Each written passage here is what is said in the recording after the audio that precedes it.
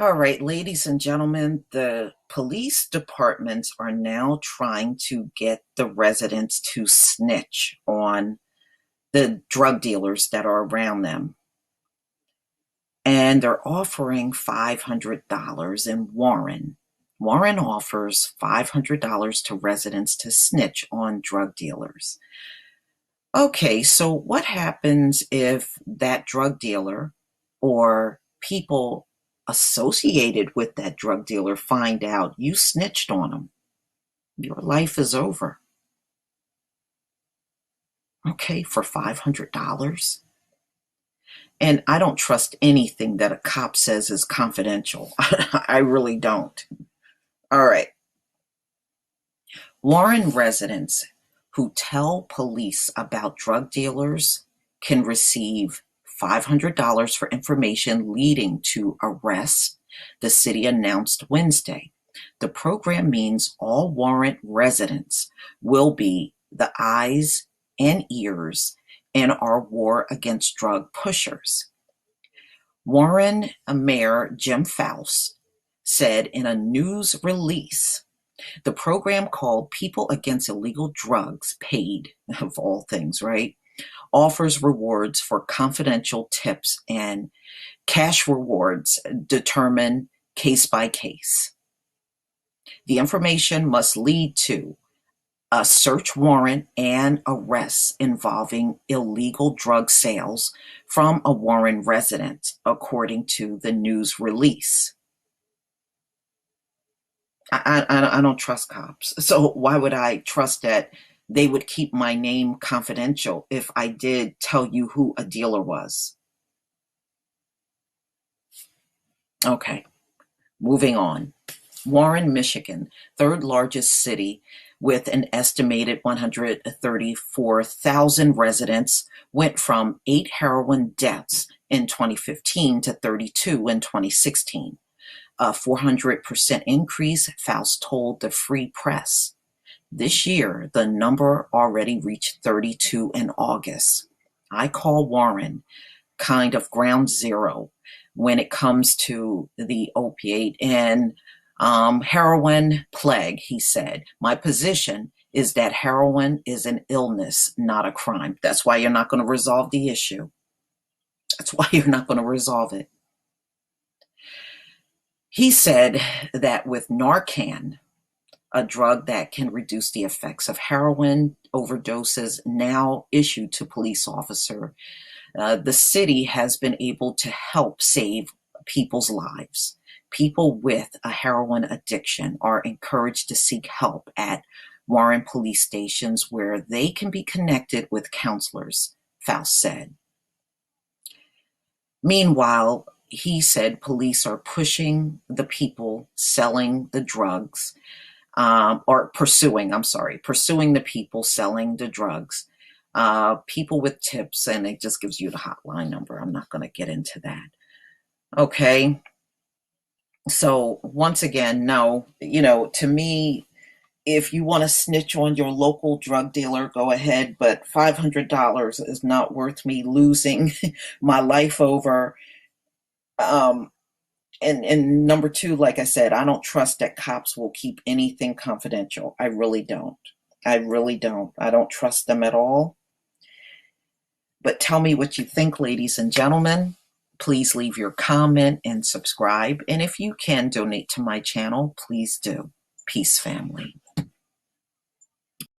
Ladies and gentlemen, this is an article that just came out in Life Science, October 6, 2017. San Diego hepatitis A issue is still spreading, everybody. They are not getting it under control. Now, over my last few videos that I did on this subject, what they did was put these hand washing machines on the street. But of course, it's not enough. They're going to have to try to find a way to clean the streets up and let these people shower. I'm serious. I think the hand washing is not enough. I mean, what's the point in hand washing if the rest of your body is completely filthy? It's got to go, or you're wearing dirty clothes because you're homeless. How do you get it under control? Hepatitis A spreads through San Diego. Why is it so hard to stop? San Diego, more than 480 people have become infected with hepatitis A over the past 10 months, and a large outbreak of the illness in California in decades. But why is it so hard to stop?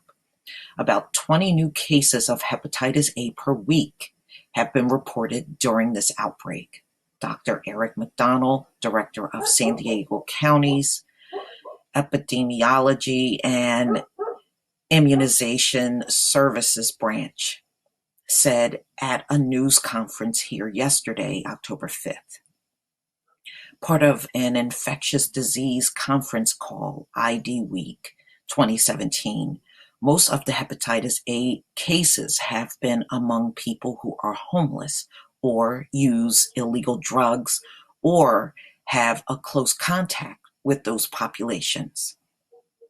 Of the 481 people who have been infected, 337, 70%, have been hospitalized, and 17 have died, officials said.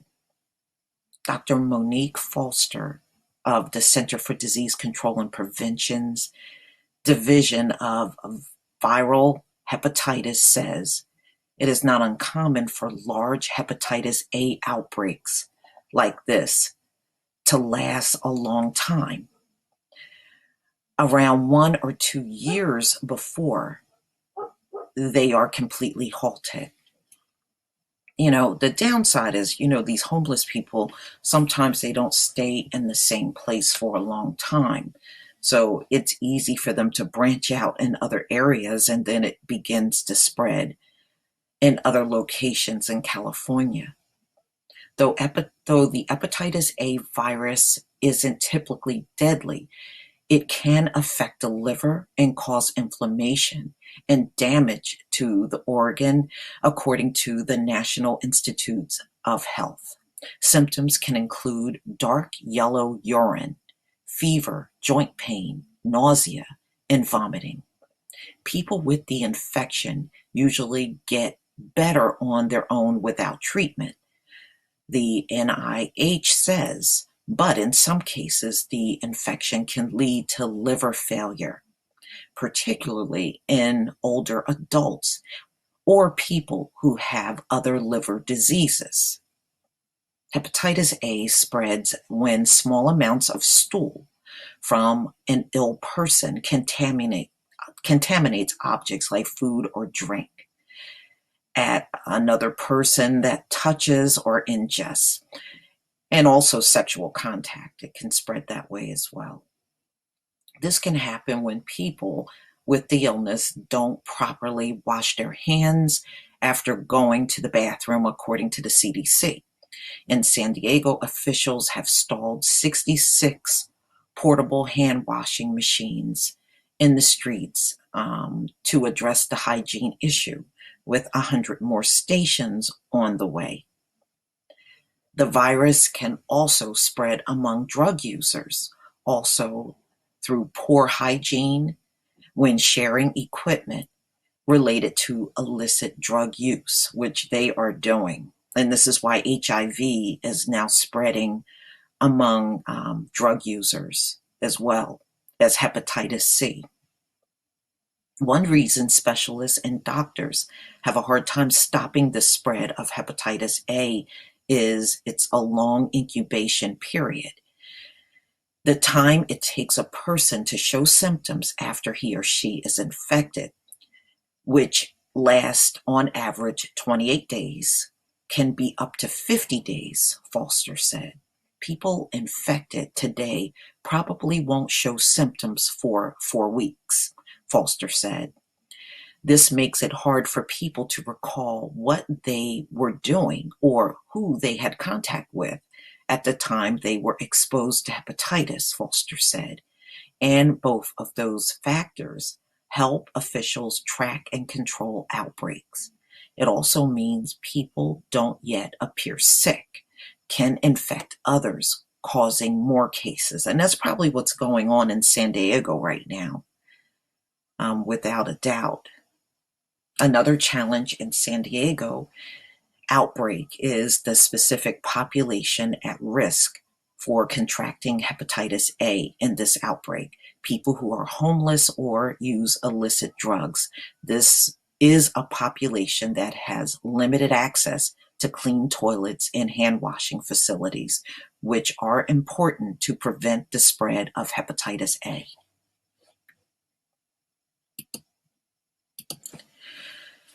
Additionally,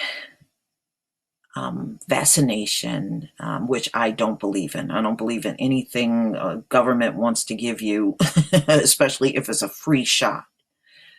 With the hepatitis A vaccine is one of the key ways of prevent the infection. The CDC says, yeah, always some vaccine, which I don't trust any shots that the government gives. I just don't. It takes time to set up systems in order to deliver vaccines, McDonald said. I think those systems are now strongly in place here to address the ongoing outbreak. And then you have another issue, ladies and gentlemen, of the people even showing up for the shots. Being that homeless people move around, how do you track them down to even give them the shots if they're, a lot of times the police will run them out of a location, which means now they're infecting a whole different part of the city.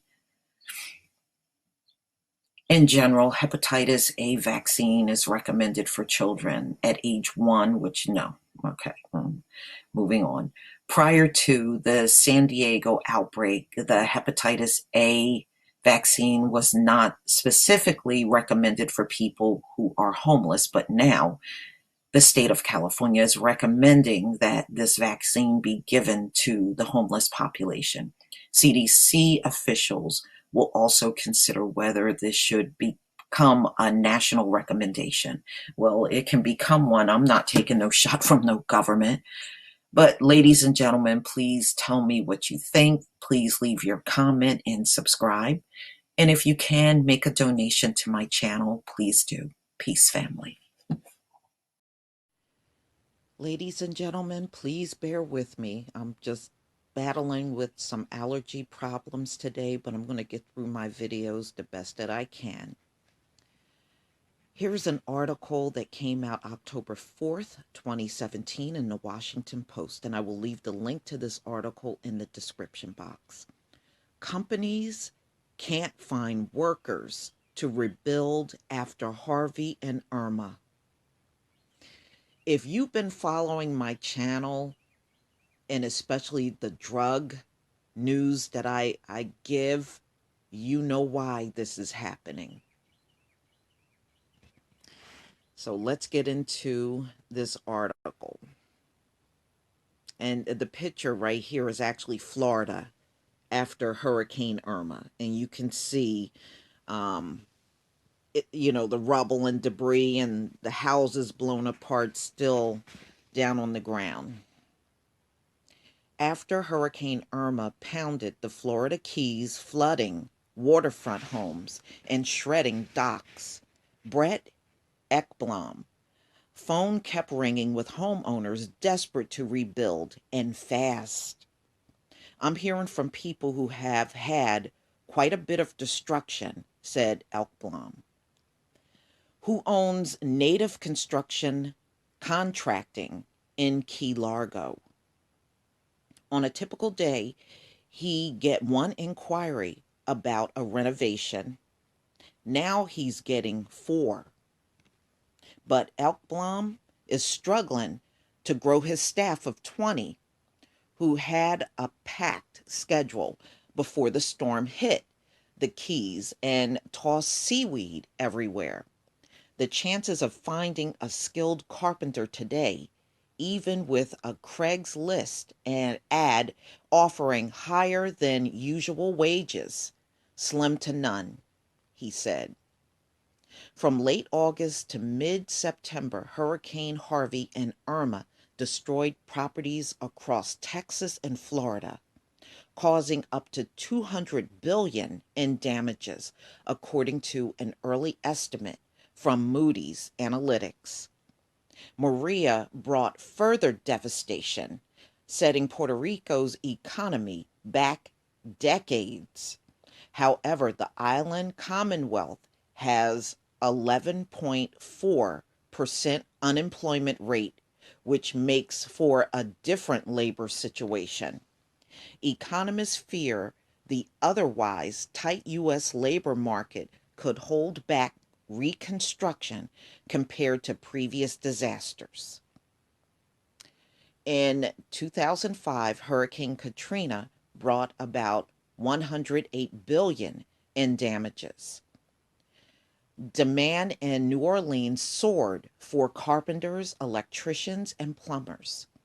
Immigrants flocked to the city for the blue collar work. At the time, the country's unemployment rate was higher than 4.7% when Katrina struck, compared to today's 4.4%. More people were looking for jobs, particularly men. Male participation in the workforce was 73.3% in 2005, while today is 69.2%. Now, listen to this, ladies and gentlemen, because this is why they're having a problem rebuilding. Opioid use, now seen as a factor keeping men out of work, wasn't yet regarded as a national crisis, and immigration restrictions weren't as tight. That made it easier for construction firms to find laborers in a hurry when it came time to fix things up. So, because of the immigration situation in America and drugs, and we know the drug epidemic is off the charts, they are finding it hard to locate people to help rebuild. And it's not going to be just here, it's going to be in Puerto Rico too. Can you imagine that? They're having problems finding enough workers. And see, this also should shed light on how serious the drug problem is in America, where you got disasters that have taken place and there's not enough workers they can locate without a drug problem. What does that tell you? It tells you that not only is this a major drug problem, it's an economic problem. If you can't get everything rebuilt, then that lowers the economic in America if you can't get it all built. And I can tell you for a fact, they never even rebuilt parts of New Jersey after Hurricane Sandy. People never got their homes back. Never.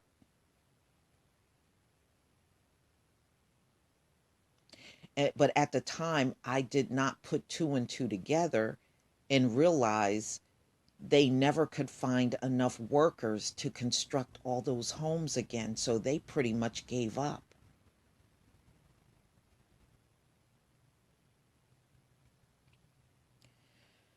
Okay, let's move on. In contrast, monthly job openings in the United States reach a record high this summer at 6.2 million. There were 6.2 million job openings in America they could not fill because people kept failing drug tests.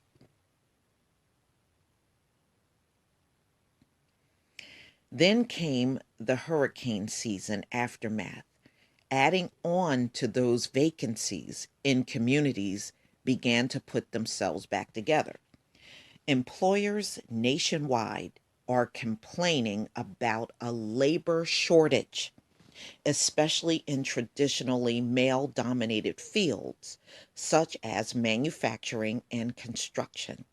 Business owners say a lack of skilled workers who can pass a drug test has stalled their growth.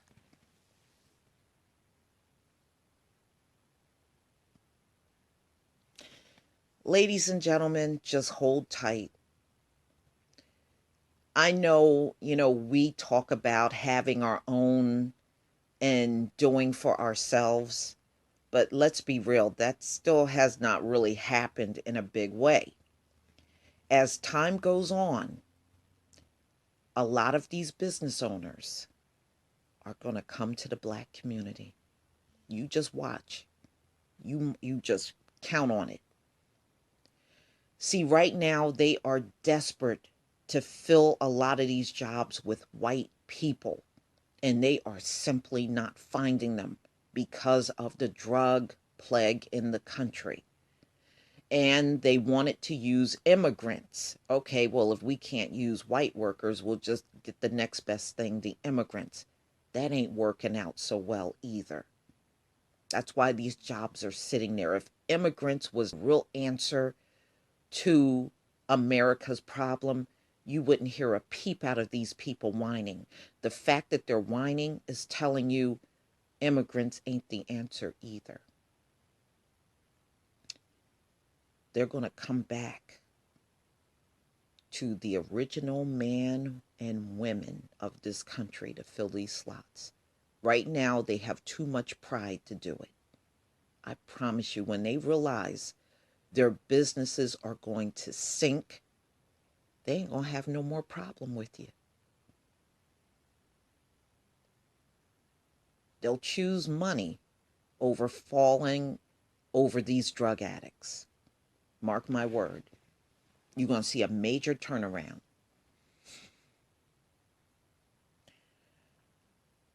Joe Brusulas, chief economic at RSM, said post-hurricane reconstruction will prove especially challenging because of the tight labor market.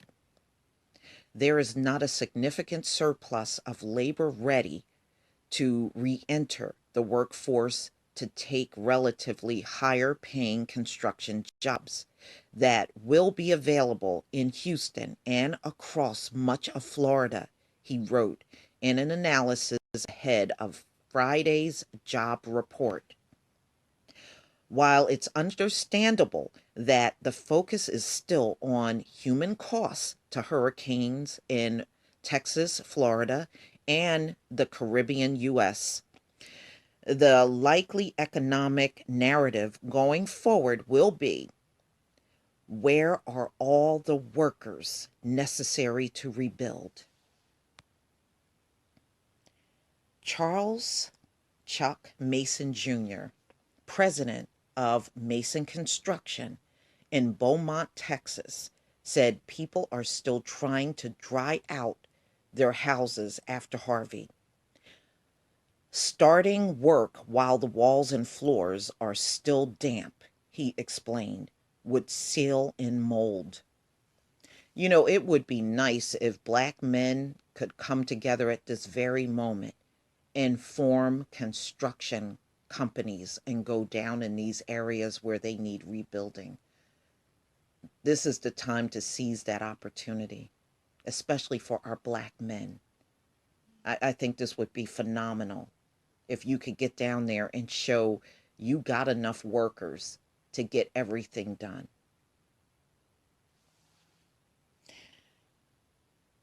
So church halls remain full of people sleeping on on donated mattresses. This is going to be the biggest demand probably ever in this area for housing trade, he said. And there's a severe shortage of qualified workers. You know what? There are no workers that can get it done better than black men. I mean, I'm sorry, but it's the truth. It's the truth. Houston, about 85 miles east of Beaumont, has swept up many of the area's craftsmen, he said.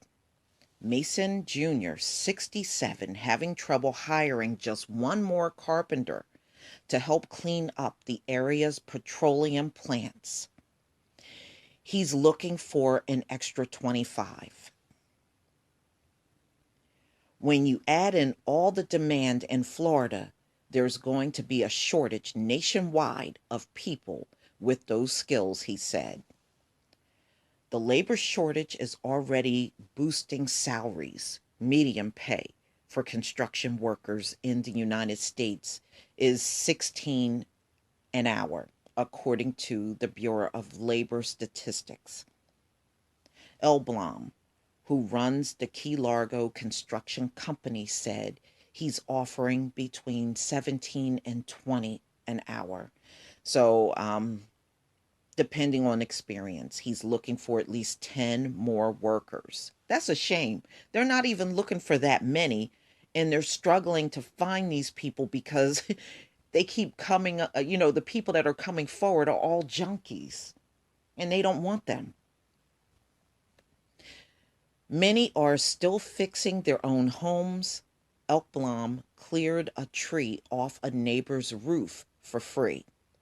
Now his staff faces sand all over construction sites, tipped porta potties, flipped dumpsters, broken gates, trash roofs, and soaked basements. Almost every dock in the entire key is gone, he said. We're just getting started. Ladies and gentlemen, this labor force problem has been bad for a few years. But now that these disasters have struck and you now got another potential one over the weekend, woo, I don't know what's going on. But is it me, or do you see how many things are going wrong since Trump been in office? And I mean, I don't mean to make things up, but I'm just telling you guys, I just see so many things have gone wrong, and he hasn't even been in there a year.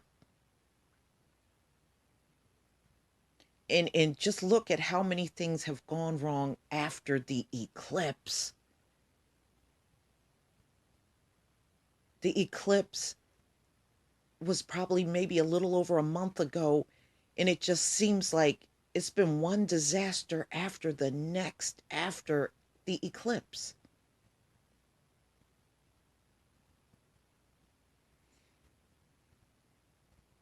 As I stated to you before, this drug plague, this is going to be one of the major things that's going to economically cripple America. We're heading in that direction now. What do you do when you have 23 million people that are hooked on opioids and heroin in your country? They're going to bankrupt the place. Because right now they are taking from society and they're not making any contribution at all.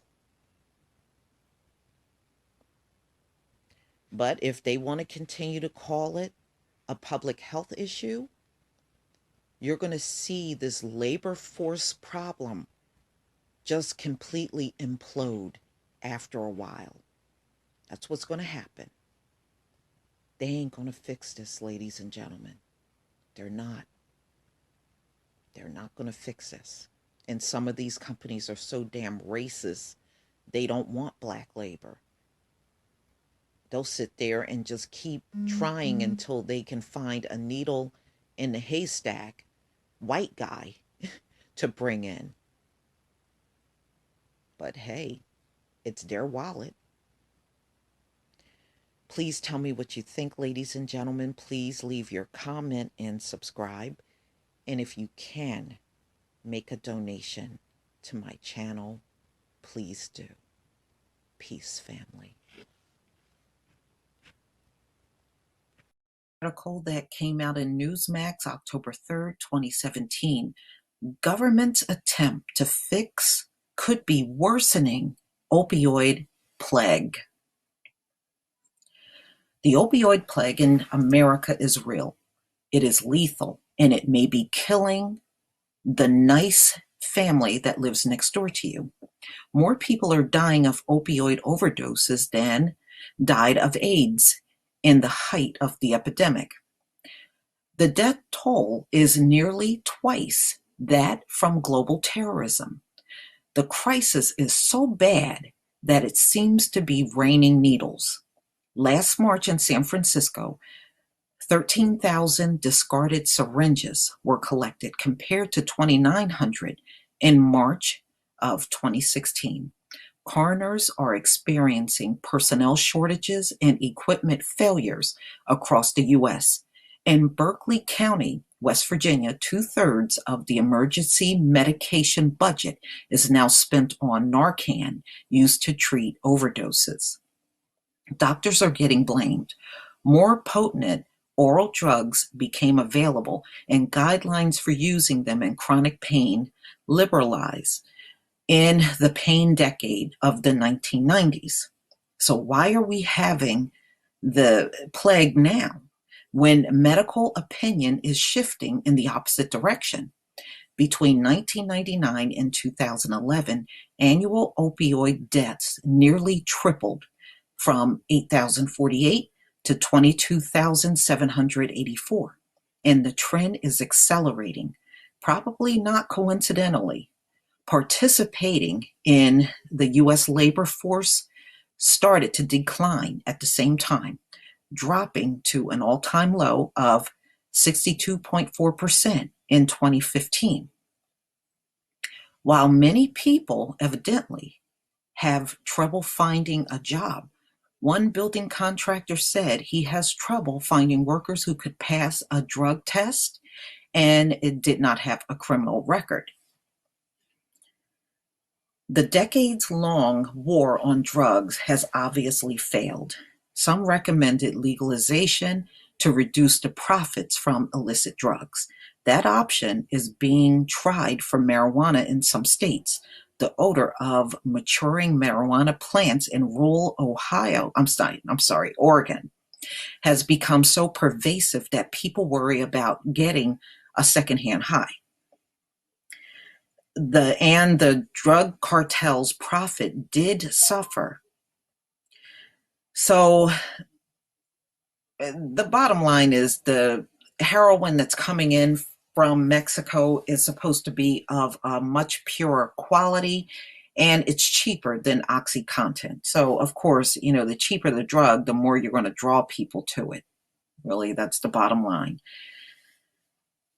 Legalizing what was formerly called the gateway drug obviously hasn't reduced heroin use. The new gateway is now said to be prescription painkillers, and the chief villain are claimed to be legal pharmaceutical manufacturers, doctors, and pharmacists. Because the multiplying regulations and physician prosecutions, patients who urgently need pain relief are being left in agony, but the overdoses continue to mount, mostly on drugs not stocked at Walgreens, such as heroin laced with fentanyl, an extremely potent synthetic opioid. What's going on? On the demand side, Americans are well indoctrinated by the sea of advertising about taking a pill for every ill. Nearly 70% of Americans take at least one prescription drug. And I'm not shocked. I am not shocked, y'all. I mean, America gives out probably billions in drugs every year to its citizens. And that's probably not, I'm probably undercounting it by saying that. It's outrageous how many drugs are prescribed in this country. As Paul Harvey predicted in his classic 1965 monologue, "If I Were the Devil," these trends would lead to metal detectors and drug-sniffing dogs in school. On the supply side, profits are enormous. The largest seizure to date of 63.8 kilos of powder fentanyl, plus 30,000 counterfeit tablets found in a tractor-trailer rig at a checkpoint near Yuma, Arizona, had a street value of 1.2 billion. Most of the fentanyl comes from China, a turnabout from the Opium Wars. In the 18th and 19th century, the British smuggled Indian opioid into China, selling 1,400 tons per year. In 1838, writes Dr. Marilyn Singleton, with devastating effects on the Chinese economy and political stability. And that's exactly what's happening here now. This, like I said, this plague is going to be one of the reasons why America will collapse economically. This will be one of the reasons why it will. And they can't blame it on all the usual stuff, because believe me, the money they're pouring into this drug plague exceeds what they're putting into Medicaid, Medicare, and even welfare. It has long superseded those things. America's rival and enemies clearly benefit from the deadly craving that kills and disables a large portion of its U.S. population while imposing huge cost on the economy, also benefiting the multi-billion-dollar treatment industry, including the manufacturers of drugs used in medically aided treatment. Where are the drug sniffing dogs in schools where children are known to be getting addicted? And if taxi drivers know where drug trades are happening, the police know too. And yet they continue. Huge money laundering operations by the transnational drug cartels continue for years in upscale Florida suburbs despite undercover penetration by police, while pouring billions into costly treatment methods with 1 year failure rate of around 90%. And see, I was reading that the average drug addict, when they go through rehab, 90% of them fall off the bandwagon within 1 week after they get out of rehab. So, really, is it worth pouring all that money into treatment? I don't know, but I know it's going to break this government. The government continues to provide free opioid prescriptions to Medicare and Medicaid enrollees. Some of them sell them on the streets. And the Massachusetts Attorney General shut down a network of sobriety-centric primary care-based clinics with an astonishing high success rate and imprisoned the founder, Dr., and I'm not saying that name. Last name is Kishore. I can say that. His alleged crime, ordering too many urine tests. Wow, they put him in jail for that. He went to, wait a minute, he went to jail for ordering too many urine tests. Oh my God. Is there any way that such massive international trafficking could thrive without some level of political protection? And is the government attempt to remedy the problem making it worse?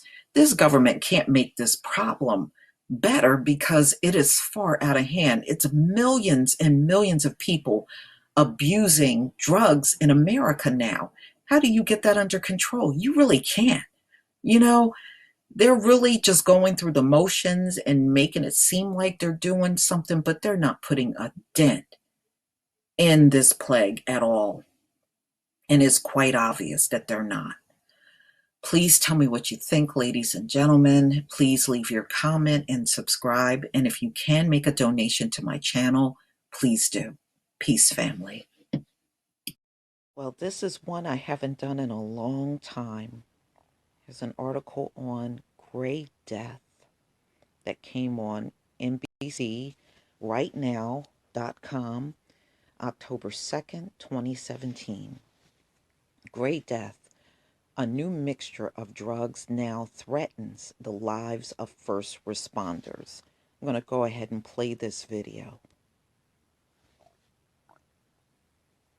Stay up to speed with the latest in high school sports. Tuesday night at 7 is your home for Prep Countdown on SWX. Our expert analysts break down all the stats for you. Join co-hosts Rob Jesselson and Kelly Hinsett, covering the biggest sports storylines and counting down to the action ahead with coach and player interviews and the week's top highlights. Prep Countdown on SWX, Tuesday nights at 7. Brought to you by Rustine RV, A1 Refrigeration, and more furniture for less. Health Alert, brought to you by Sunnyside Community Hospital and Clinics. In your Health Alert tonight, 91 people die every day nationwide from overdosing on opioids like heroin, fentanyl, prescription painkillers, and even elephant tranquilizers. Now, drug dealers are making a deadly mixture of these drugs that's being called gray death. As Caitlin Miller reports, it's so strong you don't even have to take it to be at risk. 911, 819 on Fire 5. Mel Holtz knew he wanted to be a firefighter when he was just a kid. I started early on, just kind of got hooked. This is our monitor. This is how we're going to get patient vitals. Now he's logged 14 years as a first responder. His department takes about 700 calls a year, from fires to traffic accidents and medical calls. So what have you been taking today, sir? In this training exercise, Holtz and his team work on another firefighter, but in the field they're seeing more patients who are dealing with real overdoses. The calls have changed with the drug use, and we've seen an uptick. And there's a scary new drug that's putting first responders at risk. Bottom line, my concern is that it's going to kill people. James McCubbin, Deputy Missoula County Attorney, is prosecuting his first case dealing with gray death, a dangerous mix of drugs including heroin and some form of other opioid like fentanyl or carfentanil, a drug so strong it's used as an elephant tranquilizer. You never really know what you're getting with this. Even for scientists like Scott Larson, it is extremely difficult to identify and extremely dangerous. And it's not just addicts who need to be concerned about gray death. It is so strong that it can be absorbed through skin and even through the air. Something as simple as washing your hands could put you at risk. If there's a drug user with fentanyl in a public restroom or something like that, and then a small child can go in and just put their hand on the sink and get an overdose. First responders are at especially high risk. A police officer in Ohio recently overdosed when trace amounts of gray death got on his uniform. Police Detective Eddie McLean tells me departments across the region are changing their policies to keep their officers from accidentally overdosing. It's scary enough to us that we're requesting our officers not conduct field tests on it. And even small departments are stocking up on Narcan, a nasal spray that counteracts the effects of an opioid overdose. It's a last-line defense to make sure first responders like Mel make it home safe to their families. I'm Caitlin Miller, KHQ Local News. Okay. You know, Stay up to speed. I hate when they say that. Oh, they want to make it home to their families. Everybody on the planet want to make it home to their families. I never met anybody that want anything less when they're on their way home. You know, it's not just first responders and cops that want that, and they make it seem like that's the golden phrase for them. I don't know. All right, ladies and gentlemen, so you can see this is actually Montana where they're seeing the gray death, but we know it's spread out in other parts of the country as well. So gray death is very dangerous. It's a drug that you don't necessarily have to even take in order to feel the effects of overdose. If you remember, it's a mixture of heroin, fentanyl, carfentanil, And they call it gray death because it looks like concrete when you look at it. And this particular drug can pass through your skin. You can inhale it. You don't necessarily have to take this drug at all in order to feel the effects or even die from it. So tell me what you think, ladies and gentlemen. Please leave your comment and subscribe. And if you can make a donation to my channel, please do. Peace, family. Okay, here's an article that just came out September 29, 2017. Declining birth rate in Wisconsin, U.S. could be good or bad. All right. Wisconsin birth rate declined in the past decade, and the national birth rate hit a record low last year, causing some to worry about workforce and economic instability, while others applaud a dramatic drop in births to teens. If people are having fewer children, there's going to be a smaller pool entering the labor force 20 to 25 years down the road, said David Egan Robertson, a demographer at UW Wisconsin Applied Population Laboratory. But much of the decrease in the birth rate is driven by a significant drop in births to teens, which most consider a good thing. Many millennials are entering the peak fertility years of their late 20s and early 30s. So they could boost the birth rate soon, but millennials, they're not quite as interested in marriage and giving birth now. It's a positive thing, said Dr. Deb E. Rental, a UW Madison Associate Professor. All right, so the state had 66,496 births last year, a rate of 61.3 births per thousand females ages 15 to 44, according to the State Department of Health Services. That's down from 72,757 births and a rate of 64.5 in 2007. Nationally, the rate dipped to 62.0 last year, a record low, with 3.9 million births. There were 4.1 million fewer babies born from 2008 to 2016 that expected based on previous birth rates, according to Kenneth Johnson, a demographer at the University of New Hampshire. At average of 1.85 births per woman, Wisconsin and the United States are below the replacement level of 2.1 births per woman, the level at which a generation can replace itself, Egan Robertson said. So we know that just from, the fact that 5,000 from a 1 year period, that you can't replace a population. You got to think about it, even 20 years from now, when those 5,000 people get of working age, they can't do every job out here in the U.S. That's not enough. They're going to have a big problem. That could cause problems in the workforce and the economy in future years, along with challenges to programs such as Social Security, he said. However, immigration offset slow native population growth in the U.S. more than in places like Japan and parts of Europe. So the concerns aren't as great here. Yes, they are. That's why they're acting out. You can tell who got interviewed for this article.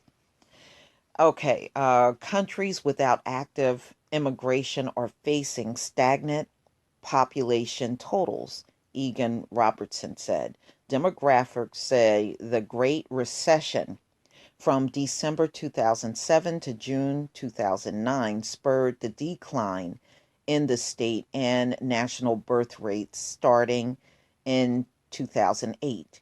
Birth rates typically go up after recessions end, but that hasn't happened this time, Egan Robertson said. This is likely because of the continuing drop in births to teens and women waiting longer to have children, he said. Oh, don't want to blame it on the genetics, huh? Because we know that's what it is. There were 2,807 births to females between the ages of 15 to 19 in Wisconsin last year, for a rate of 15.0 per 1,000 females that age. The rate has dropped 53% since 2007 and 66% since its peak in 1991. So they've been on a decline, ladies and gentlemen, for decades. This didn't just start. It really, from what I was reading, the decline really started in the 50s, and it went down from there. It's probably related, at least in part, to better access to effective birth control. The birth rate has been going up in Wisconsin among women in their late 20s and 30s. If this continues among the millennium, people born between 1992 and 2000, some say up to 2004, that could boost the birth rate overall. That's not going to do them any good, but let's go ahead. Older parents generally have more secure lives, which is better for children. The kids born will be more successful ultimately, so we could expect to see more robust workforce for that reason. Yeah, right. Okay. Nationwide, America is not having a lot of children, and it's a fact. It's been documented. It's a fact. It's a reason why many of these people are acting out and acting so crazy out here. And you can see other articles based on what I have told you about in the past. The white population on this earth is getting older, okay? And all of the other populations on the planet are younger. And this is just another example of that. Map where your population is moving, aging, and finding work. And the population among the Europeans is aging. And you see right here birth rates low and lower. So this is a phenomena that's going on nationwide. And right now, the Europeans are all up in arms because they're fighting all of the immigrants and migrants that are going there, and they're outnumbering the white European now. And of course, they're petrified of that happening in America because this is why Trump is coming up with all these travel bans and all that crap, because they're petrified of all that happening here. So ultimately, the population's got to change. It's inevitable. I mean, all of this paranoia is just not going to change a thing in the long run. But I'm just going to go ahead and, oh, there is one more I wanted you to see. Here's another one. Finland birth rate plummets to its lowest level in nearly 150 years. See, this is worldwide. This is worldwide. This is not just a U.S. thing. Okay, Finland's birth rate is continuing to fall and has reached its lowest level in 148 years. The number of children born has declined gradually over the last 6 years, with 52,814 babies born in 2016, a figure down by 2,658 on the previous year, according to Statistics Finland. So, of course, it's frightening to them. It's frightening, you know? So, this is a phenomena that's global, but it's not among all groups on the earth. It's mainly hitting your Caucasoids. No matter where they are in this world, they are the ones with the low birth rate, especially in Europe and the US and Canada, Australia. Okay. Please leave your comment and subscribe. And if you can donate to my channel, please do. Peace, family. An article that came out on Pain News Network September 29th, 2017. Fake fentanyl pills found in 40 states. Counterfeit painkillers and other prescription drugs made with illicit fentanyl have killed Americans in at least 16 states, according to a new report that found the fake and highly dangerous drugs have spread from coast to coast. We have documented the spread of counterfeit pills made with illegal fentanyl throughout 40 states. There is documentation that counterfeits made with fentanyl have killed Americans in at least 16 of those states. The other 24 states probably have deaths attributed to the counterfeits made with fentanyl, but because of limited awareness of the problem, those deaths may not have been investigated for counterfeit drugs, said the report by the Partnership for Safe Medicines, PSM, a coalition of pharmacy groups and other healthcare organizations. The report is based on a review of court records, statements by law enforcement and public health agencies, and news reports. And if you look at this map, what it's showing you in the burgundy color are the states where they found the counterfeit drugs across the country. And you can see it is a lot of states, including the state I'm in, New Jersey. And the brown indicates the actual deaths that occurred from the counterfeit drugs. And you can see that spread all over the map. And the gray area are states they have not found the counterfeit drugs in so far, and it's about 9 states altogether. Okay. Many addicts look for a high, or pain sufferers looking for relief have no idea what they're buying. Experts say a single dose of fentanyl as small as 2 or 3 milligrams can be fatal. Up until now, it's been difficult to grasp the scope and pervasiveness of the counterfeit drug problem, said Dr. Marvin Shepard, chairman of the PSM board and former director for the Center for Pharmacoeconomic Studies at the University of Texas at Austin College of Pharmacy. We've had a number of examples of counterfeit pills, seizures, and tragic fentanyl-related deaths.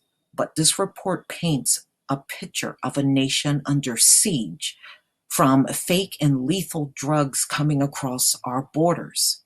Massachusetts, Pennsylvania, New Jersey, Ohio, and several states now report they have more people dying from overdoses of illicit fentanyl than from prescription opioids. Most of the illicit fentanyl is manufactured in China and smuggled into the United States by drug cartels.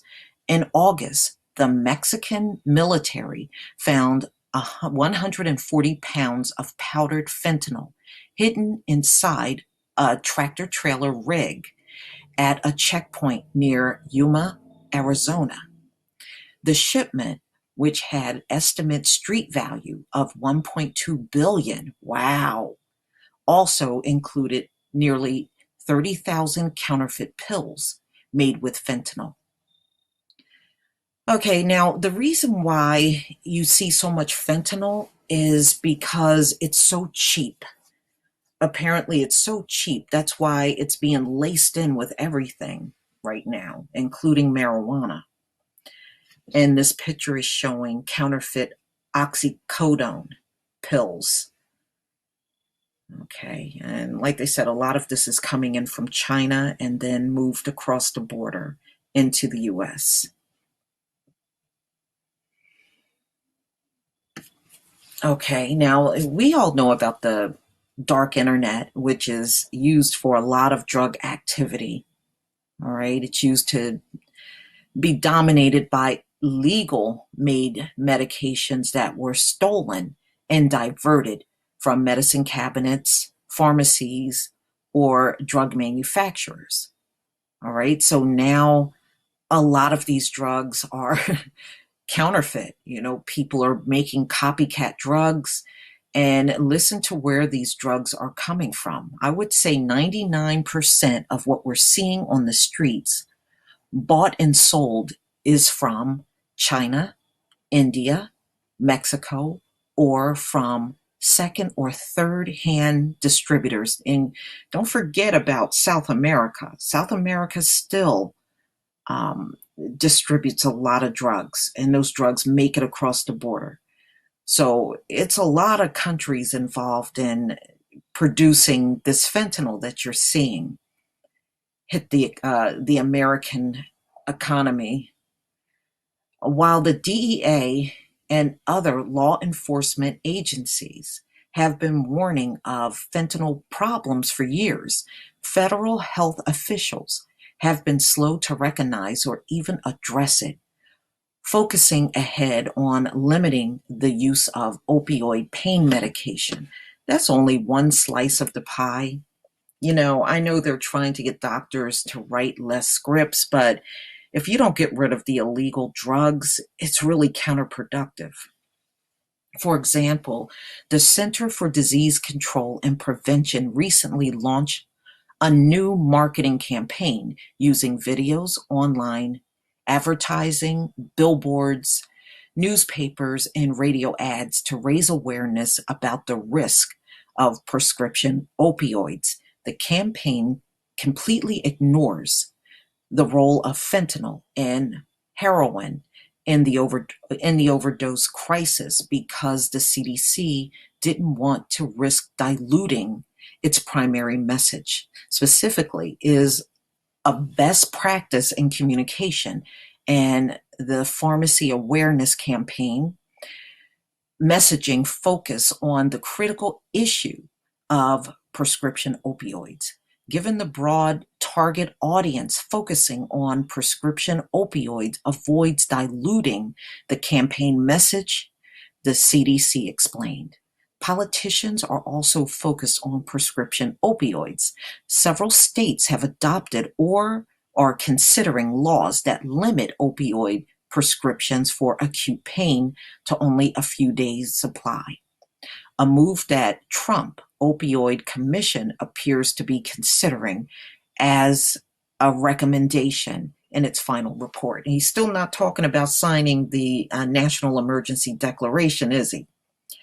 This is a prevention measure to limit the number of drugs that are out there for improper diversion, and to make sure that we don't inadvertently turn people into addicts by giving 30, 60, and 90 pills the first time, said Commission Chairman Governor Chris Christie of New Jersey, whose state was adopted a 5-day limit on new opioid prescriptions. And you saw that map that I showed you in my other video. It's not putting a dent in stopping these drug deaths. So This week, the Pharmaceutical Research and Manufacturers of America, an organization that represents virtually every major drug maker, told the commission that it would support a nationwide 7-day limit on opioid prescriptions for acute pain.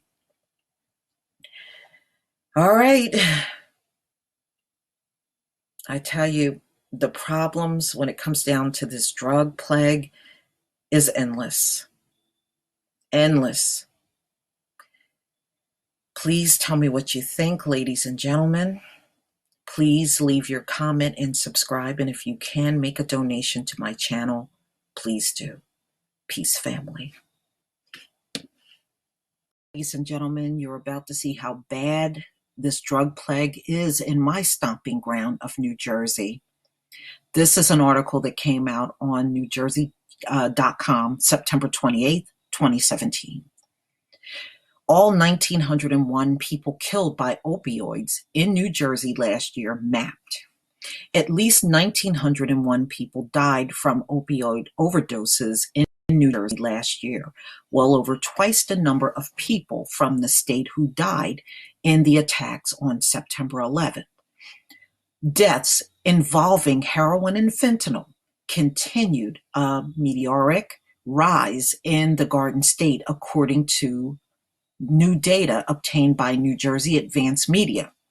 Those involving heroin have more than doubled since 2013, while fentanyl-related deaths have risen an eye-popping 2,000% in the same span. That is outrageous.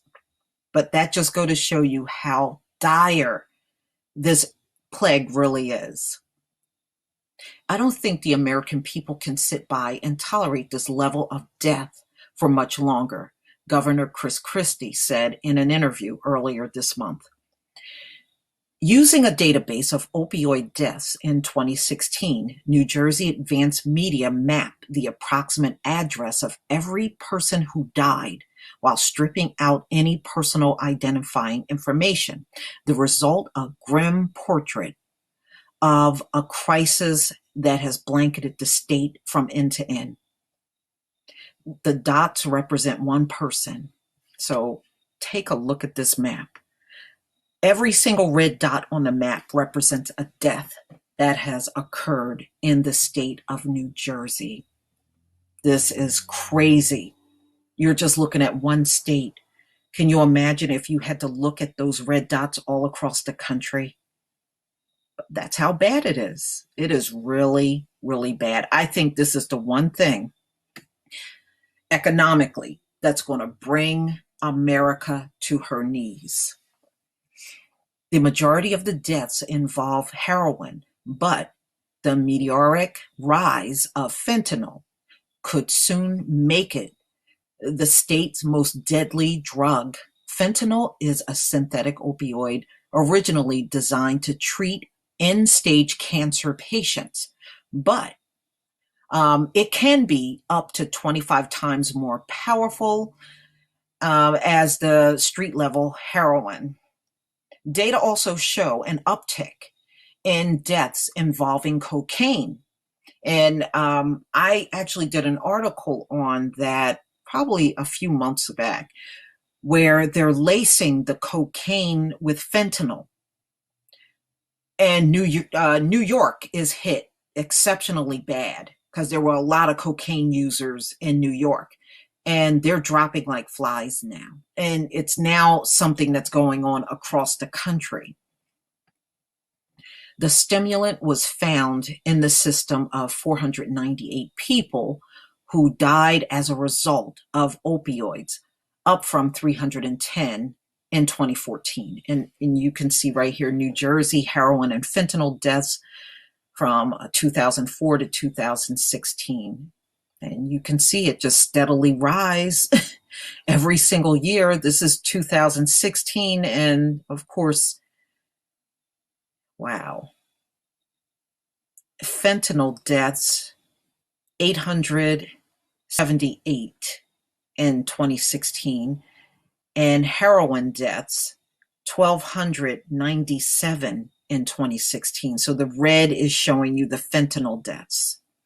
Wow. No. Sign of the times. The trend in New Jersey mirrored that of the country at large. The Center for Disease Control and Prevention recently announced that 64,000 people had died from drug overdoses in 2016, and I really believe that's far lower. They don't count in meth deaths. And if the family requests not to put the drug overdose on the death certificate, so that's another one that's not counted. So the number is really far from accurate. The majority of which involve opioids. Christie, the head of the National Commission on Opioids, has urged Trump to declare the crisis a national emergency, which they already made the announcement, but it was never signed by Trump. While Trump has voiced his support, has yet to make a formal declaration. So in other words, he ain't signing it. And I don't really believe he's going to sign it, ladies and gentlemen. I think he's doing this committee shit just for show. Ultimately, it's going to be the people that hold the purse strings and have the bigger bully pulpit than the one I have, Christie said. But this is a good time to do it. The crisis is disproportionately affecting millennials. While opioids killed scores in every generation in New Jersey last year, nearly a third were between 25 and 35 years old, according to the data. Yep, you can see it right here. 25 to 35. All right. Early indications from law enforcement officials are that 2017 is not expected to yield any significant change in the trend, but there are indications it could be much worse. Bergen County, for example, has recorded 79 overdose deaths thus far in 2017, but law enforcement officials have been able to save 177 more with Narcan, an overdose antidote that is now in the hands of most law enforcement agencies in the state. Still, just 7 years ago, the number of overdoses exceeded the population of only a handful of towns in New Jersey. Today, that number is 74. All right, so there you go. So it's no better in New Jersey than it is in any other state, and as far as I'm concerned, it's getting worse. You really can't go too many places now and not see these junkies, all zombified, walking around, and look at this. It's only going to get worse. Please leave your comment and subscribe. And if you can donate to my channel, ladies and gentlemen, please do. Peace, family. Right, this is an article that came out in the Cannabis, and this is really going over how bad it is in the U.S. as far as morgue room is concerned. How bad is the opioid crisis? Morgues are literally out of room. Wow. But we know this has been going on for a while. But this go to show you how strong this plague is still going in the U.S. One by one, on a single day earlier this month, coroners from 8 counties contacted the Georgia Bureau of Investigation's crime lab. Each had opened a death case that required an autopsy, and each was told to call back the next day. There were no available tables, they were told. It's a response that isn't unusual. Several times on any given week, coroners have been told there's no room at any of the state's forensic labs until other bodies are released. The backlog has sometimes left local officials who rely on the state facilities scrambling to find ways to store bodies. Wow. Ooh, man. Meanwhile, anxious family members must delay funerals, burials, and cremations. Hope Officials hope the measure on the lab will lessen when a new, larger 6.68 million morgue, 17,511 square feet opens in November. Wow, they got to open bigger facilities for all the bodies that are coming in from drug overdose. Expanded intake and body storage areas at the Decanter site opened last week, but others caution the backlog could continue, fueled by a surge in opioid overdose deaths, a rising number of suicides, and Georgia's growing population. Wow. So they're saying they're getting a high number of overdose deaths and suicides coming in at the same time. Oh, man. Oh, man, that is crazy. It's tough. Catoosa County Coroner Vanita Hollinger said about the delays, "These families have given up someone.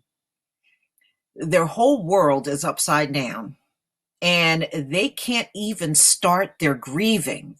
Hollinger said she has waited as long as 5 days before there was room at the morgue at GBI's Division of Forensic Science in Decanter, a 2.5-hour drive away. Recently, she alerted the medical examiner. There had been 2 deaths on the same day. The morgue could only take one body, and the second one could be delivered the next day, she said. Fewer autopsies. Autopsies are required in some states, like in obvious homicides, when a child dies, or if illicit or prescription drugs are suspected in a death.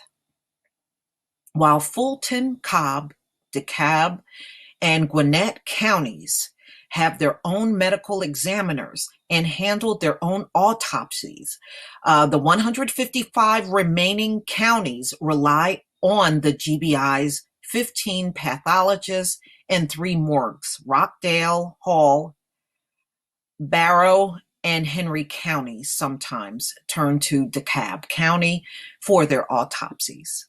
Wow.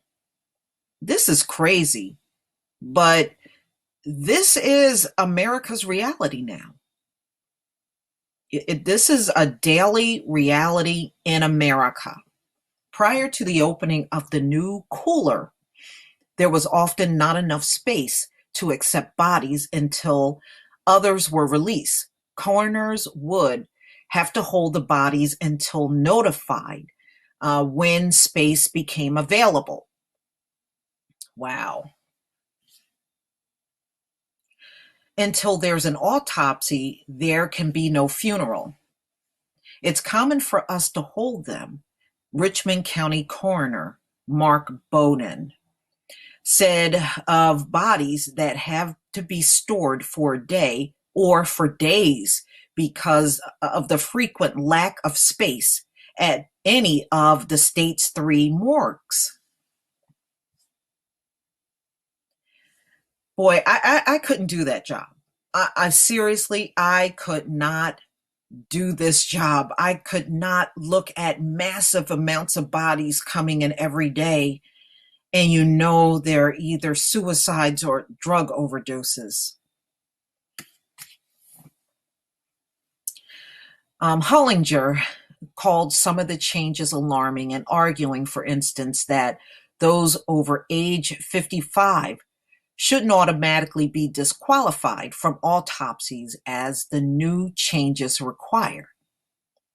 The rise in overdose deaths has increased the workload for pathologists. Okay, so I guess if you're over 55, they don't even want to autopsy you. It's probably, they're overwhelmed. So I get it. They have been increasing steadily since 2013 to 776 last year, according to GBI statistics. So far in 2017, a quarter of all overdose deaths have been attributed to fentanyl, a powerful synthetic opioid. The whole process sucks. According to GBI, there are a total of 26 full-time forensic pathologists working for the state and in the 4 metro Atlanta counties that have their own medical examiners. That is well below what is recommended for a state of its size. As a general guideline, there should be 1 full-time forensic pathologist per 200,000 population. The GBI wrote in a report to the governor asking for funds for more staff for the morgue based on Georgia's population of approximately 10 million. Georgia needs nearly twice the number of forensic pathologists as the currently working in the state. Last year, each of the medical examiners performed 325 to 350 autopsies, a total of 3,609 autopsies. So far this year, the lab has performed 2,657 autopsies. Meanwhile, the national standard is 250 autopsies per pathologist. Wow. I mean, where do you keep getting all this funding from? That's what I'm talking about. Like I said, we are looking at what's going to bring America down. Seriously. We're looking at exactly what's going to bring it down. On August 27, Bates called to request an autopsy, but there was not an autopsy table available until August 29th, which meant uncertainty in that family's funeral planning. That was not bad. It has certainly gotten better since the first of the year, said Bates, who stores body at the local hospital until the state's crime lab has room. This year, the state legislator have the GBI money to hire 5 additional part-time morgue staff, as well as give pay raises to pathologists to make the crime lab more competitive with Georgia's counties and other states and hospitals in hiring. The lab can now pay a starting board-certified pathologist $195,851 a year. Hey, y'all, we need to become pathologists in the Black community, which is more than the GBI director's salary, but less than other states. The chair of the Augusta University Pathology Department makes almost $429,000, and an associate there makes more than $218,000. I think our new morgue will hold us 10 years, said GBI Director Vernon Keenan. What we'll need is more doctors. A lot of times doctors will also do work at the morgue, and these are sometimes doctors that you're looking at, in a family practice or at a hospital, and they also will do work at the morgue. I do know that from talking to a few doctors before in the past. Contributing to the morgue backlog is one persistent problem, remains that either remain unidentified or otherwise in limbo. The number of identified bodies at a morgue changes day by day. On September 13th, there were 33, including the body of a 66-year-old woman that had been there since November 27th, 2015. Her relatives cannot agree on burial arrangements. Wow. You can't agree on burial arrangements, so you leave your loved one freezing there all that time? That's disgusting. The body of a 60-year-old woman who died of natural causes in Clayton County has been stored at the morgue in Decatur since November 27th, 2015, because the GBI and local authorities cannot locate her relatives. A recently located friend has offered to pay for a funeral. At the same time, the morgue is storing 277 unidentified remains. At least one set of skeletal remains date back to 1969? Oh my God! We're working to have them buried, but we have to have the authority to do it or get a court order, Keenan said. It's time to bury the unidentified. 1969? Yeah, you should have been put that damn thing in the ground. I mean, skeletal remains. Oh my God, a set of skeletal remains since 1969? That's outrageous to keep something like that in the morgue for this long. Wow. Okay, ladies and gentlemen, I will leave the link to this article in the description box. Please leave your comment and subscribe. And if you can donate to my channel, please do. Peace, family. We always talking about the opioid plague, but there's another plague actually going on in the U.S. at the same time, and that is meth. The not-so-new epidemic, meth addiction. Here we go. Some crystal meth right there.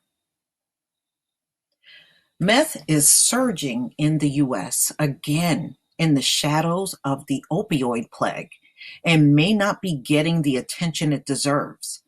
Meth addiction is another worsening drug plague. Wow, they said it was a drug plague in the article. Woo! That is increasingly becoming uncontrollable.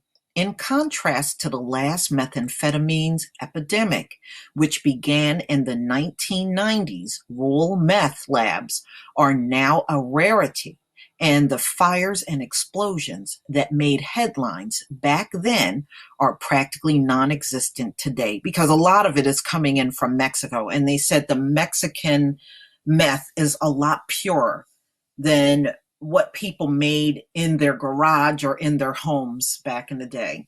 Unfortunately, this had led to a very false assumption that if meth labs are down, meth use is down. But large quantities of pure, affordable meth of clandestine labs in Mexico have taken the place of local labs all over the country. The majority of methamphetamines is now smuggled across the southwest border, according to the Drug Enforcement Administration's 2016 National Drug Threat Assessment Summary. Its purity is high, and its street price is relatively low, much cheaper than heroin. According to the same assessment, nearly a third of American law enforcement agencies rank methamphetamines as the biggest drug threat in their areas, and the problem seems to be growing. In 2016, 43% of law enforcement agencies in the Southwest and 71% in the Southwest listed methamphetamines as the biggest drug stimulant. So locally, it's a big threat in certain areas of the country. Nationwide, regular use of the inexpensive and widely available illicit stimulant increased from 3 to 4% of the population between 2010 and 2015, according to SAMHSA.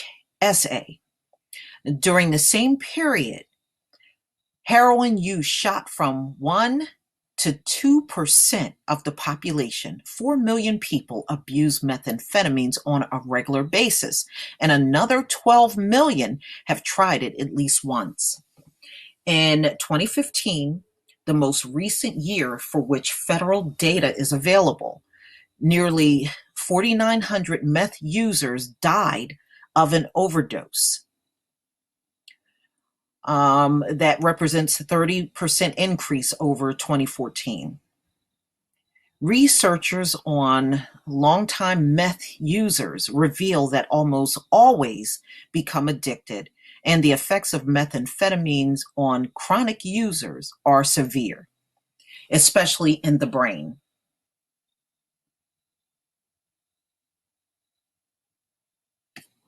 The most infamous effect of meth on long-term users is psychosis, also called tweaking. Yeah, that's when they're shaking around and talking, incoherently, where the user loses contact with reality.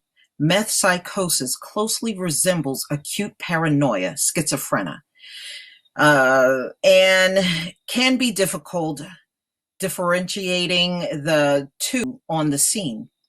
The definitive diagnosis of methamphetamine psychosis is made after performing a thorough history, physical exam, urine drug screen, and reality testing. However, there are usually additional telltale signs of meth-induced psychosis when an officer arrives on the scene. Methamphetamines overstimulates the temporal lobe of the brain, which can create psychosis. This is also the commonly affected area in human brains in patients with schizophrenia. Studies report that psychosis is experienced by 2/3 of methamphetamine users. Dependence on methamphetamines is the key risk factor for psychosis. Additional factors affect the occurrence and course of psychotic symptoms: number of years of abuse, sleep deprivation, concurrent mental illness, and mixing meth with alcohol or other drugs. And I tell you what, it does more than that. You see the way they age on this shit? It's almost like they go from being someone young to looking elderly in a very short period of time. The characteristics of psychosis is the presence of three prominent features: hallucinations, delusions, and paranoia. And you can see it all broken down here. All right, I'm just going to go over that. Aggression. This is obviously one of the most fundamental concerns for law enforcement. Methamphetamines impairs the frontal lobe of the brain, which controls judgment and impulse control. Meth overstimulates. Okay, so because their behavior is aggressive, that's where, because you do occasionally hear about law enforcement saying how they'll go out on the scene to a drug addict and they'll actually fight the officers. And I guess this is a good example of what meth does as far as altering your behavior. And they also have obsessive compulsive behavior. All right, so go down a little further. And is characterized by extreme sweating as the body overheats prior to death. Because methamphetamines represents a lower risk of overdose than drugs such as opioids, many use it for decades, which often results in gradual organ failure and death. These deaths are typically not counted in overdose statistics. Why? It's a drug death. That is weird. So you're never going to get a true number as far as how many people have died from drug overdose because they're not counting everything. And so really the numbers that we're giving are false. So at the end of the year, they're going to count the opioids. Well, we know they don't even do that, because if the families say they don't want that on the death certificate, they don't even put it on there. So that's another one that's not counted. Wow, it's so much deception. There are no FDA-approved medications exist to stop craving for methamphetamines. As a result, methamphetamine treatment primarily consists of outpatient therapy, often after a brief stay in a residential facility. The drug of choice to treat people going through acute methamphetamine psychosis is Haldol. Okay.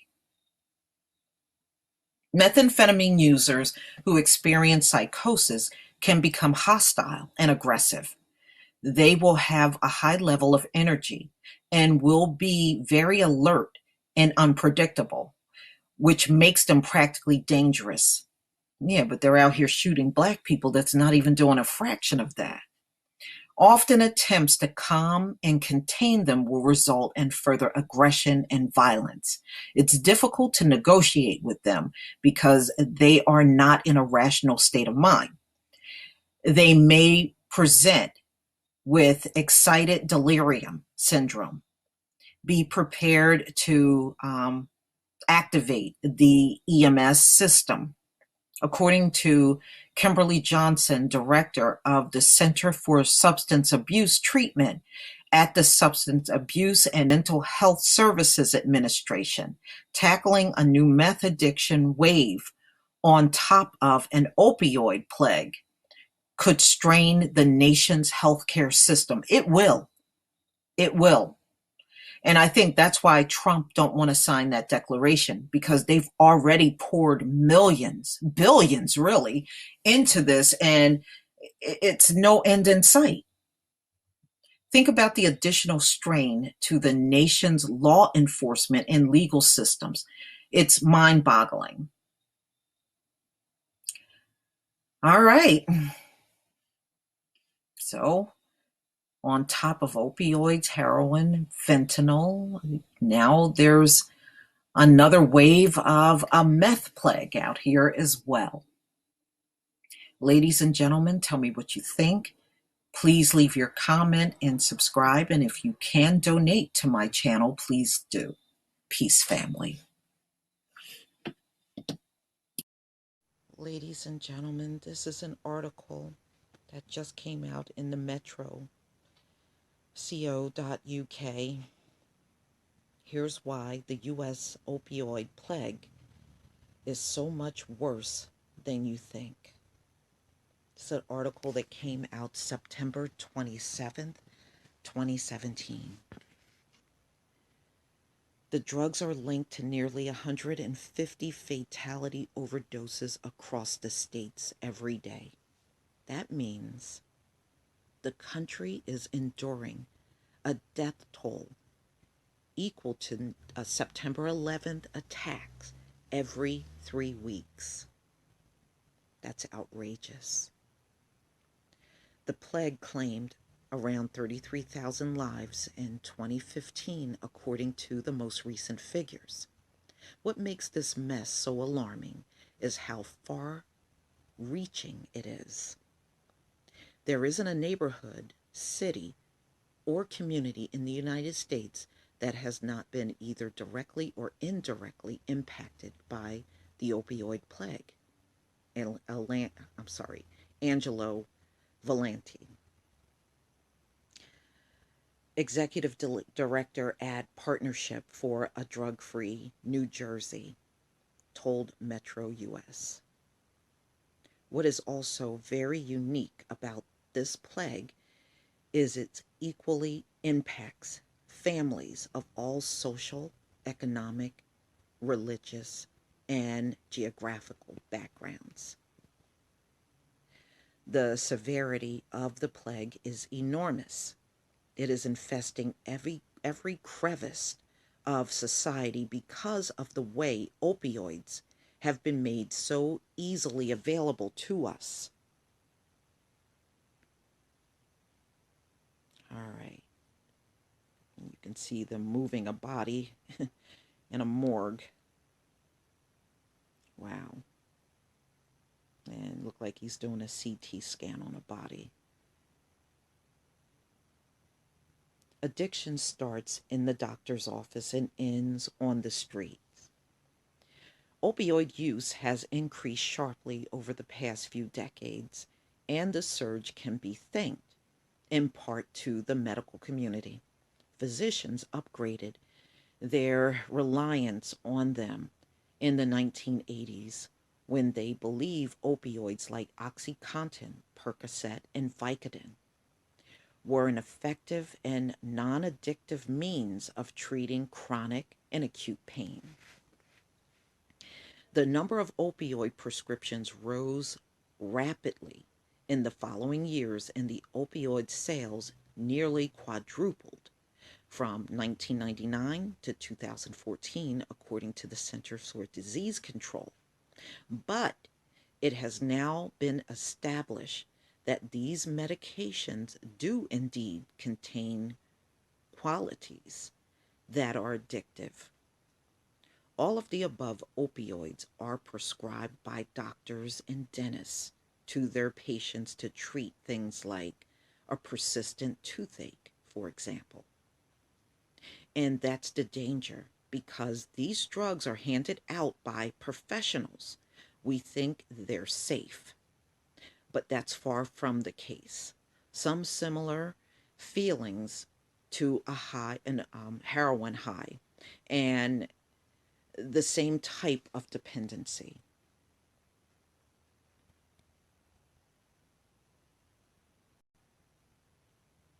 All right. People of all ages are prescribed, and in many cases, overprescribed opioids can lead to dependency, continued Angelo. And we know whites are definitely overprescribed the opioids because, you go by the racist belief that black people don't feel pain. But I want to thank you for believing that because you really spared us in this drug epidemic. And I really do appreciate that.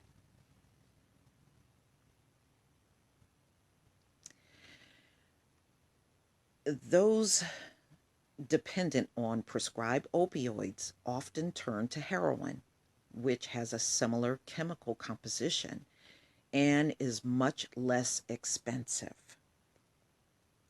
The chemical formulas of prescription painkillers and heroin are nearly identical and produce similar effects and are as addictive.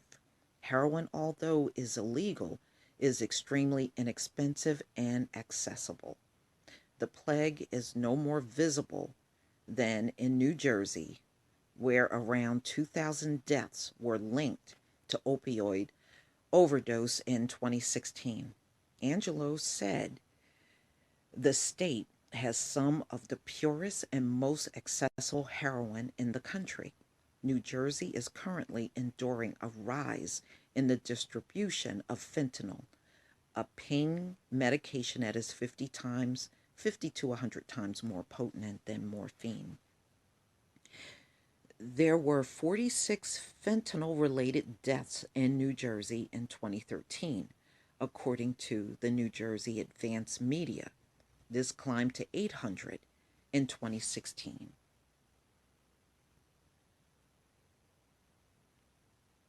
All right. So, what's being done to combat the opioid crisis? The government has taken steps to fight the epidemic in a number of ways. Well, they must be invisible because I don't see anything and I don't see any articles on what they're doing. Recent legislation signed into law in New Jersey, for example, limits initial opioid prescriptions to a 5-day supply. That's not gonna, never mind. It's also required doctors and dentists, when prescribing opioids to a patient, to have a conversation with them about the addictive nature of these painkillers and whether there are non opioid alternatives. Nationally, the President's Commission to Combating Drug Addiction, and the opioid plague is examining ways to better address the plague. On one more local level, many police departments are offering to help those struggling with addiction, with some providing walk-in hours for those seeking help. All right, so this is pretty much it. This is a really bad situation going on in the U.S. And as long as the addiction is out there, then the drugs will be there too. So I know they're cutting the doctors back on writing the prescriptions, but if you haven't done anything on the street level, then what are they really blocking? I mean, it's the street drugs are easy to come by, very easy. So, ladies and gentlemen, as I stated before, this drug plague ain't going nowhere. It is here to stay. It's just too many millions of people on the drug right now, and nothing concrete is really being done from the Trump's commission made recommendations, but nothing is really being done to make any difference right now. I mean, this whole thing is imploding on America right now. And I already did an article a few days ago talking about how much money this is killing America economically, trying to deal with this drug plague that's going on. And in my opinion, this is the one thing that will bring America down, is this drug plague and their inability to stop it.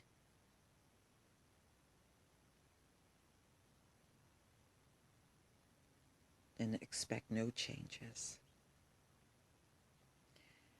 Please tell me what you think, ladies and gentlemen. Please leave your comment and subscribe. And if you can donate to my channel, please do. Peace, family.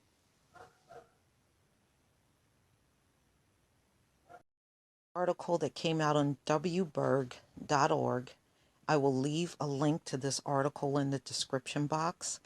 And this is going over, and you're going to probably see a lot more articles like this cropping up in the very near future, because these drug addicts, these opioid, heroin, fentanyl addicts are now the biggest drag financially on the economy.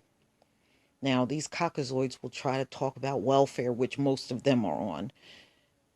But it's not welfare, ladies and gentlemen. It's this drug plague that is a complete drag on society. And this article really gets into the heart of what is happening that the mainstream media will never tell you. Okay, so let's just get into this article. Billions of dollars lost to the opioid plague in Massachusetts. And we know this is not the only thing that's dragging them down. When you really think about it, the suicides and all of the autopsies that got to be done, that's racking up billions too. There are many ways to measure the devastating impact of opioid addiction in Massachusetts. Rising numbers of babies born addicted to heroin, and that's a really good point. I was reading the heroin addicted babies are the most expensive to treat in the hospital because they have to ultimately stay longer in the hospital than any other baby. And he said, even if the baby is addicted to any other drug, it does not have to stay in the hospital as long as the heroin opioid addicted babies. So it drives the cost of the hospital bill even more. And many of these addicts, these pregnant addicts, they don't have any money, ladies and gentlemen. Many of them don't even have jobs. So, who's footing the bill? I know that's a question they love to ask when it comes down to black people. More emergency room visits and hospital stays, parks littered with needles, and roughly 6 people who stop breathing during an overdose every day. So this is what's going on in Massachusetts as well as across the country. But there's been little attention so far to what the plague is costing the state. That may be in part because there are few, if any, state-specific estimates of the plague's impact on 4 main areas: healthcare, lost productivity, criminal justice, and deaths. But a breakdown of the semial estimate from the Centers for Disease Control, CDC, suggests that states' economic burden was about $10 billion in 2016. That's a lot of money. That's a lot of money to treat people that don't even want to stop doing drugs. For those lost to opioids, there's an additional cost based on the value of life that one economic model also put at $10 billion in the same year. The CDC found that opioid use, dependence, and overdoses cost the U.S., listen to this amount, $78.5 billion in 2013. Y'all better not ever come back to black people about no damn welfare. Okay? You better not ever come back to us about it. Most of these addicts are caucasoids. And that's why y'all keep running and ducking and dodging the issue, because this is impacting your people. That's a big number. But almost certainly underestimate current costs for 2 reasons. First, because opioid deaths have risen dramatically since 2013. Second, because 78.5 billion figure is based solely on the cost of addiction to prescription opioids. That's right, they're not even talking about the street drug. It does not include costs tied to heroin or fentanyl. The latter has become the leading cause of death. In Ohio, Massachusetts, and other states, the CDC is in the process of updating its economic burden assessment to reflect more recent addiction and overdose data, taking into account losses associated with street drugs. With those 2 combined, I would expect the number to be larger because it's covering a larger range of potential problems, said Curtis Florence, lead health economist at the National Center for Injury Prevention and Control at the CDC. In 2013, Massachusetts had 2.2% of prescription overdose deaths, according to the CDC. So Massachusetts' share, the 78.5 billion figure, could be in the range of 1.7 billion. Since then, overdose deaths in the state have risen more than sixfold. Oh my God, that is outrageous. Sixfold? Totaling 1,990. So the economic burden today is likely increased to at least 10 billion. That's still almost certainly a lowball estimate because it does not factor in deaths from heroin or fentanyl. And see, this is why, this is a good example to why will probably never get the true numbers of how bad this addiction is. They are lowballing the number because they don't really want you to see what's happening. Remember, these people that are the keepers of the numbers are the biggest deceivers on the planet. They're not going to ever tell you the truth. You know, when I hear that term lowball, it makes me think of the 13% they keep insisting black people are in this country. And we know they're full of shit. Been saying that mess almost for centuries.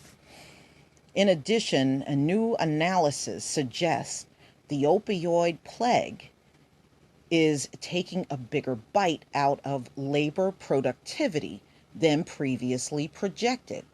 Last year, Princeton University economist Alan Kruger published research that found almost half of prime working age American men who've dropped out of the workforce take daily pain medication. In other words, they're junkies. For about 2/3 of them, it's a prescription. Kruger added another layer to that finding this fall in a paper published by Brookings with funding from the Federal Reserve Bank of Boston. Kruger links counties with the highest rate of men out of the workforce to those with the highest rates of opioid prescriptions. Remember, the highest unemployed now are white males between the age of 20 and 54 that are not in the labor force and they're addicted to drugs. And that goes back to the deaths of despair. Okay, over the last 15 years, the spread of prescription opioid medication could account for possibly 20% of the decline in labor force participation, Kruger said. He has not calculated the cost of this decline, but it does seem to having a major economic effect on the U.S. economy. Kruger said, no, it's having a major effect. See, this is why Donald Trump will not sign that national emergency. He's looking at these numbers and saying, we can't do this. We're already pouring billions into this drug addiction. If I sign this declaration, then it's going to break the economy. It is. See, it's a reason why, come on, it's a reason why they've declared this a national emergency. And it's well over a month later, and he hasn't signed anything. Because the numbers right now and helping all these addicts around the country don't look good. Now, if he signs that as a national emergency and we have more disasters, that's going to really cripple America. And you got to understand, what are you pouring all these funds into? You're pouring funds into people that are going to ultimately stay on drugs and keep dragging down the economy? It's not worth it. He has not calculated the cost of this decline, but it seems to be having a major microeconomic effect on the U.S. economy, Kruger said. Massachusetts does not have any counties with the highest overlap between opioid prescribing and a shrinking workforce. Neighboring New Hampshire and Maine do, but the prescription rates still have increased considerably in Massachusetts, and it's still substantially higher than was the case 10 or 15 years ago, Kruger said. State leaders say it's important to understand all ways of the opioid plague takes a toll. But the big cost is the price that individuals and families pay and the number of lives that have been lost over the course of the last decade, said Governor Charlie Baker. This is a model some economists use for calculating that loss. It's called the value of a statistical life. It's used to weigh the pros and cons of raising the speed limit, for example, or changing pollution control rules. The value ranges from 4 million to more than 7 million. Harvard Medical School Associate Professor Anupam Jena suggests using this model to evaluate the cost of overdose deaths in Massachusetts. If you multiply 5 million by 2,000, which is the approximate estimate number of lives lost to an overdose in 2016, you get 10 billion. If you look further back to 2010 to 2016, that number is about 40 billion, Jenna said.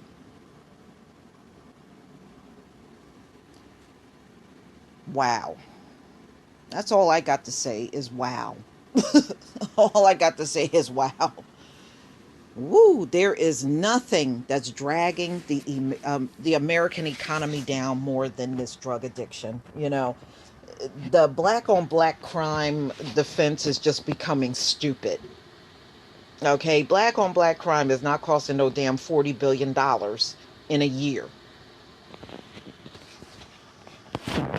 He suggests that these steep tallies should guide spending on addiction prevention programs, treatment, and other ways to reduce opioid overdose deaths.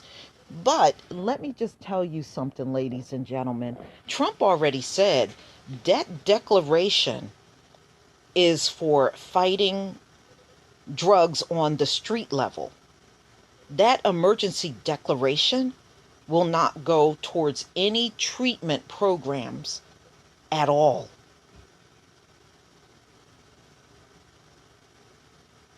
So ultimately, it's not going to help these drug addicts at all.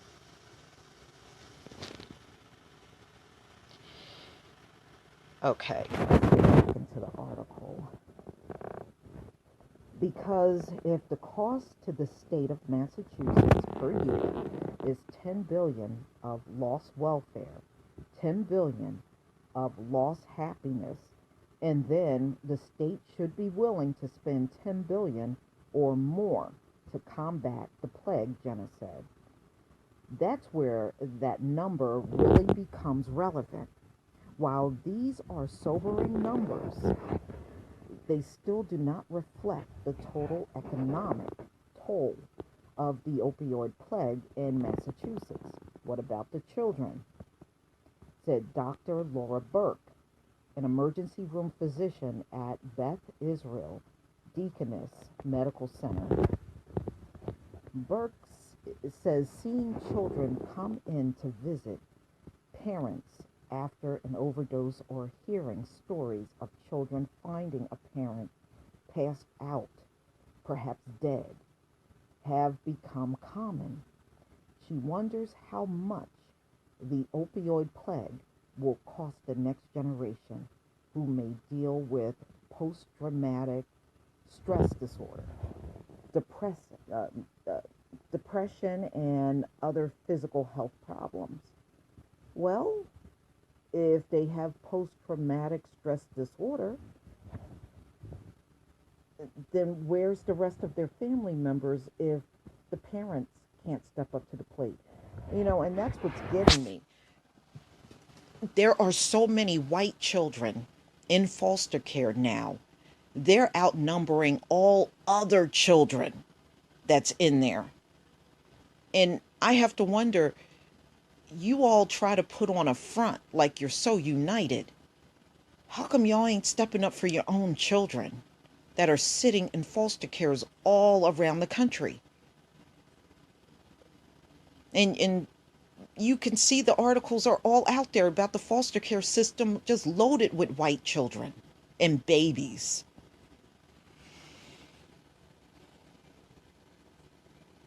Okay. One county in Ohio told Reuters its child services budget has nearly doubled in 5 years as children of parents addicted to opioids flood the system. See? A bad childhood has major ramifications, Burke says. It worries me to think about what these children will deal with and the impact on society. They'll probably be drug addicts too, just like their mommy and daddies. Ladies and gentlemen, tell me what you think. This is deep. I mean, you're talking about one state. Now, picture of all 50 states in America all going through this addiction, because there's no state that's not impacted by this. Every single one is. Please tell me what you think. Please leave your comment and subscribe. And if you can donate to my channel, please do. Peace, family. All right, ladies and gentlemen, here's another article that came out in the Digital Journal. This is an op-ed piece. Inaction on the opioid crisis is killing people and our economy. How many people need to die before we realize federal and state governments have not been doing much to help stem what has become an epidemic that is now affecting our economy, job growth, and legal system. Drug overdose deaths and opioid-related deaths continue to increase in the United States. The majority of drug overdose deaths, more than 6 out of 10, involve an opioid, according to the Center for Disease Control and Prevention, CDC. Statistics now show 91, actually it's 142, people dying every day from opioid overdose, with 64,000 fatal overdose expected this year. The number of deaths is even having an impact on employment and businesses. And a new problem has reared its ugly head in the economic impact the crisis is having on small town finances in many states. Even coroners and medical examiner offices are feeling the effects of the opioid crisis. Federal action has not done much. It has been 6 months since Trump signed an executive order creating a commission to combat the opioid plague. Then on August 10th, he described the plague as a national emergency. Trump has not yet made an official national emergency declaration because such a move would give states access to federal funds to fight it. And that's the thing, he don't want them to have it. And see, personally, I think Trump is going to go completely silent. And that declaration will never be signed. But we'll see. Actually, according to The Intercept, there is no such evidence that Trump administration has moved on nearly any of his drug commission's recommendation. He hasn't. It has gotten so bad around the country that not only are morgues overcrowded, but so are jails and courtrooms. In fact, counties and cities are facing higher costs in emergency call volumes. And we know that's true. But let's add a little bit to those emergency calls. In Indiana County, Pennsylvania, a predominantly rural, mountainous region of the state, autopsy and toxicology costs have nearly doubled in 6 years, from about $89,000 in 2010 to $165,000 in 2016, county data shows. Mike Baker, the county's top government official, says that because of the soaring costs of prosecuting opioid-related crimes and providing the accused with a public defender, the county is using contingency funds to pay for the added costs. Naloxone, the one drug capable of reversing an overdose, has become almost too costly to purchase. Wow. Wow. Adding another problem for emergency responders to cope with. Evzio? Oh, okay, I know what that is. That's the auto-injector of the naloxone. I know what that is. Similar in function to the EpiPen, rose from $690 in 2014 to $4,500. Oh my, woo! You talk about your price gouging for the Narcan. That is some serious price gouging. 2014, this way, 3 years ago, in 3 years, it went from $690 to $4,500 for Narcan. Oh, man. Woo, he ain't lying. They would go broke. And you got to think about all the doses you got to hit these people with, because they require a lot more if they got fentanyl in their system. Other formulation of naloxone have also seen similar increases in price. Medical examiners feeling the effects of the plague. According to the Vice, the National Association of Medical Examiner mandates that every medical examiner in the roughly 70 accredited offices around the country perform no more than 250 autopsies a year. That's impossible if you have all the drug overdose deaths every single day, 142 a day. But I actually think it's more. I think they're undercutting the number.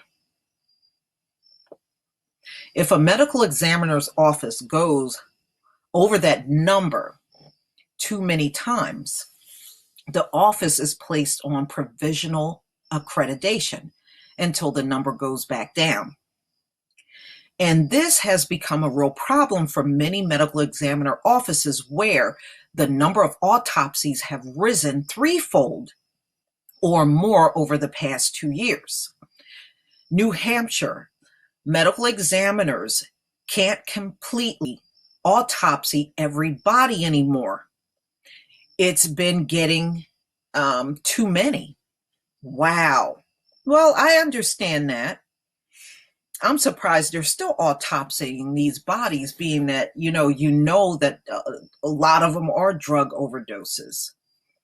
Connecticut's office of the chief medical examiner did lose its full accreditation and was placed on provisional status this year. Chief Medical Examiner James Gill said the opioid crisis had tripled the number of bodies the office sees. We are at increased risk for making mistakes. and that can affect our credibility with families, with jurors, with attorneys, with judges, Gill said. The American economy is suffering because of the opioid crisis. Wow. Didn't they say for years that Black people were dragging down the economy with welfare and all that stuff?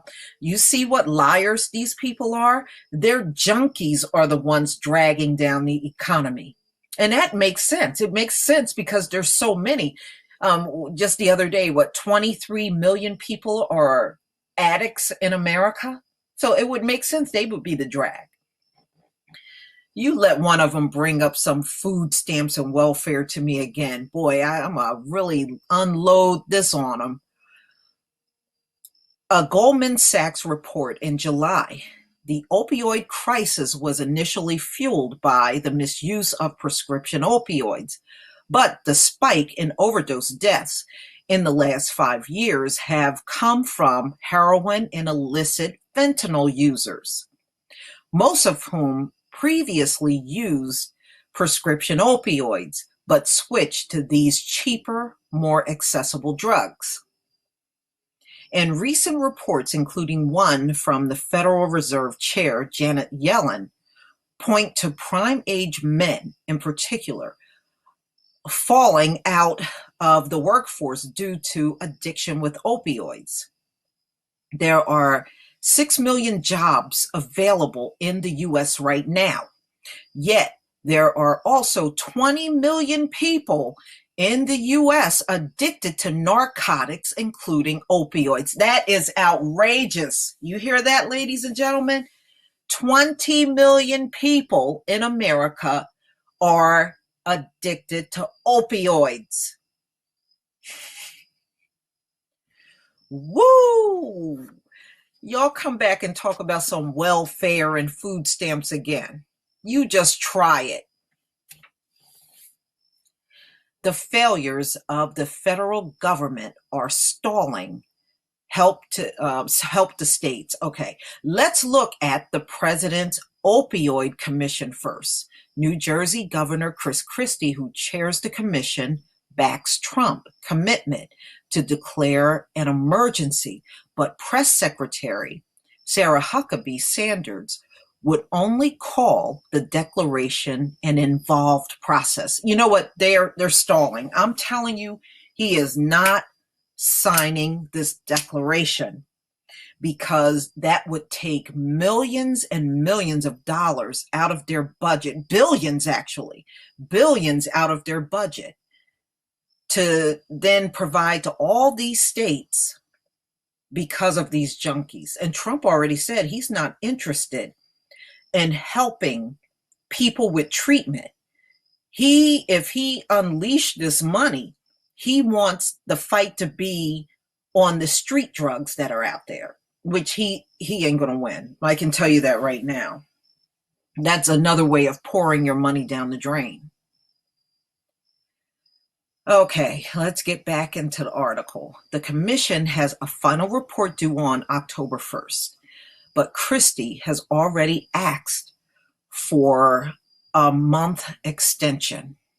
In all fairness, the only process made on Trump's opioid policy in the last month has been the announcement of an already existing partnership between the government and the pharmaceutical industry to research and generate non-opioid pain medication and additional medication-assisted treatment options. Things have gotten so bad. On September 19th, 51 House Democrats, led by Representative Elijah Cummings, Democrat, Maryland, sent a letter to the president urging the administration to declare a national emergency and act on one critical recommendation, ensuring that naloxone, a drug used to reverse the effects of an opioid overdose, gets into the hands of every law enforcement officer in the United States. Wow. Do you remember them making recommendations for them to do this for crack addicts?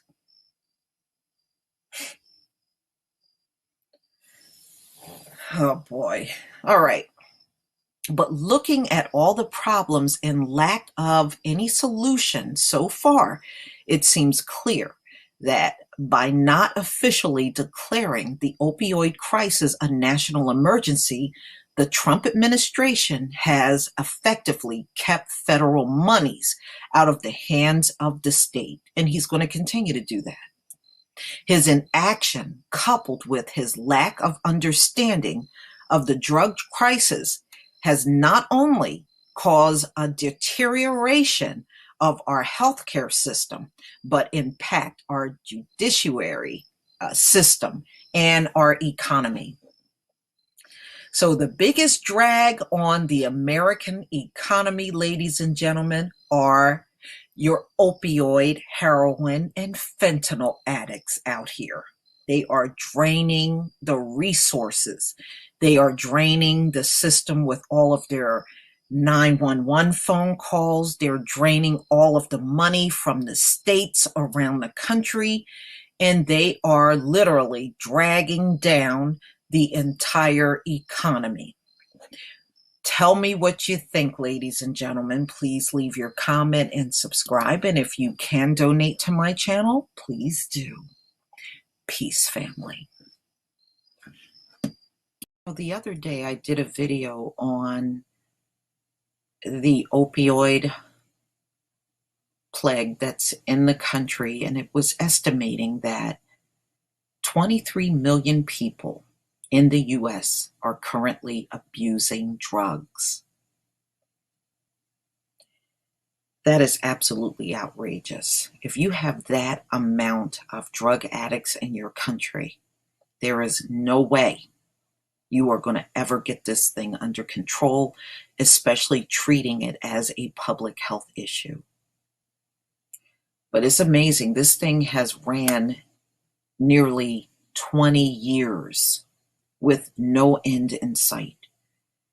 And their continued approach to treat it as public health, when the crack addicts were all rounded up, and even family members that had nothing to do with crack were all thrown in jail. All of them. They took generations away, jailing people. And to this day, many of those people are still sitting in jail. Now, Obama did get some of them out at the end of his term, but the bottom line is there are still too many in there. Now America wants to change gear, and it's because of who's on these drugs. It's mostly white people. You know, they wouldn't be screaming public health and drug court and all that stuff if it were black people. They treated the black community totally different. Now, here's an article that just came out yesterday on Gizmodo, and I will leave the link to this article in the description box. It came out yesterday. Opioids are shaving months off U.S. life expectancy. And believe me, that's going to be increasing in no time. The United States has an opioid plague. Heroin overdose deaths rates have tripled since 2010, according to one report, and overall opioid overdose death rates have tripled since 2000. It's not going away. Absolutely, it sure isn't. Looking at how the opioid plague has affected U.S. life expectancy between 2000 and 2015. Scientists at the CDC learned that on average, drug poisoning deaths are accounting for an average loss of 0.21 years, around 2.5 months. The researchers came to their conclusion based on data from the National Vital Statistics System mortality file and factored these into calculations of the United States life expectancy in 2000 and 2015. Drug poisoning deaths increased from 17,415 in 2000 to 52,404 in 2015, and the drug poisoning death rate per 100,000 people increased from 6.2 to 16.2, mostly due to opioids. According to a new paper published yesterday in the Journal of the American Medical Association. If you haven't been following, American life expectancy is faltering. Last year, it was reported that life expectancy decreased for the first time since 1993. Our life expectancy is now lower than in most high-income countries, with this gap projected to increase according to the paper.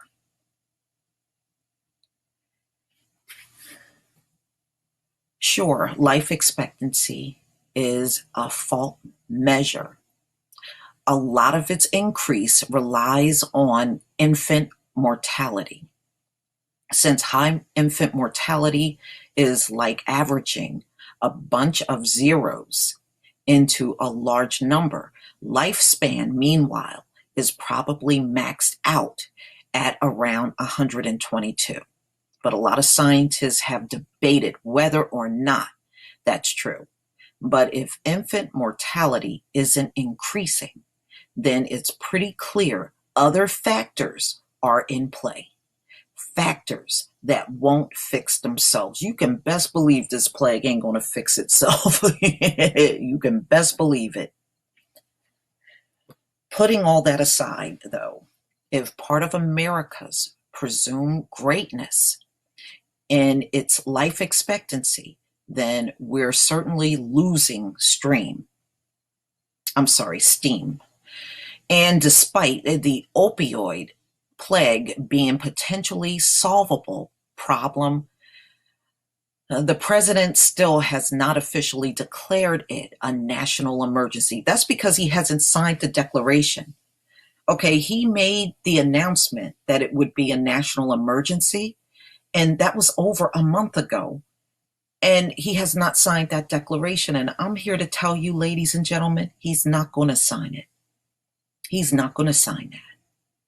He sees how much money is being poured into this drug plague, and it's not putting a dent in people just not using drugs in the country. It's going strong. And I think he don't want to pour more billions into this thing, and you still got a bunch of junkies around. This should make you mad. Actually, it don't.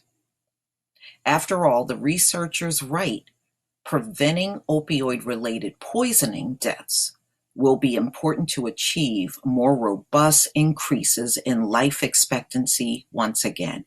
Ain't gonna happen. Life expectancy is going to continue to shorten because there's no incentive for these people to get off of drugs as long as you're calling it a public health issue and you don't want to put anybody in jail.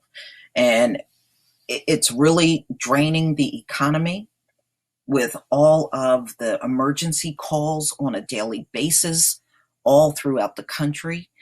You are pouring all kinds of money into Narcan. You're pouring all kinds of money into all these rehab centers, and it says 90% of these people fall off the wagon within the first week of getting out of rehab.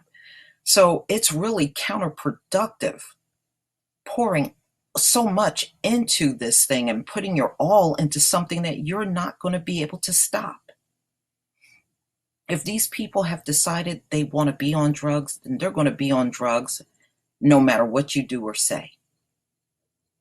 You know, drugs have destroyed family and destroyed lives, and the morgues all across this country are overflowing with these bodies of drug deaths. It is not black on black crime or even car accidents or any of those things that are putting people in morgues in high numbers. It's this drug plague.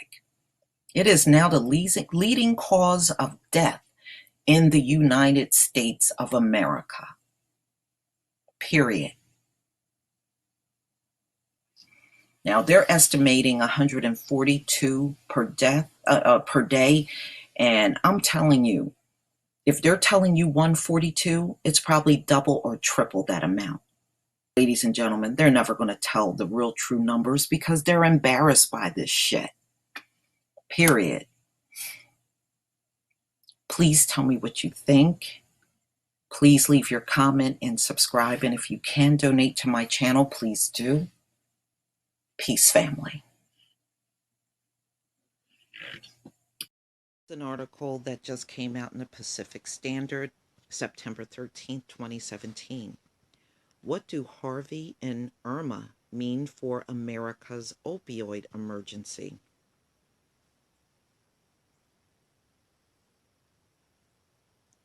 President Trump's own addiction commission recommended last month that he declared opioid overdoses in America a national emergency. Trump said he would. Then Hurricane Harvey and Irma hit the United States and its territories, displacing tens of thousands of people and wreaking damage that groups have estimated to cost in the hundreds of billions of dollars. Department of Health and Human Services head Tom Price declared public health emergencies for the storms, while Trump declares states of emergency for 4 states, Puerto Rico and the U.S. Virgin Islands, in response to Irma. What does all this mean for the designation of drug use and addiction as an emergency in America? Trump never made that official declaration. So in other words, he said he would make the opioid plague a national emergency. But as far as really signing it into a national emergency, he never did that. So far, he just verbalized it, but it has not really been made official at all. All right. The White House is working on doing so, a spokesman told USA Today. And that's very unusual, by the way. Whenever something is declared a national emergency, that declaration is usually signed immediately. Trump, it's been a month, and he still has not put his signature on that national emergency. And ladies and gentlemen, I don't think he will. I don't think he will. If he does, he's going to do it at a time where, and right now, it really ain't going to make a difference. They're not even putting a dent in this drug plague that's going on. And I think they waited too long. Had they done this maybe 10 or even 15 years ago, it might have made a difference. But yesterday, I read an article where 1.1 billion people worldwide are junkies. That's a lot of people on this earth to be addicted to drugs, over 1 billion people. That's like a whole nation.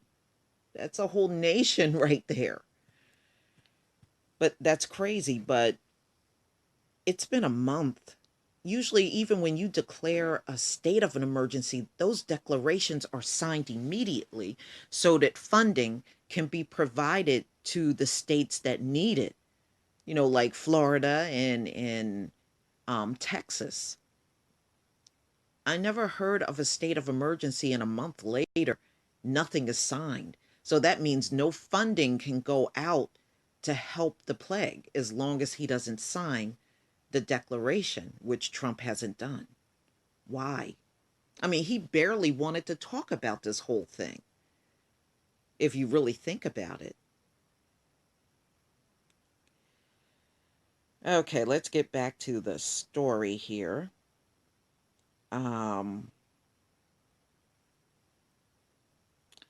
What does all this mean for the designation of drug use and addiction as an emergency in America? Trump never made that official declaration. The White House is working on doing so, spokesman told USA Today, but it's apparently turned out to be a more difficult task than the administration thought.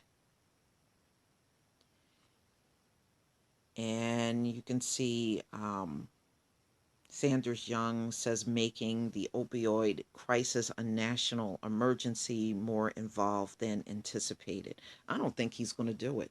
That's just my opinion. I could be wrong, but I don't think he is. It's been a month. It don't take a month to sign something, a declaration.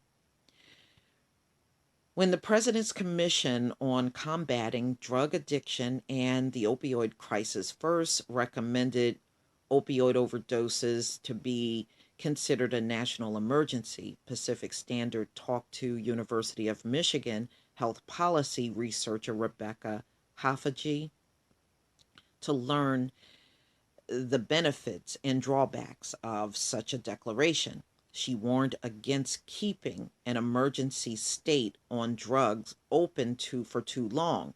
She argued that doing so could drain special funds, create a status quo in which health privacy laws are relaxed for an extended time, and undermine the point of emergency declarations, which is to respond to situations that need extraordinary power. Still, given the increasingly deadly heroin supply in some parts of the country, Hafaji said, I think the opioid plague has become more acute and it could be appropriate to see if Harvey and Irma alter the balance. We reach back out to Hafaji. She didn't change her mind. The hurricanes do, however, demonstrate the more traditional uses of emergency declarations and why they work so well for sudden severe problems such as storms and infectious disease outbreaks. The declarations have infused money and attention to those affected areas. They've suspended Medicare and Medicaid rules so doctors and nurses can care for beneficiaries without requiring them to show documentation first. That paperwork shouldn't hold up providing care, Hafaji says. These changes aren't sustainable over the years. It will take for the estimated 23 million Americans, listen to this. When have we heard that figure? Listen to this. I'm going to read that again.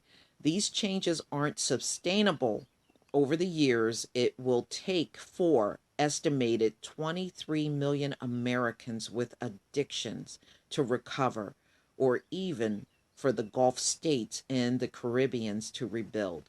23 million Americans are now drug addicts at this point in time. Ladies and gentlemen, I said it before and I will say it again. This drug plague ain't going nowhere. It ain't going nowhere. It is just so far out of control, it can't be contained. It doesn't matter how much money they pour into this thing, it cannot be contained. And I see her point. Now, if you got an infectious disease that's spreading, that can be containable, or, quite naturally, a natural disaster, you throw money at that. How do you throw tons of money at an addiction that doesn't go away? You will ultimately run out of money. You only have to build up Florida and Texas, and then you move on. Of course, more storms are going to come because it's inevitable, but this plague has been nonstop for nearly 20 years. which means if you declare it an emergency, that means there's got to be an endless supply of money constantly pouring on this thing. How can you sustain something like that? You can't. Not unless you want your country to go under. You really can't. And that's probably why he hasn't signed it. I think he probably thought of people probably told him this. And this is probably the big reason why he's holding back on signing it, because he knows the implications. You're going to have to pour endless amounts of money into these people that don't even want to get off of the drug. Wow, 23 million Americans addicted to drugs. 23 million. Wow. Wow. That's the first time I've seen that number, y'all. That's the first time I've seen it. That is no joke. As for when Trump ought to declare opioid overdoses an emergency, Hafaji thinks it might be valuable to wait a few weeks so our focus can shift a bit, because that's a big purpose of the powers, is to get lawmakers and public attention. And right now, I think we're at capacity. They're not stamping out this thing with this amount of people on drugs. It ain't going nowhere. It ain't going nowhere. I read actually an article when I first started doing videos that there were 90 million, but I haven't seen that figure since. But then again, America has a lot to hide. They really do. And, this is a country that cares more about vanity and appearance than taking an issue head on and resolving it. They're not going to resolve this drug plague no more than they will resolve racism in America. I can tell you that right now. It ain't going nowhere. America is, like I said, when it comes down to social issues, America gets an F. America has done very poorly from resolving issues from within. And that has been going on for centuries. If you can't resolve those issues, you're not going to resolve a drug plague that has reached out to millions and millions of people in this country. You're not resolving that. America just don't resolve things like that. And drugs is just as much as crime, and and it's also a plague, and it also is dragging down the entire infrastructure in America. You got all of these drug addicts that nobody even wants to employ. Nobody wants them. And you have a group of people that want to be different with them than they were with the crack addicts. And just for that reason alone, you ain't going to resolve this thing. Okay, you're just not. How do you love somebody out of an addiction? It doesn't work that way. Drug addiction breaks up families. It always has in America. America just don't do well when it comes down to dealing with its people, and anything that is plaguing the country. You can't resolve racism. You can't resolve the suicide rate or the disparities. America just socially just does very poorly. It's a very poor country when it comes down to social issues. So how are they going to resolve a drug plague and you do so poorly in all the other areas? I guess your high IQ is just not telling you that.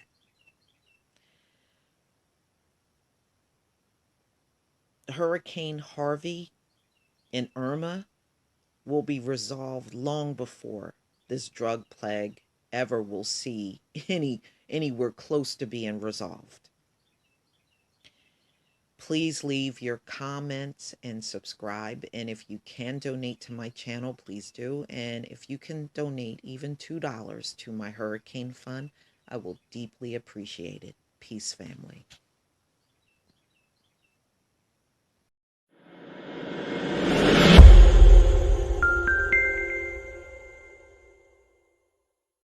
Okay, ladies and gentlemen, I'm going to show you these statistics that came out July 29th, 2017, and I am going to put to rest once and for all,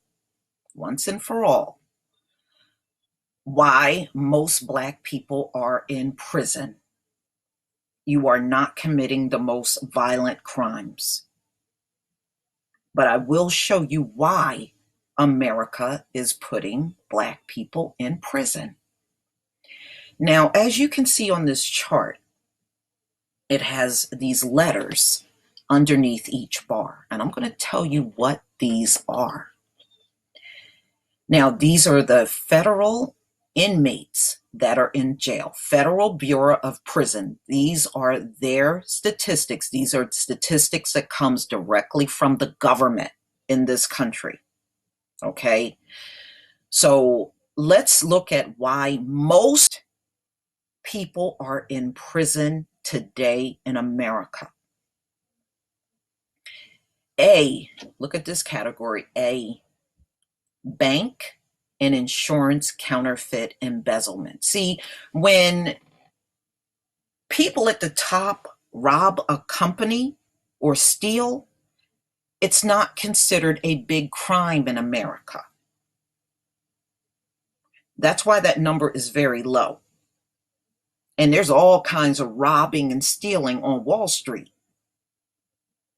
But that crime, because of the population of people that work in these jobs, you notice that percentage is very low.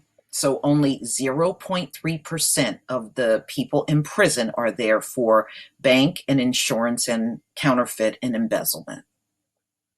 Now B, look at this category. Burglary, larceny, property offenses.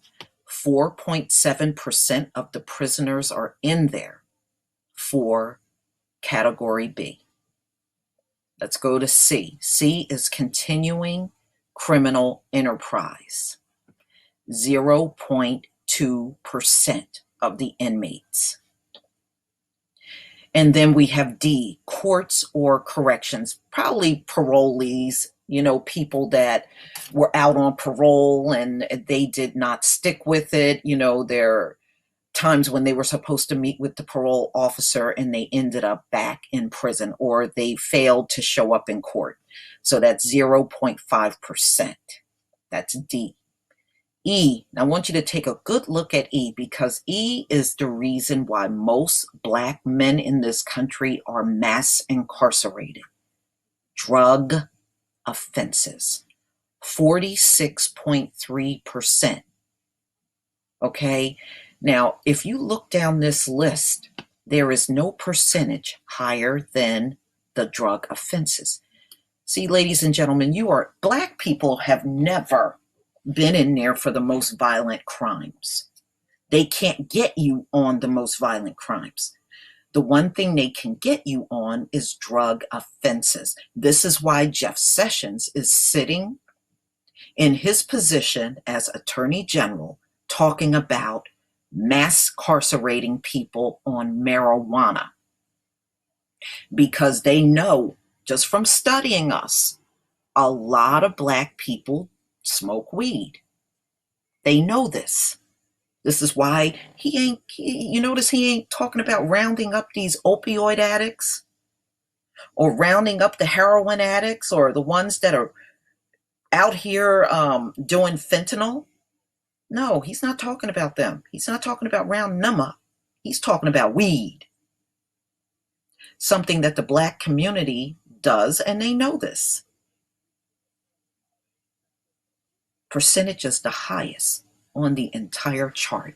Look at it. Look at this bar. E. Look at it. You are not in there for no most violent crimes, ladies and gentlemen. Black people have never been in there for no most violent crimes. You are in there for non-violent drug offenses. And this is the proof. You can see this bar is way higher than all of the others. Even if you added up all the other percentages, it still does not supersede this.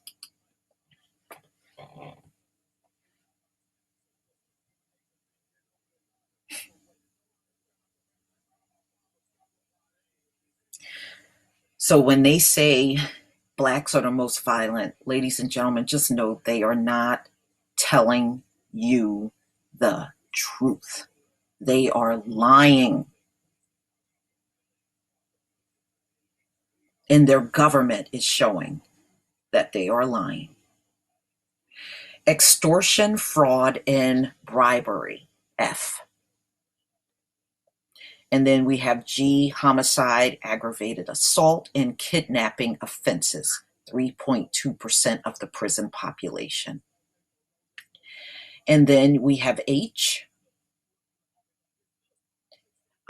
which is immigration. And you can see even the drug offenses is higher than immigration, 7.9% of the prison population in there for immigration. Miscellaneous, 0.7%, which is I. National security. National security is so low, it don't even register as a percentage, 0.0. Robbery, okay, K. 3.8% of the people in prison are there for robberies. And sex offenses, 9%, all right, which is right here, I'm sorry, L. And weapons, explosives, arson, 17.1%, M. I mean, even that's nowhere near the percentage for the drug offenses right here, E. Okay, so no, black people are not in there for the most violent offenses. We never been in there for the most violent offenses. And now let's look at the prison population by race. Okay, let's look at it by race. Here's race. Now, I'm going to explain to you why the white number is so large compared to everyone else. Okay, there's a lot of things going on right now. First of all, white women are number one in going to prison among females in this country. You can look this up yourself if you don't believe it. Actually, it's not nearly as many black women going to jail. Most of the women going into prison today are white females. Number two, the Hispanics are merged in that number. Now, this is what makes me laugh. When it comes down to padding up the numbers in the US Census, it's okay to put Hispanics in the white category, just to make our numbers bulk up and look like we're a big presence in America. But when it comes down to jail, or they murder someone, or kill a cop, watch how fast white people run from the Hispanics. Oh, well, that guy ain't white. He's a Hispanic. Well, not according to your U.S. Census. According to your U.S. Census, Hispanics are white. And we know why you're doing that. You got to keep bulking up your numbers because actually European whites in this country are small. You only look big, number one, because of immigration. You use the immigrants that come to this country, and you have always used the Hispanic population until they get in trouble. Then you don't want nothing to do with them. You want to distance yourself from a George Zimmerman type of person. The cop that shot, just like talking about Michael Bennett. Oh, well, that wasn't white cops. Those cops they were Hispanic. Those weren't white cops. I had a couple of people come in my comment section and write that. But it's awfully funny when it comes time to pad up the numbers. Hispanics are fine to be as far as being white. But when they get in trouble or they do something that's looked upon as wrong, they always try to make Hispanic something else. I'm just saying. So now let's look at the inmates. 1.5% of the inmates are Asian.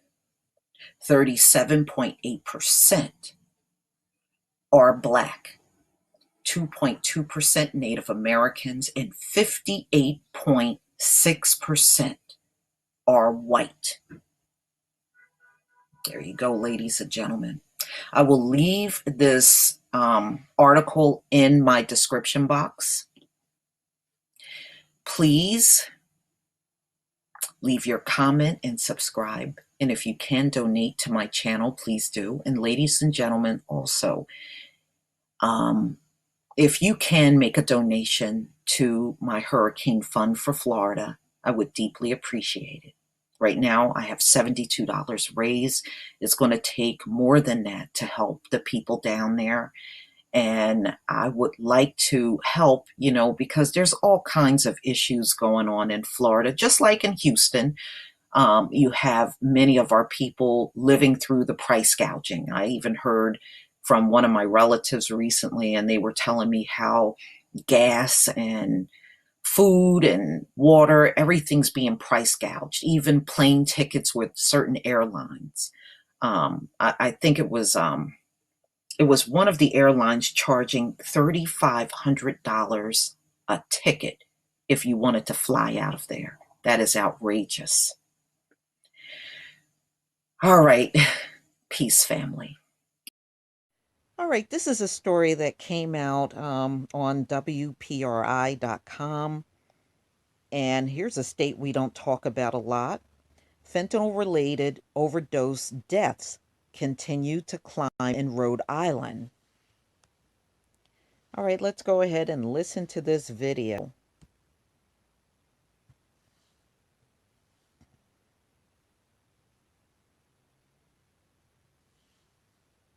Try out Four Seasons with dual temperature. Now to a Target 12 Investigators exclusive. We're learning overdose deaths related to the super potent drug fentanyl have overtaken other illicit drugs in Rhode Island, and the numbers show it's getting worse. Like many states, Rhode Island is grappling with the opioid crisis, but overdose deaths from fentanyl now outnumber accidental deaths from all other drugs combined. Target 12 investigator Tim White is here now with the details. According to the CDC, fentanyl is a powerful painkiller that is also manufactured illegally on the streets. It's often mixed with other drugs like heroin and cocaine that even in small amounts can be lethal. As the night wore on, I just had bad thoughts, the worst thoughts you can have as a parent. In 2014, Sue Kutu's daughter, Kristen, had just returned from a rehab facility in Texas. She told her mom she was having dinner with a friend, then heading to a support meeting. And when I opened the door, there were two policemen there, and they said, I didn't even let them speak at first, and I just said, please don't tell me my daughter's dead. The 29-year-old had suffered a fatal overdose. Kutu says her daughter was a heroin user, but investigators say she was sold nearly pure fentanyl. Do you think Kristen knew how much fentanyl was in the drug that she took? I don't think Kristen thought there was any fentanyl in the drug that she took. Unfortunately, it's our #1 crisis still going on. Department of Health Director Dr. Nicole Alexander Scott says overdose deaths have ticked up in the last few years, 290 in 2015 and 336 in 2016. Our modeling shows that we may plateau around the same number. More than one death is unacceptable in our minds. The data shows fentanyl is a growing cause behind those deaths. In 2014, 35% of overdose deaths in Rhode Island were fentanyl related, according to numbers from the Department of Health. That grew to 47% in 2015, 59% in 2016, and so far this year, 60% of overdose deaths in Rhode Island are linked to fentanyl. Hearing those numbers, how frustrated are you? I'm very frustrated. I'm frustrated that we aren't able to get a handle on this situation. I'm frustrated that we haven't thought out of the box. Kutu says going cold turkey, like the rehab her daughter received, does not work. She says people need to embrace medicated assisted treatment using drugs like Suboxone long-term to curb cravings. And she urges parents to talk to their kids and not to ignore signs. Love them as much as you can. Just love your children so much, and that alone gives them a feeling of belonging and being part of something bigger than themselves. Family is so important. The man who sold Kristen Kutu the fentanyl-laced heroin pleaded no contest to second-degree murder and received a 20-year prison sentence. It's the first time in Rhode Island a drug dealer was convicted of murder in an overdose case. With the Target 12 investigators, Tim White, Eyewitness News. The Target 12 investigators are always looking to uncover news. If you want to help expose corruption or drop a dime on government waste, you can call our tip line 228-1763 or email us at target12@wdpri.com. All right. Now, the powerful and often potentially deadly drug fentanyl continues to grow as the leading cause of fatal overdoses in Rhode Island, according to Rhode Island Health Department data. Back in 2014, 35% of overdose deaths were fentanyl related.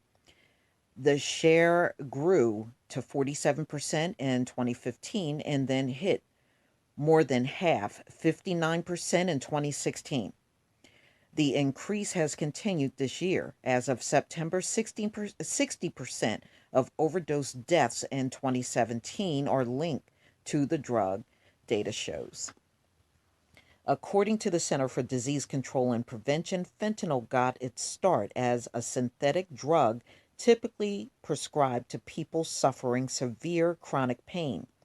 But most of the fentanyl behind overdoses is linked to illegally made fentanyl. It is often mixed with heroin and or cocaine as a combination product with or without the user's knowledge to increase its euphoric effects, according to the CDC's website. So a lot more things are being laced with fentanyl nowadays, including marijuana. I'm starting to read more and more stories about that. Now, the cocaine laced with fentanyl, that actually started in New York. That's where the first deaths of cocaine users hit in the country. And now it's pretty much spreading everywhere, as you can see, even in Rhode Island. Our model shows we may plateau around the same number as of 2016, Alexander Scott said Friday during a taping of WPRI 12's newsmaker. More than one death is unacceptable in our minds, but we are acknowledging the increase other states are seeing. We are hopefully seeing a flattening of that, and we really want to see a decrease in those numbers. Well, that's kind of wishful thinking at this point, because we know everything is increasing everywhere around the country. And that's because the street drug is strong. And as long as the street drug is strong, they really have no chance of cutting the addiction in half in America. So, you see even the tiny state of Rhode Island is battling with pretty deadly fentanyl drug deaths and overdoses, and it's just all the same no matter where you are in this country.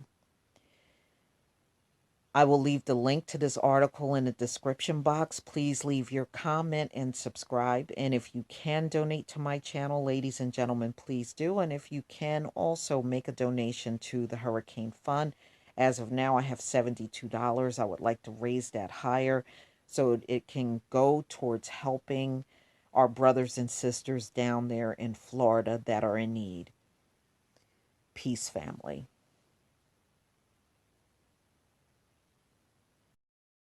All right, this is one of these crazy, crazy stories, ladies and gentlemen. There was a man being interviewed on BBC Live, and his dog apparently got a hold of his crack cocaine and ate it and killed this man on live TV. His own dog high on crack cocaine, killed him on live TV. This is a story that came out in the Daily Star. I will leave the link to this story in the description box. Dog mauled owner to death during BBC live broadcast after eating his crack cocaine. Woo, man, that's some screwed up mess here. And this is the guy right here, looks like a junkie. Producer Joshua Dowell wrestled the dog off Mario. He was taken to the hospital, but medics could not save him. Mr. Haddo, I guess is Haddo, told North London Coroner's Court the dog had seemed very peaceful and friendly. Drug experts Nicholas Carmichael revealed cocaine and morphine was found in Major urine. So the dog's name was Major. Okay. And there they are trying to help this man after he was brutally attacked by his dog high on crack cocaine on live TV. He said, "It is highly likely that this attack happened because the dog had taken cocaine." You think? Didn't they used to do that to pit bulls, or probably still do? They used to give them cocaine before they got into fights. I remember I hearing something like that during dog fights. Maybe some of you may know this, and just write it in the comment section if you do. Coroner Andrew Walker ruled the death at a flat at Wood Green, North London, in March due to dog attack injuries. Police said Major will be put down. So I guess they put the dog to death. Wow. That is some freaky mess. Not so much the dog getting a hold of it, because these things even happen in this country where people will leave their drugs around and the dog will eat the drugs. But this dog took his ass out on live TV. Now that is some jacked up mess. Please tell me what you think, ladies and gentlemen. Please leave your comment and subscribe. And if you can donate to my channel, please do.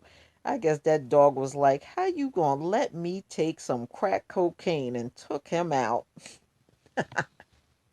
Peace, family.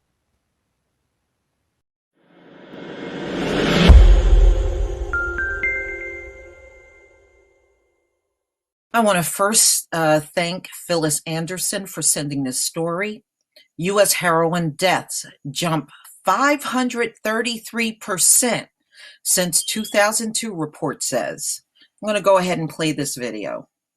Every 19 minutes, someone dies from an accidental drug overdose. Most of the time, it's from prescription drugs like oxycodone or hydrocodone. These drugs all belong to a family of drugs called opioids.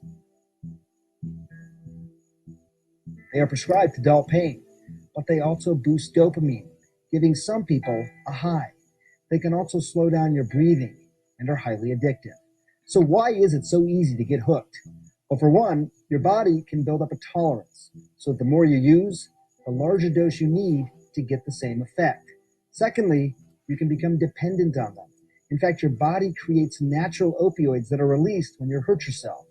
But if you habitually use painkillers, your body stops producing its own and relies on the drugs instead. If you try and stop then, the body goes through withdrawal. Consider this. In 2012, there were 259 million prescriptions written for opioid painkillers, nearly enough for every American adult and child to have their own bottle of pills. Look, we need to treat pain, but we also don't need to treat everything with the pill. Wow, that's pretty amazing. Your body makes its own opioids. Now, see, there's some learning that I just did. The number of heroin users in the United States jumped from 404,000 in 2002 to 948 in 2016, a 135% increase according to the most recent government numbers. But even more striking, the number of people who had fatal overdoses related to heroin has skyrocketed from 2,089 in 2002 to an estimate of 13,219 in 2016, a 533% jump. Wow, that is pretty significant. The number of the strike marker of the lethality of the opioid epidemic that has taken root across the country. More Americans lost to drugs than in the Vietnam War. Now that's unbelievable, but it's the truth. I mean, there are so many people on drugs now, they can't hide this. It's just crazy for them to believe they can. Health and Human Services Secretary Tom Price said more Americans' lives are lost to drug than the loss in Vietnam. The U.S. military saw 58,000 casualties during Vietnam. This year, drug overdose deaths are expected to reach an all-time high of 71,600. Wow. And you see it's jumping up every single year. In 2016, they're estimating about 64,000. So for 2017, they're estimating it at 71,600. Wow. This is unacceptable, said Price, who was part of a panel that released the latest findings from the Substance Abuse and Mental Health Services Administration's 2016 National Survey on Drug Use and Health on Thursday. The report wasn't entirely bad news. The number of people who misuse and abuse opioids has remained relatively stable since last year.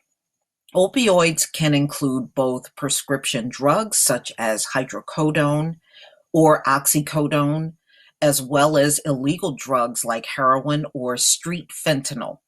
Misuse of a narcotic include using someone else's prescription drugs, using a higher dose than prescribed, or buying prescription drugs off the streets.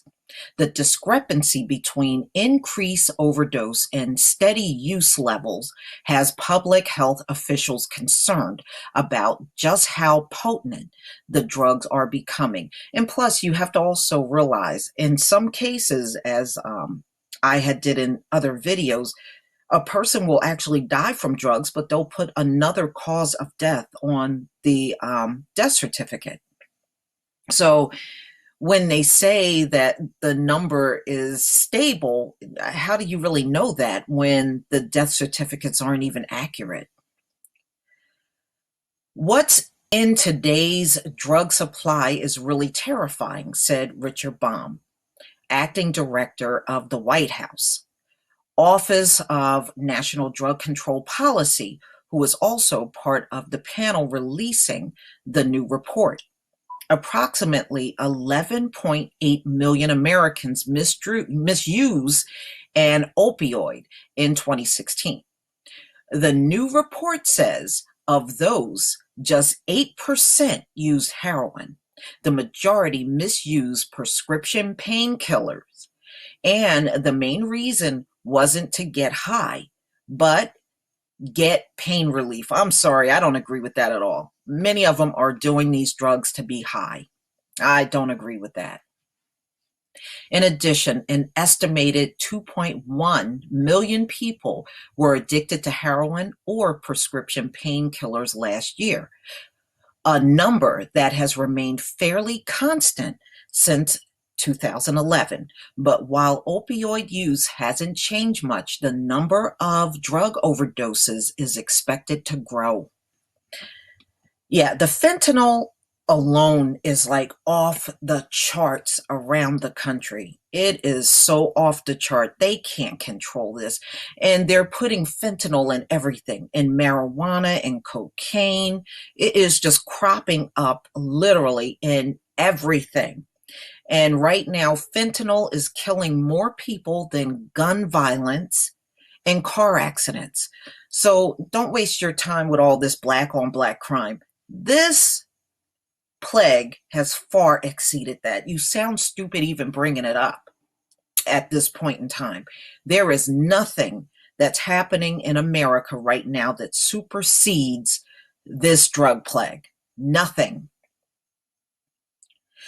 The CDC estimates that there were more than 52,000 overdose deaths for 2016 and projects that number to climb 38% over to 71,000 in 2017. That's a pretty significant jump. Opioids continue to be the drivers for these overdoses, including both legally prescribed prescription painkillers as well as illegal drugs. In fact, the number of overdose deaths related to mere fentanyl is expected to more than double from an estimate 9,945 in 2016 to 20,145 in 2017, the CDC says. Wow. Woo, man. The rise of cocaine. The CDC is also seeing a trend of overdose deaths related to cocaine, which have increased steadily from 4,000 in 2009 to over 6,700 in 2015. The agency expects that number to rise to over 6,900 in 2016, and then to make a 52% jump to almost 11,000 cocaine-related deaths this year. And that's because they are lacing the cocaine with fentanyl, and they're not telling a lot of the users. These drug dealers aren't even telling the users, so they're snorting the cocaine, and they have a mix of fentanyl, which is causing their deaths. And while there has been a reported increase in cocaine production, Collodi said that the rise in cocaine-related overdose was a logical result of increased fentanyl use. That's it. All right, so people are dying of fentanyl overdoses through a mixture of cocaine. And that actually started in New York, by the way. That's where it first hit, and now it's gradually moving across the entire country. So please leave your comments and subscribe. And if you can donate to my channel, please do. And please also make a donation to the hurricane relief. And I will leave the link to all of those in the comment section. Peace, family. Right, ladies and gentlemen. This is an article that came out in the Salon September 2nd, 2017. Meth addiction and sex trafficking are fueling Oklahoma's growing syphilis outbreak. A fast-spreading outbreak of syphilis in Oklahoma has left health officials concerned that the sexually transmitted disease will continue to circulate and potentially endanger lives, according to a recent report by the New York Times. The disease can eventually cause blindness, paralysis, and dementia if untreated, and the recent outbreaks is a byproduct of the heroin and methamphetamines plagues, because users will often trade sex for substance, the Times reported. In a video interview shown above, Salon spoke with Portia King, a veteran Oklahoma state health investigator who has seen the plague quickly grow out of control. King attributes the syphilis outbreak to widespread drug use and drug addiction, and in particular, meth. Drugs like meth really ramp up someone's sexual appetite. And so they tend to have a lot of partners, King said. They have a lot of partners within their drug network. And so it's a lot of people sharing the same partner.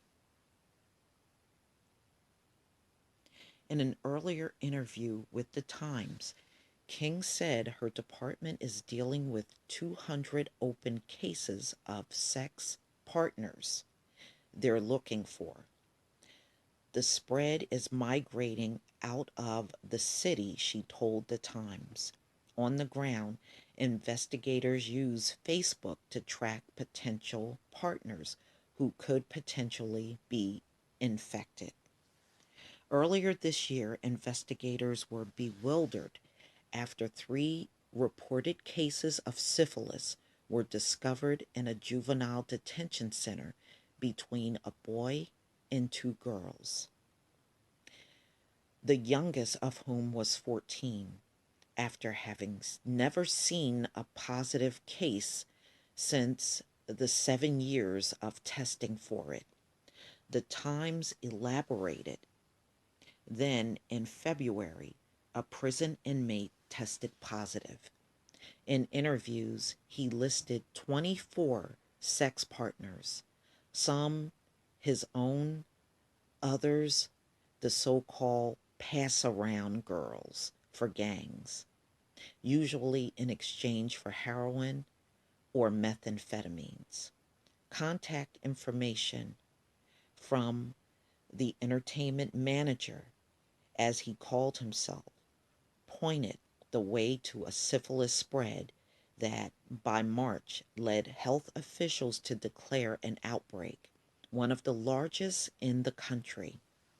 Although syphilis still mostly inflict gays and bisexual men who are African American or Hispanic, in Oklahoma and nationwide, rates are rising among white women and their infants.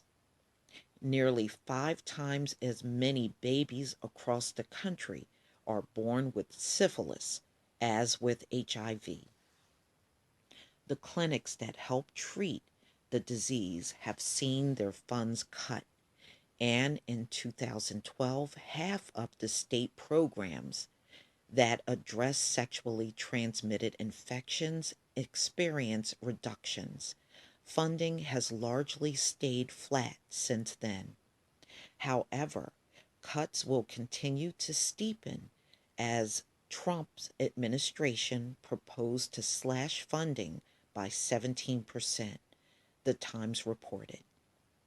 Tracking the source or sources of an outbreak is often difficult, and the conditions are often dangerous for health officials to do so.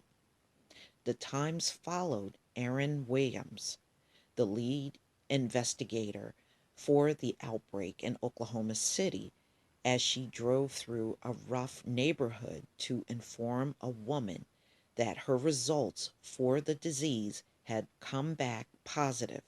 Williams made efforts to ease the woman's embarrassment and nervousness and promised her that she was only there for her health.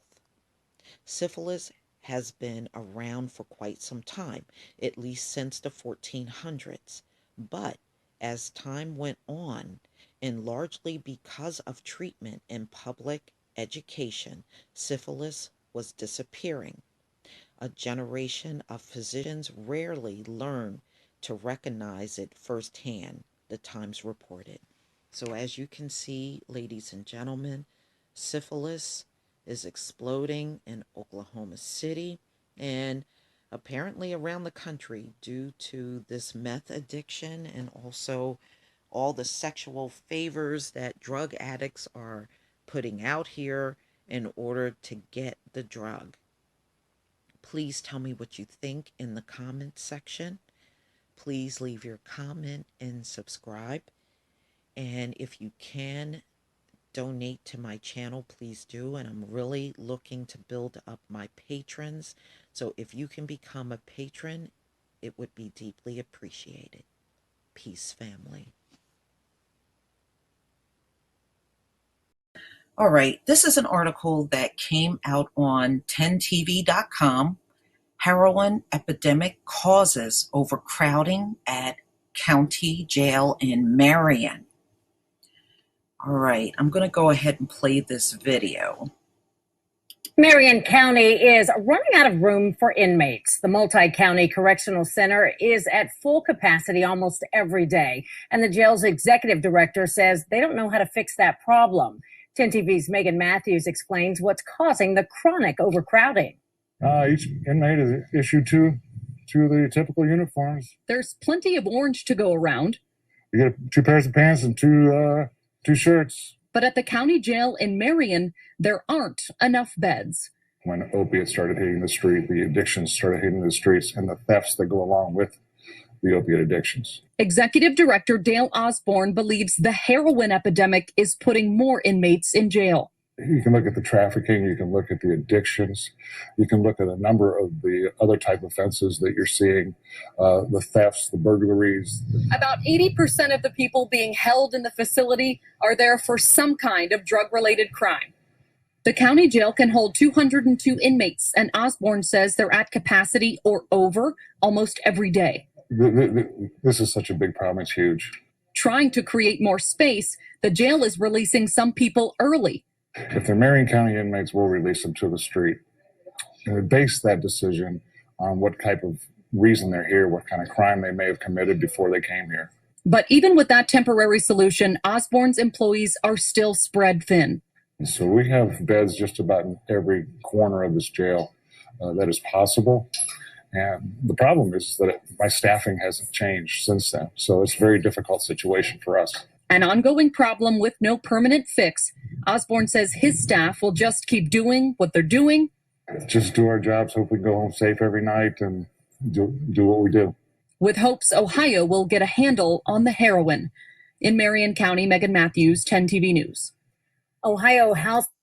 Okay, you heard it.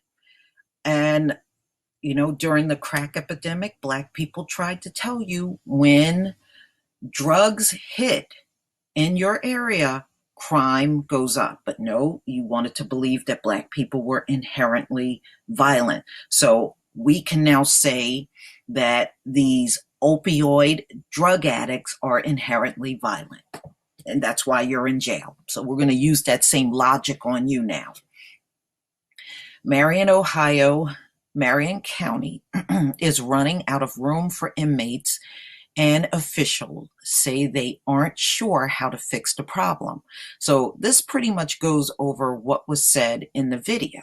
So my point is, drug addicts always run out of money. It is going to happen. When the addiction is so strong and they crave for the drug, they are going to turn to crime to commit in order to get access to their drugs. And what do we see rising because of this drug plague? We see more bank robberies, pharmacies are being robbed, people homes are being broken into, veterinarian offices are being broken into for drugs. So there is no possible way you are going to keep these people out of prison. It is just not going to happen. You can keep calling it a public health issue all you want. If these people, the longer they stay on drugs, the more likely they are going to run out of money. And around me, there are an awful lot of white junkies out here panhandling every single day for their drugs. This is the kind of things that are going on now. This is America and its new reality each day, that you allow these drug addicts to stay on the street. They are out here drug driving. They are killing people on the road. I've done a couple of stories where they jumped a curb and ran into people's homes and killed people. They have ran into other vehicles, killing people on the road. They've jumped a curb and killed pedestrians. But this is what you want to keep out in the public. These people are a menace to society, not only physically, but economically. They are dragging the country down. You can come here and flag down my video because you don't like what I'm saying, but is that going to really eliminate the drug problem? No, it does absolutely nothing. All I see is people looking to deflect away from their real, true problem. And right now, there is nothing bigger than this drug plague that's hitting the white community, because it's hitting you more than anyone else. And you blatantly try to ignore it and keep it out of the media. But it's here. And it's here to stay. You're just pouring money into a black hole. And millions, probably billions, have been spent on this plague. And it's still going strong. It doesn't matter how much money you throw at it. And it's because you refuse to deal with these addicts appropriately. They need to be locked up where they can go somewhere and dry out. And then they can prove that they are capable of being out here in society and functioning in a normal capacity. But you won't even do that much. So let them linger out here. Right now, the way that you're doing this whole thing should clearly tell you it's not working. It's not working.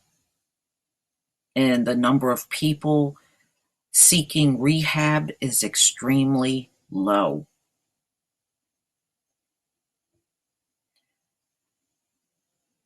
But you stay in your little devil's playground and keep covering your eyes and ears and act like it's not happening. Hey, it's not impacting the black community, nothing like the way it is the white community. Hey, it's your deaths. Please leave your comment and subscribe. And if you can donate to my channel, ladies and gentlemen, please do. Peace, family. Ladies and gentlemen, drug driving is a major problem in the U.S. This is not a public health issue. This is a felony, what these junkies are doing. Addict shooting heroin behind the wheel plows into mobile home. A man high on heroin suffered an overdose behind the wheel in North Dakota Monday, plowing his car into a mobile home. Lance Michael McClintock, a 26-year-old from Mandan, nodded off while driving with an unidentified woman who told police officers she suspected he used heroin before getting in the car. As McClintock fell unconscious, he stepped on the gas pedal of his 2002 Isuzu and went hurling into a mobile home occupied by two people, reports the Bismarck Tribune. The residents of the home were not hurt, according to police, who arrested McClintock at the scene after treating minor injuries. A man working in his yard witnessed the incident and said the vehicle nearly ran him over before the crash. Another passenger of the vehicle, 20-year-old Anthony Evans, fled the scene of the crash, but was subsequently arrested with 4 heroin baggies in a syringe at a gas station. Authorities took McClintock to Burleigh County Detention Center, where he faces a number of felony charges, including possession of heroin with intent to deliver and reckless endangerment. He later told police he was driving to the trailer park to buy heroin. And you notice there's no picture of him. And that's how you always know they're talking about somebody that's Caucasian. The incident is becoming a familiar one for law enforcement and first responders in states hit hard by opioids. A couple using heroin behind the wheel of their vehicle forced officials to shut down Interstate 75 outside Cincinnati, Ohio, July 15th after colliding into a semi-truck. A child was forced to take the wheel of a car after his father passed out while suffering a heroin overdose in Brooklyn, ultimately crashing into an ambulance. That was July 20th. Researchers from Columbia University in New York City recently investigated more than 2 decades of federal traffic data, and found that opioid scourge is behind 700% increase in traffic deaths. Wow, 700%. See, this is what should be reporting in the news every day. This is going on nationwide. These junkies are killing people with their cars because they're all strung out behind the wheel. You ain't even safe in your home. These fools are jumping the curb and slamming into people's homes. This is crazy. Police say that in many circumstances, addicts will shoot up wherever they are, whenever they buy their drugs, which many times is in a vehicle. It's a continuous circle to keep the drug in your system, and these people go to any length to get it. He's right about that. Cincinnati police told Fox 19, they get it in their car, they use it, they OD, they crash, and then we get involved. Overdoses are now the #1 cause of accidental deaths for Americans under 50. The New York Times recently called through data from state health departments and county medical examiners and coroners, predicting that there were between 59,000 and 65,000 drug deaths in 2016. This is outrageous, y'all. This is outrageous. But nothing is going to change as long as they keep labeling this thing a public health issue, which is very inappropriately labeled. When they get behind the wheel and run into other cars and kill people, jump in the curb, and pedestrians are running everywhere, this is a felony, and that's how it should be looked at. But, let them kill enough people. I bet you things will change. Please leave your comment and subscribe. And if you can donate to my channel, please do. Peace, family. This is a news article that just came out on HR Dive. As opioid hit the workforce, employers are forced to improvise. As the baby boomer generation retires out of the workforce, many companies are struggling to fill open positions in areas of countries where illicit drug use is rampant. The opioid plague is doing more than destroying individuals and families. It's threatening to shut down manufacturing plants and whole industries as employees and potential hires succumb to drug abuse and addiction. The opioid plague has had a staggering effect on workforce participation, particularly for men ages 25 to 54 at 88.4% participation. The amount of men in the labor force pool is only slightly higher than its all-time low in 2014. Opioid use has become a key factor why prime age workers, primarily men, are unwilling and unable to find work, according to Goldman Sachs economists cited by CNN. In a study published by a former White House economist, approximately 1.8 million workers did not participate in the labor force at the beginning of 2016. Almost half of respondents, over 880,000 individuals, admitted they had taken an opioid the day before being surveyed. For American employers, the situation is becoming dire. Some reported that between 25% and 50% of qualified applicants can't pass a routine drug test. For those in the manufacturing industry, a sector in which diminished capacity can be fatal, employers simply cannot take the risk. Jobs remain unfilled, new orders are refused, and the toll of opioid abuse trickles throughout the company and the community. The CDC reported that more than 15,000 opioid deaths in 2015. Cost and hidden cost. According to a study by Castlight Health, 1/3 of prescription painkillers paid for by employer-funded plans are being abused. Workers who abuse painkillers cost the company double the medical cost of non-abusers. Across the country, it's estimated employers lose $10 billion per year due to lost productivity and absenteeism because of drug abuse. Companies are also seeing increased insurance costs due to the plague, covering the cost of health insurance for employees and families. One company in Ohio had to spend $250,000 in the last 3 years for drug treatment for 5 employees' dependents. Wow, that's a lot of money to shell out for just 5 people.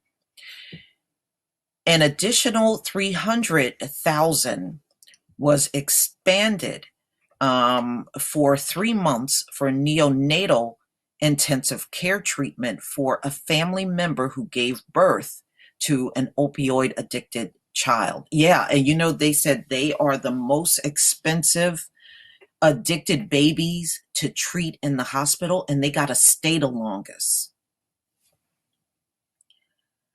Okay, pre-screening on the rise. Carl Johnston, president of Clear Match, an employment screening and investigative company, noted that striking difference in requests for pre-employment drug testing. In the last 4 months, we have seen a 30% increase in employers asking us about drug testing, he said. Normally, employers are concerned if the applicant has a criminal record or a credit risk, but now they are concerned with on-site drug use, even the jobs that are at the executive level. Yeah, because it's people of all backgrounds, from the poorest up to the richest that are doing the opioids. In the past, opaque testing was an option for most drug screenings, as employers believe it could recognize a heroin user. And you know what? If they find any drug use in your background now, they won't hire you. A lot of these drug addicts, even if they're former drug addicts, if they find that you've been arrested on any type of drug charges, a lot of companies nowadays will not touch you. You can even go there and say, look, I'm clean. I don't do drugs anymore. They don't care. They won't touch you. I think they look at them as a risk. There's always that chance those folks are going to fall off the wagon, and they don't want to take that risk.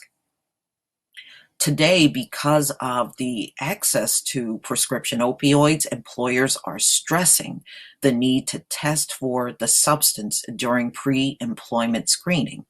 Johnston finds 20% of those screened are not passing the test. Further complicating screening are states where recreational marijuana use is legalized. Employers are placed in a difficult situation because the drug lasts for weeks in the system.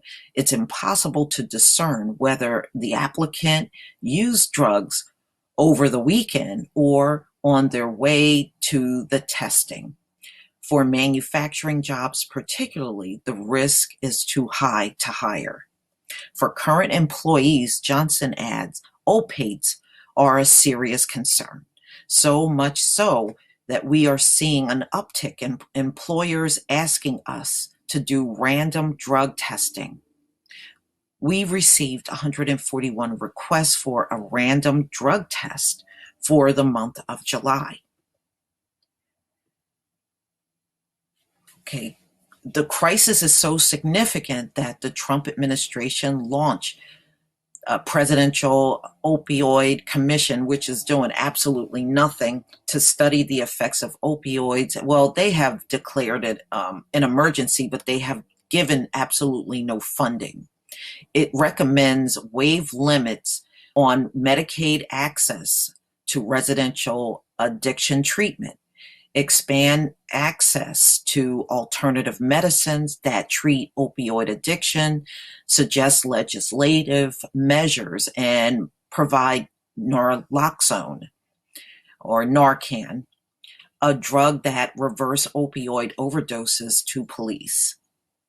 The commission will continue to study the matter.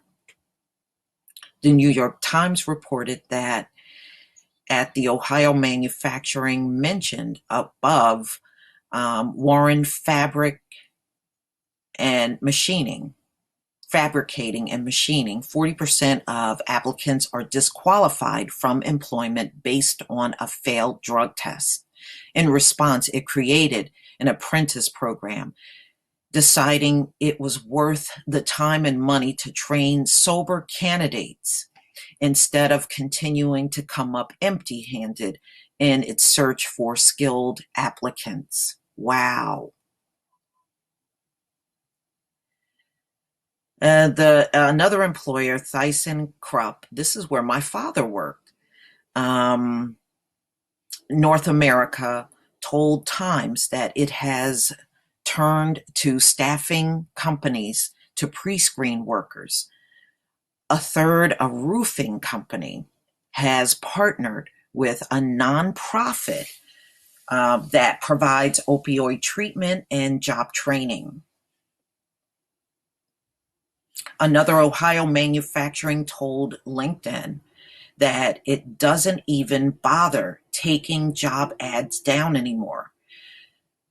Turnover is so high because of opioid abuse that they need a constant flow of applicants. Wow. So even when they have these people hired, they have a problem with, a flood of turnover where they got to constantly hire more, probably hiring more opioid addicts.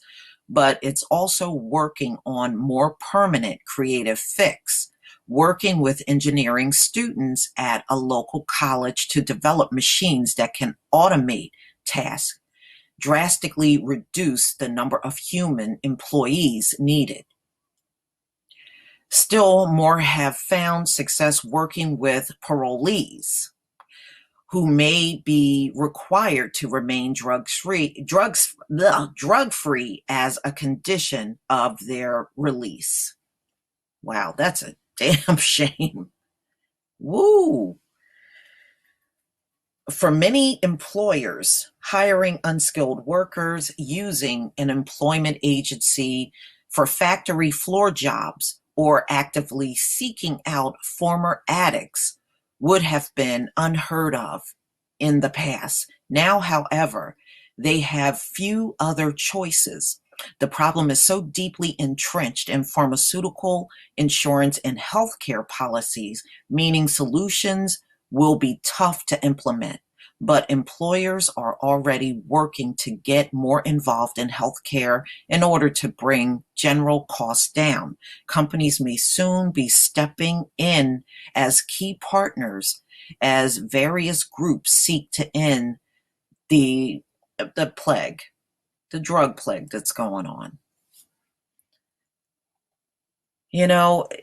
If productivity is down because of this epidemic, that means that's less money coming into the economy. So, as I stated before, this drug plague has a domino effect, and it's really impacting everything. everything from jobs to schools, all types of public places are all feeling the effects of this plague. It's not like it's a small group of people and they're just causing harm to themselves. It's impacting all of us. Please leave your comment and subscribe. And if you can donate to my channel, please do. Peace, family. The drug problems in America just keeps coming and coming and coming with no end in sight. Meth, as you know, is also exploding across the country, along with your heroin, your opioids, and your fentanyl. Meth use is growing problem in Minnesota, North Dakota, as communities struggle to address the rising use of heroin and other opioid narcotics. Another familiar drug has continued to tighten its grip. Figures from law enforcement and addiction treatment specialists show that methamphetamines remains the most commonly used hard drug in the region. Minnesota has experienced a 489% increase from 2009 to 2016 in meth seizures, according to the Department of Public Safety. And while 2009 marked a low point in levels for people seeking treatment, methamphetamines arrests and seizures have dramatically increased since then. The Minnesota Department of Public Safety announced the seizure of 487.7 pounds of meth in 2016, more than double the 230.3 pounds seized in 2015. In 2012, just 112.6 pounds of meth was confiscated by law enforcement in Minnesota. Law enforcement officials say methamphetamines currently flowing into upper Midwest comes largely from Mexico cartels. Minnesota Department of Public Safety Gang and Drug Coordinator Brian Marquardt said that around 2007, cartels figured out a way to mass produce high quality methamphetamines.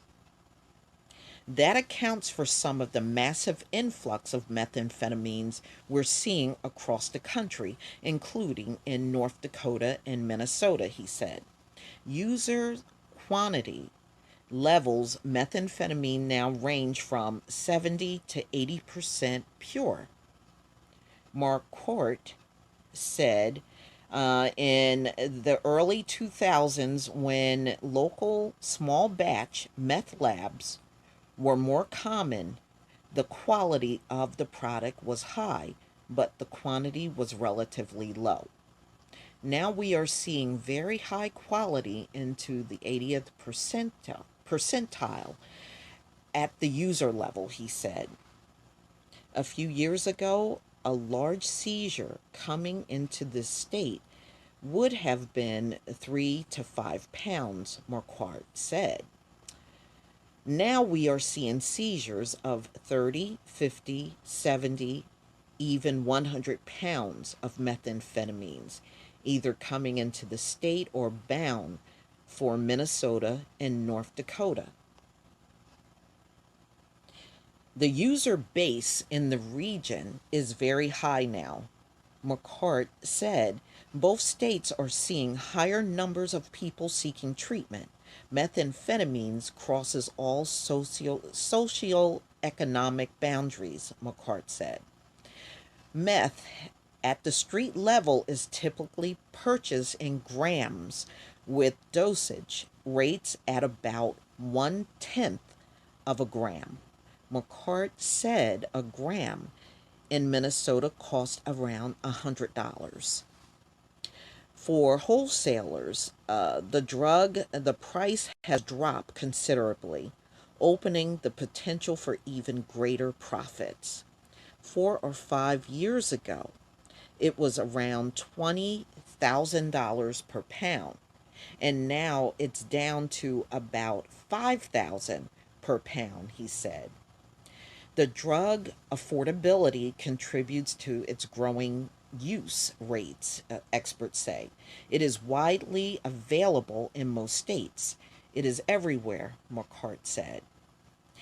It is in small rural towns to large metropolitan areas. Truthfully, if people want to use it, they can find it, Davis said.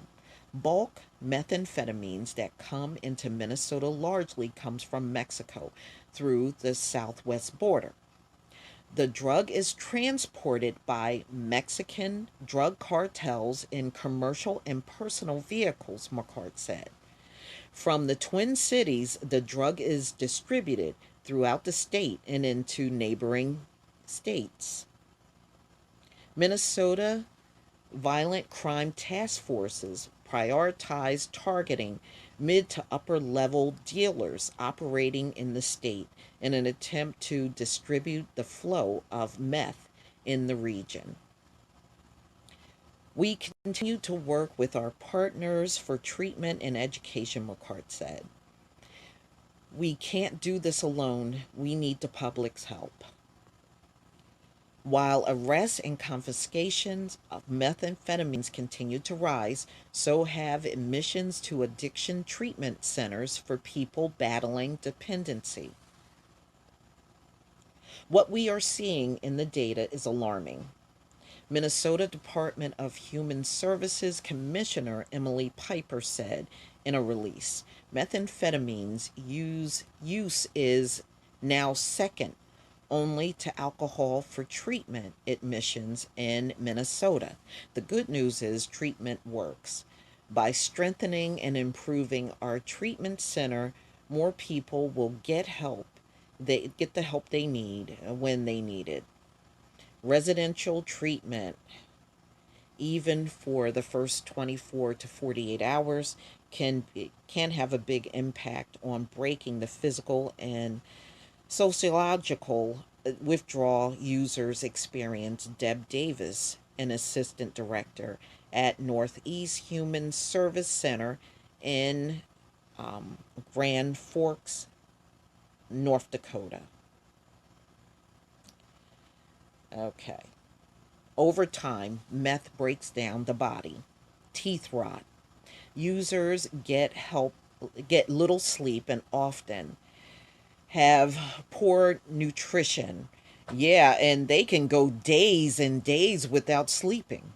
That's why they sound so crazy. They talk fast and they're real, what they call tweakers, Prolonged amphetamines drug uses cause people to lose the ability to organically experience pleasure, Davis said. Even if someone has a period of sobriety, they may end up trying to use again just to get the feeling back. They just think they can do it one time, one last time, Davis said. Success, okay, for people in treatment is relative. Davis said many people tend to look at someone who has 4 months of sobriety and relapse as a failure, but she believes that is misguided. Every attempt at sobriety could be the time it sticks for good. We don't look at things like success and failure as black and white, Davis says. Oh, you may not look at it like that, but the vast majority of them fall off the bandwagon, and that's the truth.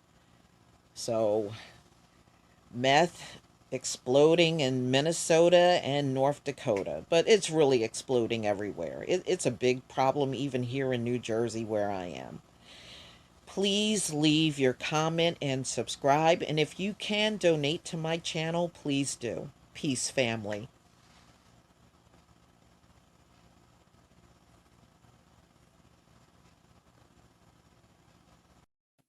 Okay, this is an article that just came out on Addiction Now, and it's dated August 21st, 2017. Nearly 92 million adults use prescription opioid, new government report.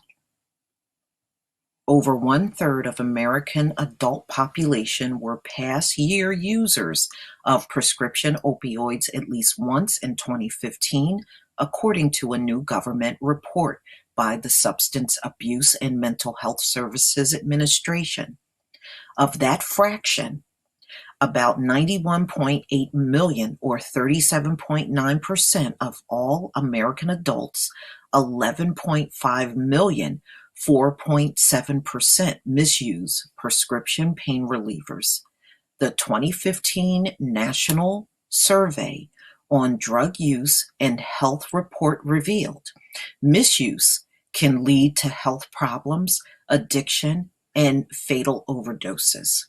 The level of overdoses is a crisis, and it requires all of our efforts to turn the tide. No, it doesn't. That means changing prescription practices to reduce the number of people developing a problem, ongoing outreach risk reduction, activities like widespread distribution of naloxone and treatment, especially medication-assisted treatment and recovery support available upon demand. Only marijuana comes ahead of prescription opioids as the country's most used illicit substance. And even though misuse of prescription drugs is frequent in the U.S., most who use prescription opioids, 87.2%, didn't misuse them. Yet, the researcher believes understanding the reason for misuse could have major important public health implications because policymakers can utilize this information to help guide their assessment of drug use, prevention, and treatment in their cities. Okay, if you have a family history or your own history of having a substance abuse disorder, discuss this with your physician and ask for a plan for how to manage issues if pain medication is absolutely necessary. Additionally, 11.5 million adults use prescription pain reliever improperly on at least one occasion in the past year. Physical pain was cited as the most frequent reason misuse occurred, 63.4%. In the mid-90s, we began to concerted efforts to better address pain, Johnson explained. Pain was identified as the fifth vital sign, and hospitals and other healthcare providers were evaluated by accrediting bodies on how they address pain. Opioids became the primary tool to address pain regardless of the type of pain. Okay.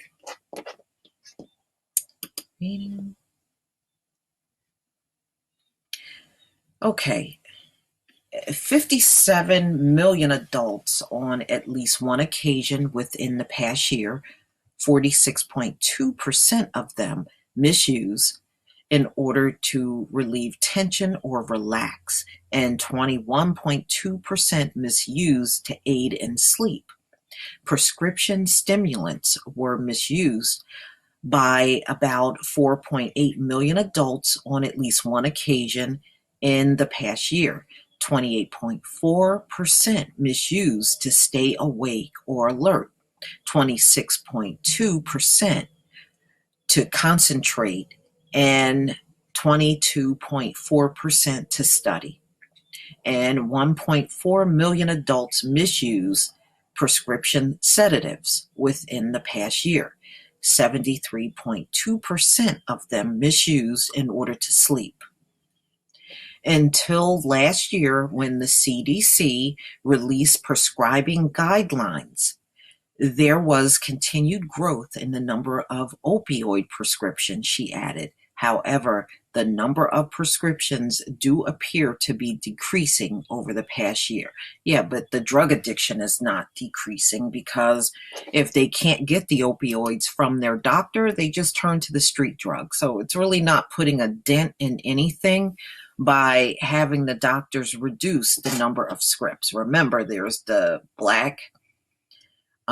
dark internet. There is shipments coming in from China, still synthetic opioids coming across the Mexican and Canada border. So you're really not putting a dent in this plague. It's not going anywhere. And quite frankly, when I read these articles, it just tells me they really truly don't know what the hell to do.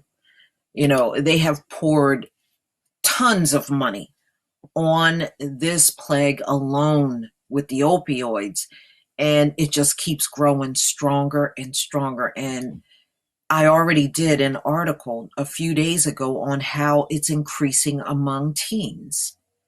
So it's not going anywhere, ladies and gentlemen.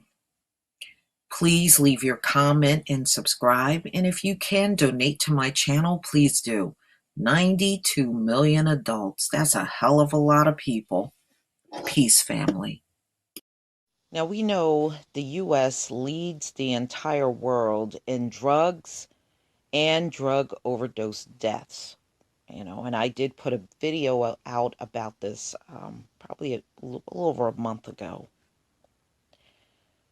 Now there's a growing fear of fentanyl appearing in other countries across the world. And in many cases, it's already there, especially in the UK.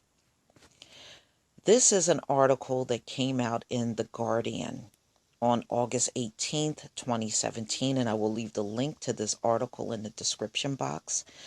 Synthetic opioid plague in U.S. serves as warning for the world, says UN.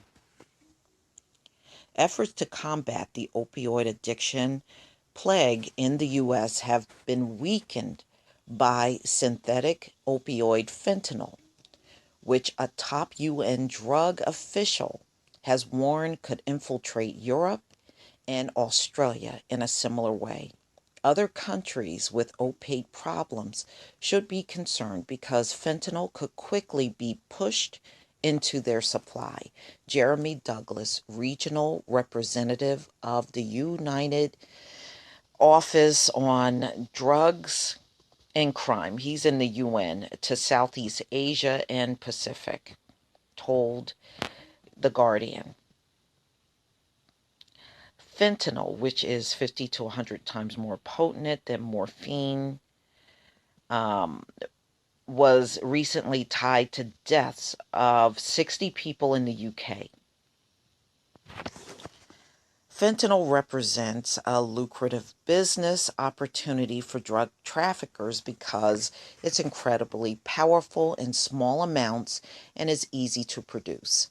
Since fall of 2013, fentanyl has contributed to more than 5,000 overdose deaths in the United States, including, from 2009 to 2014, it contributed to at least 655 deaths in Canada. Fentanyl drove a 73% increase in synthetic opioid deaths in the U.S. from 2014 to 2015, according to the Centers for Disease Control and Prevention. The rate of death from synthetic opioid has increased across all demographic groups and regions. And there is currently a high availability of fentanyl, increased seizures of fentanyl, and more known overdose deaths from fentanyl than any time since the drug was synthesized in 1959, according to U.S. government data. What's occurring in the United States and Canada is because of overprescription of opioids originally, and then the clampdown on the legal supply, Douglas said, but there are a lot of markets out there with a significant heroin consumption issue, and fentanyl is easy to smuggle, and you can mix it into the market. If you are an unscrupulous, organized crime guy looking at the benefits of fentanyl for your business, it could make sense that they're going to start pushing it. Police in the UK, Yorkshire, and Humber region said earlier this month that they expect the drug to be here to stay after it is found that at least 60 drug deaths in the UK have been linked to fentanyl and carfentanil since December 2016. We will do anything we can to stem the flow of this supply into communities because of its availability on the dark web. It's something that is very difficult to control and is freely available, said Detective Superintendent Patrick Twiggs of West Yorkshire Police. There is similar concern in Australia, where the U.S. Drug Enforcement Agency warned its counterpart that the country could face a similar threat from fentanyl, according to news.com.au.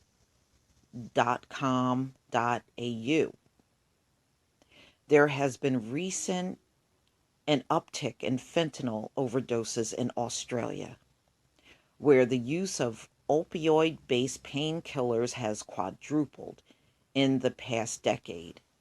This is the same place, by the way, where they won't allow Aborigines to have alcohol because they complain, they become violent.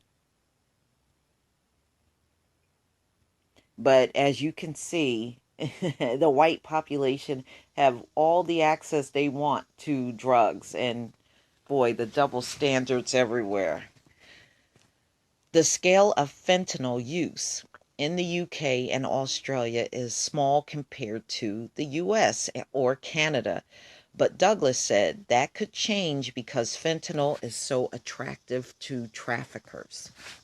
It's easy to hide production. You don't need very much to ship, so it's going to be movable, said Douglas. Basically, it's great if you're an organized crime guy. 1 kilo of fentanyl can result in a batch of more than 666,600 1.5 milligram pills sold at $10 a piece. That is 6.6 million in revenue. Cut the dosage down to 1 milligram and the manufacturer could have $10 million. Wow. Fentanyl is also cut into heroin to strengthen weak supply, often without the consumer knowledge. With heroin and other plant-derived opioids, the manufacturing process begins in an opioid field where which plants must be harvested. Because fentanyl is synthetic, all that is needed to produce is a lab. Fentanyl is typically sent from China to consumers in the US and Canada. Though there have been efforts to clamp down on China's manufacturing of fentanyl, the country has an enormous pharmaceutical industry, and officials says it's impossible to completely root out the source for such a lucrative product. This is why it could land in Australia and Europe in a similar way as it has arrived in the United States, where it has been smuggled in by traffickers or ordered on the internet and sent through postal service, which does not have the resources it needs to detect every block of fentanyl in the mail. Fentanyl sales have been tracked to dark websites like Alphabet, which was closed in July, but Douglas' team has also seen sales of fentanyl and carfentanil, which is about 10 times more potent than morphine and intended only for very large animals on normal websites.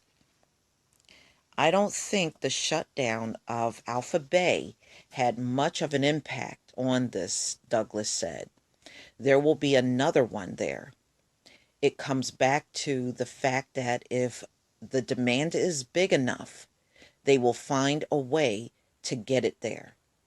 To address demand, Douglas said countries with opioid addiction problems should emphasize a public health approach instead of policing, which is how the U.S. has long managed drug crisis. That's a damn lie.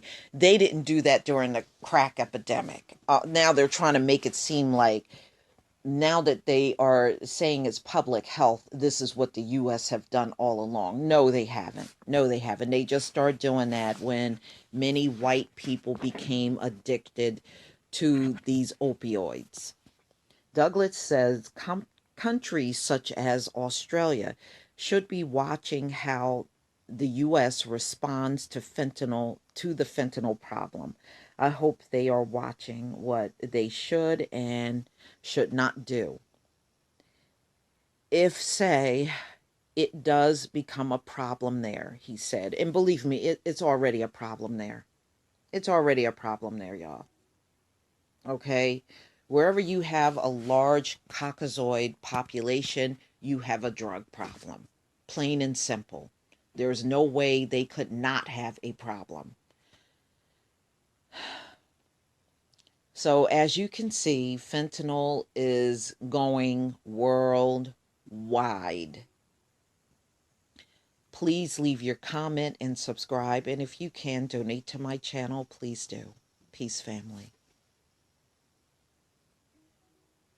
Article that came out on ABC News on August 16th, 2017. U.S. teen drug overdose deaths inch up after years of decline. After years of decline, teen deaths from drug overdose have inched up, a new U.S. government report shows. The drop in teen deaths have been a rare bright spot in the opioid plague that has seen adult overdose deaths surge year after year, fueled by abuse of prescription painkillers, heroin, and newer drugs like fentanyl. This is a warning sign that we need to keep paying attention to what is happening with young people, says Catherine Keyes, a Columbia University expert on drug abuse issues who wasn't part of the study. It's not clear why teen overdose deaths increased in 2015 or whether the trend will continue, said lead researcher Sally Curran of the U.S. Center for Disease Control and Prevention. The CDC released a report Wednesday focusing on adolescents age 15 to 19. The overdose death rate rose to 3.7 per 100,000 teens in 2015 from 3.1 the previous year. Most of the deaths were accidental and were mainly caused by heroin, researchers found. Clearly, drug overdoses have been a far smaller problem in teens than in adults. Tens of thousands of adults die from overdose each year compared to 700 to 800 teens. Other differences, unlike adult overdose deaths in teens, have not been climbing every year.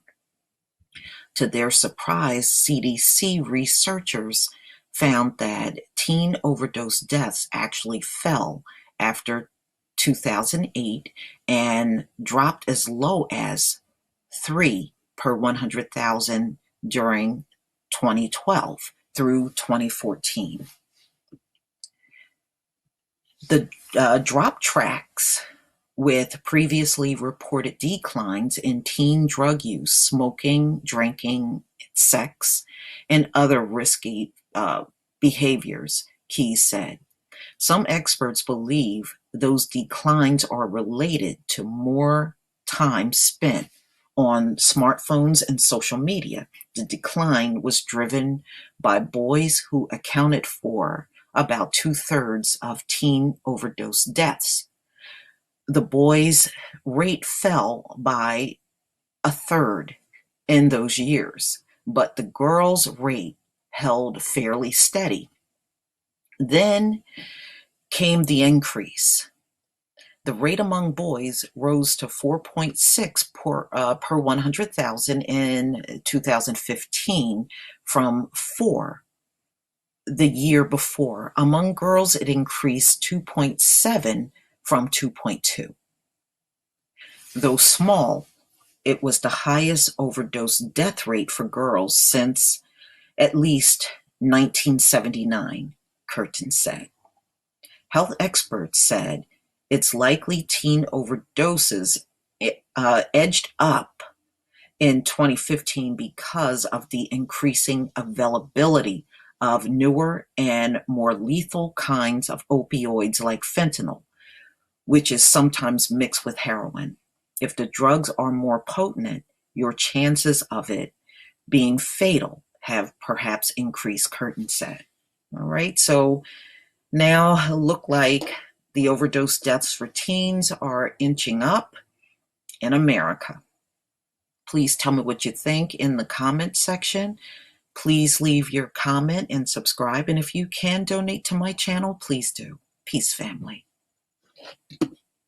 To keep one thing in mind, during the crack epidemic, there were many people that got life sentences for crack. Okay, crack. And these weren't all dealers. Many of these people are still sitting in jail that were just drug users.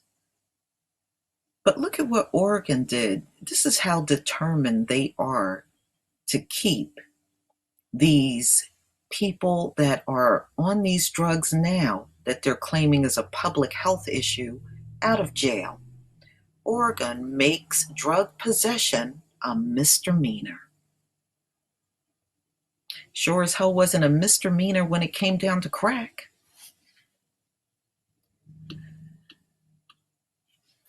A bill signed by Oregon Governor Kate Brown on Tuesday makes personal use possession of cocaine, heroin, methamphetamines, and other drugs a misdemeanor, not a felony.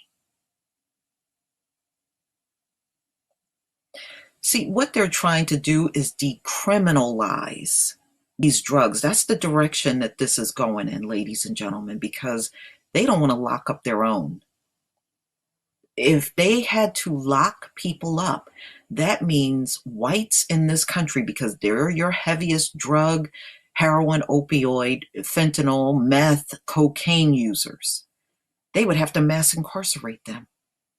So they're doing everything they can to avoid doing this, even if it means decriminalizing drugs in America and letting them just continue to run amok out here. Oregon joined just a handful of other U.S. states in defelonizing drugs under the new law, which was supported by law enforcement groups, and the effect takes effect immediately. Joe Mesa, owner of Amazing Treatment, a rehab center in Salem, applauded the move. She has seen the damage caused by drug addiction in her 30 years in the field. There's a huge crisis out there, and locking people up is not going to work, Mesa said. Well, it sure worked during the crack epidemic, didn't it? You know, this is why you're not getting all the sympathy that you're looking for. You're not going to get it. Okay, it's one set of rules for black people, another set of rules for white people when it comes down to drug addiction. Black people still go to jail for drug addiction. It's not looked at as misdemeanor anywhere. Even states where they have legalized marijuana, black people are still going to jail. Looking to kick their addictions, patients ascend a flight of stairs into amazing treatment located above a Mexican restaurant and a barber shop in downtown Salem. Inside the center, someone had drawn a syringe on a whiteboard with the words "No more." Above that was a quote by philosopher Friedrich Nietzsche. Okay. Many are stubborn in pursuit of the path they chosen, few in the pursuit of the goal. Mesa said imprisoning first-time offenders with limited or non-existent treatment opportunities is not the solution. That's amazing. Where was Mesa back during the crack epidemic? Where were the people like her? But the goal can be achieved with treatment for 6 months to a year, with support from recovering addicts and training in how to remove oneself from the environment that led to the drug abuse, like a circle of addicted friends or relatives, she said. Jailing is not helping the problem. Well, it's sure helping the problem when it came down to black people. And if you really were sincere about that, then why are the people from the crack epidemic still sitting in prison? Many of them are still in jail. Now, Obama did get some of them out, but it still didn't go far enough. There's still way too many sitting in there. All you're doing is putting a Band-Aid on it and ripped it off when they get out of jail. Among the bill's supporters were the Oregon Association Chief of Police and the Oregon State Sheriff's Association, which said felony convictions include unintended consequences, including barriers to housing and employment. Gee, don't you think that also applies to black people too? Just saying. But the two groups, in a letter to a state senator who backed the bill, said the new law will only produce positive results if additional drug treatment resources accompany this in policy change. So, I'm going to leave the link to this article in the description box, but I just want you to see how far they will go to make sure many of these white drug addicts do not end up with felonies that will be on their record for the rest of their lives. So they're just classifying people that are in possession of drugs as a misdemeanor. And remember, it's more states than Oregon that's doing this. And you can best believe there'll be more cropping up in the future because they don't want to mass incarcerate their own. Okay, so if it means defelonizing and then eventually legalizing these drugs, then so be it. But no matter what these law outcomes are, it's not going to keep black people out of jail. They're going to still incarcerate black folks on drug possession. Okay, we already heard this from the Justice Department trying to go after weed users. Please leave your comment and subscribe. And if you can donate to my channel, please do. And I will leave the link to this article in the description box. Peace, family. This is a story that I got from Robin, the Girl Wonder. I want to thank you for sending this. This brings back a lot of mixed feelings for me. During the crack epidemic, it was actually the police and the politicians that led on the mass incarceration of crack addicts and dealers back in the day. Even if somebody was dealing out of their grandma's house, grandma went to jail Any of the siblings that were in the house went to jail. Everybody went to jail. And they did not care whether you were directly involved or indirectly. It just didn't matter to them. The bottom line is, if you were black, you belonged in jail. As soon as the victims start looking like them, just like in the Justin Diamond case, and just with the drug epidemic altogether, all of a sudden, there's a level of compassion that was not extended to anyone else. You know, this is why they are going through this drug plague, and they don't have very many people outside of themselves that are sympathetic, and rightfully so. So this one is a mayor that she is a Nashville, Tennessee mayor. Her son was in Denver, Colorado, and he died Saturday night of a drug overdose, like many do across this country. Remember, ladies and gentlemen, they are dying at 142 a day. And part of me would not doubt if it's higher than that, because, you know, the devil is never going to tell the truth. All right, so let's get into this story. Max Berry's son of Mayor Megan Berry dies of overdose. Son of Nashville Mayor Megan Berry died Saturday night of an apparent overdose in Denver, Colorado. And Colorado was also having a horrible time with drugs. Max, 22, recently graduated from the University of Puget Sound near Seattle. He was the only child of the mayor and Bruce Berry. The Berry family sent out a press release Sunday morning. Early this morning, we received news that no parent should ever have to hear. Our son Max suffered from an overdose and passed away. We cannot begin to describe the pain and heartbreak that comes with losing our only child. Our son was a kind whatever. Our family would greatly appreciate your thoughts and prayers, and would respectfully ask for privacy as we mourn the loss of our child and begin to understand a world without his laughter and whatever. Okay, so you know their son died Saturday night. But this happened to Black people all throughout the crack epidemic. Many of us lost loved ones or even knew someone directly or indirectly on crack. There was no outpour of sympathy from the Caucasoid community. Now that you are going through the epidemic, you want to come and say, well, it's not funny.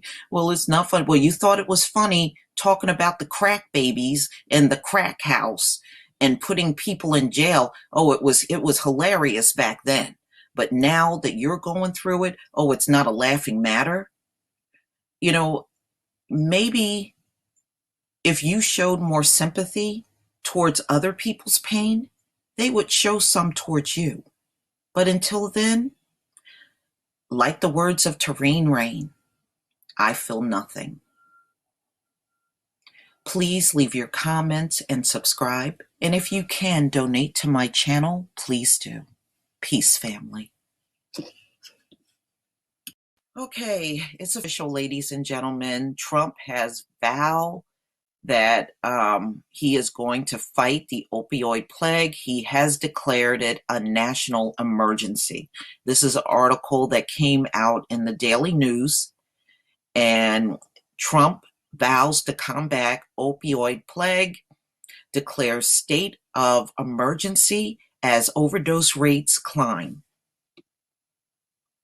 Trump is declaring the opioid crisis a national emergency, days after hearing from a White House opioid commission Trump said he's heeding its call for increased federal action to combat the plague of overdoses from prescription opioid painkillers such as oxycodone, hydrocodone, fentanyl, and morphine. At a Bedminster, New Jersey news conference with Pence on Thursday, Trump said he planned to spend a lot of time and money on addressing the opioid problem. The opioid plague is an emergency, and I'm saying it officially right now. It is an emergency, Trump told reporters. We're going to draw it up, and we're going to make it a national emergency. It's a serious problem, the likes of which we never, ever had. A total of 52,000 people died of fatal overdoses in 2015, a rate of 16.3 per 100,000. Of those, more than 33,000 were attributed to opioids, including prescription painkillers, as well as heroin and even more potent fentanyl. Experts predict a marked rise in 2016 figures due to increasing numbers of prescription painkillers users turning to heroin and fentanyl, which are cheaper and more deadly.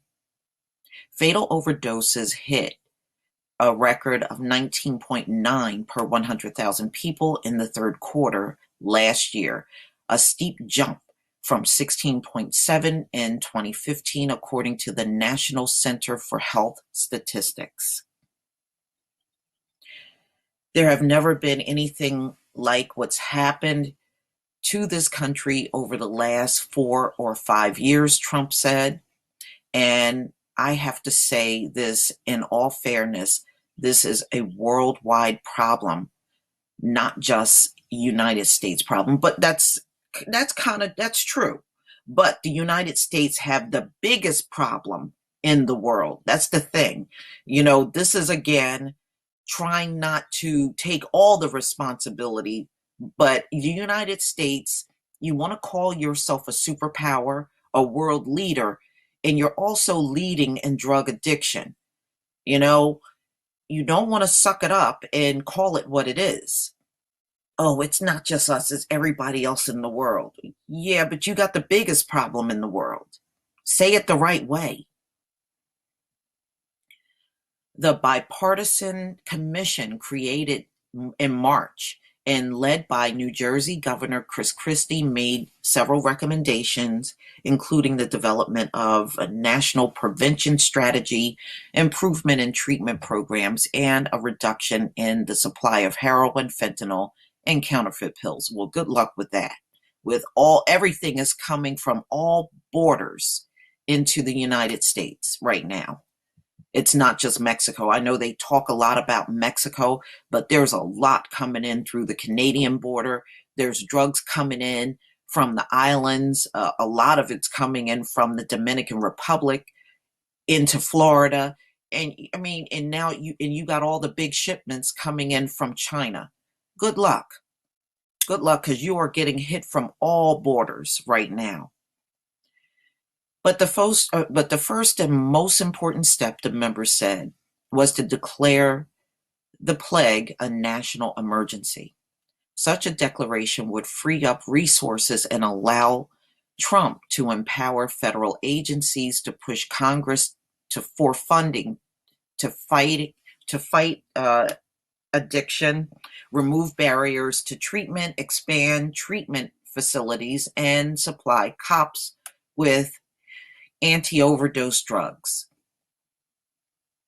The opioid plague we are facing is unparalleled, the commission said in a letter accompanying the report to Trump. The average American would likely be shocked to know that drug overdoses now kill more people than gun homicides and car crashes. We know that. That's why I laugh every time the trolls come over here talking about black on black crime. The drug deaths have far exceeded any deaths that occur from black on black crime.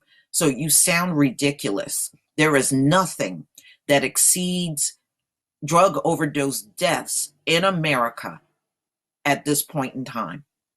Nothing. So you can keep bringing that up all you want. You will never be able to produce the numbers that show black people are killing other black people at 142 a day. It ain't happening. Okay? Nor has it ever happened. I guess your high IQ just don't tell you that. Over the last 13 years, more than 183,000 people have died from opioid overdoses, half of which involved a prescription drug, according to the Centers for Disease Control and Prevention. Yeah, but most of your junkies out here, as I did a video about a week ago, the vast majority of the junkies with opioids never had a prescription.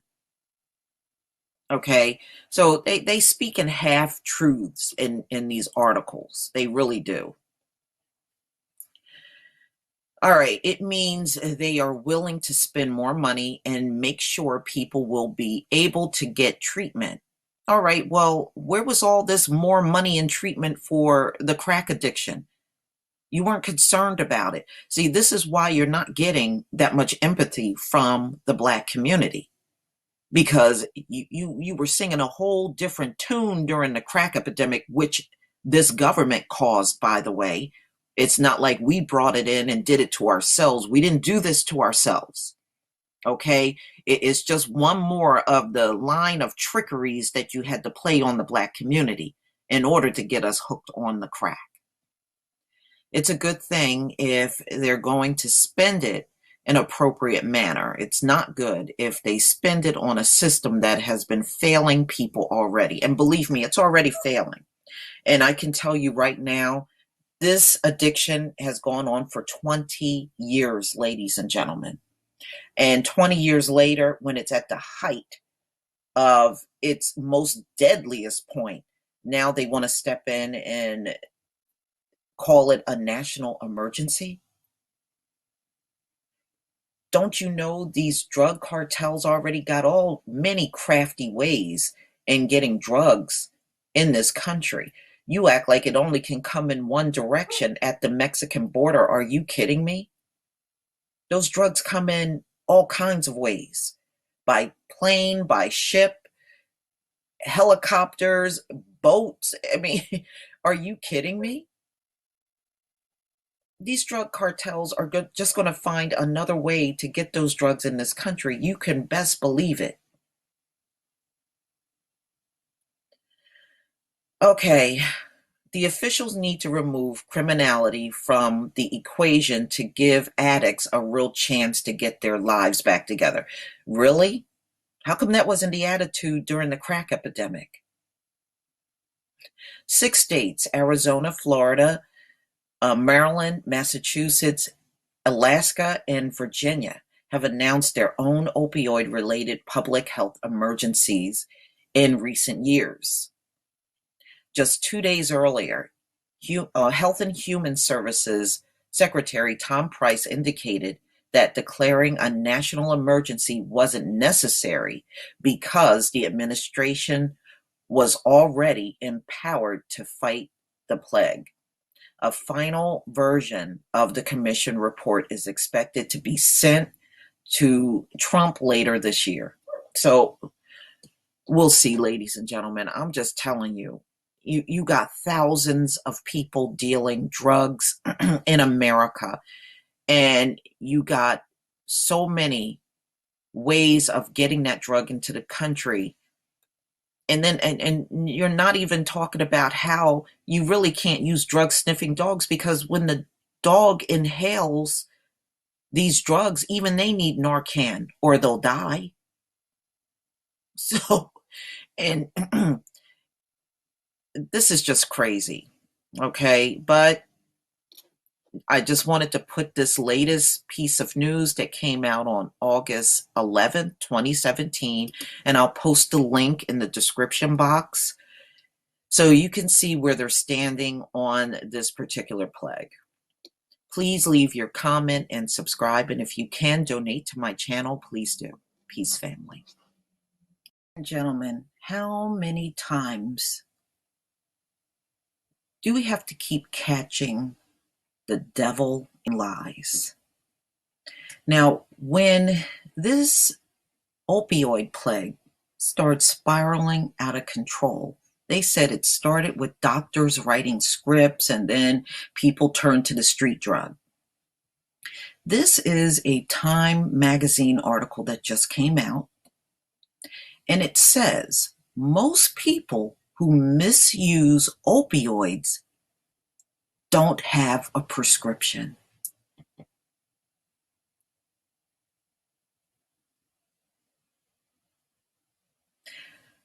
But they have been making the claim over and over, these people were given prescriptions. They could no longer get a prescription from their doctor. Then they had to turn to heroin out on the street. Now come to find out, the biggest abusers didn't even have a prescription, which means they got it illegally. They got the opioids illegally, probably through, because they have parties and share drugs, okay, at parties. And they also buy them on the black market. But the majority did not get a script from the doctor. Okay, let's get into this article. All right. In the latest national survey on drug use and health, government researchers documented the extent of the opioid plague in the U.S., providing details on which groups are more vulnerable to abuse and addiction, and the factors that drive misuse. More than 51,000 people completed an hour-long survey conducted in person by public health officials, using those responses as a representative sample. The researchers calculated national rates of opioid use and abuse. Nearly 92 million people, or 40% of the adults U.S. population that isn't institutionalized, reported using prescription opioids. Among them, nearly 5% said they misused them, which included everything from using opioids without a prescription to relying on the drugs for something other than the reason they were prescribed by the physician, or taking them in larger doses or more often than prescribed. Among people who misuse opioid, nearly 2 million were addicted to the drug or had some type of abuse disorder. The survey revealed how people were obtaining opioids. For those who reported misusing the drug, 60% were using opioids without a prescription, according to the report published in the Annals of Internal Medicine. About 40% of these people access opioids free from friends or relatives. What have they been saying all along, ladies and gentlemen? Oh, it's an accidental overdose, accidental total overdose. Oh, it's a public health issue. Oh, we need to have a different approach. They accidentally got hooked through getting a doctor prescription. It's all a lie. It's a lie.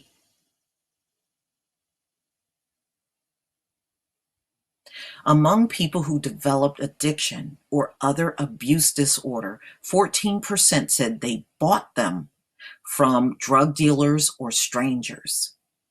So they're actually getting their bottles of pills and selling the pills to friends and relatives or strangers, or just giving it to them for free. Because you know why, ladies and gentlemen? They're not in pain. When they get these drugs, they just want to get high. and they're just lying and telling the doctor they're feeling all this pain, and they really don't.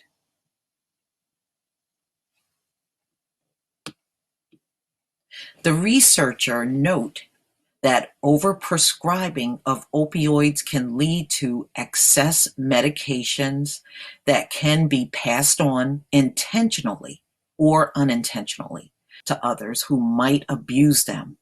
Prescribing the powerful painkillers for less serious conditions can lead to such diversions and abuse.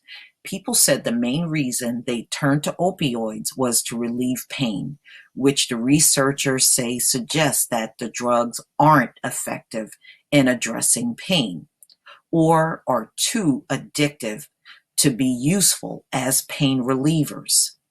People who were uninsured or unemployed were more likely than people with health coverage or jobs to misuse and abuse opioid. Those who said their health was poor were also more likely to both use and abuse opioids than people who were healthy. Having other addictions to drugs like heroin, cocaine, sedatives, or tranquilizers also put people at higher risk of abusing opioids, as did having behavior conditions such as depression. Programs to reduce opioid addiction should consider people's history of mental illness and behavior disorders and include close monitoring of their response to opioids, said researchers. So it's all a big lie. The reason why there are so many addicts out here because folks have these drugs and they're sharing them with other friends and family, or they're selling the pills to people. This is why this addiction has spread the way that it did. It was not all from writing prescriptions. So a lot of the actual junkies are fully responsible for the widespread of the opioid plague that has happened in America. Please tell me what you think. Leave your comments and subscribe. People are dying from prescription. And just tell me what you think, ladies and gentlemen. Because let's watch the video. I'm sorry. Let's just watch the video here. More people are dying from prescription pills than they are from motor vehicle accidents.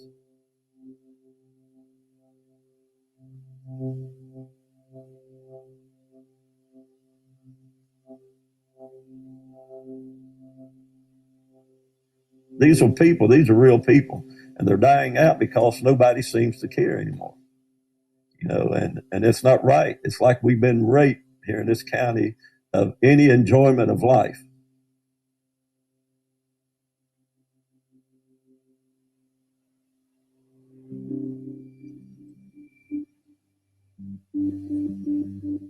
We're considered the poorest county in the state, and even on national level, we're listed as a third world country here.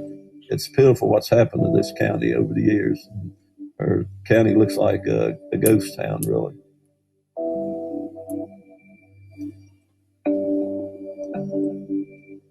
We're the first county in West Virginia to sue 3 companies that they were sending all these pills out to the depressed areas and things.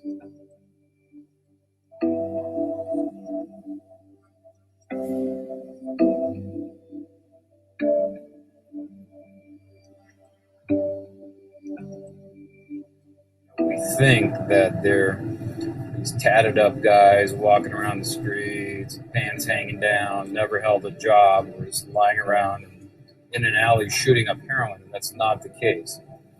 These are kids who are in a mechanical engineering program at WVU, or healthcare professionals, or lawyers, and that's kind of what my program does, is educating the public just about this very question that you asked me. It's like, what do these people look like?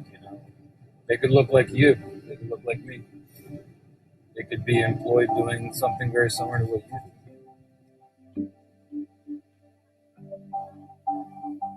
You know, we see cases where millions of pills are shipped into one tiny little pharmacy in a tiny little town with a population of 300 people.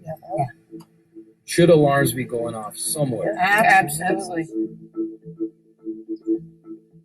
Probably 9 out of 10 cases that we're involved with is drug related. And I see people that I grew up with. I see people I went to school with and see neighbors, you know, and these are good people through surgeries, and they've got addicted to drugs, and it's taken over their life. And because drugs are so easily available on the streets, and then through the pharmaceutical companies flooding West Virginia and flooding our county here of McDowell, and then people just turn to drugs. You are in the Gary area. This area is known as the Gary Bottom. This used to be the richest, largest coal mining operation in the world. There are pill houses all around here. Yeah, I've been there, so I know how it feels to want that next fix, that next high, that next feeling of trying to feel normal. Leslie was standing on the street corner every day, begging for money. Every day. That was her job. You would come down the street and you would see her chasing cars. Give me a quarter. There's no jobs. There's no hope. And see, when you live in a world with no hope, you'll do anything to try to bring hope into your life. And I think they have used drugs as a formal way of coping with what used to be. I no longer wanted to feel. I didn't want to feel the pain, the mental issues that I was going through. It seemed to cover it up, to take it away, that I didn't have to think about it. And all too many times have we sold them to pay electric bills, to get food, to do things that we need to do. They were there, why sit and be hungry? And it just doesn't take from the poor side of walk of life. It takes from all of us. I practiced emergency medicine here at Grant Memorial Hospital for many years. Saved a lot of lives. The only kind of passion that I had was I liked racing. I liked cars, fast cars. And this one time that it was pouring rain and 160 miles an hour, lost control of the car and went straight into the guardrail, this metal guardrail. Just demolished the car. The very next day, I had to be kind of back at work in the ER, and I tried to call, hey, can you cover me? No one's covering me. And I'm in tremendous pain. So I took hydrocodone out of the sample closet, and I remember immediately feeling just, not only was my pain gone, but I felt like energy, I felt euphoria, and the next day I took more because I still had back pain. The samples that were available there, I consumed them all. And then I started writing prescriptions. I wrote them in different individuals' names. And this may have been a period of 3.5 years. Basically, the DEA started doing an investigation, and they looked and they saw this pattern of him writing these prescriptions in different names, the same names again and again and again. My sentence was 48 months, and I served like 2.5 years, a little more than 2.5 years.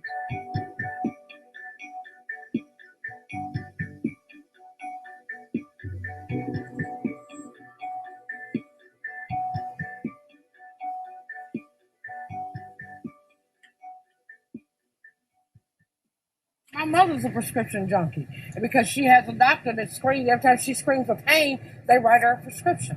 Now, it's much better than it used to be, but years ago, you used to say, I knocked my pills in the toilet, and guess what? You got another prescription.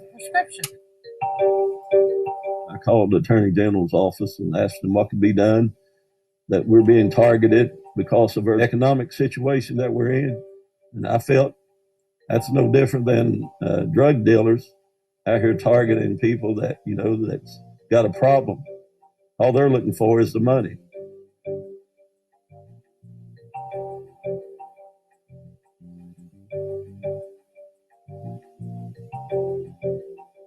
what is the topic that you want to tell us about? What I wanted to talk about today, Steve, is prescription drug diversion in hospice. So what changed for me, number one, was in prison, I received research. I had my son, my wife, my family, my friends send me anything on drug diversion, anything on doctor shopping. So that really intrigued me. Like, why don't I know this? You know, why can I not get a medical expert to come in here and talk to me about this? Because there is no one. And I wanted to be that medical expert. And so that I took that on as my life's mission. The economics drive this.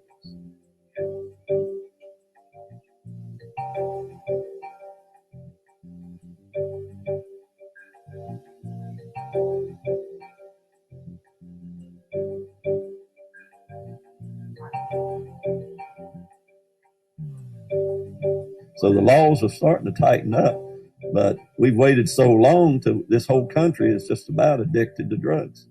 And now we're trying to find answers for it. And, you know, it's not going to come as long as it took to get it established. It's going to take that long to get it de-escalated now, the problems that we're facing.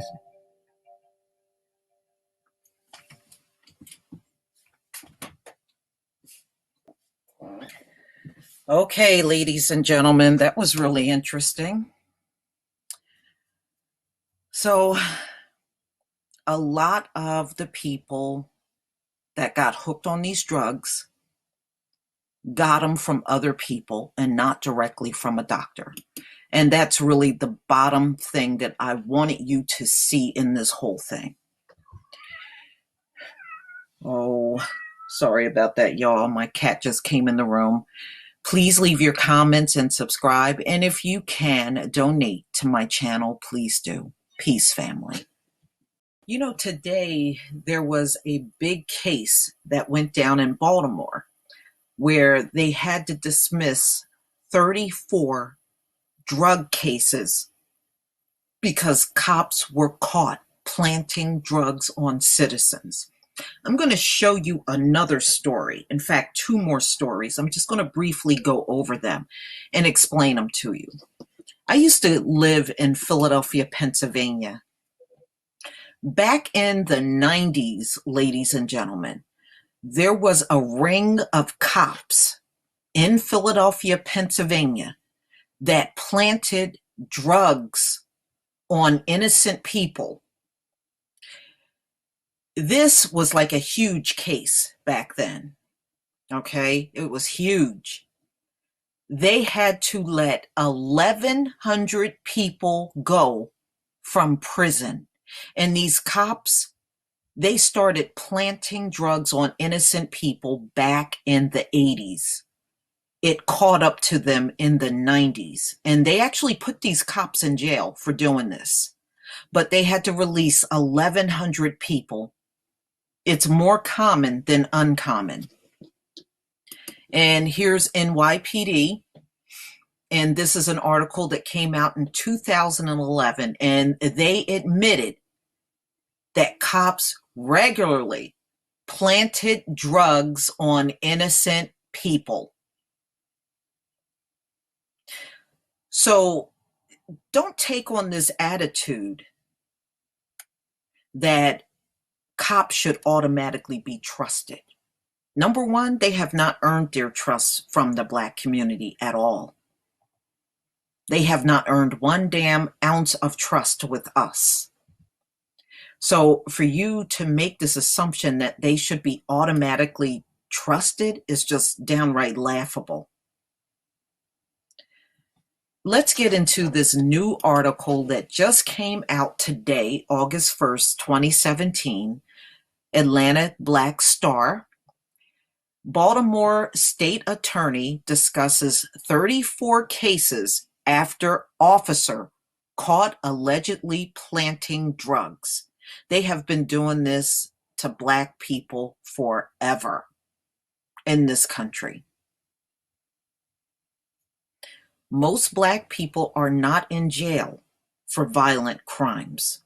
Most of them are in jail for non-violent drug crimes, the kind of crime that caused harm only to themselves and no one else.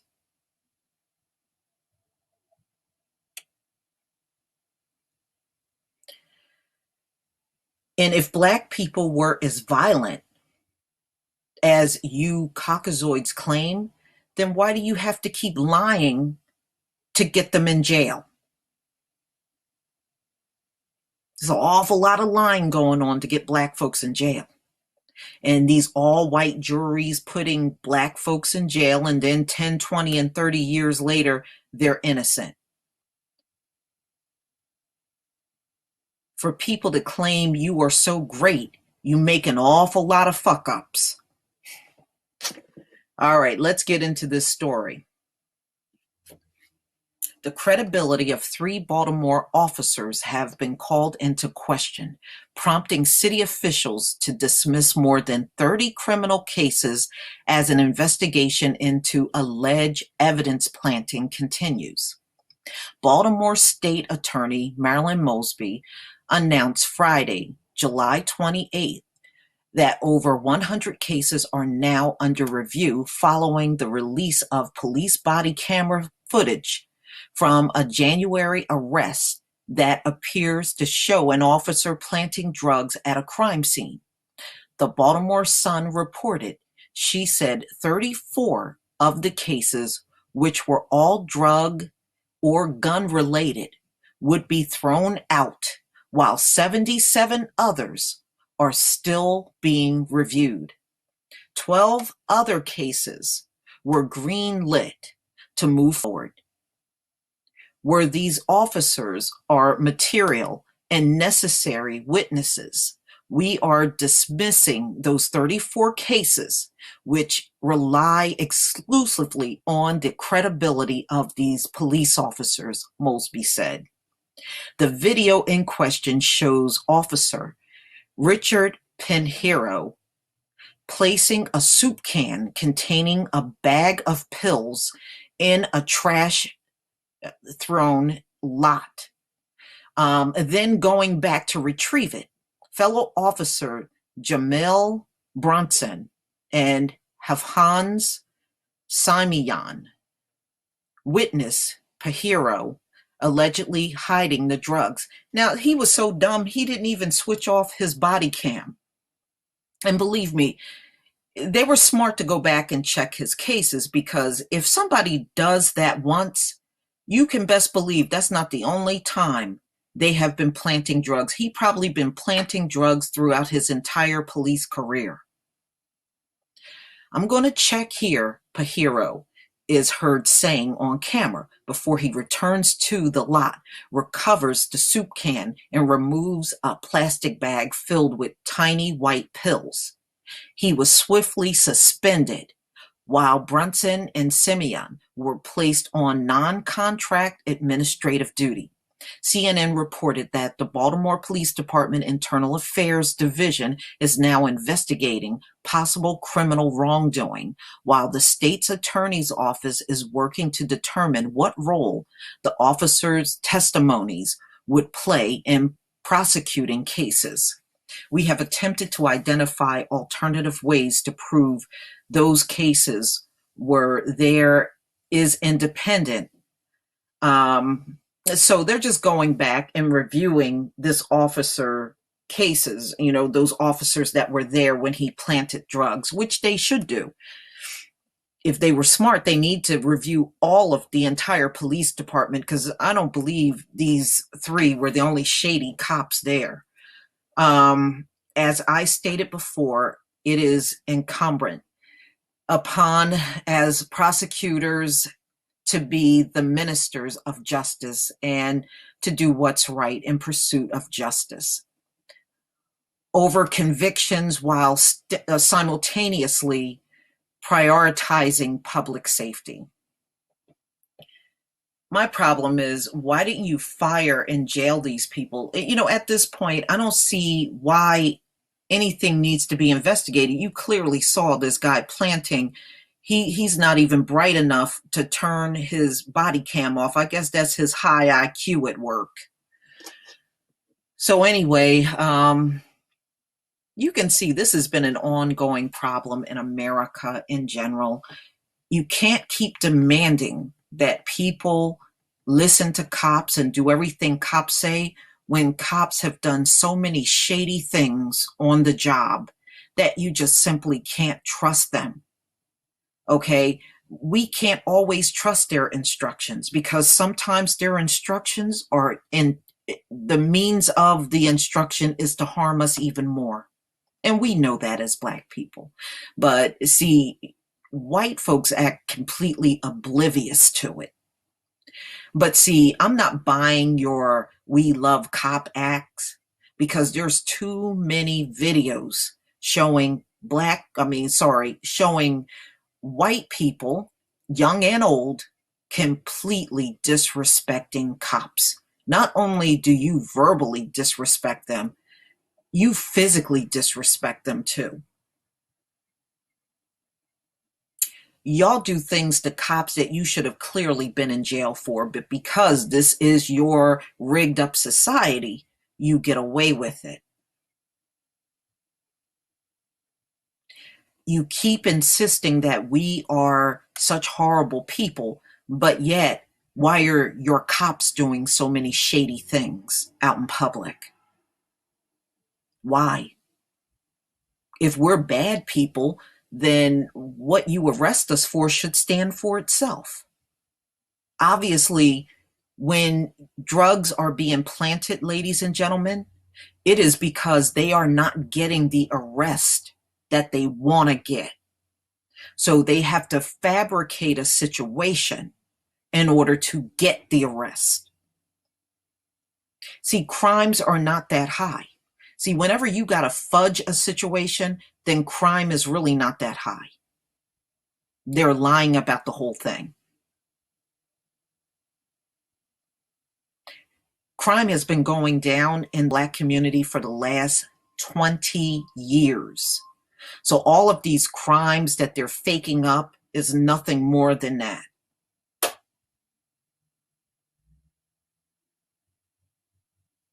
Plus, when you look at the FBI statistics, you do not see crime going all over the top in the Black community. It's really going all over the place in the white community because it's always been bad in their community. And now on top of that, they got the drug use. Now you got the junkies out here committing all kinds of crimes for the drug. So clean up your own backyard before you start pointing at somebody else. It was a white cop that got caught planting drugs.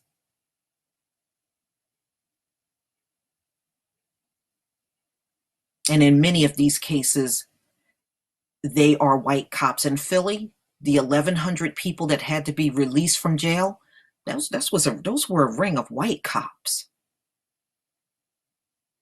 So if Black people are so awful, like you're saying, then why do your cops have to keep faking up a situation in order to get Black people arrested? See, this is why I don't listen to you. When you put all that black on black, I just erase it. I'm not going to listen to you because what I'm reading in statistics is not matching up with what you're saying. That's a problem. Please leave your comments and subscribe. And if you can, donate to my channel. And those of you that are moderators and you see this lunacy going on in the comment section with all this black on black, just erase that stuff. Okay? Just erase it because it's not factual. When you look at situations like this, the planting of the drugs, don't come here talking about no black on black crime and you got all these white cops out here planting drugs and then you got situation right here, NYPD saying it's done regularly. Get out of here. Don't come here with that nonsense. Peace, family. An article that came out in the Washington Post on August 8th, 2017, deaths from drug overdoses soared in the first 9 months of 2016. All right, and here's a video. Let's go ahead and watch this video. New government data shows there were likely 60,000 deaths from drug overdoses in 2016. The latest numbers reveal that overdose deaths reached a record of 19.9 per 100,000 population in the third quarter of 2016. In 2015, there were 16.7 per 100,000 reported for the same 3 months. Experts tell us that the numbers are rising, not declining. About 6 in 10 drug overdose deaths in the United States are caused by opioids. That would be prescription opioids, fentanyl, or heroin. Heroin was responsible for the largest percentage of overdose deaths in 2015.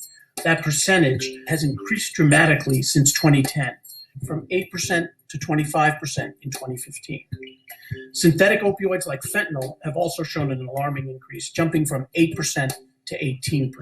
The President's Commission on Combating Drug Addiction and the Opioid Crisis produced a preliminary report in July that said that drug overdoses kill approximately 142 people every day in the United States. The increase in overdose deaths comes despite determined efforts by government and other public health authorities to intervene in the epidemic.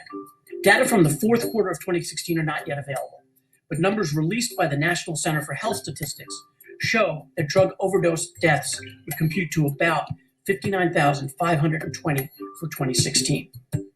Currently, there are an estimated 2.6 million opioid addicts in the United States. The CDC's last official report said West Virginia, New Hampshire, Kentucky, and Ohio are the 4 states with the highest age-adjusted overdose death rates in 2015. It also said that overdose deaths increased for all age groups in 2015, but adults aged 45 to 54 had the highest death rate. This latest report further supports the information we get from mayors, governors, coroners, and others who have been grappling with the opioid crisis on their streets for years.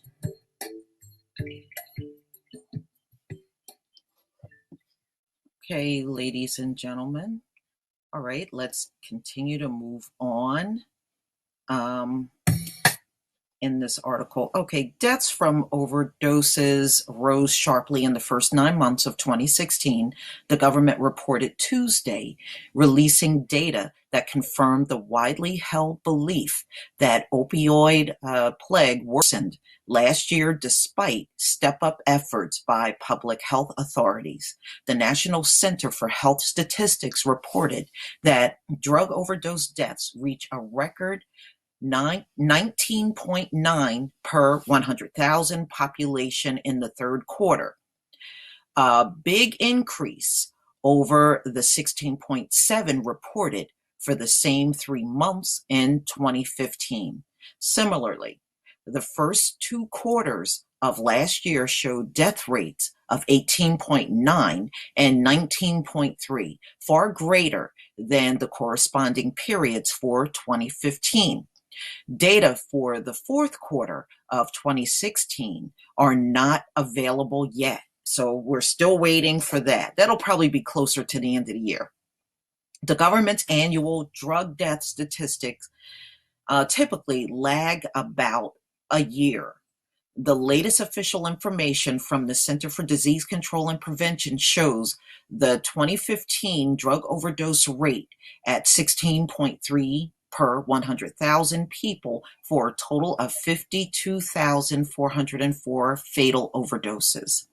Given available state data and anecdotal information, many experts expecting a big increase in deaths in 2016, driven by the worsening crisis in overdoses from opioids, especially fentanyl and heroin.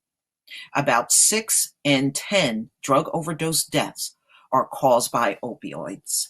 And you can see on the chart how it's rising. Age-adjusted death rates for drug overdose. Okay. Whew, as I stated before, this plague ain't going nowhere. In June, the New York Times predicted that the number of overdose deaths would exceed 60,000 in 2016, based on data it compiled from hundreds of state health departments and county coroners and medical examiners. If true, that number would mark the sharpest annual increase ever recorded. The death rate released by the National Center for Health Statistics for the 12-month ending last September would equate to 59,520 deaths. That is nearly the number of people it would take to fill Chicago's Soldier Stadium, where the NFL Bears play football. The drug overdose numbers are part of a report that looked at mortality rates from leading causes of death. The data shows that the overall U.S. death rate fell slightly in 2016, with top killers such as heart disease and cancer remaining stable.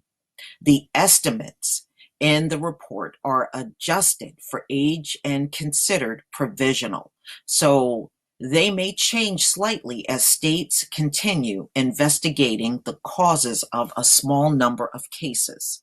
In a separate study released Monday, a University of Virginia professor of public policy and economics suggests that opioid deaths for 2014 may be as much as 24% greater than previously reported. So they're not reporting any of these numbers right, ladies and gentlemen. You know, they have all the reason to hide this stuff because of who it's impacting the most.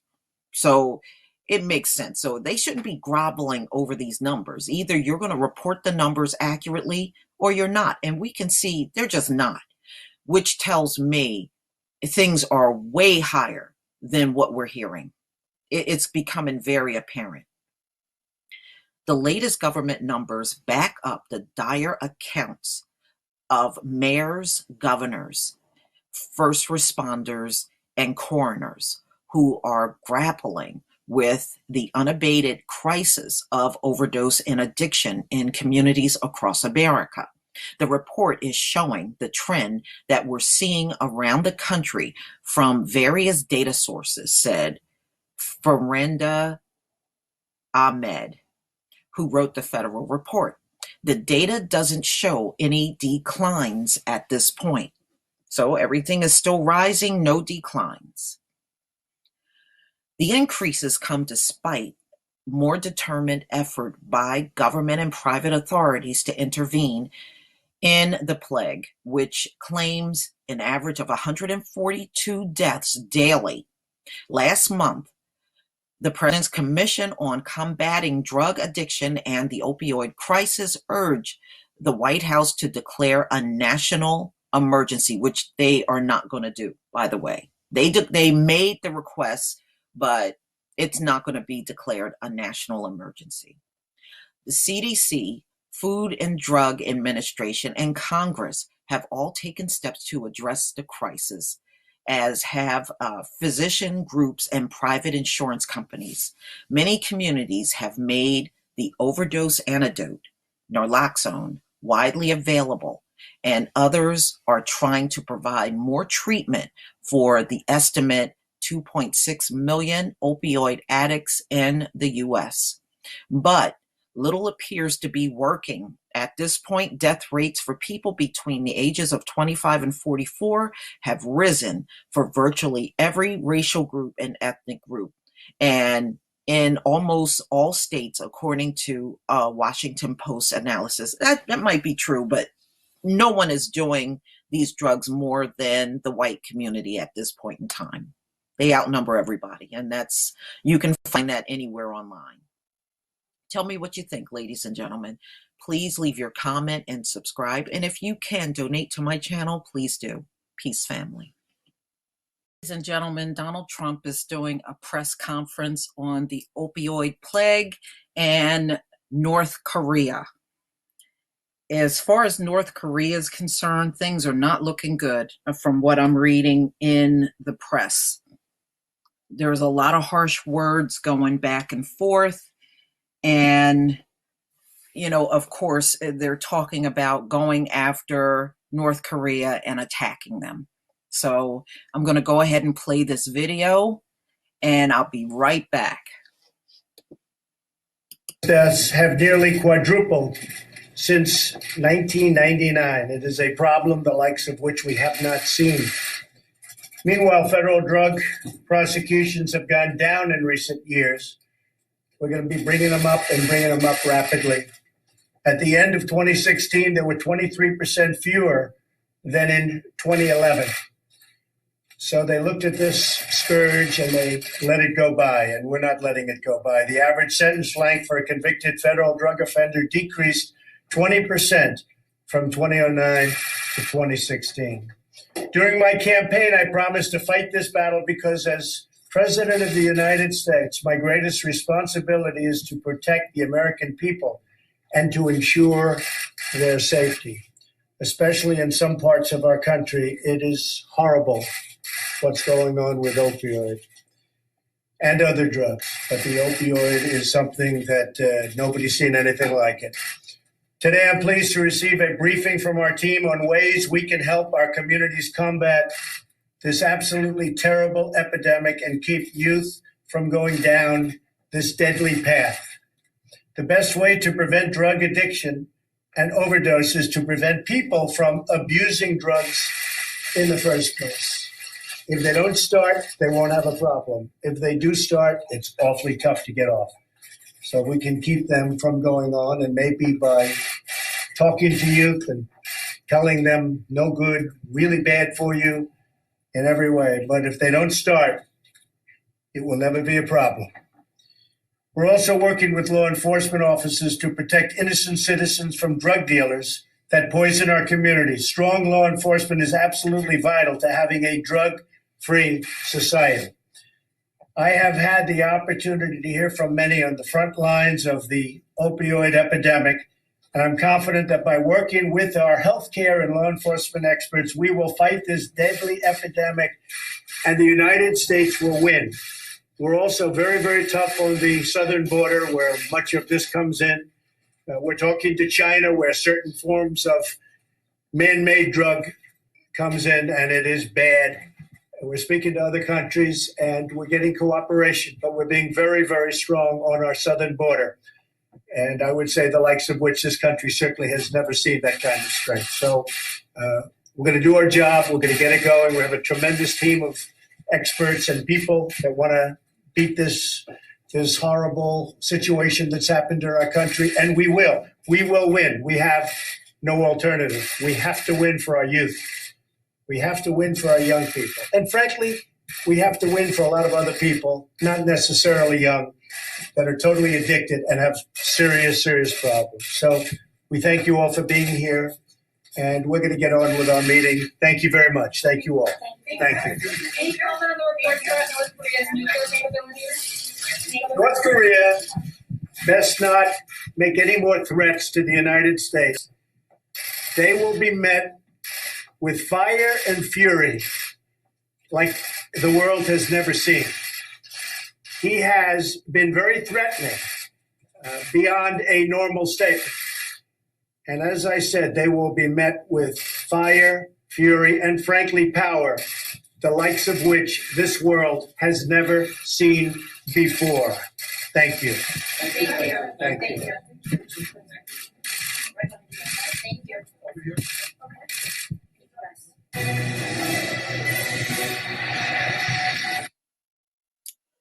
All right, ladies and gentlemen, you heard what he said. But, you know, to be honest with you, as far as the opioids is concerned, I'm just telling you, he's talking too many semantics. You know, we know that the drug plague in this country is extremely bad. We also know that it's coming in from all of the borders, Mexico, Canada, and also a lot of it's being mailed in from China. There are an awful lot of people out here dealing. It's not like you take one dealer out and now you crippled an area. No, a lot of them, and even the police will tell you, they take one dealer out, the next day 4 new dealers are on the street. Or if they arrest 10 dealers, then 20 crop up on the street. So it's okay that you're doing it at the dealer level, But as long as you leave the junkies out here that are getting behind the wheel and killing people, and they're in restaurants, they're in just in stores, and they're a nuisance out in public. So, I mean, I don't care how much you keep trying to coddle these people, something's got to be done. Because, like I said, probably back in June, I was on the road and I saw one. He was holding up traffic. He just stood right in the middle of this intersection, and it was a junkie. And he wouldn't move. And I mean, he completely shut down the traffic on one side of the highway. It's not like they're junkies and they're off minding their own business. These people do this crap out in public. They're doing it around children. They're doing it around elderly people. Some of them are okay. Others are so out of their mind, they try to fight strangers. It's all kinds of things going on. So, I mean, his initial, their initial reaction might be, oh, well, we need to help these people. I just put a story out yesterday of how many of them are forging scripts. You see the pharmacy robberies. These folks are armed. Okay, they're armed. They're not looking to get any help. They're looking for the drug. And then you have the bank robberies that are going through the roof because a lot of these heroin addicts are robbing banks. They're breaking into homes. I know around me, there was an issue with veterinarian offices, where they were breaking in there looking for drugs. So in order for them to keep up their drug habit, many of them are turning to crime. So he's not even scratching the surface if you're only going to go after the dealer. He's not even scratching the surface on this entire epidemic. And I just don't see it changing unless you give people incentive to change. And right now, with this seeing it as public health and not a crime, and you don't want to lock people up, then what incentive do they have to get off of the drug? And they're adults. They have the right to refuse treatment if they don't want it. It's not like you can force their hand and they go into treatment. They don't have to go.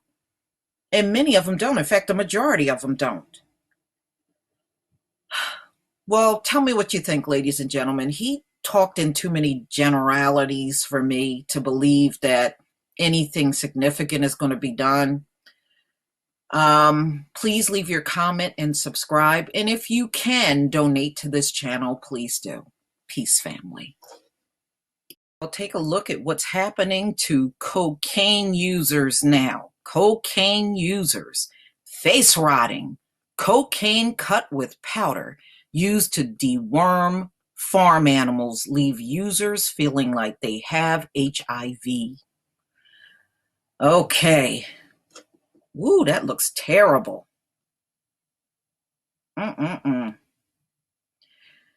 Drug dealers are cutting cocaine with a dangerous face-rotting powder that ruptures blood cells and leaves people feeling like they have HIV, according to reports.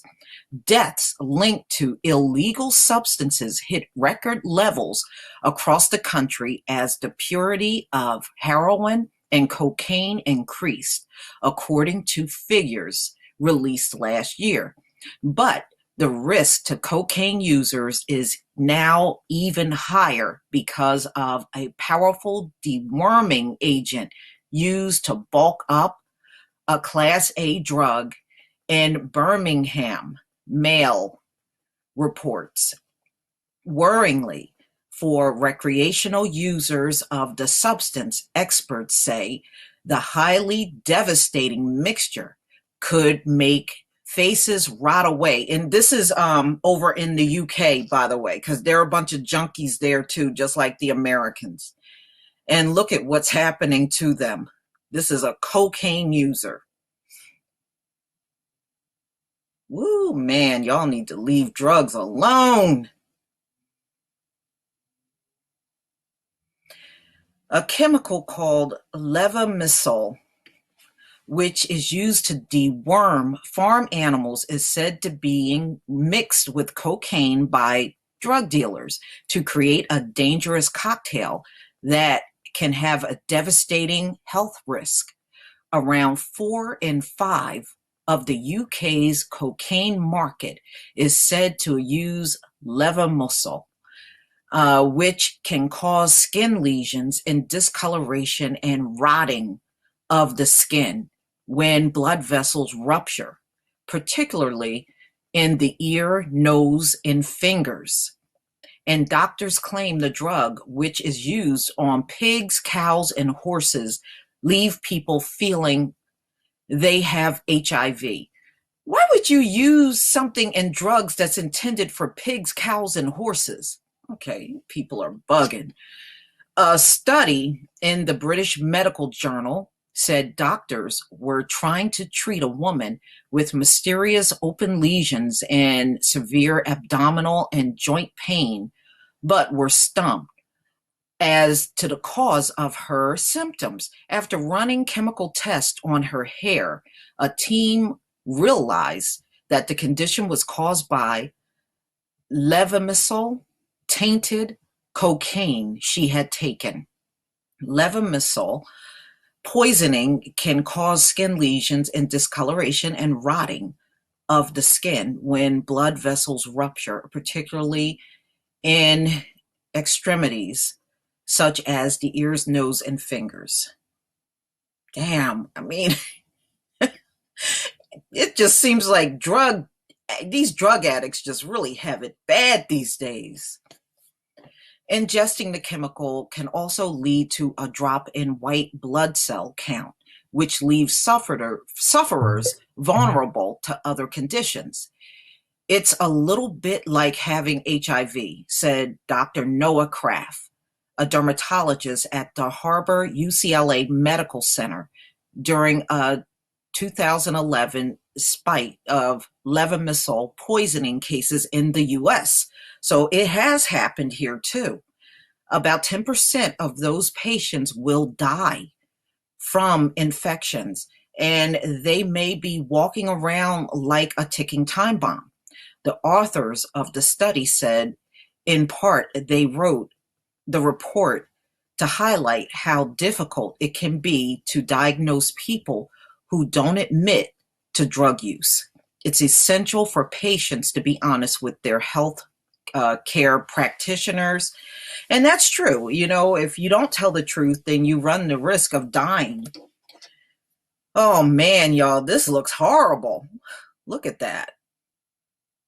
Damn.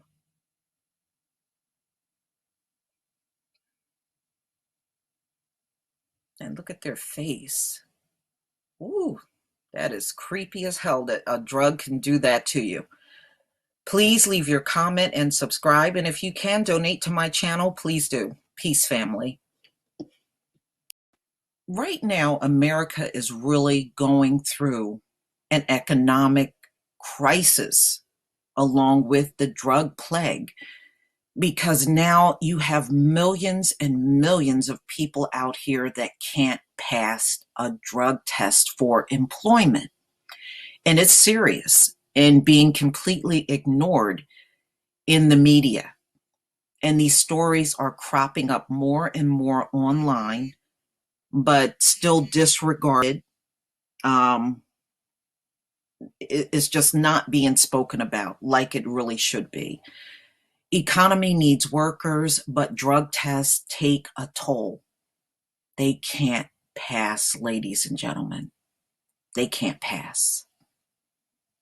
And this is why so many of these middle-aged, uneducated white males mainly, and a lot of these drug addicts simply cannot pass a drug test. And this is why the unemployment rate is now going through the roof, because no one is clean enough to pass a drug test. And this is what they keep referring to as despair. And of course, this is Ohio, Youngstown, Ohio, just a few miles from where Trump was address blue collar base here Tuesday night. Exactly the kind of middle class factory jobs he has vowed to bring back from overseas are going begging. It's not the local workers lack the skills for these positions, many of which don't even require a high school diploma, but pay 15 to 25 an hour, offer full benefits. Rather, the problem is too many applicants. Nearly half, in some cases, fail a drug test. The fallout is not limited to workers or their immediate family. Each quarter, Columbiana Boiler, a local company, forgoes roughly $200,000 worth of orders for its galvanized containers and kettles because of manpower shortage, it says, with foreign rivals picking up the slack. Our main competitor in Germany can get things done more quickly because they have a better labor pool. So they're saying the labor pool in the US is tainted with a bunch of junkies, said Michael J. Sherwin, chief executive of a 123-year-old manufacturer. We are always looking for people and have standard ads at all times, but at least 25% fail drug tests. That's a lot of people. I mean, if it was in single digits, it probably wouldn't be a big deal, but it's in double digits, 25%. That's pretty significant for a lot of people to be failing. The economic impact of drug use on the workforce is being felt across the country, and perhaps nowhere more than its region, which is struggling to overcome decades of deindustrialization. Indeed, the opioid plague and to some extent wider marijuana use are hitting businesses and the economy in ways that are being to be acknowledged by policymakers and other experts. There's really not much you can do unless you're going to relax your drug rules, which I can't see them doing. You don't want a bunch of junkies all high on the job and things just don't get done. So I understand where they're coming from when they grab up the foreigners. There are just too many people out here that are so messed up on drugs, they can't work because of their drug addiction. And this is a big problem all across America. I even saw in one of the local papers here in New Jersey how a lot of temporary agencies that try to hire people, they're running into the same issue. They have, if they require a drug test, people can't pass the drug test anymore. This is a nationwide problem that has hit America along with this drug plague. So it has the domino effect. And not only is it taking toll in the job sector, it's also taking toll on crimes. The crimes across America related to the addiction is going through the roof.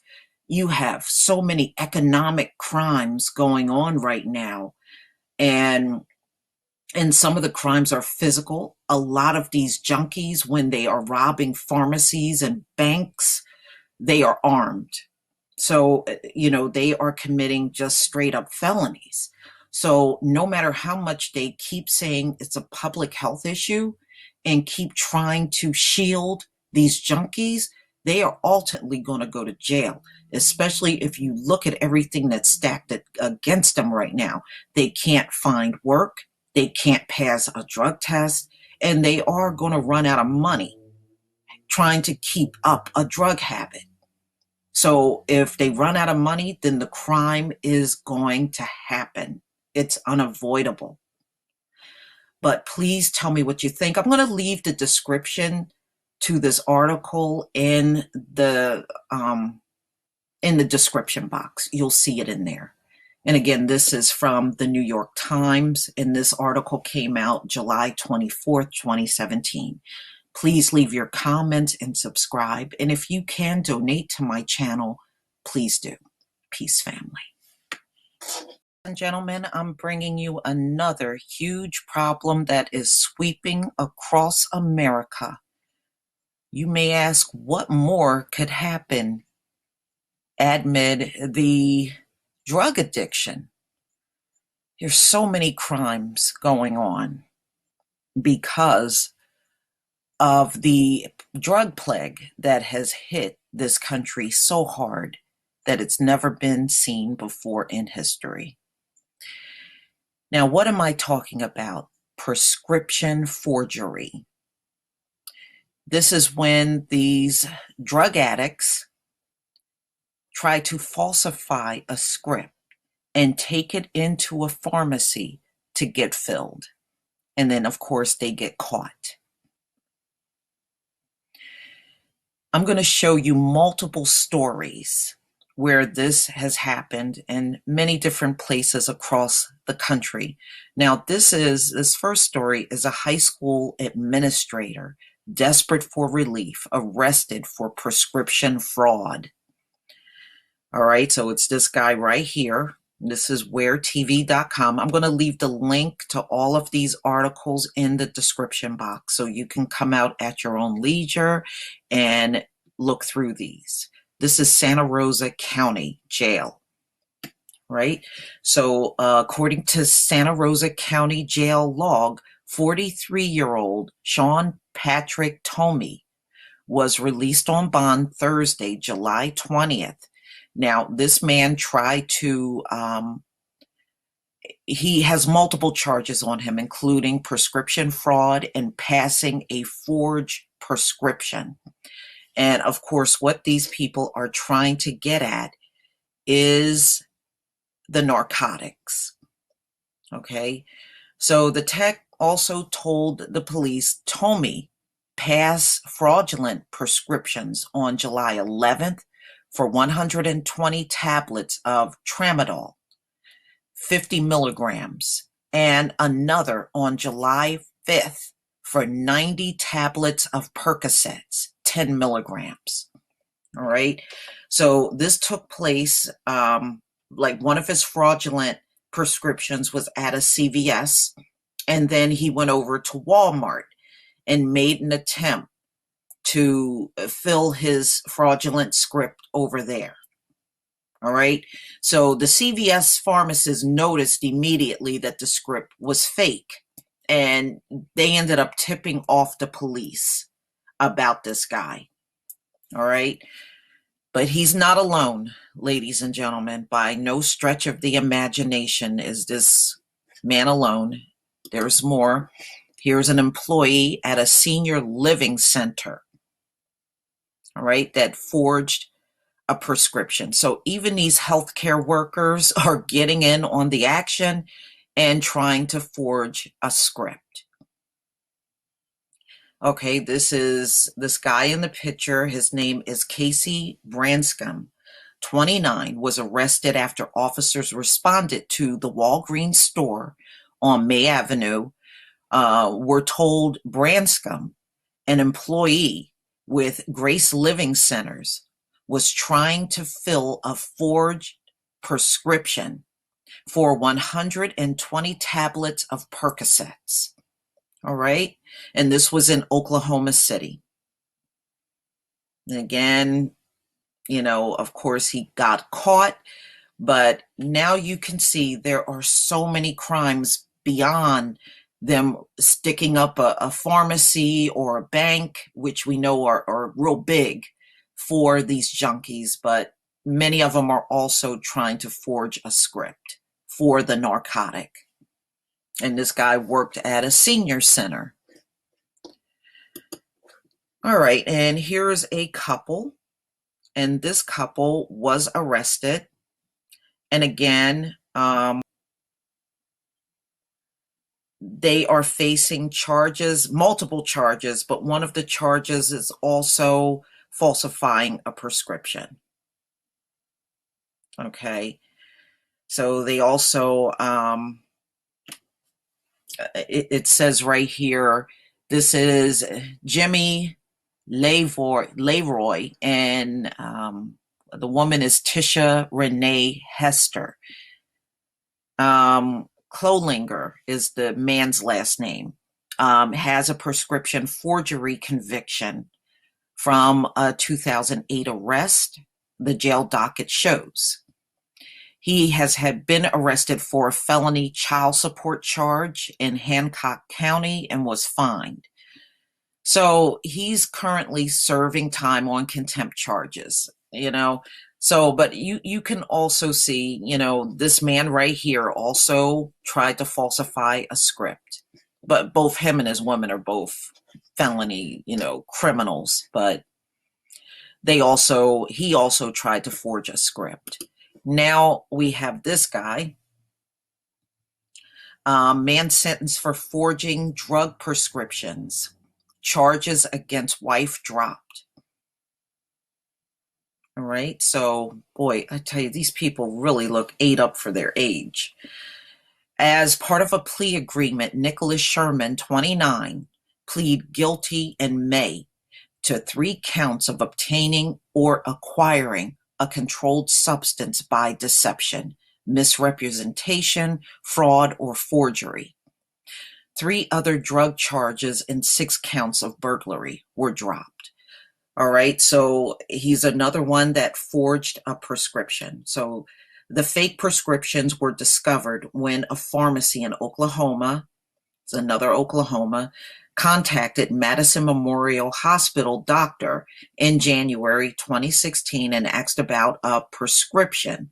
The physician then contacted the Rexburg Police Department. Okay. So, this guy really got it easy. He got 150 hours of community service and had to pay $3,000 in fine. But what he did actually was a felony. Okay. So Sherman is on felony probation in Oklahoma after plead guilty to a charge of attempting to obtain a controlled substance or dangerous substance by fraud in Oklahoma City. As really need to be in jail. But we know the society that we live in will not punish their own, not harshly. Okay, here's a woman that made 4 attempts with a fraudulent prescriptions, 4 different times. So her name is Lititz. Woman tried 4 times to get oxycodone with forged prescriptions. Okay. I'm sorry. Her name is Carolyn A. Morgan, 39. Wow. Ooh, you people age badly.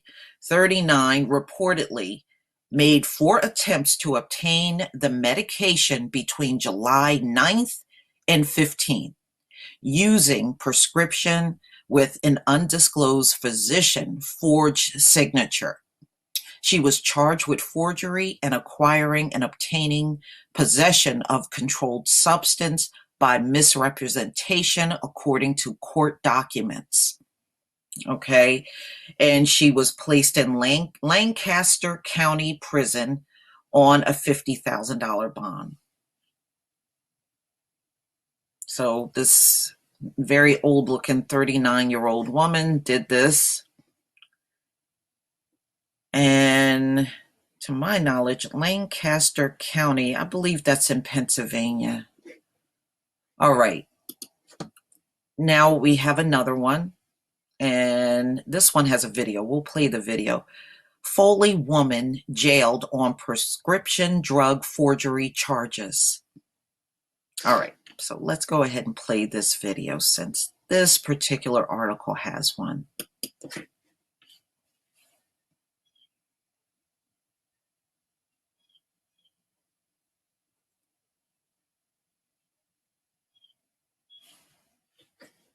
A Foley woman is behind bars facing 36 felony charges after police say she forged prescriptions to get drugs. News 5's Debbie Williams is live at the Foley Police Department. And Debbie, police say it worked for a while. It did work for about 4 months, and then this weekend she went back to the same pharmacy for the 12th time. Surveillance images showed Janie Krebs doing what many people do every day, filling a prescription. But according to police, the prescription didn't come from a doctor. She was able to steal prescription pads and was able to write out forged prescription in a family member's names. 12 of them in all over the last 4 months. Attempt to get Percocet in this particular case, and which is a controlled substance. What may be most surprising is where police say Krebs was able to get her hands on a prescription pad. She actually worked down at the South Ball and Emergent Care in Gulf Shores. She was an employee there. Police say Krebs took the scripts to the same pharmacy. As suspicions grew, police were called. Pills were one of the most abused drugs around, and there's an epidemic of it right now.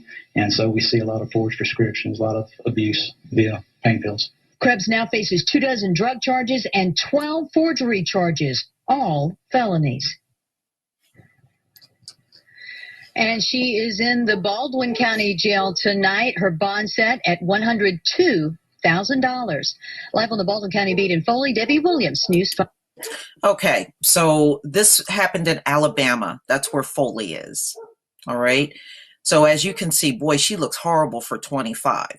Surveillance images show 25-year-old Janie Craig doing what most people do every day. So she was trying to steal scripts. And you heard what they said. For 4 months, she got away with it. 4 months.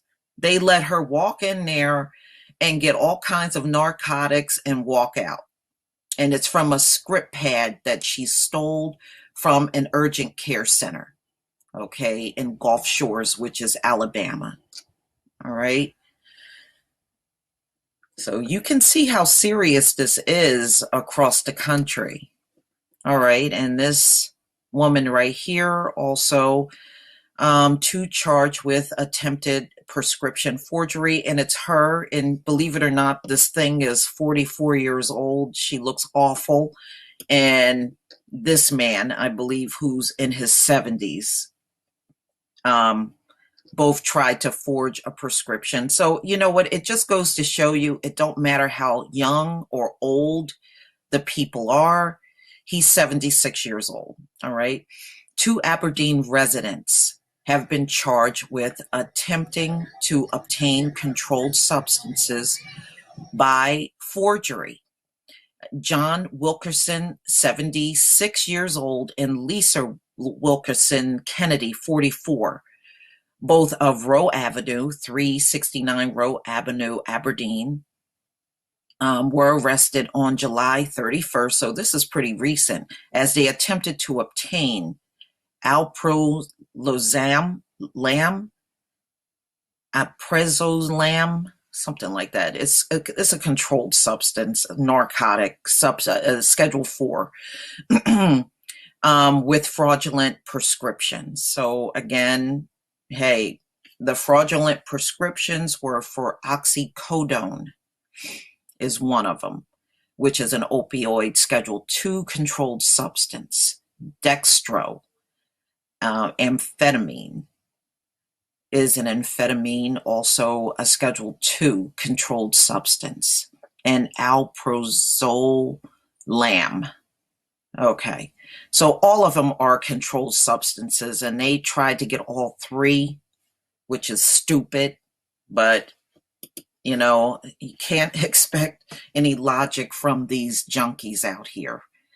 But tell me what you think in the comment section. Please leave your comment and subscribe. And if you can donate to my channel, please do. And I just want to also say thanks for all the kind words and encouragement that all of you gave me yesterday, as I showed you how they took my subscribers away. And, you know, I've had all these issues going on with being flagged.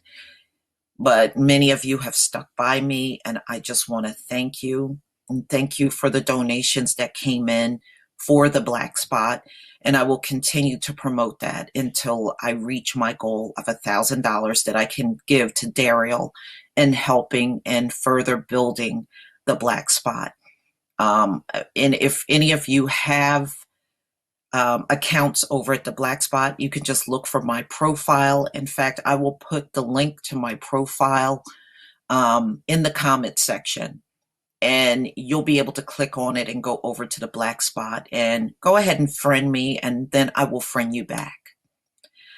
Please leave your comment and subscribe. And if you can donate to my channel, please do. Peace, family.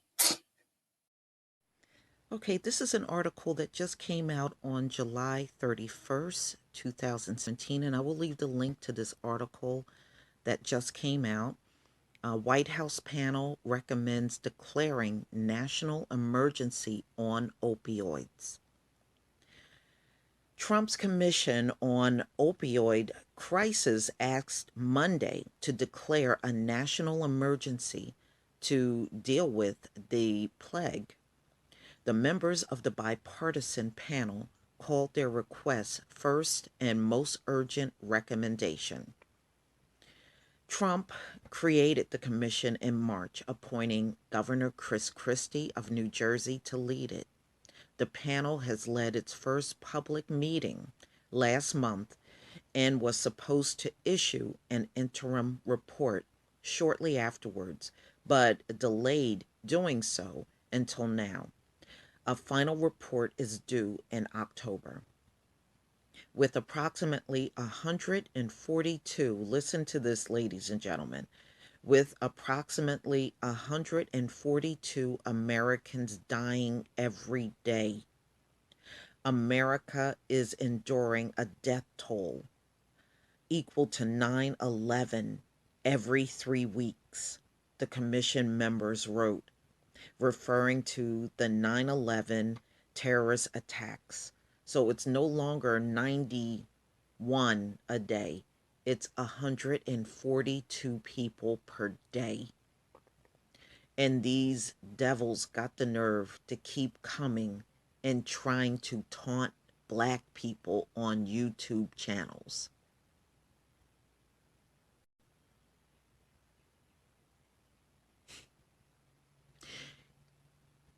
No, it does not show intelligence. It shows just how degenerate your minds really are. You'd rather come to a YouTube channel, call a black person a nigger, and talk about black on black crime, but you got 142 dying every single day from drug overdose in America. And most of it is in the white community. But you don't see that as a problem. You see it's more urgent to come to a black YouTube channel to become a menace to everybody. That's more important. Only the mind of a degenerate cave person would do something like that. Or non-person, I should say, because you're a bunch of hybrids.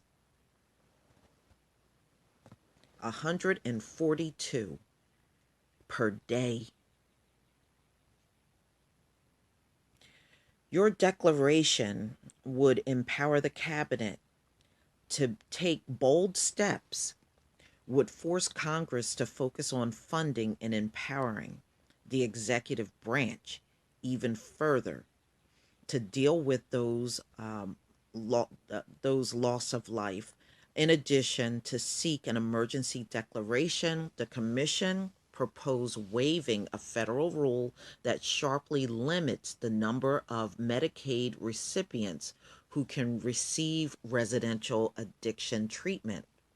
It also calls for expanding access to medication that help treat opioid addiction, requiring subscriber education initiatives and providing model legislation for states that allow a standing order for anyone to receive naloxone, a drug used to reverse opioid overdoses. But you see, ladies and gentlemen, let me just point something out to you. They got Narcan around, and they're still losing 142 a day. So the Narcan is really not putting a dent in stopping the deaths. Just wanted to point that out. Some public health experts say the main effect of declaring an emergency would be to make Americans regard the plague more urgently. It's amazing they didn't declare the crack epidemic a national emergency. Just saying. It's really about drawing attention to the issue and pushing for all hands on deck, said Michael Frazier, the executive director of the Association of State and Territorial Health Officials. It would allow a level of attention and coordination that the federal agencies might not otherwise have, but in terms of day-to-day life saving, I don't think it would make much difference.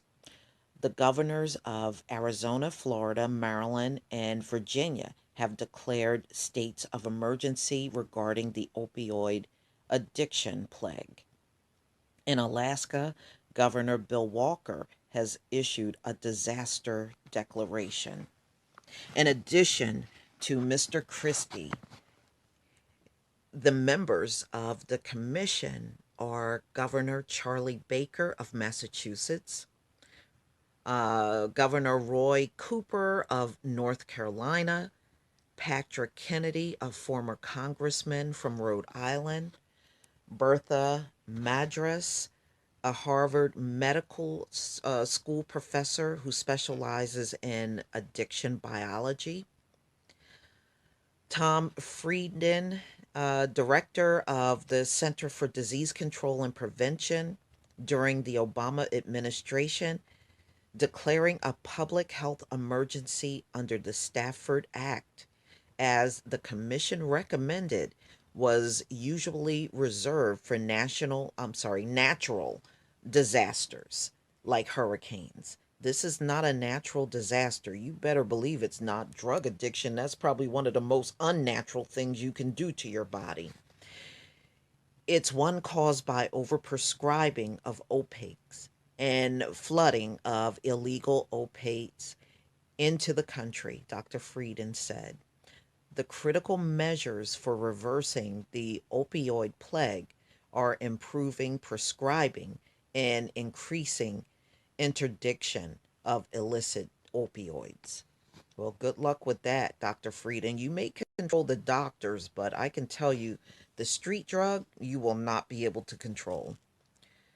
Gary Menel, the founder and chief executive of Shatterproof, an anti-addiction advocacy group, said an emergency declaration would be a significant step towards acknowledging the severity of the crisis we face and the urgent need for action, including national emergency funding and suspending regulatory hurdles that limit our ability to save lives. Mr. Cooper said in a statement that he considered the report incomplete when it comes to making sure all Americans have access to affordable health care, which includes mental health and substance abuse treatment. He added, I urge the Commission to make a stronger stand on the accessibility and affordability of health care. And there you go. 142 a day, ladies and gentlemen. This thing has, woo, man, 91 a day was a lot. But to be up to 142 a day, this is literally killing the Caucasoid race, ladies and gentlemen.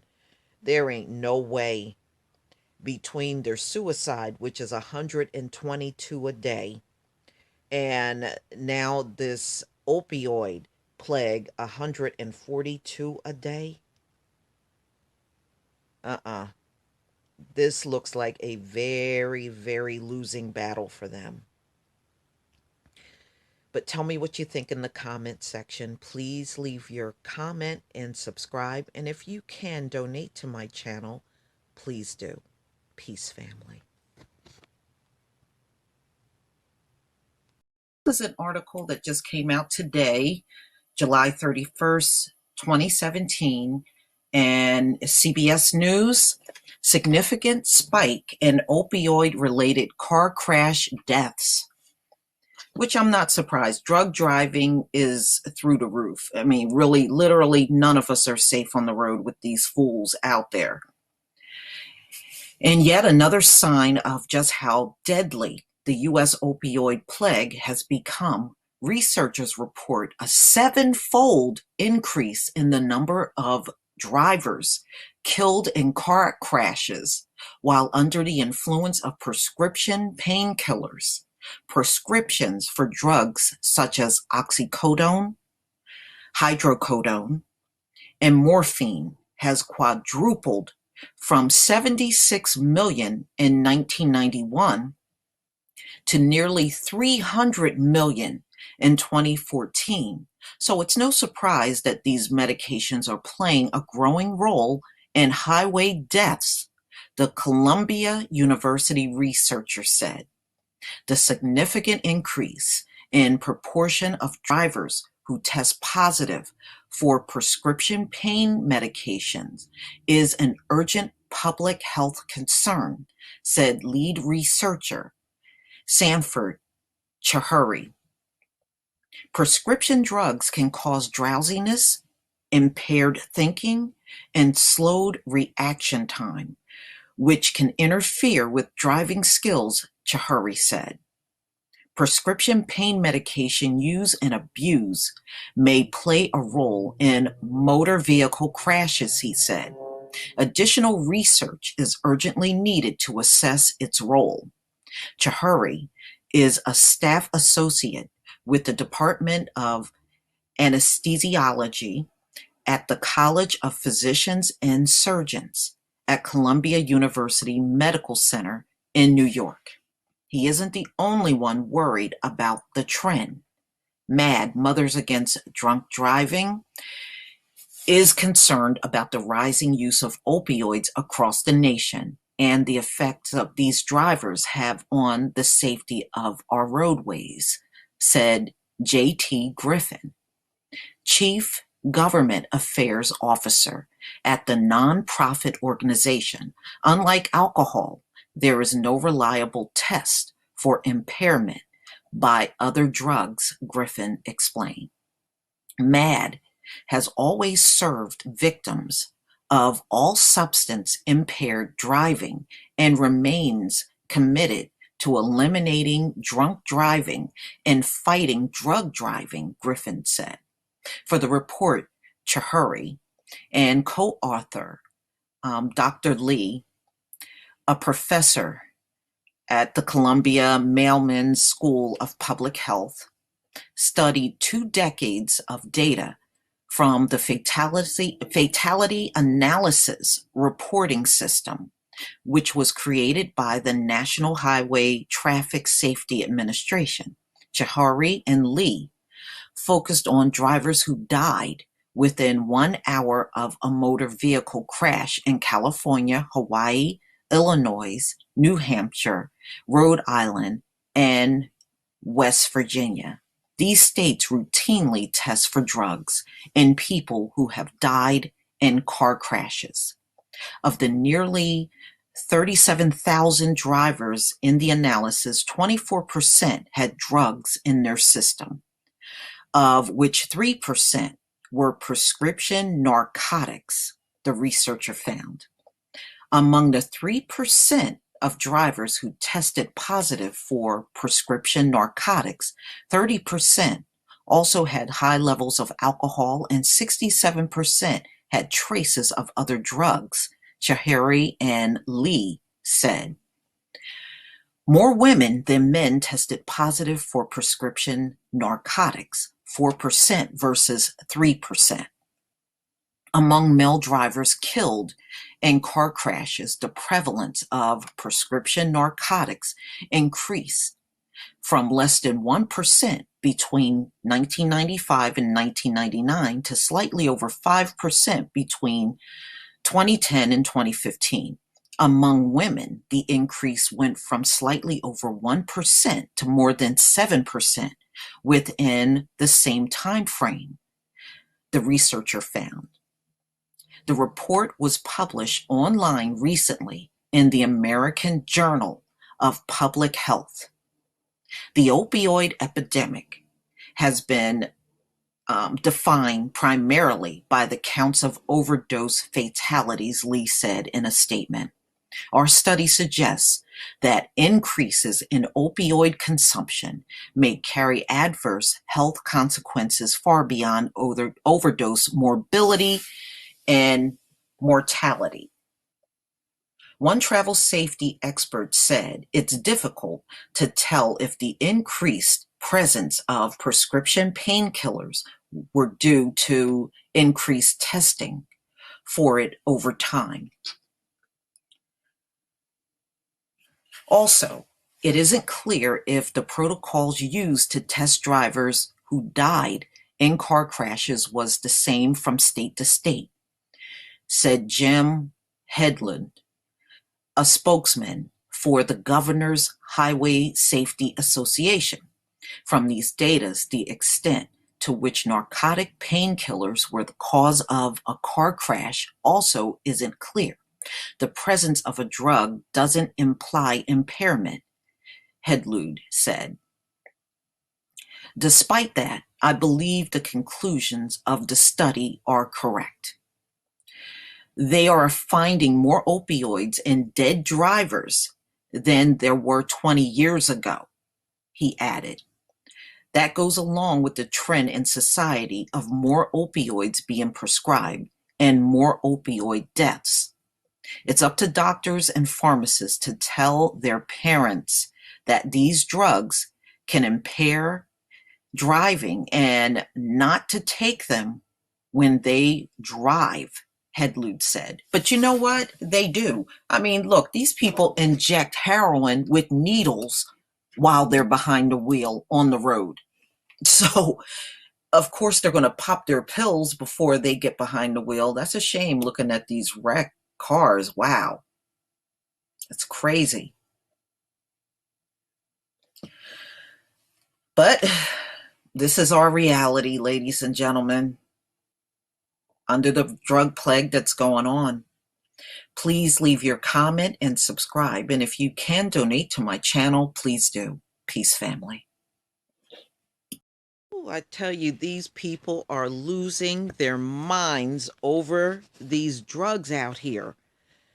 I just came across this article not even 5 minutes ago, and I couldn't believe my eyes. This is the Daily News, and Indiana man shoots doctor for refusing to prescribe wife opioids.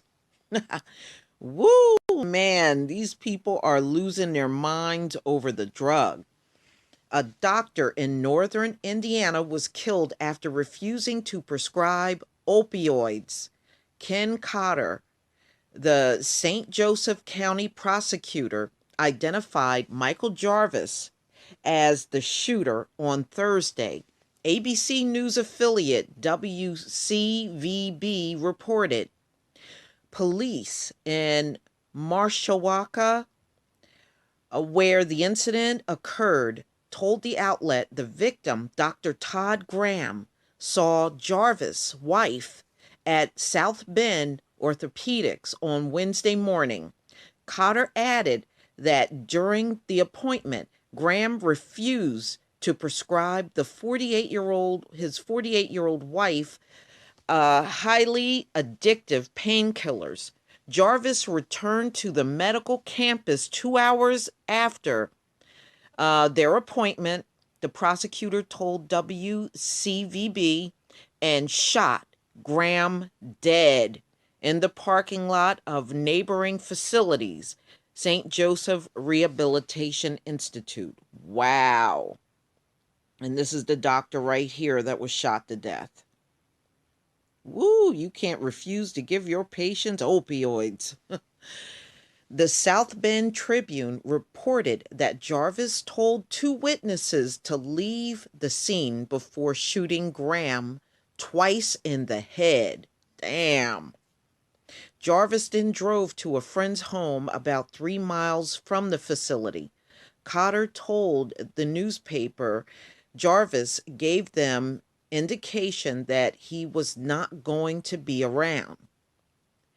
The friend reportedly alerted local police, who arrived at the home to find Jarvis dead.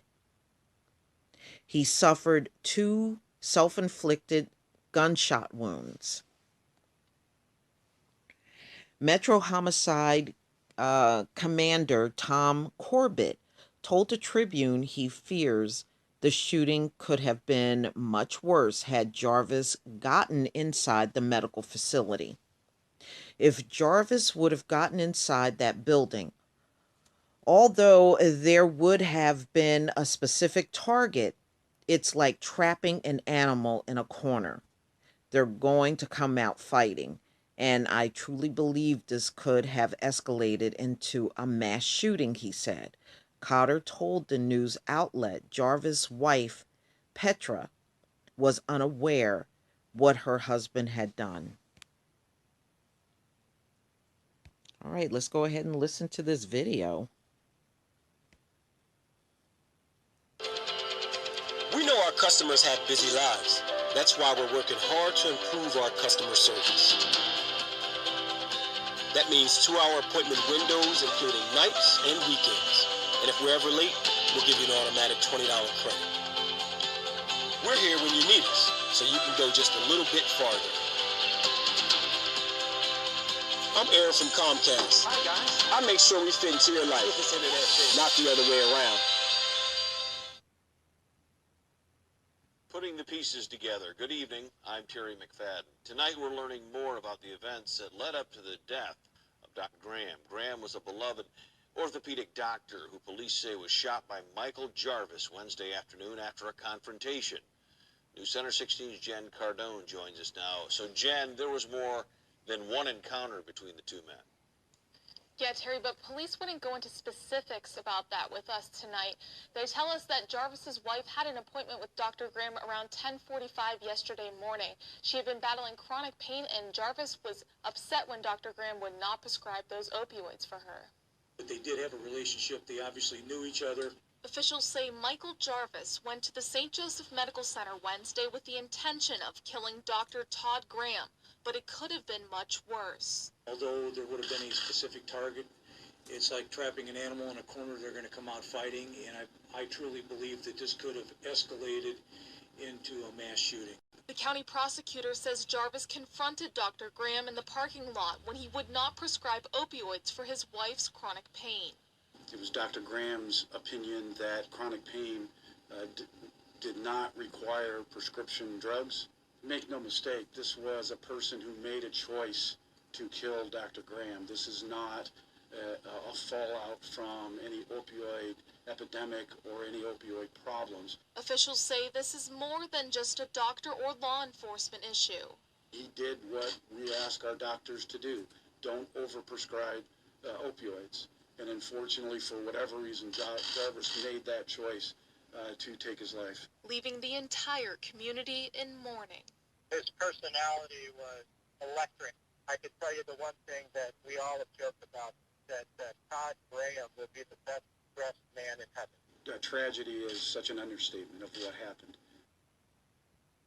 Officials have also told us there were 2 witnesses of the event in the parking lot. Jarvis approached them and told them to leave before he shot Dr. Graham. Jen, did Jarvis's wife have any idea that this could happen?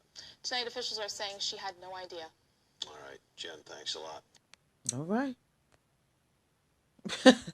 That is jacked up, y'all. Doctor lost his life because someone wanted opioids and he would not prescribe it.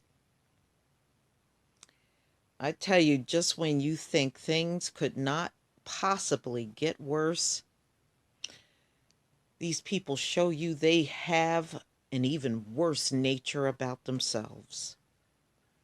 Please leave your comments and subscribe. And if you can donate to my channel, please do. Peace, family. What? These drug death articles are plentiful, ladies and gentlemen. They really are. Number of fentanyl deaths in Massachusetts alarms state DEA. Mexican cartels are delivering vast quantities of inexpensive and powerful synthetic fentanyl to New England, causing the highest rate of fentanyl-related deaths in the nation while creating a plague that the area's top drug enforcement officials describes is like no other epidemic he's ever seen. It's a pipeline that has often begins in China, wins through the cartels of Mexico, and flows into distribution cities such as Lawrence and Springfield. According to Michael J. Ferguson, the special agent in charge of the New England Field Division of the U.S. Drug Enforcement Administration. Wow. It's packaged and shipped off to remote hamlets and other urban centers. In a candid and often a 90-minute alarming interview, Ferguson offered a detailed look at how fentanyl arrives in the region and an unsparing perspective on the way the drug destroys families and threatens entire communities. Fentanyl is manufactured death, Ferguson said. Wherever can be likened to a weapon of mass destruction and the effect it has on people, it's fentanyl. And you know what? China knows that. Really. And I'm not going to rule out that they're doing this mess on purpose. How do you topple a world domination? You drug them up. And then you become the world domination on the planet. Okay, the typical procure fentanyl or its chemical components from China, process it in Mexico into powder and pills, and then ship the synthetic product to local distributors. The result is menacing, anesthetizing foreign organized drug trade that is fueling a deadly crisis of addiction and stretching law enforcement to its limits. The introduction of fentanyl has changed the way we do business, Ferguson said during an interview at the agency Boston headquarters. It's like no other epidemic that I've come across in my 27 years at DEA. The opioid plague has ravaged nearly every part of the country, but New England has been especially hard hit. And I'm not surprised. There's, one thing about New England, it has a high Caucasoid population there. New Hampshire and Massachusetts rank first and second in per capita deaths caused by fentanyl, which has surpassed heroin as the leading cause of fatal opioid overdoses in those states. A seemingly endless black market supply that brings fentanyl to the smallest, most remote towns, sometimes at a street level, cost only a few dollars, has deepened the crisis. Even though the drug rarely originates in the United States, Ferguson said, often the opioid is mixed with heroin. We never had this proliferation of cartels in our backyard, Ferguson said. They travel back and forth, sending reps and associates to look out for their interests. Illicitly produced fentanyl also is obtained over the dark web. Oh, wow. All right. A shadowy internet market where the drug can be brought cheaply from China and other sources. Sometimes the opioids arrive undetected through the U.S. Postal Service, but about 80% of the fentanyl that reaches New England comes from Mexico. usually smuggled in vehicles across the vast southwest border, Ferguson said. That's how a lot of the drugs get in any given state in the U.S., actually, not just New England.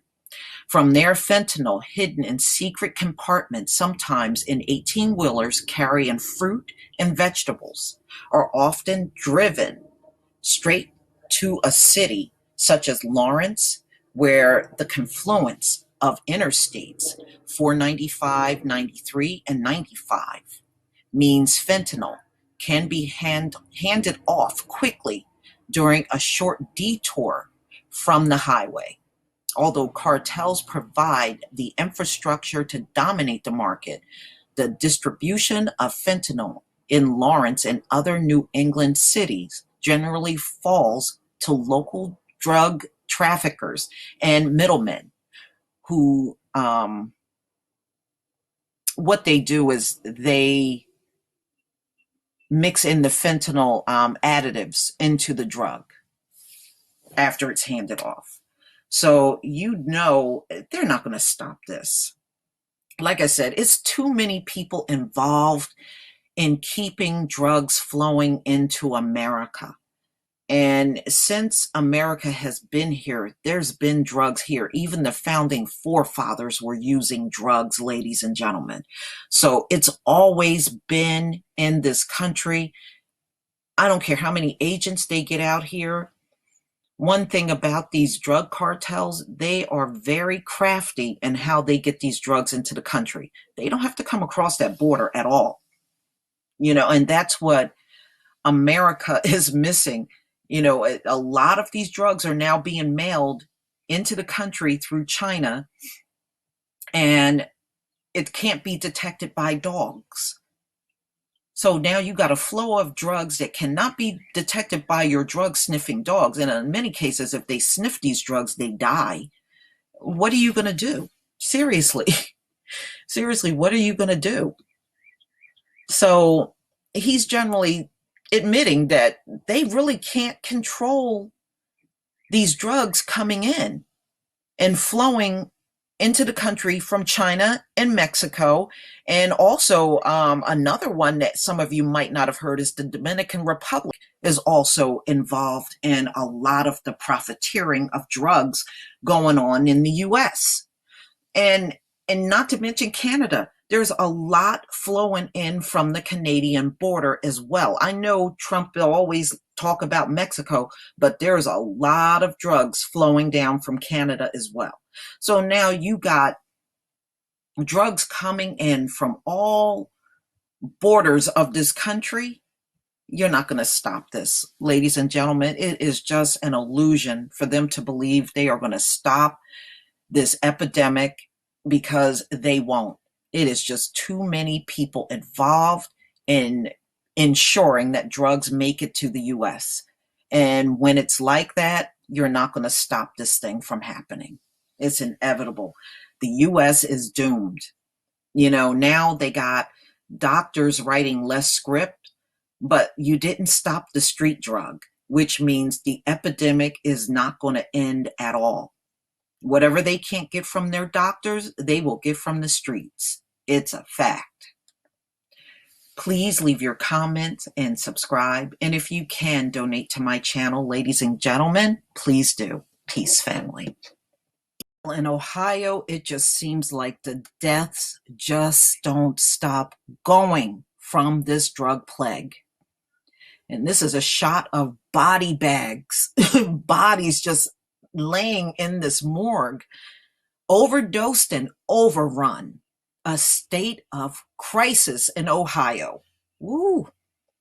Yeah, things are pretty desperate in Ohio. Their bodies were found in parked cars, hotel rooms, homeless camps, bathrooms, and hundreds of homes across Southwest Ohio. Thousands of local residents are overdosing, and hundreds have died from powerful lab-made opioids as the nation's heroin plague evolves in startling and deadlier ways. Just when we thought it couldn't get any worse, it has, said Newtown Police Chief Tom Semin. who also leads Hamilton County's Drug Coalition Law Enforcement Task Force. Potent synthetic opioids, including fentanyl and the elephant tranquilizer carfentanil, are rapidly replacing heroin as the top killer of local opioid users, a WCPO analysis of hundreds of death records revealed. And this chart is actually showing you between July 2016 and June 2017 how many people actually died in their county. That's a lot of people, man. Woo! The deadly drugs purchased in some cases by local dealers on the internet from illegal drug makers in Canada and China are 10 to 10,000 times more powerful than heroin, and they're flooding Ohio communities. On any given day, you can get at least a half a gram of free stuff, a tester, just by hanging out at a gas station, said Dennis Storer, a Coltrane Township resident and former Hamilton County Sheriff deputy who has been in recovery since December. So he actually had a drug problem himself from prescription drugs. More than a decade ago, he became addicted to prescription painkillers after being injured on the job, he said. The swift shift in the illegal opioid supply is wreaking havoc in Ohio communities in countless others costly ways. Our entire state is in crisis. Ohio State Senator Rob Portman said during a June press conference in Cincinnati, Ohio's rate of overdose death is nearly double the national average. This plague knows no zip code. It affects all of us. All right, so things are dire in the state of Ohio, ladies and gentlemen, and this is the latest information on that state, which we know is really been getting slammed by this plague since it began. And it really is a dramatic shot looking at all these dead people that are actually in those body bags from drug overdose. Please leave your comment and subscribe. And if you can, ladies and gentlemen, please make a donation to my channel, Peace Family. This is an article that I just did in my blog on July 21st, and this is on the death of 10-year-old Alton Banks down there in Miami, Florida. This is such a sad story. And it goes back to something I said about the junkies out here putting everybody at risk. And this 10-year-old lost his life from coming in contact with fentanyl between the pool party and on his way home. But no one knows exactly how he came in contact with fentanyl. Again, when you're around crowds, you're putting yourself at risk now, because there's always some junkie in the crowd with drugs, and it don't take much to kill you. Just a few grains of the drug can kill a person.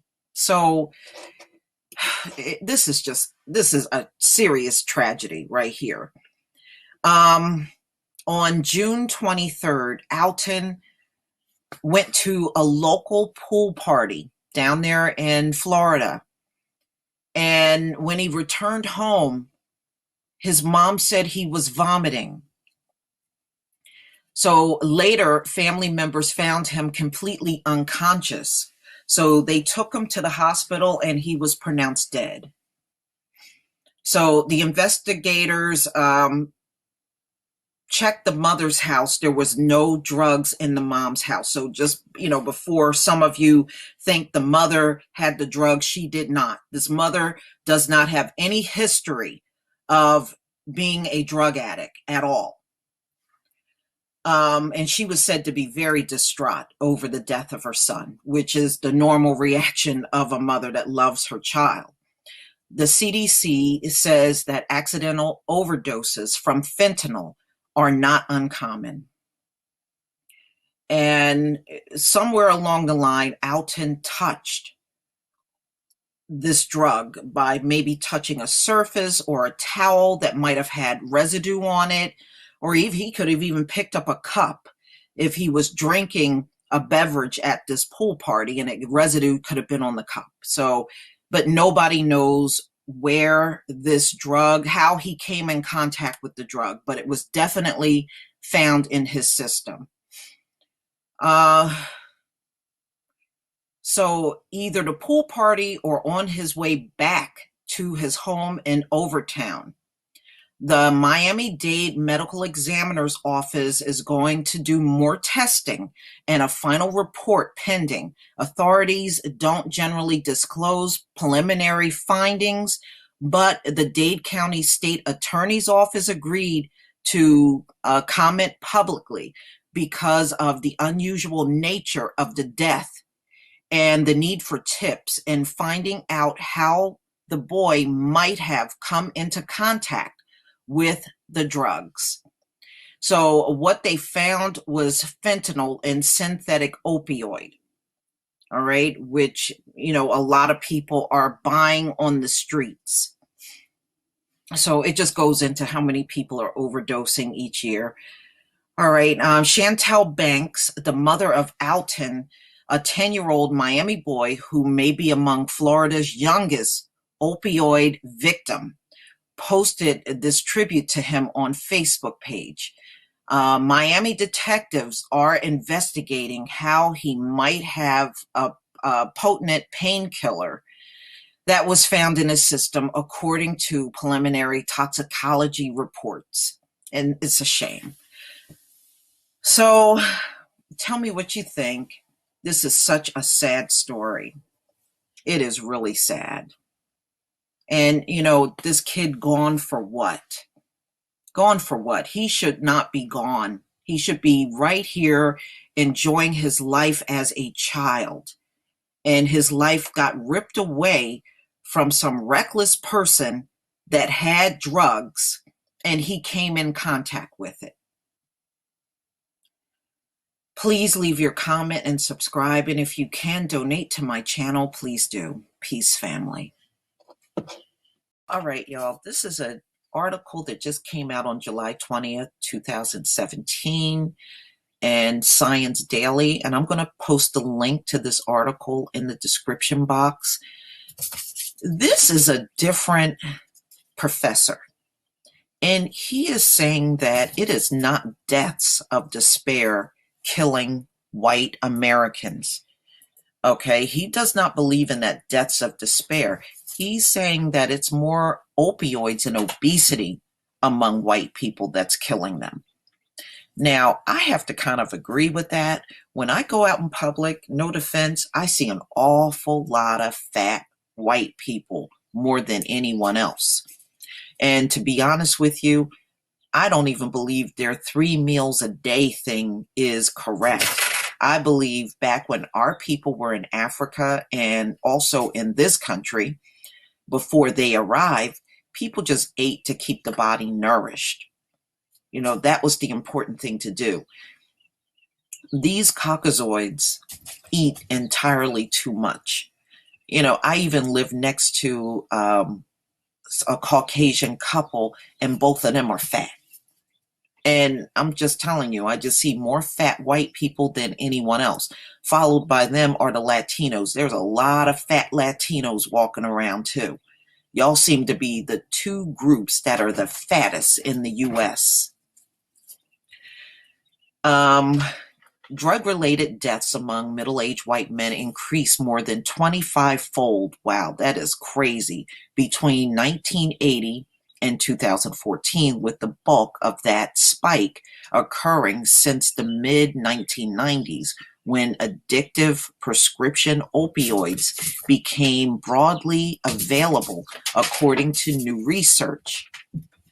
So this is a study published online today in the International Journal of Epidemiology.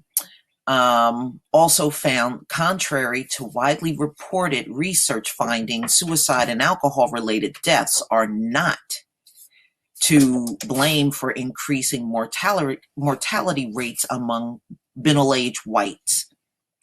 The results call into question the recent reports suggesting that what have become known collectively as despair deaths by suicide, alcohol, and drugs are on the rise among white Americans, particularly men, facing a lack of economic opportunity and an increase in chronic pain. So they're saying, based on pain and distress explanation, raising the mortality rate among the white population, he's not quite buying it. Okay. Instead, recent mortality increases have likely been shaped by the U.S. opiate plague. Masters said metabolic disease, including heart disease, obesity, and diabetes, are also playing a key role. After years of declining deaths for such diseases, thanks to new drugs and procedures, the progress has slowed for men and stalled for women, the study found. When it comes down to mortality, we are just starting to see the real health consequences of the obesity plague. And it is a plague. Seriously, the next time y'all go out in public, just look at the amount of fat white people you see. It's a lot of them. Okay? I would say it's probably just as many out of shape ones, probably even more than the ones that are in shape. But they are more out of shape than anybody else. And I'm glad this man is bringing that out, because for many years they tried to imply it was black people, but I'm sorry. I see more black men that are in shape than I do see white men, and that is the truth. And I'm sure I'm not the only one that noticed that. In fact, I'm more likely to see a black man that is in good shape than I am to see a white man that's in good shape when I go out in public. All I see are these fat, slobbery looking men that just look horrible. Master's and graduate students, Andrea Tilstra and Daniel Simon, launched a study in spring 2016 after papers revealed the following years of decline. U.S. mortality rates had begun to inch up among middle-aged white, non-Hispanic men and women. Follow-up studies suggest such increases were disproportionately driven by chronic liver disease, suicide, and overdoses, which some suggest were symptoms of the same underlying epidemic of emotional distress, economic insecurities, and chronic pain. One study published in 2015 in the Proceedings of the National Academy of Science referred to despair deaths among a lost generation whose future is less brighter than their parents. But we know that. Many people are not living as well as their parents did because the incomes have dropped dramatically for a lot of the same jobs. The despair death narrative caught fire and has since begun to inform mortality research and media coverage and shape dialogue among policymakers and politicians. Yet our research shows it has, he just feels it's incorrect. He doesn't feel these are deaths of despair as it's been labeled. And again, I don't see how it's deaths of despair for them. When black people have gone through the highest unemployment rate since we've been here. But that's not considered a despair, but it's a despair when white people go through it. Give me a break. Y'all sound weak. For the new study, he looked at U.S. mortality data from the National Center for Health Statistics, the Center for Disease Control and Prevention, and the U.S. Census Bureau for U.S. non-Hispanic white men and women ages 25 to 34 and 35 to 54 from 1980 to 2014, while previous research had lumped men and women 10-year age spans and drug, alcohol, and suicide deaths together. Masters and his team disentangled the data sets, looking independently at genders, individual year ages, and distinct causes of death. They also distinguish between period effects, in which shifts in mortality rates were similar among all age groups, and cohort effect, in which the shifts were unique to individuals born in a particular time frame. One glaring pattern emerged among men and women of all ages cohorts studied. Drug-related deaths had skyrocketed. For instance, in 1980, 1.4 per 100,000 men and 1.76 per 100,000 women died from drug overdoses. By 1998, those numbers had climbed to 9.5 for men and 3.6 for women. By 2014, they'd risen to 36.5 to 24 for men and 24.4 for women. Wow. Y'all some real junkies. Woo. Oh man, I'm looking out the window. This is kind of off topic. I'm looking out the window at the sunrise, and the sky is very, very pink out here. I don't think I've ever seen it this pink before. Okay. And meanwhile, the researchers found no substantive increases in white men's alcohol-related mortality at any time. Suicide rates did rise slightly between 1999 and 2014 for men and women, but this was due largely to spikes among all age groups during times of economic downturn. So whenever the economy goes bad or they're not working that much, this is when your caucasoid will turn to suicide. That suggests economic insecurities are not isolated to a single lost generation. But look, Black people have been living through economic insecurities from day one. You don't see us killing ourselves. These people can't handle nothing. With drug-related mortality rates, it took off around the time when prescription opioids became readily available, and it has kept rising steadily ever since, Master says. The team in yet-to-be published research has also looked into the number of Black men and women and seen similar patterns of soaring rates of drug abuse across age cohorts since the late 1990s.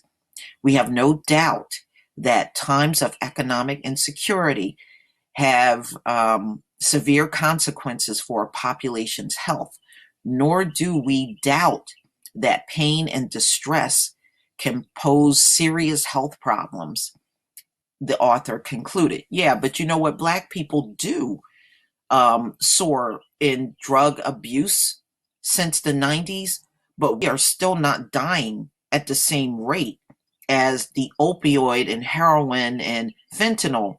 White people are dying. Y'all still outpace everybody in deaths, so I don't want him trying to leave that off. We are not dying at the same rate, period.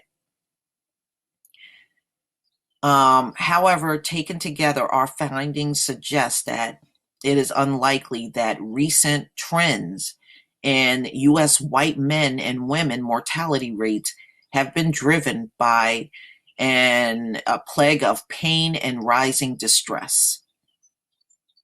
Instead, the author points to overprescription and overuse of opioid-based painkillers, heroin use, and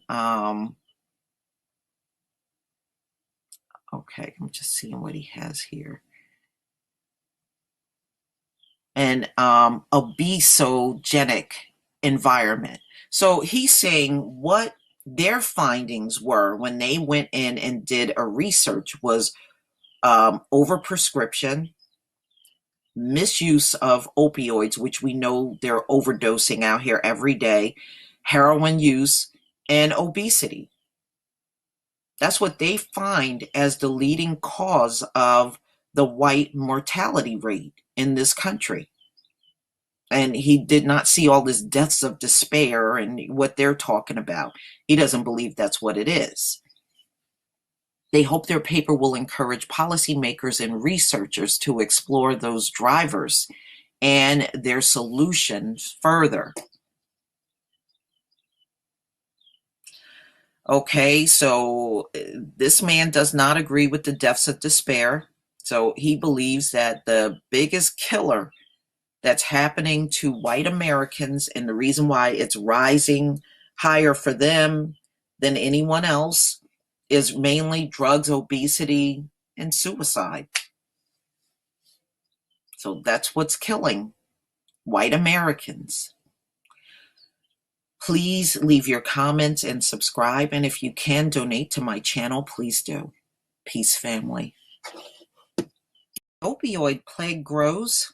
So does the number of babies born addicted, ladies and gentlemen. So again, this plague ain't going nowhere. Okay. Back in the day when a mother was addicted to crack and her baby was born, the Caucasoids gave them a title called crack babies. All right. That's what they wanted to call our kids, and that's what they did.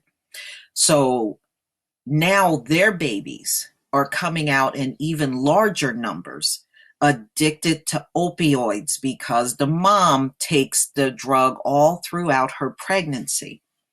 And listen to how often these babies are born. This is long past crack babies, is what they wanted to call them.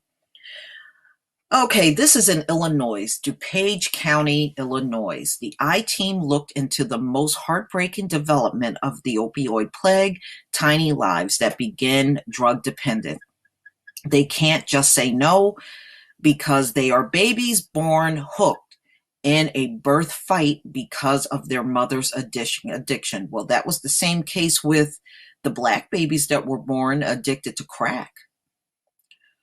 One baby born every 25 minutes in the United States is suffering from opioid withdrawal. That's a lot of babies, y'all. That's a lot of babies. One every 25 minutes, an opioid baby is born in the U.S. The syndrome has Illinois on the offense.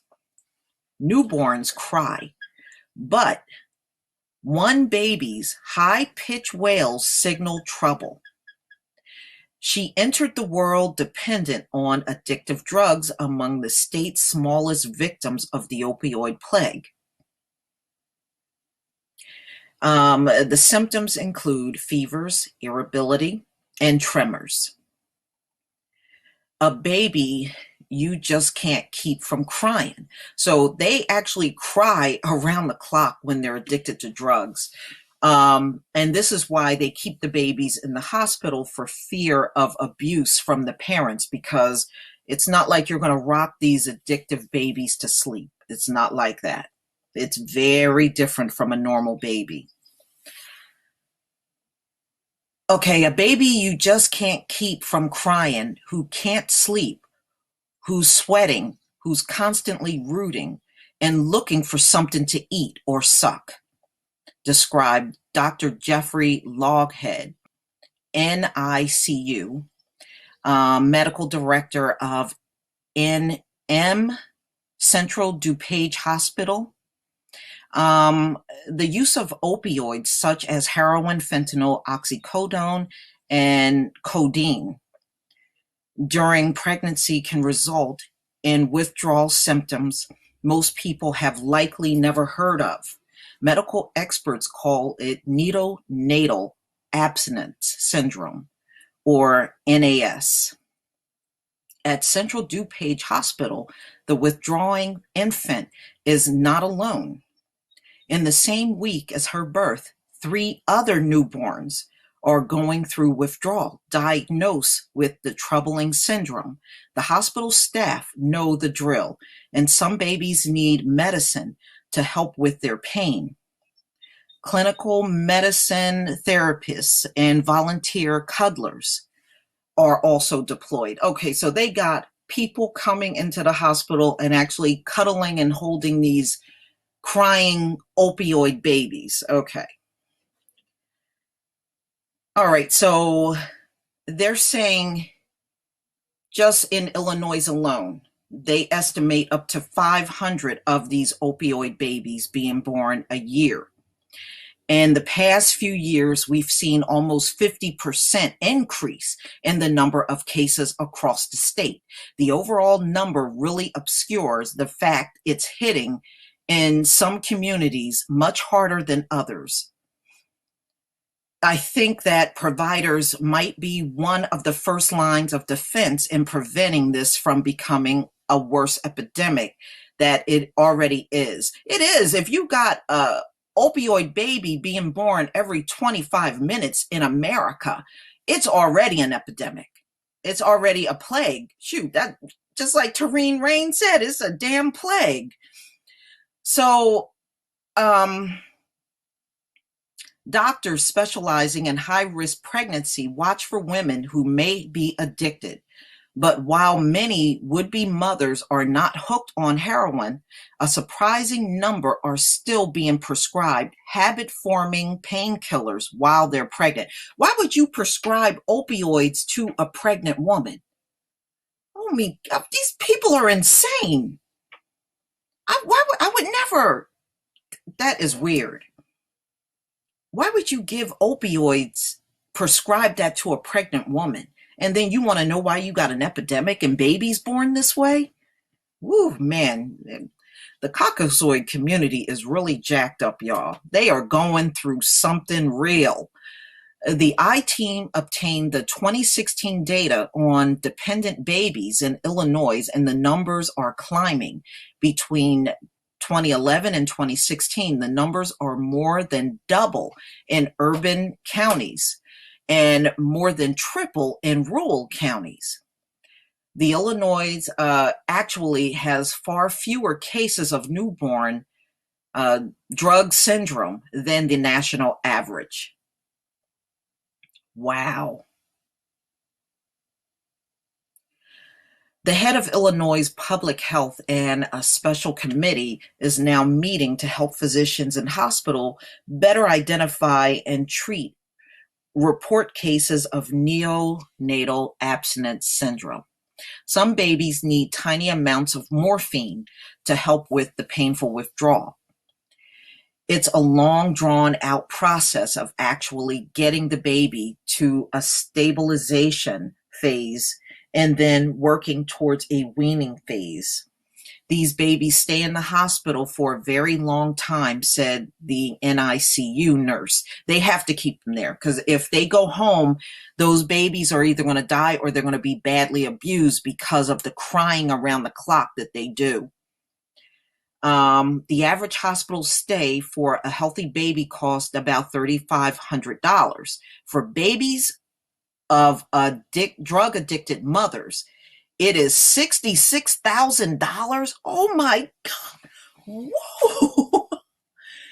I'm telling you. Now, not only are these heroin and opioid addicts draining the resources, their babies are draining the resources too.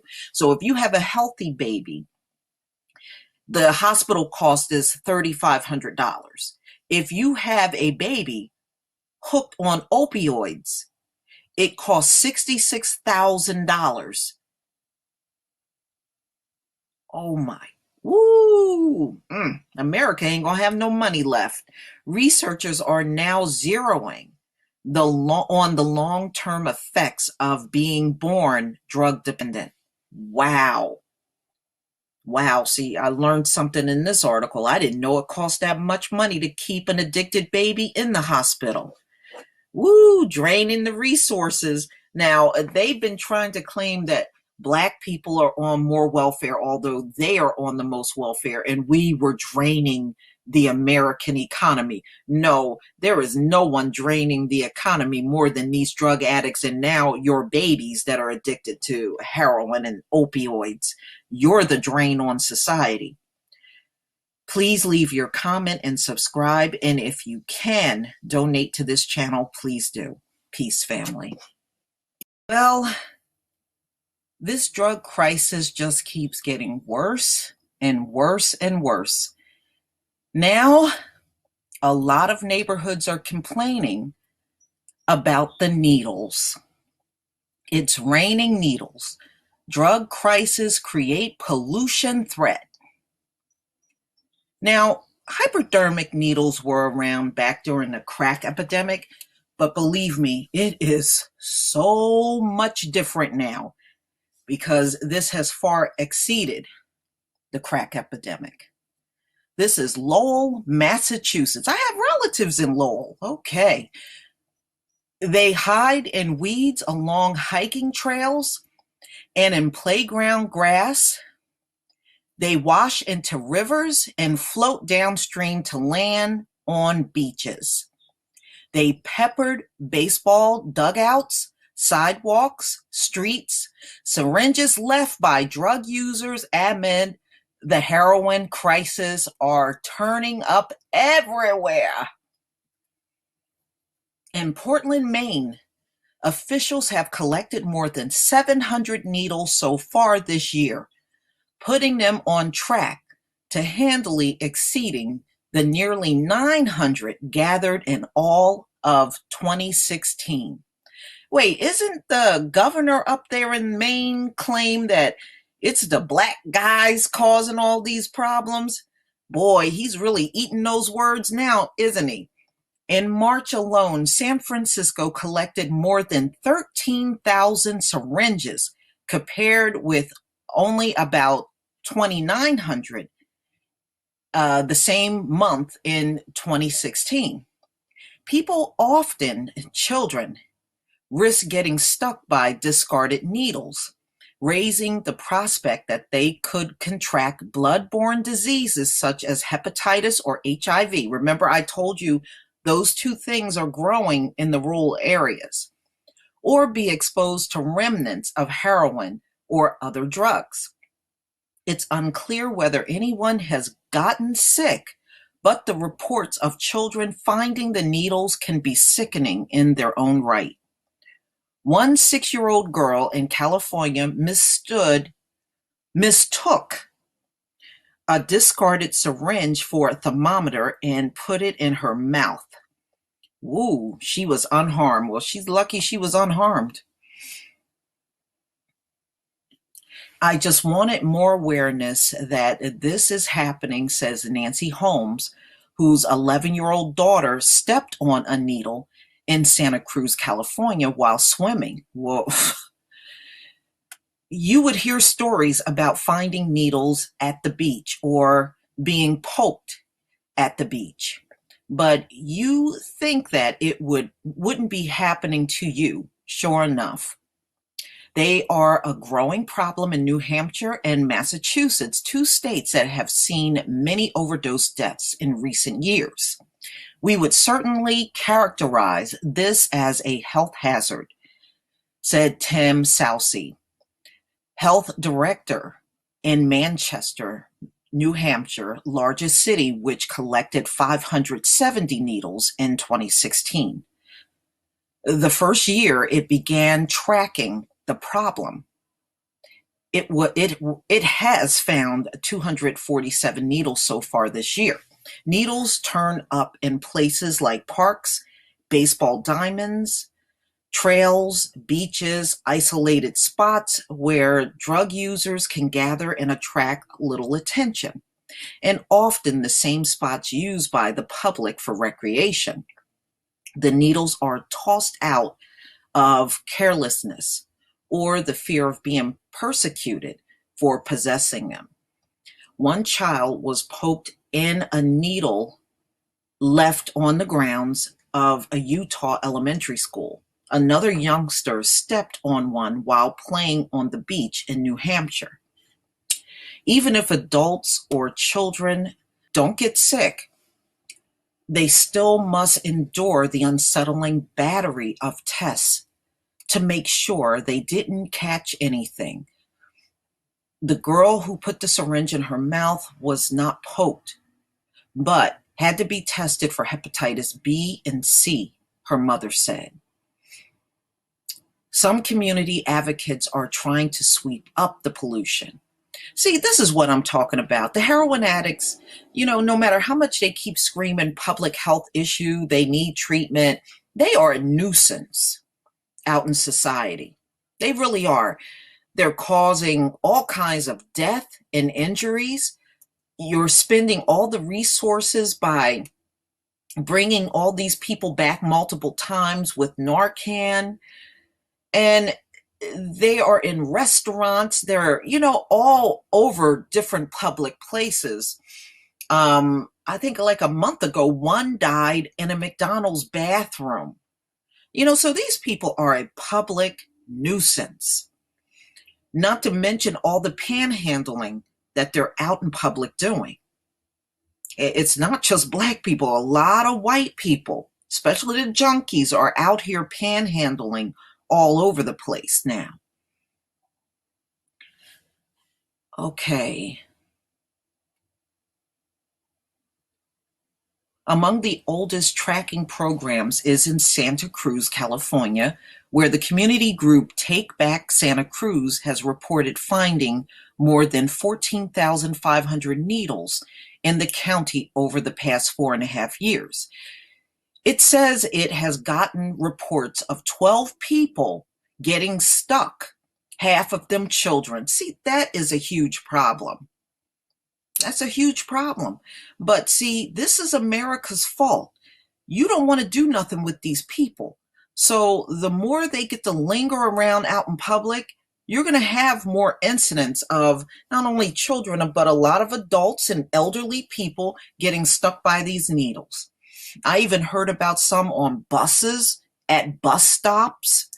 These needles are everywhere, but this government don't want to do anything about it. Because, see, these are a bunch of white people. But Morris and Corte complain poor supervision at needle exchange will simply put more syringes in the hands of people who may not dispose of them properly. You know what? They're thinking about the high. They could care less about disposing of a needle properly. Junkies don't think like that. That's the problem. They think a junkie think like somebody that's not on drugs. After complaints of discarded needles, Santa Cruz County took over its exchange from a nonprofit in 2013 and implemented changes. It did away with mobile exchanges and stopped allowing drug users to get needles without turning in an equal number of used ones, said Jason Hoppins, a spokesman for Santa Cruz County. Along with Merrimack, nearly 36 riverfront towns are debating how to stem the flow of needles. 2 regional planning commissions are drafting a request for proposals for a cleanup plan. They hope to have it ready by the end of July. We are all trying to get a grip on the problem, said Haverhill Mayor James Fiorentini. The stuff comes from somewhere. If we can work together to stop it at the source, I am all for it.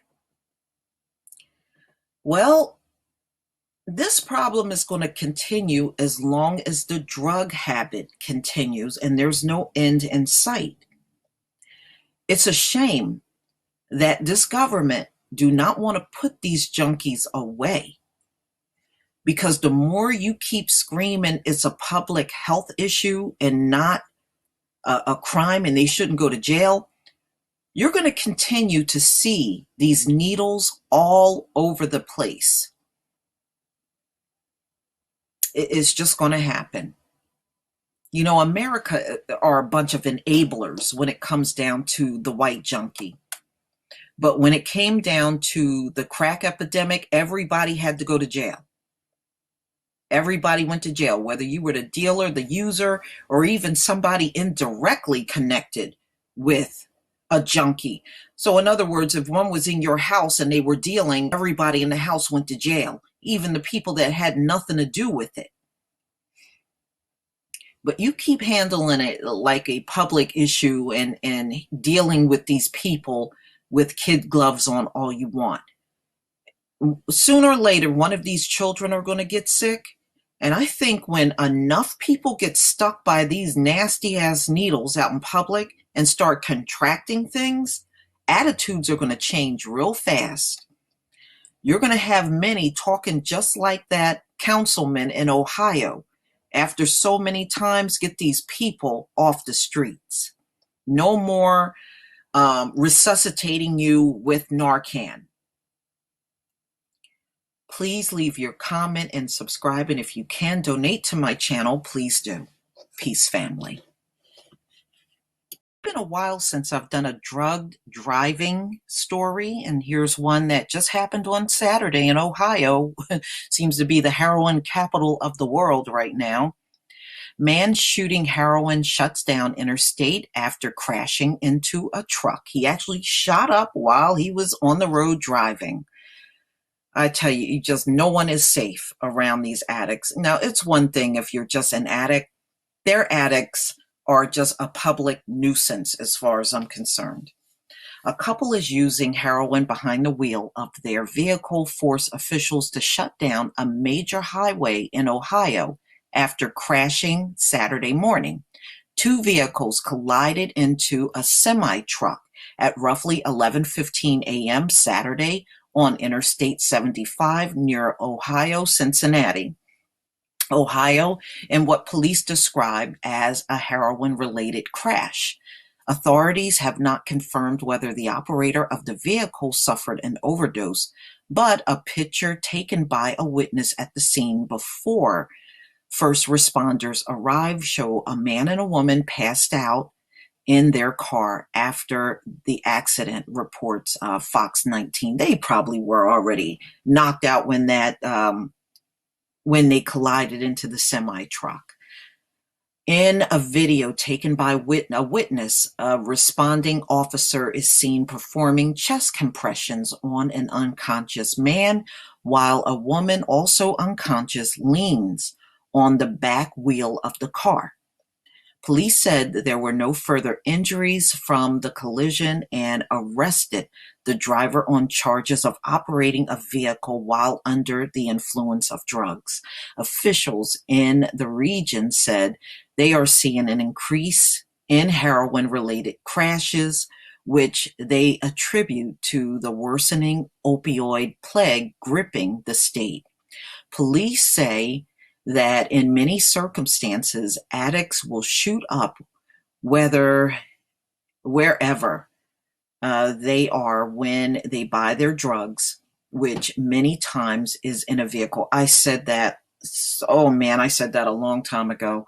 They don't care where they are when they want the drug. When they're ready for the drug, they're going to shoot it up, whether they're in their house, in a car, in the public. They don't care. I mean, I've seen videos of them sitting on a public bus and shooting up. All right, here's the video related to the crash. I had to look for another site, the Fox 19 site, to find the video. But here it is. Let me go ahead and play it.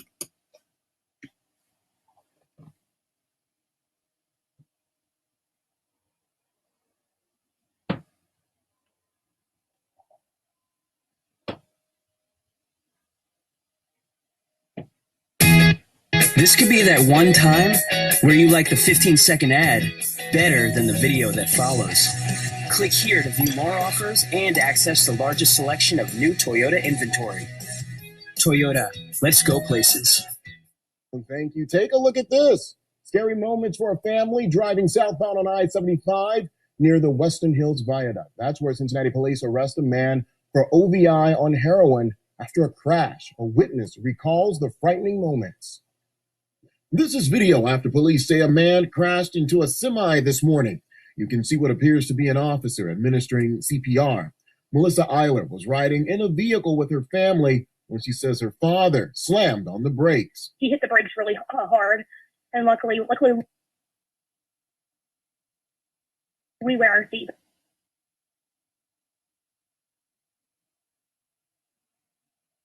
So, because Okay, seems to be a lot of buffering. It's annoying. could have been a lot worse.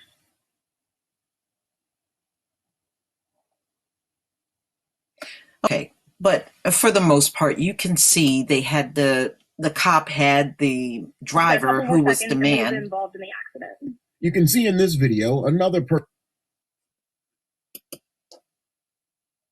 All right, I'm just going to stop that. Okay, so you can see the cop had the driver who was the man down on the ground. He had to do chest compressions on him. And the woman who was also knocked out, she was leaning on the car's back wheel. And you could, in the video, you could kind of see that. So this is a real problem, ladies and gentlemen.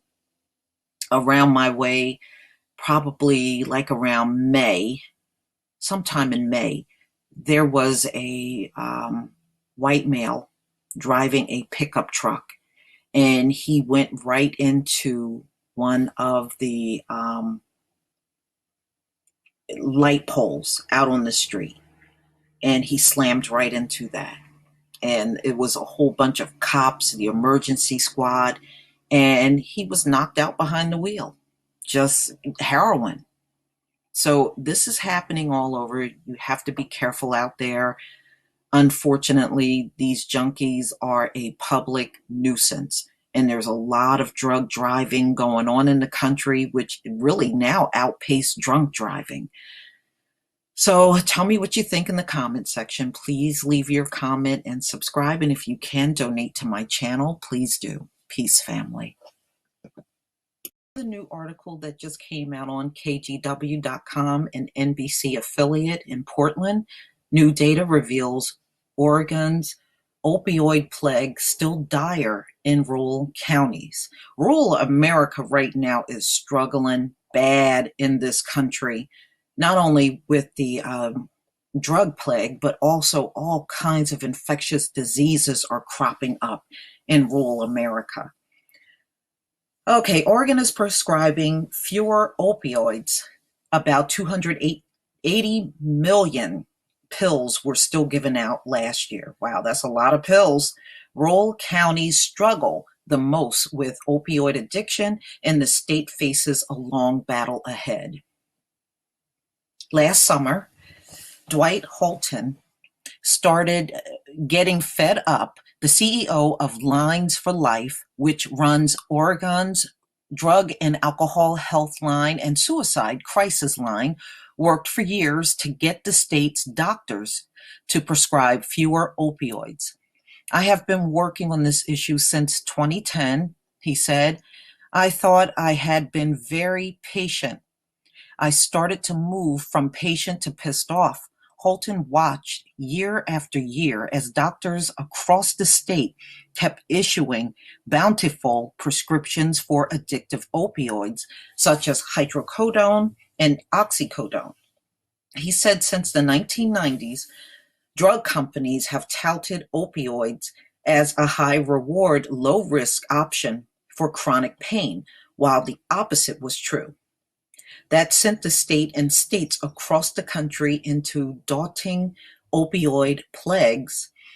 Hospitalization and deaths from opioids rose, and people struggle with chronic pain, added addiction to their list of ailments. But Holton got surprisingly good news. In 2015, opioid prescriptions dropped in nearly all counties in Oregon. Newly released data from the Centers for Disease Control shows doctors are prescribing fewer opioids in 28 out of 36 counties in Oregon. Many counties saw the numbers drop by a third to half. But that doesn't mean the problem is going away anytime soon. About 280 million opioid pills were prescribed in Oregon last year. The issue persists mostly strongly in rural parts of the state. Oregonians in rural counties are far more likely to be prescribed opioids with higher unemployment rates, lower incomes, and less access to treatment centers. Those who become addicted have more difficulty fighting back.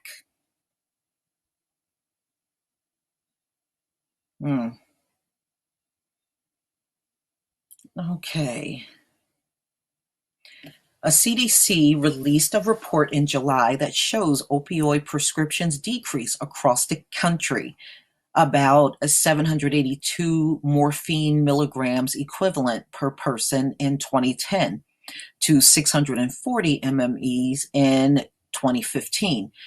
The CDC measures prescriptions in MME, which can translate across varying strengths of opioid. Hydrocodone is a 1-to-1 ratio. 1 milligram of hydrocodone is 1 MME. Stronger opioids like oxycodone and methadone are higher than a 1-to-1 ratio.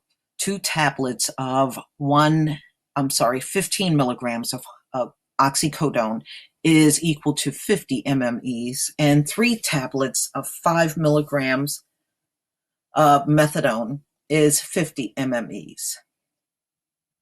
A common prescription tablet of 5 milligrams hydrocodone is 5 MMEs. That means in 2010, the average American was prescribed about 156 tablets of 5 milligrams of hydrocodone. In 2015, that dropped to 128 tablets per person. Oregon saw a drop from an average of 1,186 MMEs per capita in 2010 to 972 in 2015, or 237 5 milligrams hydrocodone tablets to 194 tablets per person. That drop was still not consistent across the state. So, it's amazing how people in the urban areas now are doing far greater than people in the rural areas. And it was the opposite way around for many decades in this country. Okay, rural Oregon struggles to combat opioid issues, which is common across the country.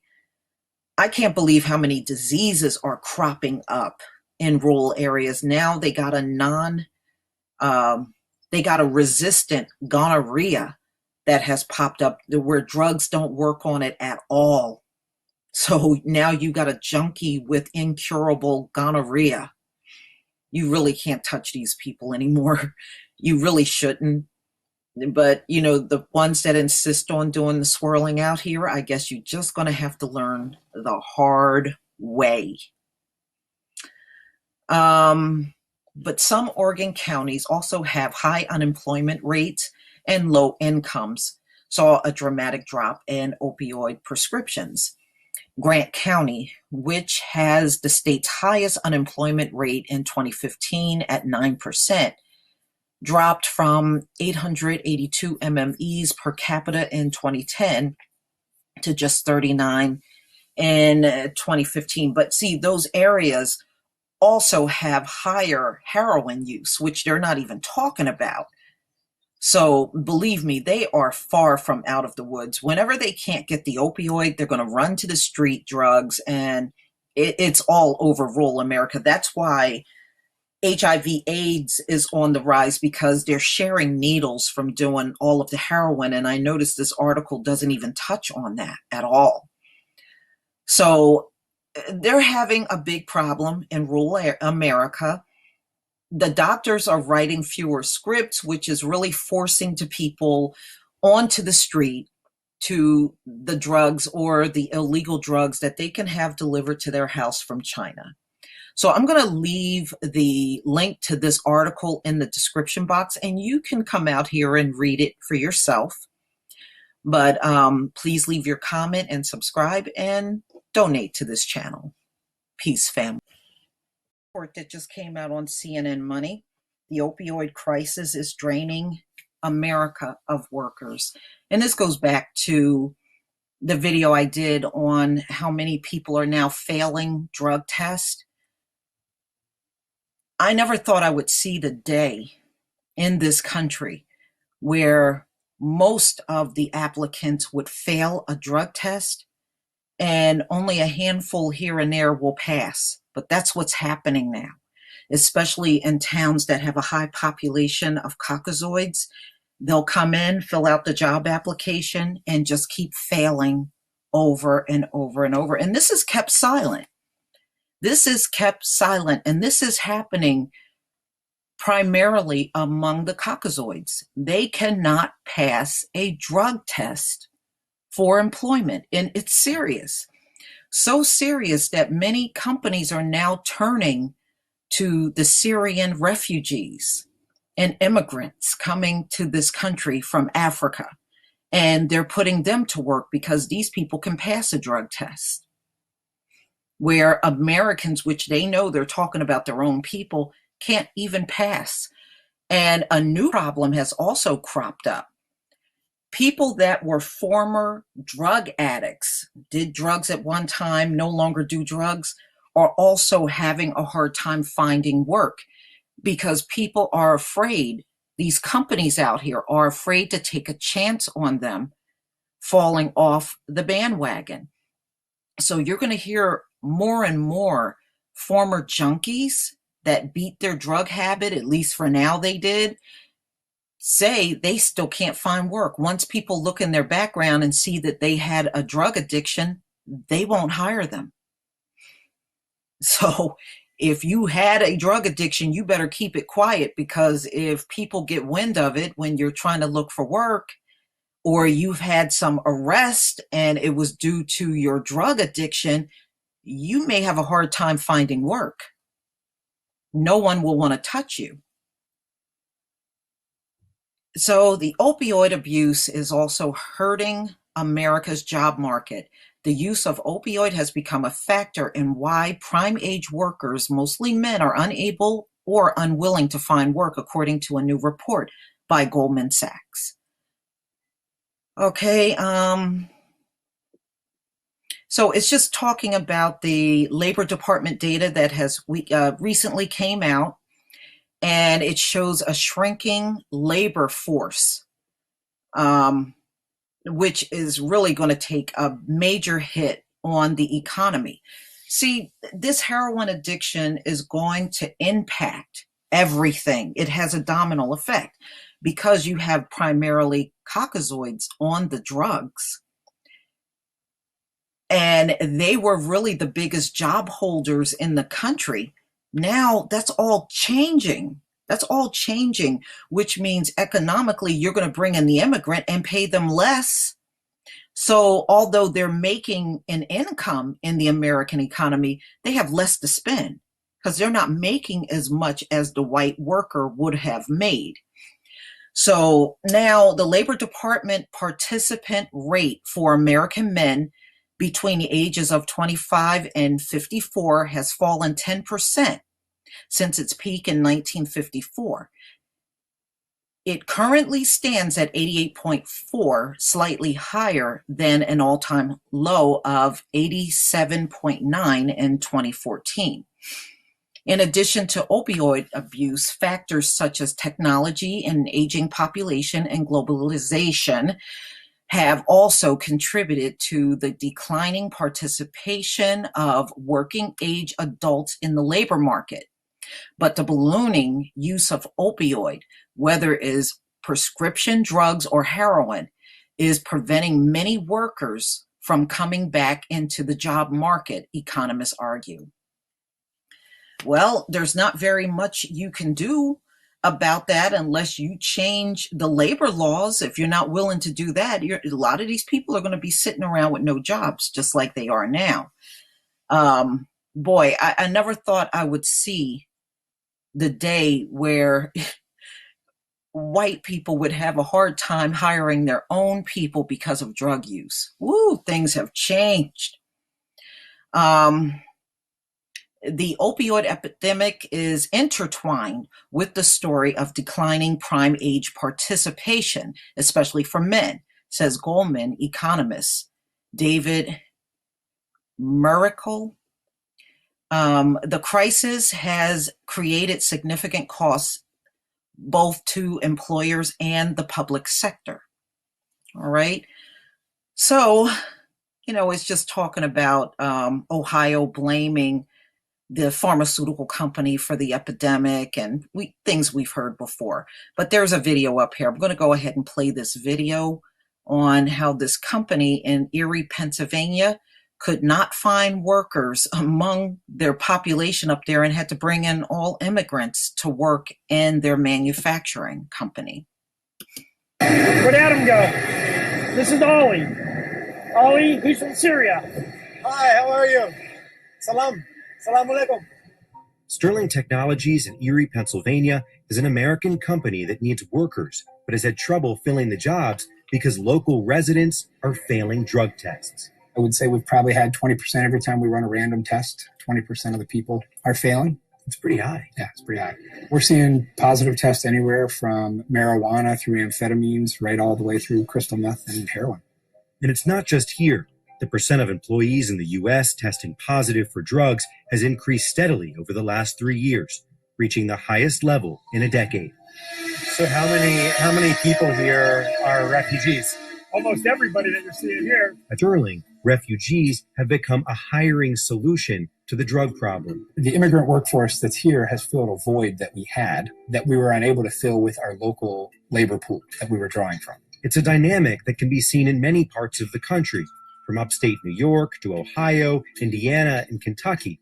But some companies that work with refugees in these places don't want to talk about it. They don't want to admit that there is a problem when it comes to drug testing, and refugees are filling that void.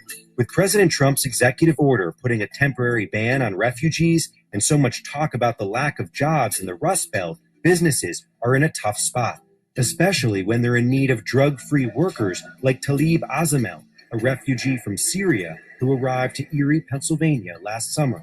Within 3 months, he got a job at the factory.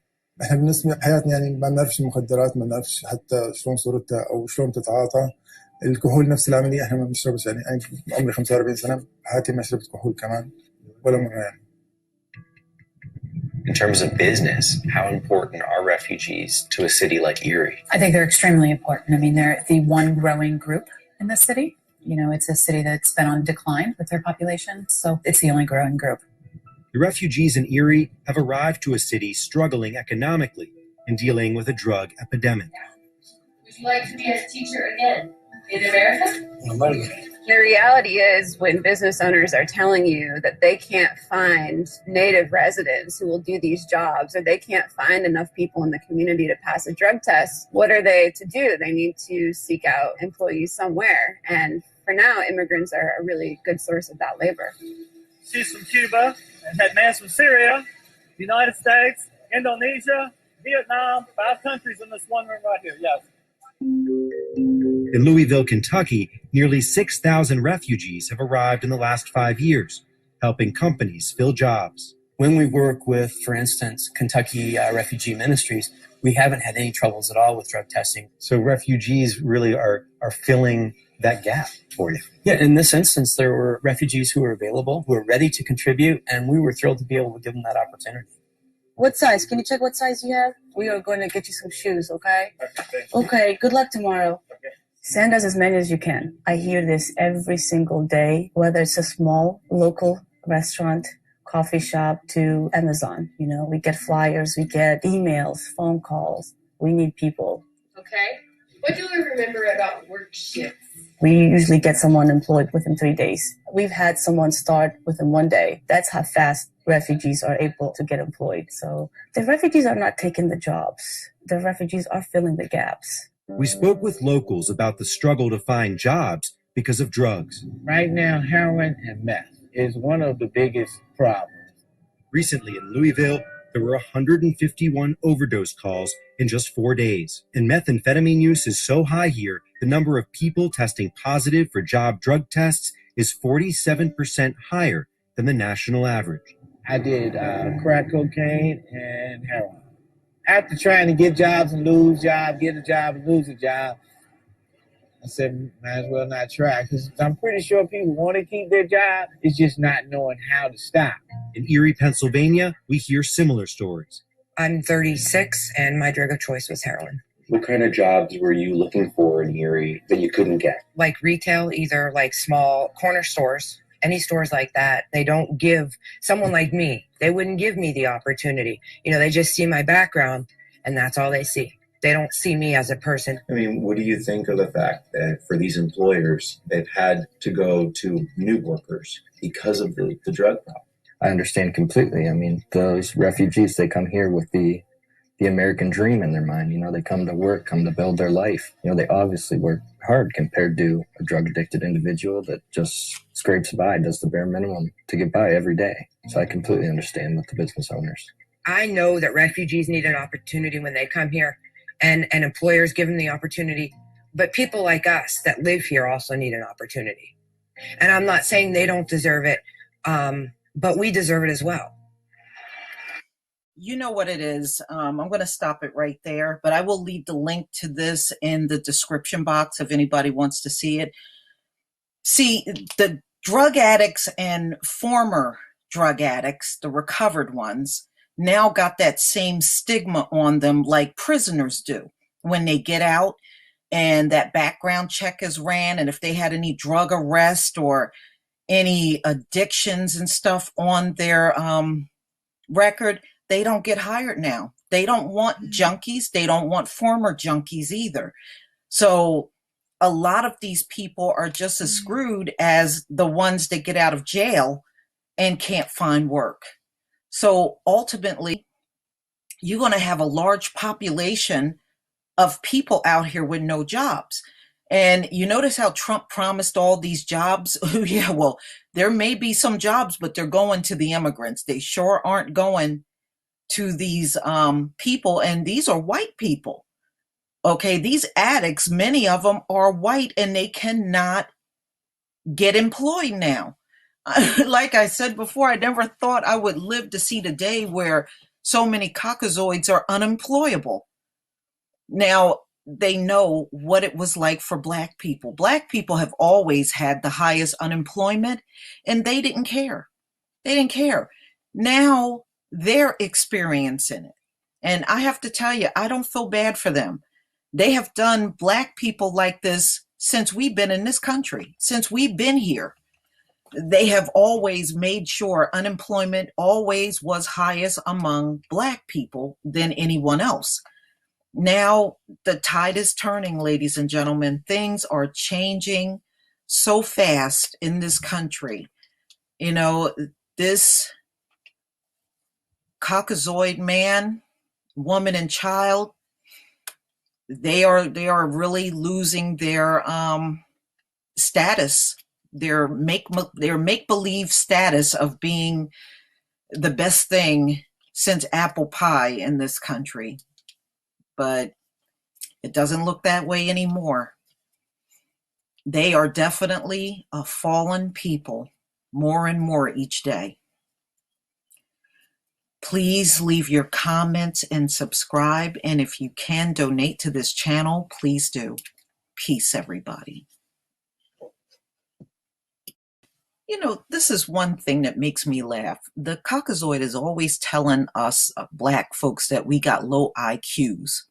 But when you see the things they do and realize they can't catch on to things too quickly, I wonder, do they often look in the mirror and say, maybe I got a low IQ? You know, the IQ test is biased. It's dumb. And every time you mention it, you sound like an idiot. So let's see how where the high IQs are going with this. Opioid prescriptions fall, but still high, CBC. You know why? Because, see, the people that don't get the prescriptions just goes to the the alternative market, which is your black market drugs out on the street. They don't need your scripts. What part of that don't you understand? The epidemic is still going strong, and these doctors are not writing as many scripts. What does that tell you? That means that the average junkie is now going to street drugs. They don't need the doctor's script. This is why the epidemic is not slowing down, high IQ. My goodness. And length of prescriptions went up, raising risk of addiction among patients. And this came out on July 6th on WebMD. Prescriptions for opioid painkillers have dropped since 2010 in the United States, but the number of Americans getting the highly addictive medication is still too high, a new report says. Prescription declines from a peak of 782 morphine milligrams equivalent per person in 2010 to 640 morphine milligram equivalents per person in 2015, according to researchers from the U.S. Centers for Disease Control and Prevention. Half of U.S. counties saw a decrease in the amount of opioids prescribed per person from 2010 to 2015, said CDC acting director Ann Schuchat. Overall, opioid prescribing in the United States is down 18% since 2010, but the amount of opioids prescribed in 2015 was still about 3 times that of 1999, the Center for Disease Control researchers said, with many people being provided lengthy prescriptions of the narcotic at high doses. All right. And you know what makes me laugh? This reminds me of the last time I was on opioids after having some surgery done. And I got a 7-day supply. And this is what the doctor told me. That's all I'm allowed to give. You know, he said, by law, we're just allowed to give you 7 days. And then when I went back to work, around that same time, it was another woman in my office that had a surgical procedure done. When I pulled out my bottle of oxycodone and she pulled out hers, we had the same medication. I had this little amber bottle with a 7-day supply. She pulled out this mega-sized bottle. I kid you not. She probably had the same drug with about 30 days supply in it. So then I knew they prescribed the Cockazoid a lot more of the medication than us. I only got 1 week. She had like a 30-day supply. But this doctor lied to me and said by law they were only allowed to give 7 days. But I kind of chuckle at it now that I see the epidemic going on. You know, he did me a real favor because I never got hooked on that mess. We're still seeing too many get too much for too long. The amount of opioid prescribed in 2015 was enough for every American to be medicated around the clock for 3 weeks. Drug overdoses account for just over 52,400 deaths in 2015, and nearly 2 of 3 overdoses involved an opioid, according to the CDC. Now, I'm not surprised that they give medication out like that, because you got to understand the doctors get money for every prescription they write from the pharmaceutical company. So the more they push the drug, the more money they get from those drugs. Again, their biggest money comes from writing prescriptions. It does not come from you walking in for your doctor visit. It's the prescription. That's where the money is. Prescriptions are still providing high doses of opioid painkillers such as OxyContin for periods long enough to turn patients into addicts. People are being handed opioid prescriptions that cover longer periods of time, increasing an average 13 days in 2006 to almost 18 days in 2015, the report found. Anyone taking opioids can become addicted to them after taking them just a few days. A person becomes more likely to take them long term. I don't know about that. I don't think when I took mine, I don't recall becoming addicted or craving for it. I don't know. Maybe, I don't know. I just didn't feel that way. Taking even a low dose of opioids for more than 3 months increases the risk of addiction by 15 times. Patients are being prescribed dangerously high levels of opioids, even though the average daily dose prescription decrease by 58 MME in 2010 and 48 MME in 2015. So it looks like they decreased the strength of the drug, but people are still addicted to it. It did not make any difference. So, but I do know just from reading articles, a lot of people are now turning to the synthetic opioids and the fentanyl now. They're not even sweating the fact that they can't get the script from their doctor anymore. Number two, if you want a lot of this stuff, you can get it from the black market.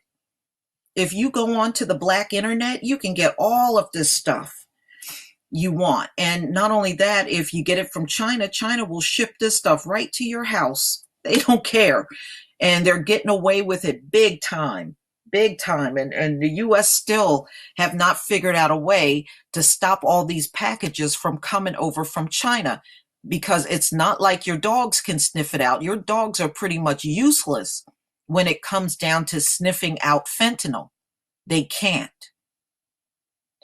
So I'm afraid to let the US know you are stuck with this epidemic, this plague. You are stuck with it. It ain't going nowhere.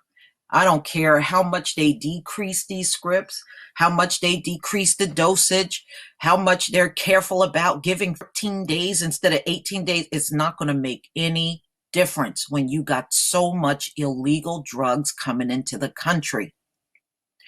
Please leave your comment and subscribe. And if you can donate to this channel, please do. And I'll also have the link to this article in the description box. Well, it seems to be happening, everybody. A lot of different communities around the country are now complaining they do not have enough funding to keep a stockpile of Narcan available. And Baltimore is one of the cities that only have like 4,000 doses of Narcan left, and they're not even going to be able to get funding for more until May of next year. And this is really critical because Trump is talking about all kinds of budget cuts, and most of these communities around the country may not even have enough Narcan for the estimated number of heroin addicts that they have in their city. And this goes to show you how heavily they depend on Narcan to counteract the effects of the opioids.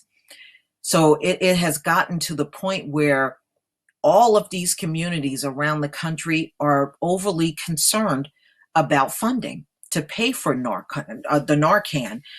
And pharmacies having the Narcan, from what I'm understanding after reading the article, is optional. If they want to stock it, they can. If they don't, it's really not mandatory that any of your CVS or Walgreens or Rite Aids have Narcan available. All right. So it's a big concern. And now they're talking about how Narcan is now $20 to $4,500 per dose. Boy, I tell you, these pharmaceutical companies are really price gouging everybody. So now they're trying to figure out how they're going to ration out these last few doses they have. Now, for instance, in Baltimore, they have 21,000 heroin addicts that they're aware of. But right now, they only have 4,000 doses of Narcan left. And they said they know probably by the end of July, they're going to be completely out of Narcan if they're not able to get more funding. So they're spending a fortune on this drug addiction. They are spending a fortune. And it just keeps growing and growing and growing.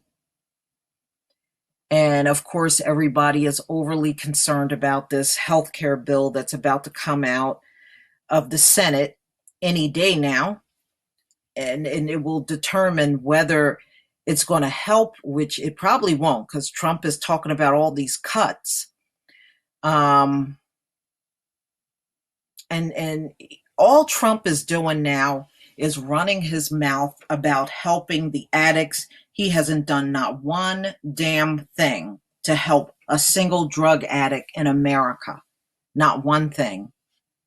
Not one thing. The only thing he did was bring the families there to the White House, just like he did the HBCUs, and did a photo op with them, and then went in there and started cutting all kinds of programs that a lot of these drug addicts depend on, especially through the Medicaid. So he's not really interested in helping anybody. So here's a video. We're going to go ahead and listen to this video. Makes life worth living, but sometimes life has a plan we can't always see. At South Jersey Radiology, we see what others cannot. The tri-state area's only American College of Radiology Diagnostic Imaging Center of Excellence, SJRA, exceeds state-of-the-art standards for lowest costs, best value, more convenient locations, and care that surpasses university-affiliated imaging practices. Choose SJRA. Get back to living. South Jersey Radiology. Innovative imaging. Radiology reimagined.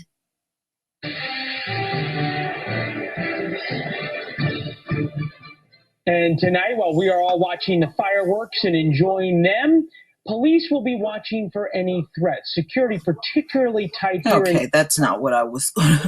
That's not what I want to see. All right, hold on. Let me see. All right, let's try it now.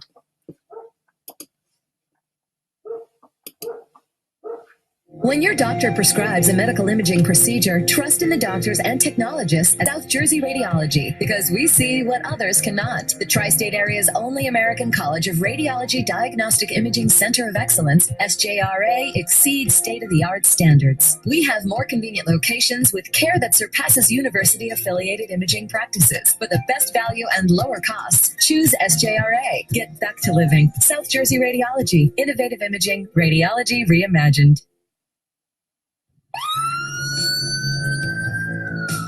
78 people die each day from opioid overdoses. There's a quick-acting antidote to save them called Narcan. This treatment, also known by the generic name naloxone, works in about 5 minutes. But it needs to be administered right away to work. Brain damage can happen in just a few minutes from lack of oxygen. Here's how it works. Narcan knocks out the opioids from the opiate receptors in the brain for 30 to 90 minutes. The victim starts to breathe normally again, and emergency crews can wake and treat them. Narcan blocks a person's high from illegal drugs like heroin and fentanyl, and prescriptions like oxycodone, hydrocodone, codeine, and morphine. By the end of 2016, 1,214 law enforcement departments had naloxone programs. The CDC study finds in 83% of cases, Narcan is administered by other drug users on the scene. It's available as a nasal spray which costs about $63. It could also be injected into the muscle of the arm, thigh, or butt. The injectable version starts at $15. The drug was first FDA approved in 1971, and the CDC says it has saved more than 10,000 lives between 1996 and 2010. A study in the BMJ shows the drug could cut the overdose death rate by 50%. Okay. So if nothing changed, a lot of these cities and communities will be running out of Narcan. Please leave your comment and subscribe. And if you can donate to this channel, please do. Peace, family. You know, I had a troll come to me recently and said, why don't I talk more about black on black crime? Because black on black crime is not the leading problem in America. Although you caucasoids in your propaganda machine, the mainstream media, try to make it appear that way. But some of us that are way, way more awakened and we are aware of what's going on in America, you're not going to pull that one over on us. So if you need to hear about black on black crime, I suggest you go to another channel. On this channel, we are going to focus on what the biggest problem is in America, and that is your opioid plague. Not only is it a problem, ladies and gentlemen, in America, it is the biggest drug problem on earth. America leads the world in drug overdose deaths by a lot. And this article came out on Vox.com, June 28th, 2017. America has about 4% of the world's population, but 27% of the world drug overdose deaths. That, ladies and gentlemen, is pretty sad. America has the biggest drug overdose deaths in the entire planet.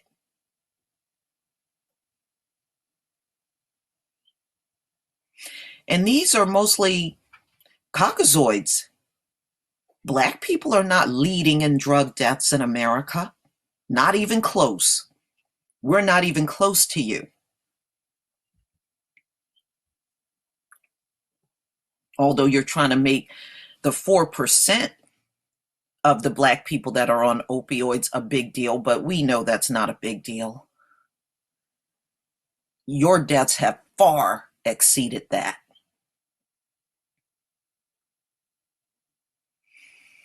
That's one of the startling conclusions from a recent report by the United Nations Office on Drugs and Crime. Statista charted the results, and as you can clearly see, the U.S. is in the lead. North America, so this now filters in Canada because the caucasoids up in Canada are also having a problem. And as you can see, all the way down the chart, do you know South Africa is also having an opioid problem, ladies and gentlemen?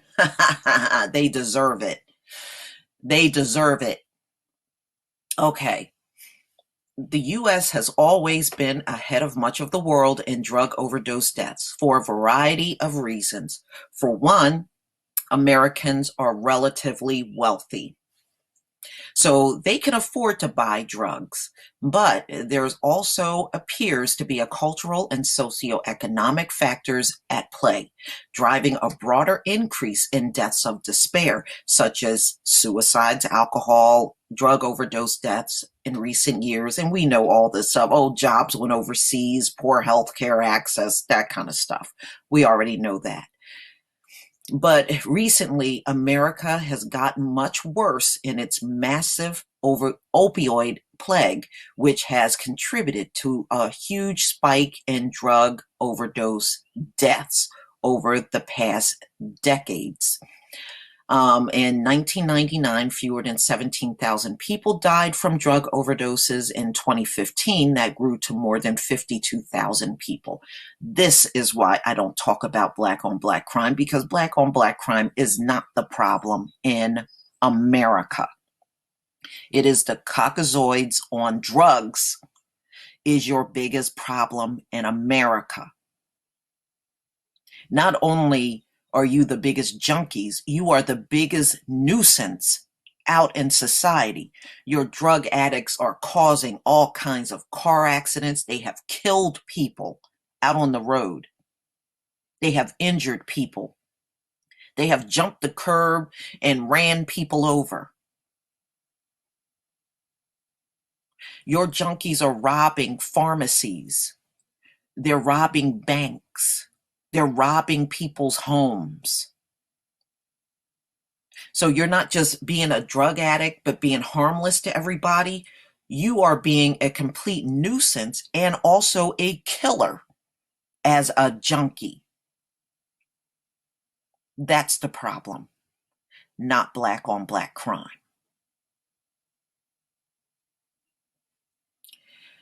This is, for now, largely a white American problem.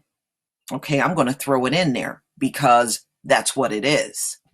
After pharmaceutical companies heavily market their opioids in the US and doctors followed through with massive numbers of prescriptions, America became the world's leader in consuming opioids, with UN data putting the US at the top of the opioid consumption. And as you can see in the dark blue on top, America just trumps all other countries on earth when it comes down to drug overdose deaths, including Canada. Canada's right behind because they're part of North America. The same drugs that are being trafficked into America is being brought into Canada as well.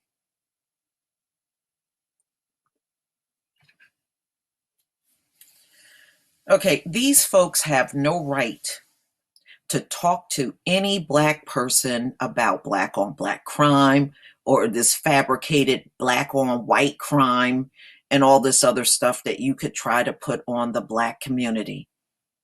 Okay, calling us niggers is not the worst thing that can happen, but your drug deaths are certainly far worse than being called a nigger, okay? So all of your little bags of tricks that you got is just simply not going to work. And I laugh because, see, these Caucasoids are also upset because the world don't like them like they used to. Not only are they taking a lot of criticism here in America, they're taking a lot of criticism outside of America. They're getting called out on a lot of things. And they are so fragile. They are upset that the world just don't love them like they used to. And it serves them right. What have you done to deserve to be loved by everybody? Not a damn thing. So what you're getting, you deserve every ounce of it. Okay, America leading the entire globe in drug deaths, ladies and gentlemen. Pass it on, ladies and gentlemen, pass it on. But don't let them get in your face again with no black-on-black crime. That's not leading in anything in America. I don't care how much they keep trying to fake it up on their media. All right, the two charts then are closely tied as America consumed more opioids and the drug overdose deaths climb. So it began to dominate the world on a very grim statistic.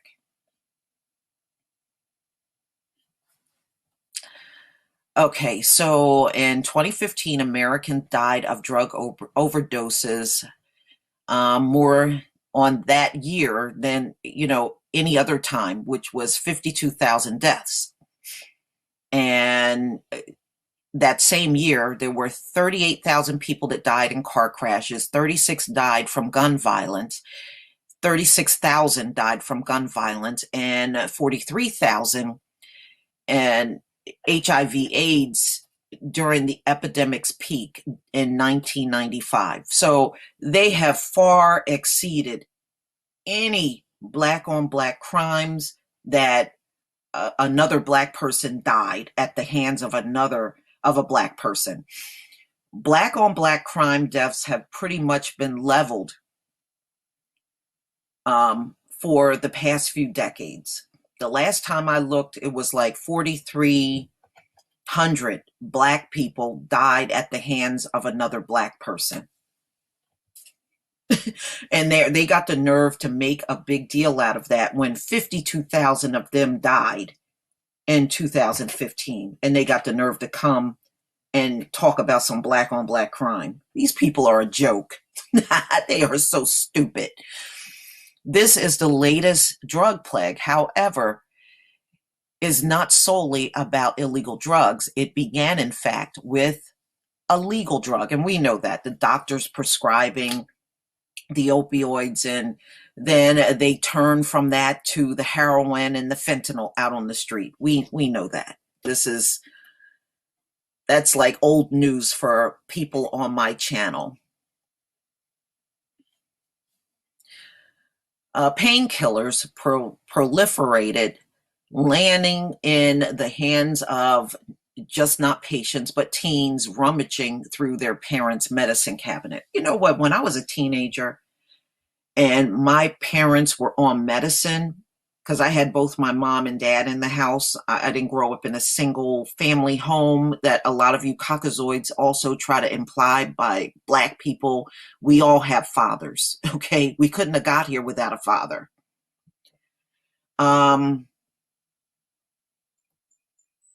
I never thought of rummaging through any medicine cabinet looking for drugs to take. I just never did that as a teenager. In fact, I hardly wanted to take a pill. Okay, I was not one of those people into take. I barely want to take one now. I would prefer to use a natural remedy over taking a whole bunch of pills from a doctor. So that's their teens doing that. I don't believe it's a lot of black teens doing that kind of stuff. Other family members and friends of patients and the black market. As a result, opioid overdose deaths trend upwards, sometimes involving opioids alone, other times involving drugs like alcohol, benzodiazepines. By 2015, opioid overdose death totaled more than 33,000. Close to 2/3 of all drug overdose deaths. And you can see on this chart from New York Times how it's trend upward. And they're now projecting that 65,000 people have died from drug overdose deaths in 2016, but those numbers will not be out until December. Seeing the rise in opioid misuse and death, officials have cracked down on prescription painkillers. Law enforcement, for instance, threatened doctors with incarceration and the loss of their medical license if they prescribe drugs. Yeah, well, we've seen this already. I already did a story on was a woman doctor, a white female doctor, and she got arrested for writing all types of scripts for opioids for people that didn't even need them. So we have seen this already. And she lost her license. Okay, ideally, doctors should still be able to get painkillers to patients who truly need them. After, for example, evaluating whether the patient has a lot of history of drug addiction. But doctors who weren't conducting even such basic checks are now being told to give more thought to their prescriptions. Yet many people who lost access to painkillers are still addicted. Some who no longer obtain painkillers, so we know they turn to street drugs that can't get a script from their doctor. And we've heard that a million times. All right. That doesn't mean cracking down on painkillers is a mistake. It appeared to slow the rise in painkiller deaths, and it may have prevented doctors from prescribing the drugs to new generations of people with drug use disorders. Now, listen to this. This is what I found interesting. But a likely solution is to get opioid users into treatment. But listen to how many they got into treatment in 2016. According to a 2016 report by the Surgeon General, just 10% of Americans with a drug use disorder obtain specialty treatment. So the other 90% remained out here running around on drugs. And remember, only 50 to 90% of the time they are successful in kicking the habit. I'm sorry, 50 to 90% of the time after treatment, they go back to the drug within the first week after finishing rehab. So it might be 10% that went through the treatment, but I bet you that number is very small as far as how many actually stayed off the drug after treatment, because most of them go right back to the drug. So treatment is really not effective in America. They have to really want to be off of the drug and go back to living a normal life. And that is extremely difficult. Okay, so difficult that the average drug addict does not achieve it. So federal and state officials have pushed for more treatment funding, including medication assistant treatment like methadone. Okay, well, some states such as Louisiana and Indiana have taken a tough on crime approach that focuses on incarcerating drug traffickers. But the incarceration approach has been around for decades, and it hasn't stopped the massive drug plague like the current crisis. So please don't come back with the black on black crime and post that. You guys don't see it, but I do when I go through the messages to approve them. They always got something in there, either pertaining to niggers and this and that. And niggers are not the problem in America, okay? The problem is the Caucasoid community and your drug addiction. That is the biggest problem in America. It's not black on black crime. It's not anything black people are doing, in fact. It is a Caucasoid American problem, and it is the biggest problem on earth. You just want me to talk about black on black crime so you can feel all good and fuzzy on the inside, and I'm not going to do it because that's not the leading problem in America, nor has it ever been the biggest problem in America. So I don't care how much you keep trying to talk about it, and your Nazi media keep trying to talk about it too, because I dismiss both of you. So if you are interested in black on black crime, then you need to seek out a coon on YouTube and go sit yourself at their channel and listen to them. But I have a certain agenda on my channel, and that agenda does not include black on black crime. And if I did want to talk about black on black crime, I will talk about that to black people only, not you. Please leave your comments and subscribe. And if you can donate to my channel, please do. Peace, family. I'm giving you an update on the Ohio councilman that made the suggestion of not responding to drug overdoses after hearing from the same person 3 times, because these addicts, they actually overdose multiple times during the week. So it's not like they have one overdose and then they're good, maybe for the rest of the month. No, some of them have. I did a story where the cops responded to the same person 20 times. Okay, they had 20 overdoses, and hospitals are also saying that they see the same person sometimes every single day because they're overdosing every day. So that's a problem because, you keep seeing people like that, you're going to run out of money in the budget. You're going to run out of Narcan. You're going to run out of any type of money where you can't even do other things for the city because you're spending it all on these drug addicts. So I kind of see his point, and there's a lot of people blasting him. He's getting hate mail across the country from different people, but I think in due time, a lot of people are going to start agreeing with him. Ohio councilman sparks fury after asking if EMS can stop responding to overdoses.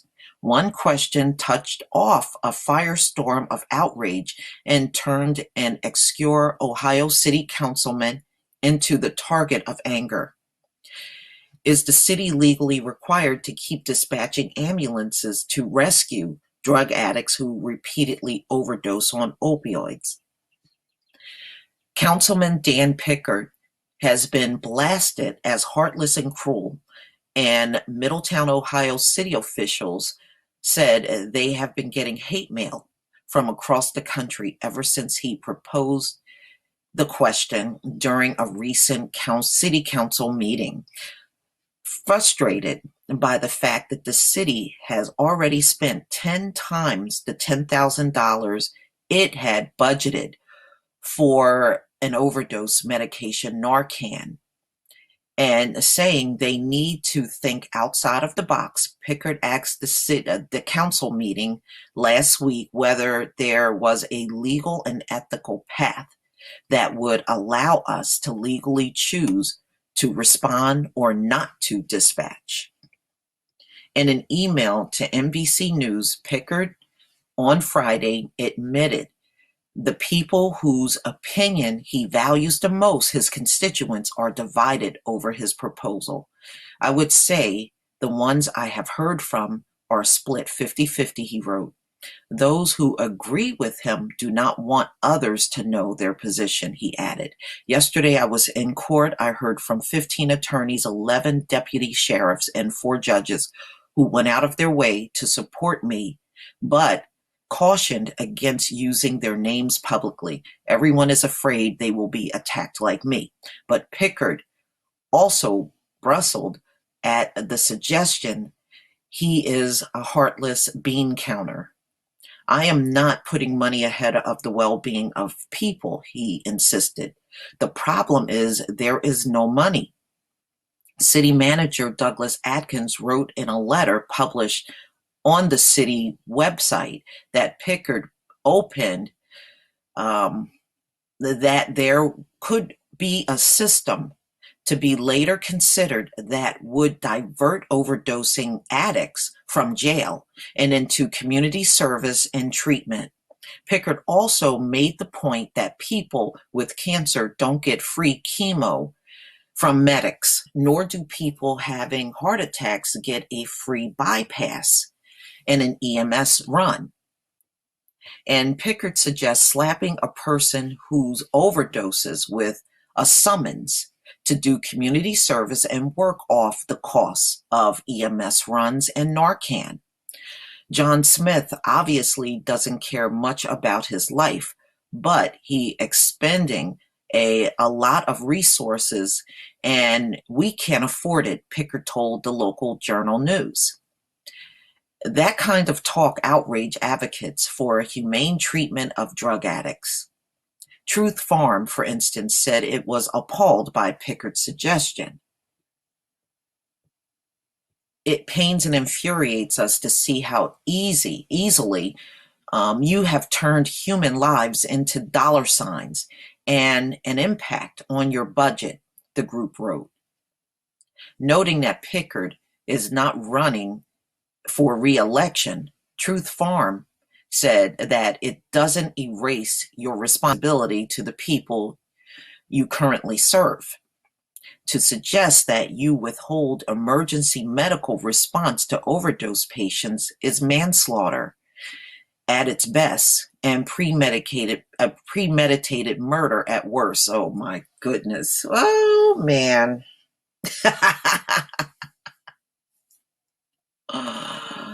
It's just amazing how they'll fight tooth and nail for these addicts because they are cockazoids.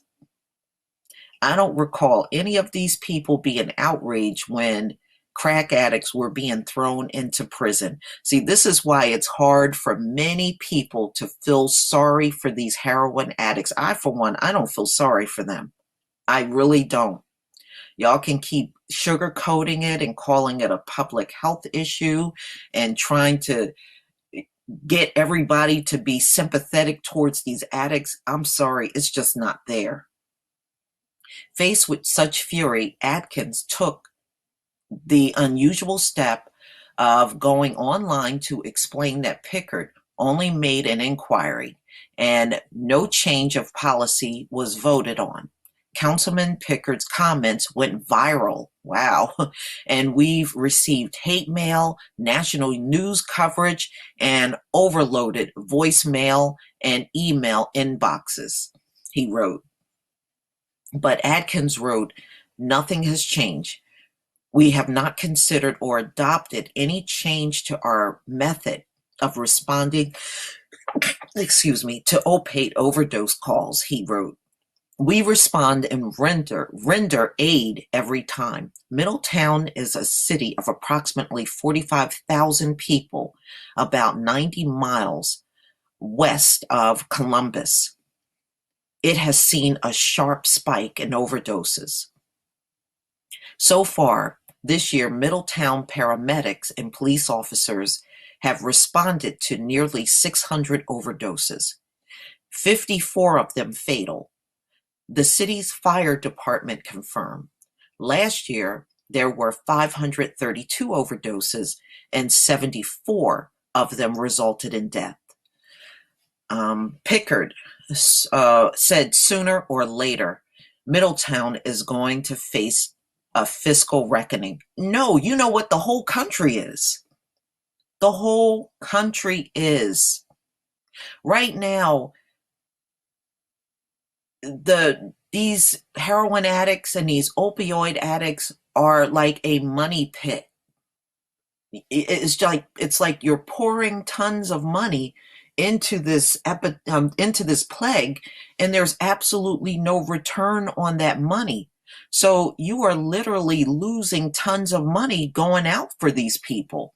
And remember, everybody in this country have a limited budget every year. They have like a set amount of money they can spend in their budget. If you are running out of money, that's a problem. And there are places, when I was reading a few articles online, they get their fiscal budget in July. And because of the drug plague that's going on, a lot of these states and cities across the country are running out of money by December. I mean, how long are you going to keep doing it? So if you don't want them to get help through the ambulance service, or if you want them to get help, then what's the other alternative? The other alternative would be to put them in jail. But y'all don't want to do that. And it's also written that it costs more money dealing with heroin addicts in jail than any other inmate because they require so much treatment. And even when you get them off, a lot of them are coming in there with all kinds of diseases like hepatitis C. Many of them got AIDS. Many of them have all type of infectious diseases now. Hepatitis B. tuberculosis. So you're not only treating them for the drug addiction, you're treating them for any infections they got. And if it's a female and she's pregnant, you got to now treat her and then treat the baby when the baby is born. They said it costs the average prisoner to house in jail about $50,000 a year. Okay. They said it costs the average heroin addict $75,000 or more, depending on their condition. That's outrageous. And they have to treat all of these people while they're in prison. So, it's a fortune, even whether they're in jail or outside of the jail. It is costing the country a complete fortune in trying to accommodate all of these addicts. And they've got to take that into consideration. It's going to be a problem everywhere, not just in Ohio. Whether my plan is implemented or not, the city will soon run out of money, he wrote to NBC News. No money for squads, no money for gas, no money for drugs, no money for paramedics, no money for anything, because it will all have been spent on OD cases. As I said before, I believe there's going to be a lot of people jumping on the bandwagon with this man soon enough. It just not enough time has passed yet. There's going to be a lot of people singing a whole different tune out here when they realize how much of their tax dollars are going towards these addicts. A lot of people don't appreciate that now. So I really believe, he's on to something, and I really believe in time you're going to hear people in other states making the same suggestion. Then all people in need of emergency care will suffer, and heart attacks will kill people, car accidents will kill people, and people will die of other injuries. Yeah, because they're draining all the money, and in time, how are you going to pay your cops and your EMTs and your fire? You're not going to be able to pay people. Pickard added that he's open to other ideas and added, our city does not own a money machine. So please, I think he's on to something. I don't disagree. I don't disagree. And personally, I don't want all my money going towards these junkies, my tax dollars. I want, money to go towards other things. You got to have money for education. You got to have money for running your schools. You got all types of things within the community that also requires money. And he's right. You're draining the resources on people that don't even want to get better. They're not trying to get better. They don't want treatment. They're just going to continue to OD over and over, and they don't care. They don't care about anybody but themselves. Please tell me what you think. Please leave your comment and subscribe. And if you can donate to this channel, please do. Peace, family. It seems like the newer forms of fentanyl that are being found in the country are so deadly. The Narcan does not even work anymore. Fentanyl found in Georgia resists life-saving naloxone antidote. And that's, believe me, it's not going to just stay in Georgia, it's going to spread. The U.S. opioid plague shows no signs of slowing down, with the demand for the drug creating an entire market of illegal synthetics that are even more dangerous and deadly than heroin. Some are even resistant to emergency opioid antidote drug known as Narcan, naloxone. One Wednesday, officials at the Georgia Bureau of Investigation Crime in Cleveland, Georgia, said they have identified 2 new naloxone-resistant strains of fentanyl analogs, crofentanyl and tetrahydrofuran fentanyl, as reported by the Times Free Press. It is unknown how the human body will react to both drugs since they are not intended for human or veterinarian use, the agency said in a press statement. Both of the drugs are so potent they can be absorbed through the skin, meaning overdose is likely. You know what? That's all the more reason why I would never want to be a cop, any type of emergency responder around these drug addicts and drug dealers. You are taking your life in your hands. When you go out there, you don't know what they have. You don't know what type of fentanyl has been laced in the drugs. You may not go home, because of dealing with these junkies and drug dealers. According to WTXL, the krill fentanyl has also cropped up in Cooks County, Illinois, where it was said to be the cause of 44 overdose deaths so far this year. According to GBI, krill fentanyl has been on the authorities' watch list for the past few months. In May, the DEA issued a warning on krill fentanyl, which officials says is manufactured overseas. In May, the agency added the synthetic to its Schedule 1 list of controlled substances, at least temporarily. Officials say the discovery and identification of tetrahydrofuran fentanyl is even more concerning, as the drug isn't currently on the DEA's list of banned substances. In April, lawmakers in Georgia passed legislation banning the sale and possession of krill fentanyl in the state. Currently, tetrahydrofuran fentanyl is not covered under Georgia's law. Fentanyl drugs are a class of powerful synthetic opioids that are 50 to 100 times more potent than morphine, according to the National Institute on Drug Abuse. When used legally, these drugs are prescribed by doctors to treat severe pain, especially post-surgery. Fentanyl is sold under prescription names including Actic, Duragesic, and Sublimase.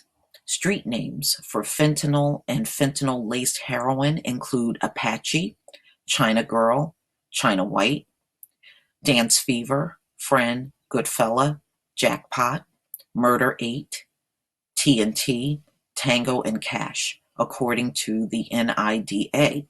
The drugs are relatively easy to purchase on the internet and imported from China. And see, this is why so many people are not going to the Mexican cartels as much, because China will ship this right to your house.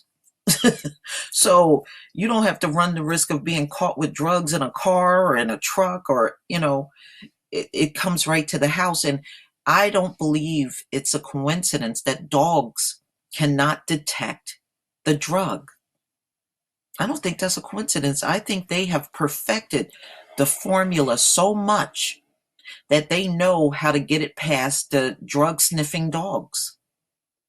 And you got to really think about it. How safe is it to even use a drug sniffing dog these days? Because if the chances are, if they're going to sniff out fentanyl and certain other powdery drugs, they're going to just die. You're really just you're just killing these dogs. So I don't know. I don't know how beneficial it is to use a drug sniffing dog anymore, especially for heroin bust, or if you're going to bust someone with fentanyl, because you're literally going to just kill the animal. The drugs are relatively easy to purchase online and imported from China. According to the U.S. Center for Disease Control and Prevention, the death rate from synthetic opioid overdose has increased by nearly 75% from 2014 to 2015. The data includes all synthetics, such as astramidol and fentanyl. Last year, Life Science reported that deaths from fentanyl have doubled in a single year. In 2014, 4,200 people in the U.S. died from overdoses involving fentanyl, compared with 1,905 people in 2013. In short, the rate of fentanyl deaths increased by 6 deaths per 1 million people to 13 deaths per 1 million people during that 1-year period. They are never going to get this thing under control. Never. But see, opium is nothing new to the United States. Many of you, the white people's forefathers, they were junkies too. Don't think for one moment that these nuts on the plantations and these politicians, they were junkies too. They came here with all that opium and all that stuff. So drugs have always been part of the U.S. from the beginning. So it's not shocking that there's a drug epidemic in the very place that had drugs from the beginning. Hey, please leave your comment and subscribe. And if you can donate to this channel, please do. Please, family. Before we get into this article, I just want to tell you something that I was laughing about yesterday. I had pulled up a few articles on fentanyl. And I looked down in the comment section. Do you know the majority of the Caucasoids in the comment section were saying they think this entire plague is a hoax? It's not really happening. It's a hoax. I said, that's good. That means that you're not going to be paying attention. And by the time you do pay attention, the damage will be already done. The damage is really done now. Okay? Because they sure can't reverse it. But they're sitting around talking about it's a hoax. And it wasn't just one person. It was probably the majority of the people in the comment section saying this. They don't believe this is really happening. They believe it's a hoax. That's fine. It makes it that much sweeter when you fall. This article just came out on Stat News, June 27th, 2017. Stat forecasts opioids could kill nearly 500,000 Americans in the next decade. The rate they're going, I don't know. Do they even have a decade? Opioids could kill nearly 500,000 people across America over the next decade as the crisis of addiction and overdose accelerates. Deaths from opioids have been rising sharply for years, and the drug overdoses already kill more Americans under age 50 than anything else. StatAct's leading public health experts at 10 universities to forecast the arc of the plague over the next decade. The consensus, it will get worse before it gets better. It ain't going to ever get better. There are now nearly 100 deaths a day from opioids, a swath of destruction that runs from Tony, New England suburbs on the farm country of California, from the beach towns of Florida to the Appalachian foothills.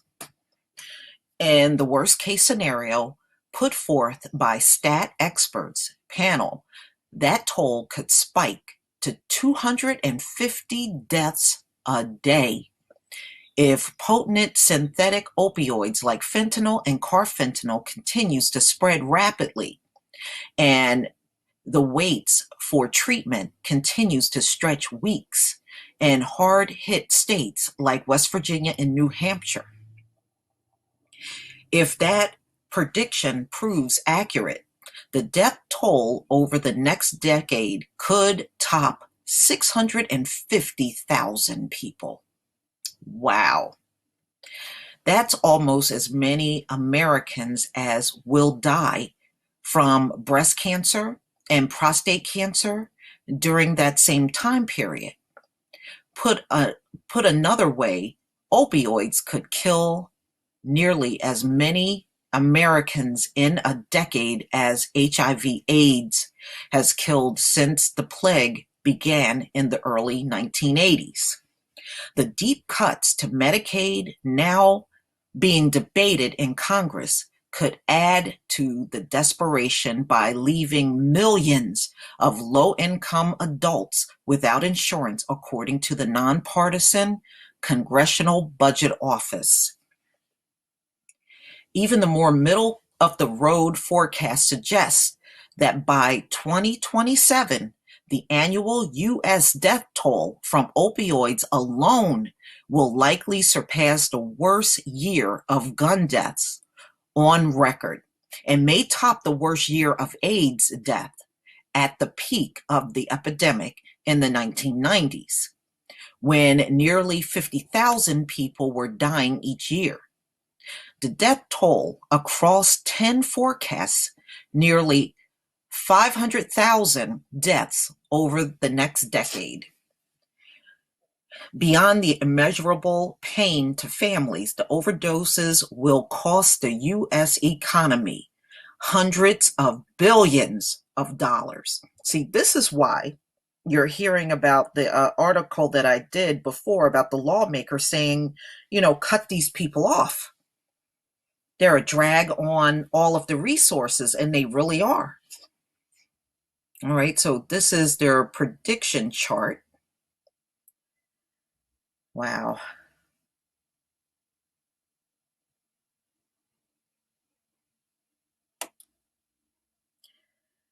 Okay.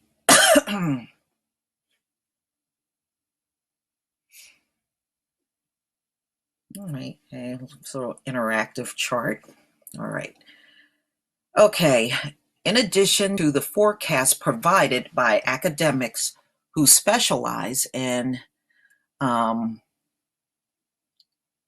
epidemics, so what they're talking about is clinical medicine, health economics, and pharmaceutical use stats. Conducted more than 40 interviews with politicians and patient advocates, providers, and payers, doctors, and drug makers. This analysis is also informed by a review of presentations from top Trump administration health officials, including Health and Human Services Secretary Tom Price, National Institutes of Health Director Francis Collins, and the acting chiefs of the Office of National Drug Control Policy, the Substance Abuse and Mental Health Services Administration, and the Center for Disease Control and Prevention. It took us about 30 years to get into this mess. Robert Volek, professor at the University of Colorado Denver School of Pharmacy and Pharmaceutical Sciences, told Stat. I don't think we're going to get out of it in the next 2 or 3. I don't know what that. I don't think we're going to get out of it in the next 2 or 3. Oh, he's talking about decades. Okay. Woo. Okay. That's pretty bleak. If you think you're going to go a few more decades with this plague, it is not going to be anybody left.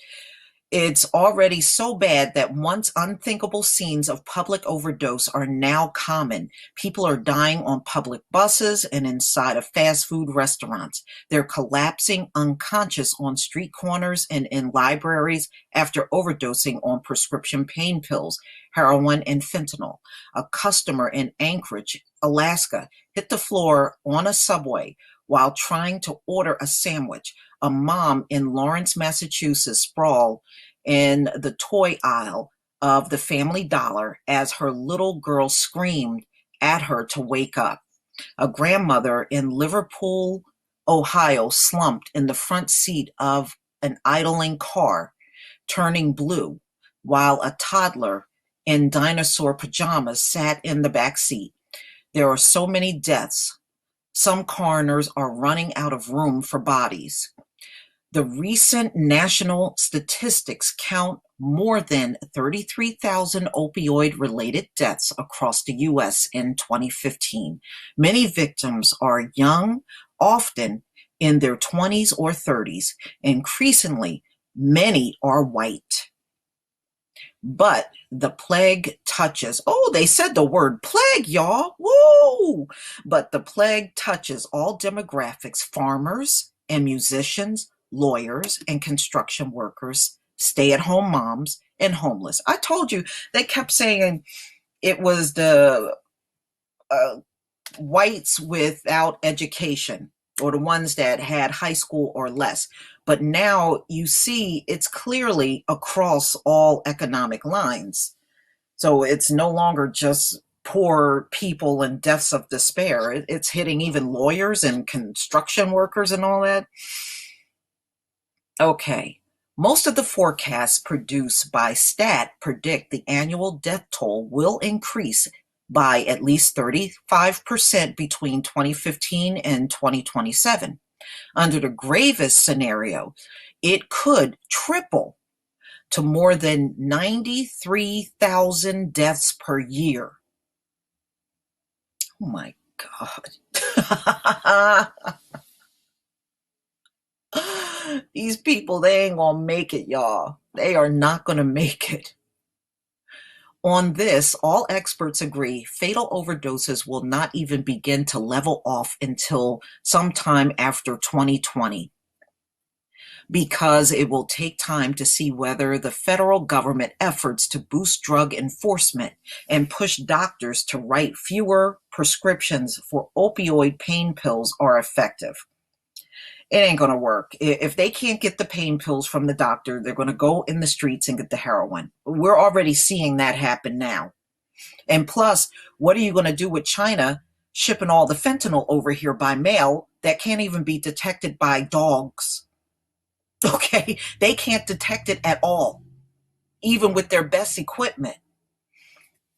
The worst case scenario is built around the assumption doctors will continue to freely prescribe and that people addicted to opioids will continue to be exposed, perhaps unknowingly, to powerful synthetic compounds like carfentanil and an elephant tranquilizer capable of killing a human with just a couple of grains. Okay. The best case projection has fatal overdose falling below 22,000 a year by 2027, but experts say reaching that level could require a major public investment in evidence-based treatment options and a concerted push among medical providers to control pain with non-narcotic therapies before trying prescription opioids. Right now, the U.S. spends about $36 billion a year on addiction treatment, and just a fraction of those in need are getting better. Many of them don't. The vast majority of them don't. Okay, they can't kick their habit. It is really very difficult for them to do that. By contrast, federal officials estimate that opioid abuse drains nearly $80 billion a year from the American economy because of expenses tied to the health care, criminal justice, and loss of productivity. This is, again, why you're going to hear more and more of these politicians talking about letting these people go. Okay? Like I said before, not unless they got a bottomless pit of money that we don't know about. That's a lot of money to go through every year. 80 billion, we're already up to 51 billion a year. So if they're estimating it can go up to 80 billion a year, these people dragging down the economy by that kind of money, whew. Hey, y'all, if we do our boycott on top of that, America's gone. Think of something, black people. Think of something. President Trump, who has vowed to make opioids a priority, has appointed a commission led by New Jersey Governor Chris Christie to explore solutions, but it hasn't yet laid out its idea. And in the meantime, the administration proposed budget would slash most domestic spending, which health advocates call profoundly counterproductive. Are we doing enough of what we think works? prescription drug monitoring programs, medication-assisted treatment, naloxone, asked Dr. Ronald Burke, Dean of the University of Pittsburgh Graduate School of Public Health. And Burke said, "Are we matching the socialite costs with like expenditures in prevention?" So, I mean, they're hoping to get the deaths down, but right now I can tell you, I really don't think it's going to happen, because the more a drug addict can't get a hold of the opioid pills, they just going to go out to the street drug. I mean, you're only talking about stopping it at the doctor level. I mean, you're not talking about stopping it at the street level, which is impossible. America has never stopped drugs from coming in. So what if you close it off at the doctor's level? If you still got all the drugs on the street, how is that going to put a dent in anything? I'm just saying. The Stats Analysis Project, many painful years ahead, the roots of the crisis through stretch back generations to the 80s, when pharmaceutical firms first marketed prescription opioids like oxycodone and hydrocodone to treat pain, and claimed they carried minimal risk for addiction. Over the years, these companies pushed hard to get pills in patients' hands with strategies that included paying middlemen to circumvent state regulations and allegedly bribing doctors to prescribe opioids. The results are staggering. Opioid prescriptions nearly tripled between 1991 and 2011. It has been abundantly clear in recent years that such prescriptions can be dangerous. From 2005 to 2014, the rate of opioid-related emergency department visits nearly doubled, according to a new report from the Agency for Healthcare Research and Quality. Yet, recently in 2015, doctors prescribed prescription painkillers to more than a third of American adults, despite limited upsides for many patients. It's like cigarettes in the 50s. We look back at the way people smoked and promoted cigarettes as laughably backwards. Magazine ads with doctors saying physicians prefer Camels. Dr. Michael Bennett, assistant professor of health policy and management of Harvard University, said, "We have the same thing now. Oxycontin ads in medical journals where doctors say opioids are good for treating pain. They don't have addictive potential. It's possible 20 years from now, we're going to look back, and I cannot believe we promoted these dangerous, addictive medications that are only marginal, more effective." Shoot, 20 years from now, you may have a whole new drug out there. They come out with these new drugs all the time. The state of Ohio, among a handful of governments currently suing drug makers, allege that a well-funded marketing scheme led to its residents receiving 3.8 billion opioid pills from 2011 to 2015, fueling human tragedy of epic proportion. Fatal drug overdoses in Ohio have soared by 642%. Wow. Wow. Since the turn of the millennium. Another statistic, the number of privately insured patients diagnosed with opioid dependence increased nearly six-fold in just 5 years, according to data compiled by Amino, a healthcare data analytic company. In 2012, only 241,000 such patients had an opioid dependency diagnosis. By 2016, that number was 1.4 million. And those numbers don't account for the hundreds of thousands more battling addiction while on Medicaid or Medicare or while uninsured. Wow. The surging death toll affecting growing numbers of white Americans sparked demand for action in ways unseen during past epidemics that disproportionately affected minority populations. Duh, I wonder why. Law enforcement officers started shutting down pain clinics known as pill mills, where doctors accepted cash for painkiller prescriptions. But that only accelerated demand for heroin as pill mill patients had trouble finding treatment to break free from their addiction.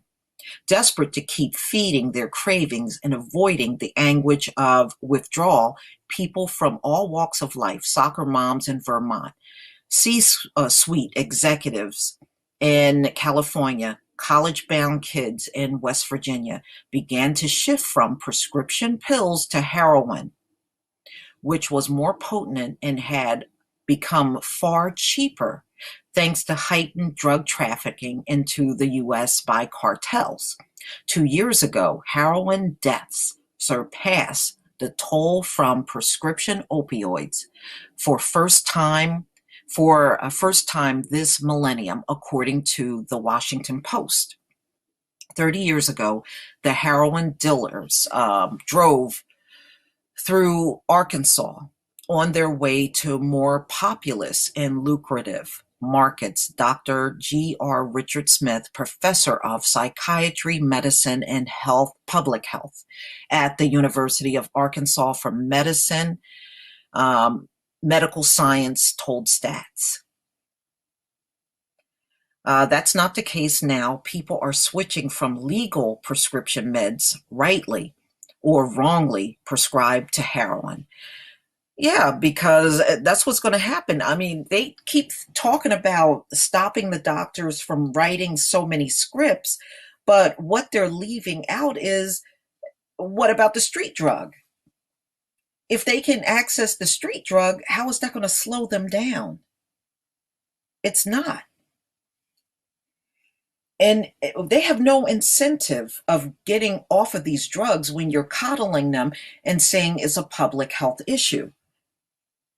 If I was an addict and you kept patting me on the head saying it's a public health issue and allowing me to stay on the streets to get the drugs, why should I get off of them? These people are really silly. Let me see what it says towards the end.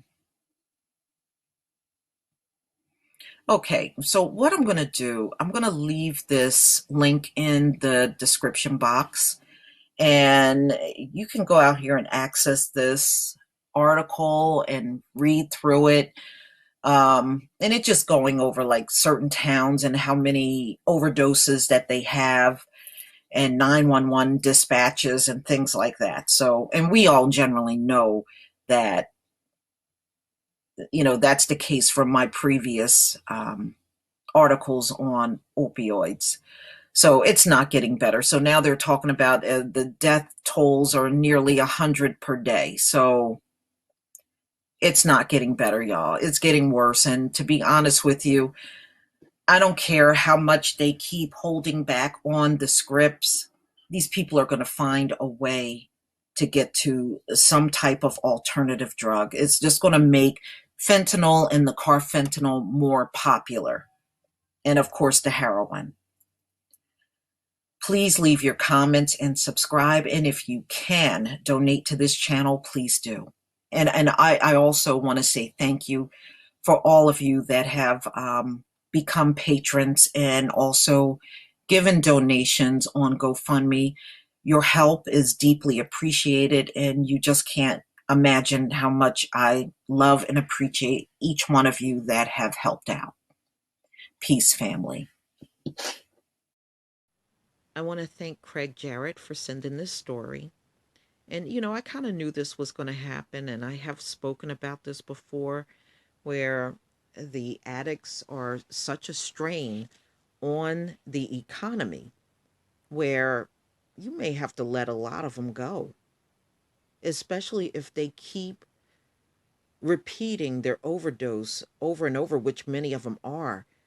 And even the emergency rooms are saying they see the same person overdosing several times in 1 week. You know how much, you can imagine the amount of Narcan they got to use on just that one person. And if they're using fentanyl, that takes even more doses to bring them back. If they can bring them back, because in many cases, they don't even respond to the Narcan and they just go. And if you remember, I did an article saying that it's costing $51 billion just so they can run out here and keep trying to help these people. I mean, you have to think about all the ones that go to rehab and they're using insurance and they fail. So now you're dealing with a situation with them running back out to the drugs. Um, the police, you got to pay the fire department, the EMTs, and they're constantly in and out of these emergency rooms. And you got to think about some of them need a hospital stay. You got to get the coroner's office involved, the medical examiner, the autopsy. And there are some states like West Virginia that do burials for these people. It's a major strain. And then you got to also set funding aside just so you can keep a stockpile of Narcan available. And you're treating the same people over and over and over and over. That is a strain. And they are a public nuisance. They're all over the road causing accidents and deaths. They're running people over. They're killing people on the highway with their cars. It's ridiculous. And drug driving now has long surpassed drunk driving. It's a major strain on the economy. And then you also got to consider the fact many of them don't have jobs because they're junkies. So that's less money going into the economy and they're straining the resources. Ohio lawmakers suggest letting people die if they overdose twice. It's a third strike, no ambulance for you. An Ohio councilman believed that having an opioid addiction should be a death sentence. He wants to create a three strikes policy in which anyone that states Middletown who has overdosed twice before would not receive emergency care because it's costing the city too much. Dan Pickard told the local Journal News, I want to send a message to the world that you don't want to come to Middletown to overdose because someone might not come with Narcan and save your life. We need to put a fear about overdosing in Middletown. He asked the city to explore the legality of the proposal. This is about as sensible as Trump's opioid commission member and advisor Kellyanne Conway recently commented that the solution to the opioid crisis is will. What will? Your junkies are the weakest people in the world. They don't have no damn will. What is she talking about? And shows just about as much understanding of the disorder. It's because people are getting frustrated and they don't want to spend no more time on these junkies. And I'm telling you, you may think these people sound crazy now. Give it more time. They won't sound so crazy after all. It's going to be a lot of people jumping on this bandwagon. And I could bet there's probably a lot of people thinking that way right now. They just haven't come out publicly yet to say anything. But don't worry, Dan, no one wants to come to your nowhere little town to overdose, even if it's where best-selling hillbilly elegy author J.D. Vance grew up. People who are overdosing there are your neighbors and their friends, families, and loved ones, maybe even your own family members or their friends, whom, given your level of compassion, are unlikely to discuss their problems with you. To be honest with you, I wouldn't want no junkie in my face, none of these whining about their problems to me. So, um, no, don't come whining to me either. Everyone tries to claim that people with addiction are outsiders or transients, but that's not what even a quick read of the journal news recent covers suggests. And people with addiction are not choosing to overdose repeatedly because they enjoy it. Yes, they do. Yes, they do. I read an article where heroin addicts said they love the way the high feels. It has a euphoric feeling like they're in love. They love that feeling, so that is false what they just said. It's quite a hellish experience to be revived and put into a constant withdrawal, actually. Well, they don't, all drug addicts don't feel that way. Go and say rehab around them. I promise you, they'll cuss you out because they like being high. So I don't know who wrote this, but this author is full of shit. Instead, they're doing it because addiction itself is defined by the National Institute on Drug Abuse and Psychiatry Bible, the DSM, the compulsive drug use that continues despite negative consequences. Well, many of them are, addicted and it's compulsive, but I still say many of them enjoy that high. That's why when they run out of the opioid, they run out there to the heroin because they want to maintain that high. In other words, if fear, punishment, and consequences could stop addiction by definition, the problem wouldn't exist.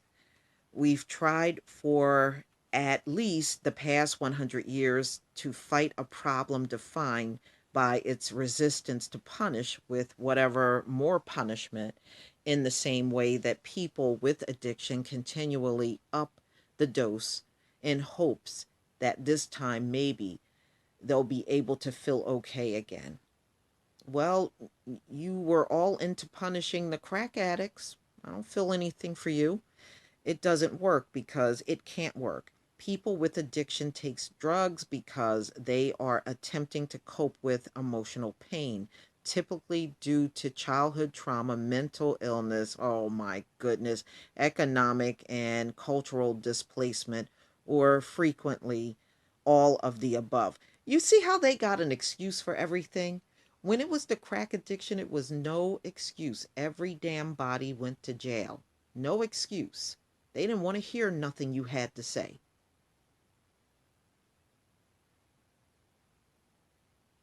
Unbelievable. Adding more pain only adds more fuel to the addictive fire. No one would ever say we should stop reviving heart attack or stroke victims because they've kept eating french fries or because they didn't exercise as much as we all know we should. Yeah, but those are diseases. And I realize you classify an addiction as a disease, but see, the only reason why you're doing that is because it's impacting mostly Caucasians. When the addiction was mostly affecting black people, you were calling it a crime. This is why it's very difficult for a large segment out in the public to feel sorry for you.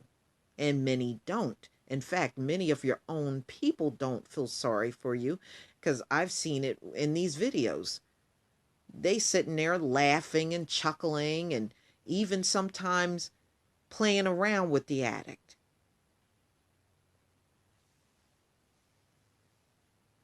No one is suggesting that not treating lung cancer as a way to get people to quit smoking. That's totally different. And not treating people who were speeding when their car crashed. We don't suggest these things because we recognize the humanity of people who overeat and underexercise, people who can't quit smoking, people who speed. No, you didn't recognize the humanity of the crack addict. And even when our mothers had babies that were addicted to crack, you called them crack babies. But I notice your babies, you're not quick to give them a name. We know that they're just like us. No, they're not. I am not like no heroin addict, and they're nothing like me. But until we recognize that, the same thing is true for other kinds of addiction. We're not going to make any real progress in cutting the death toll. No, you're going to have to make a tough decision, whether you got this argument or not. They are a strain on society, and they are not adding anything to society because, like I said, many of them are not working. They can't keep jobs because of their addiction. So not unless you got a bottomless pit of money, you better come up with a solution or that work. And plus, I think, right now I was reading there's a large turnover in police departments. They can't keep people like they used to. And I'm not going to be surprised if a lot of these jobs, people walk away from them because they're going to get sick of these addicts. Many of them are probably sick of them already. I mean, how much more are you going to keep treating the same people? It costs money when you walk into an emergency room or stay at a hospital because you now have breathing problems because of your overdose. It costs money to call ambulances to get you out to wherever location these addicts are that have overdosed. Even when they die, it costs the coroner and medical examiner offices because autopsies got to be done on all of these people.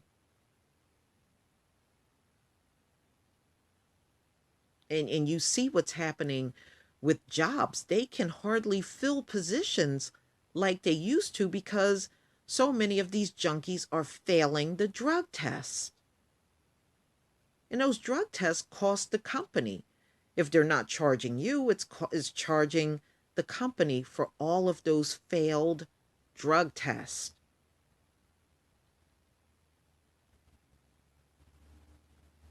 But tell me what you think. Please leave your comments and subscribe. And if you can donate to this channel, please do.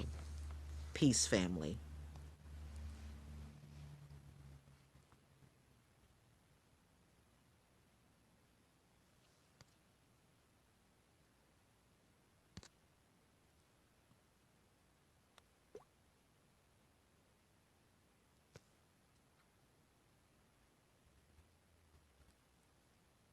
It's time for me to do another bank robbery video due to heroin addiction.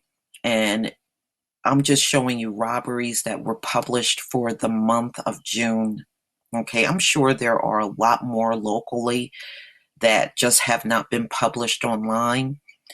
But as drug addiction grows, the robberies for banks, pharmacies, and even people's homes are going up because of these addicts. And this one comes out of Morristown. I believe this is in New Jersey. And this man robbed a TD Bank. It says right here, a former advertising designer who became addicted to heroin has been charged with robbing TD Bank in Manhattan 5 days before he allegedly held up TD Bank on South Street in Morristown for $688 last week, attorney said Wednesday. And there's a video here. I'm going to go ahead and play the video. Zachary Zingali, a Morristown resident charged with robbing TD Bank in town on June 16th, has been ordered held in the Morris County Jail while the charges are pending. I will just note that give an update to the state's filing. The defendant was also charged in New York City with a robbery, it's called robbery in the third degree. I understand it's a Class C felony, also for an alleged bank robbery. Zingali also must undergo a substance abuse evaluation. And for today's purposes, you're stipulating that probable cause does exist for the crimes you're charged with. Is that correct? Yes. All right, Mr. Zingali, do you have any questions? I do not.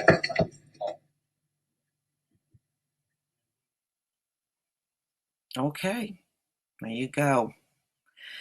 You see they are still out here robbing. He looks like such a goofball. And now you have this older guy right here, Virginia man confesses to 2 robberies, freeing innocent man from prison. And look how old this dude is. He's addicted to heroin. All right, it says Christian Amos turned himself in for old bank robberies, which he committed to meet his drug habit, and he got away with. He serves his sentence in Riverside Regional Jail now.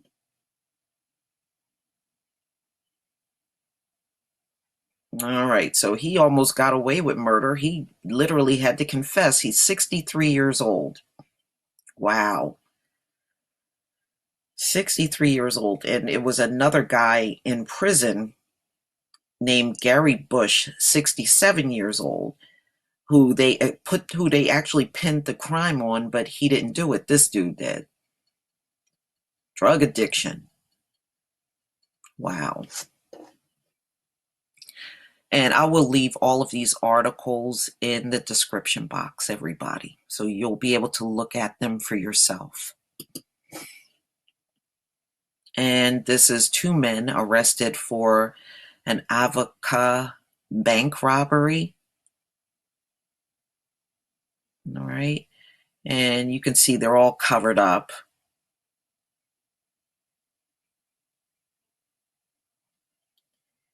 And it looks like this robbery took place on the 21st of June.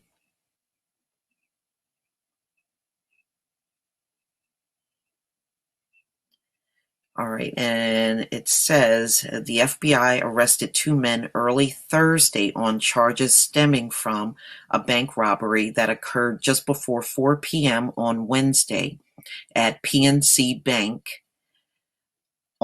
at 650 Main Street, Avoca. Okay. Avoca, I guess. Douglas A. Sickler Jr., 36, of Hanover Township, and Sean James Kavanaugh, 35, of Wilkesboro. That's over in Pennsylvania. Okay, I know where this is. Were arrested according to the Avoca police. Okay. And it has them listed, when I pulled up robberies and heroin addiction, this one came up. So this is probably why these 2 robbed the bank, the PNC Bank over there in Pennsylvania. Wow. Okay, so here's another one. Prosecutors say police shooting of bank robbery suspect in Old Saybrook was justified. Okay, and this guy went in and robbed the bank, and of course he got caught by the police SWAT team, and they actually killed him. I believe he got shot in the head. Okay. And this person was also known to be addicted to heroin. Again, I will leave this in the description box. And some of these guys have a long track record. These cops know who they are. Here's another one. This one's out of Kentucky. KSP make arrest in First National Bank robbery.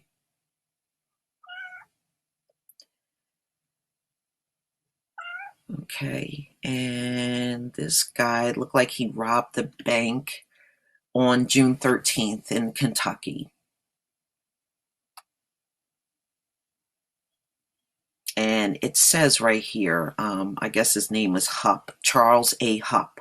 Hupp, 42 years old, was arrested without incident, lodged in the Carter County Detention Center, and charged with the following: robbery in the first degree, theft by unlawful taking of an automobile, so he stole a car, robbery in the second degree, attempted persistent felony offender, possession of a handgun by a convicted felon, trafficking a controlled substance in the first degree, first offense, less than or equal to 2 milligrams of heroin and methamphetamines, drug paraphernalia, possession of a controlled substance in the second degree, 2 additional counts of being persistent felony offender and bail jumping in the first degree. So here's another junkie robbing a bank. And this last guy, heroin user, faces jail for robbing man and burglarizing homes. So he was breaking into homes. I don't know why they're not showing his face, and they got him in this profile picture. They should be showing his face. A heroin addict faces jailed after he admitted robbing a man and burglarizing 2 homes. See, this is why I'm telling y'all, if you live, I don't mean no harm, but if you live in a neighborhood where there's a lot of caucasoids, you better be locking up every single day and night. Prolific criminal Sean Webb, 35 years old, confessed to a string of offenses between January and May. He remains behind bars until Friday, when a judge has promised him a prison term of note. Homeless Webb appeared via video link in Plymouth Crown Court from Exeter prison, and to admit robbing a man of cash on January 20th. All right. So he pleaded guilty of stealing the money and burglarizing this house, and he had a long battle with heroin. So again, please be careful, ladies and gentlemen, because as they start writing less prescription, they're going to become more desperate. They're not going to just stop at robbing homes and robbing banks. They're going to start snatching people's cash and money, purses, and anything they can get their hands on the streets. All right. So just be careful out there. Please leave your comments and subscribe. And if you can donate to this channel, please do. Peace, family. Okay, this is an article that comes out of News, Oklahoma, and it was published on June 23rd. This is a Midwest city doctor charged in overdose deaths of 5 patients. You know, there used to be a saying years ago that people would say a person was toe up from the flow up. Well, this woman is definitely that. Woo! Man, she's beat up looking.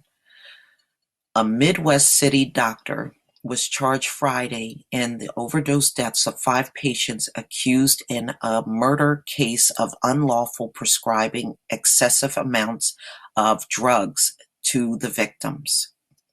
Reagan Ganaug Nichols, 57, is charged in Oklahoma County District Courts with 5 counts of second-degree murder. Nichols, an osteopathic physician, is accused of prescribing controlled dangerous substance to patients without a legitimate medical need and in quantities and circumstances that disregarded human life. See, this goes back to the video I did a while back talking about how they would overprescribe to Caucasoids and underprescribe to Black people because many of these white physicians believe that Black people don't feel pain like they do, which is laughable. But thank you to all Caucasoid physicians and non-Black physicians that hate Black people. You spared us this plague, and I want to thank you all personally.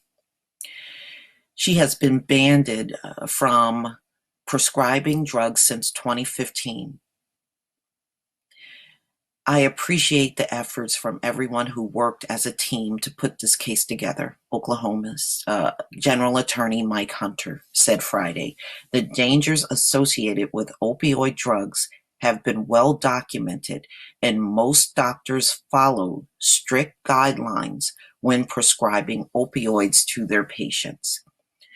Nichols prescribed patients who entrusted their well-being to her horrifyingly excessive amounts of opioid medications. Nichols' blatant disregards for the lives of her patients is unconscionable. If convicted, Nichols face at least 10 years in prison on each of the 5 counts. Really, she didn't do nothing any different than a drug dealer. The charge is the latest example of prosecutors around the country working to deal with the opioid plague. And this is what y'all should be doing instead of trying to go after people over some damn marijuana. Jeff Sessions and Trump are trying to do. Get out of here with that mess. If you want to be effective, you go after all these prescribing doctors over-prescribing to Caucasoids. A former Oklahoma City doctor pleaded guilty in 2014 to 8 counts of second-degree murder. Oklahoma County prosecutors alleged that doctor overprescribed pain and anti-anxiety medication to 8 patients. In 2015, a California doctor was convicted in second-degree murder case in the overdose deaths of 3 patients, according to news reports. Last year, a former pain doctor in Florida pleaded guilty in a manslaughter case over 2 overdose deaths, according to news reports. Opioids, the main driver of drug overdose deaths, were involved in more than 33,000 deaths in 2015. And opioid overdoses have quadrupled since 1999, according to the Center for Disease Control and Prevention. Some states, including Ohio and Missouri, have recently sued pharmaceutical companies over their roles in the opioid plague. How about taking responsibility? Isn't that what you say to everybody else? But you notice Caucasoids don't do that at all. Last month, the state legislature voted to create a new Oklahoma Commission on Opioid Abuse. Hunter will chair the commission. Well, they didn't come out with no commission when the crack epidemic hit the country. They just threw all Black people in jail.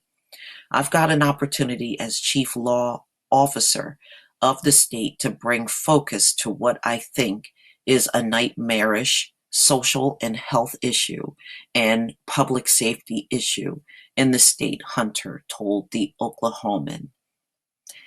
When there are cases in which there is clear culpability, in which the evidence supports criminal charges that related to opioid abuse, we're going to work those cases. According to investigators, Nichols prescribed hundreds of pills to each victim. See?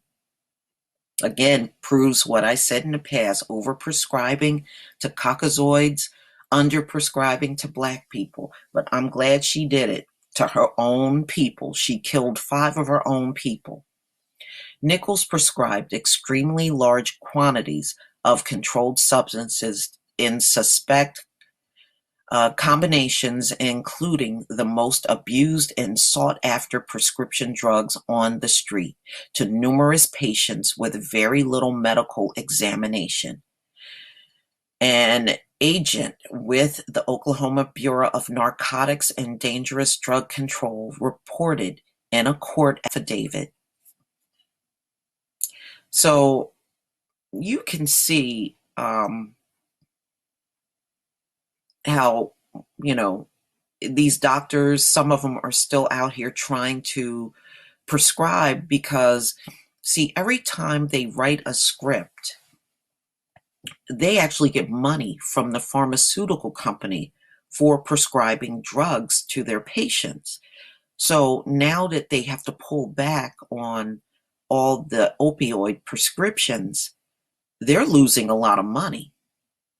These doctors are literally losing a lot of money because of that.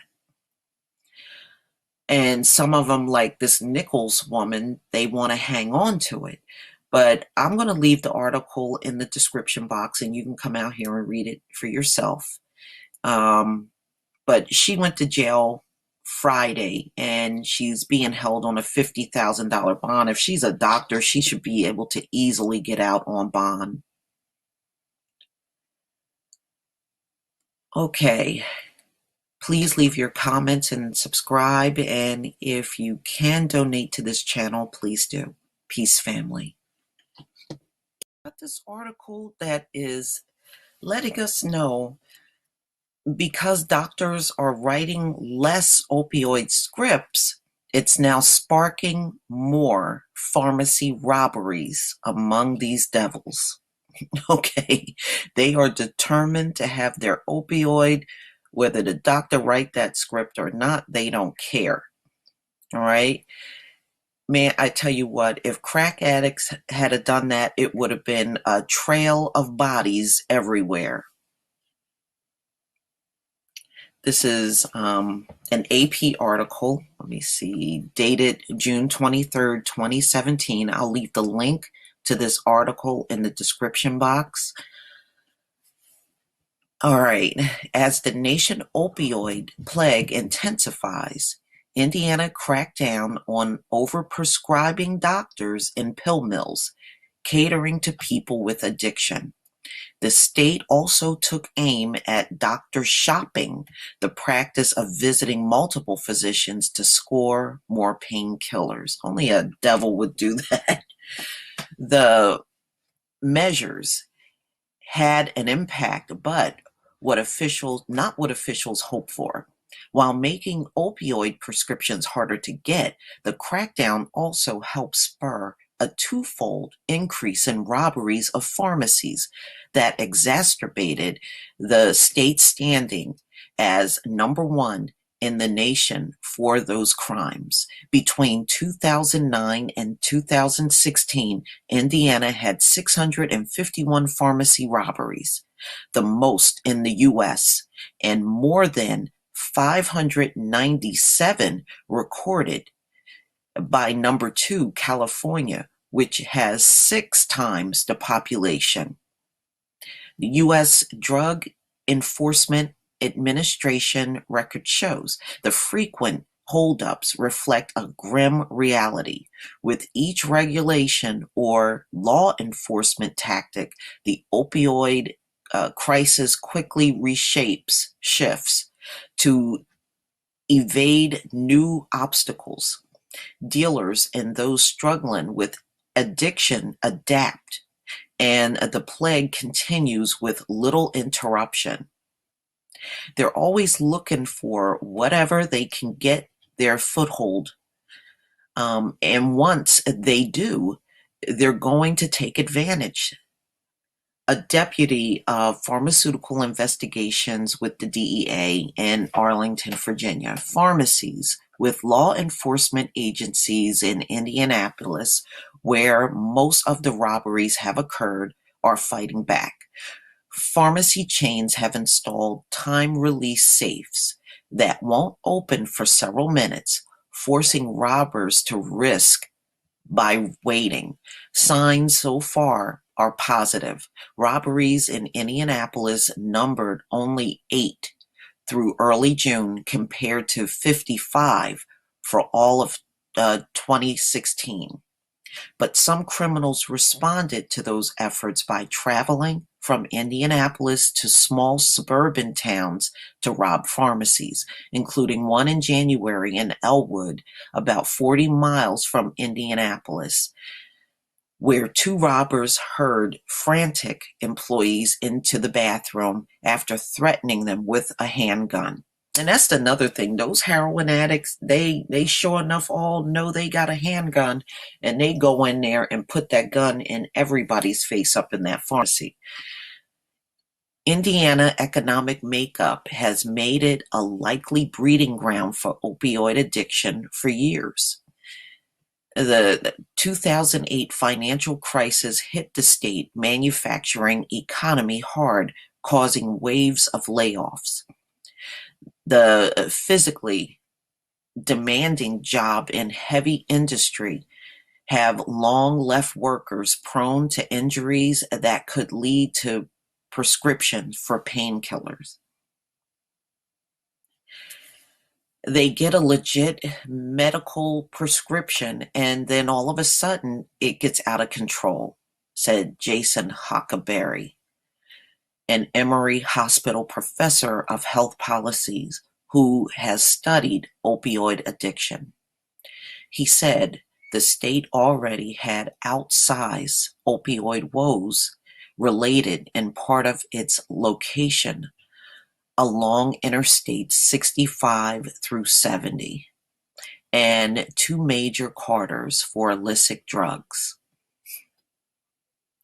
Opioid addiction was behind the state's worst ever HIV outbreak in 2015, a plague that infected more than 200 people in rural country north Louisville, Kentucky.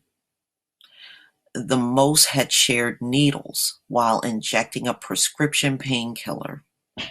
That year, Indiana ranked 17th in the nation in heroin and prescription opioid deaths, with 1,245 deaths per 100,000 people.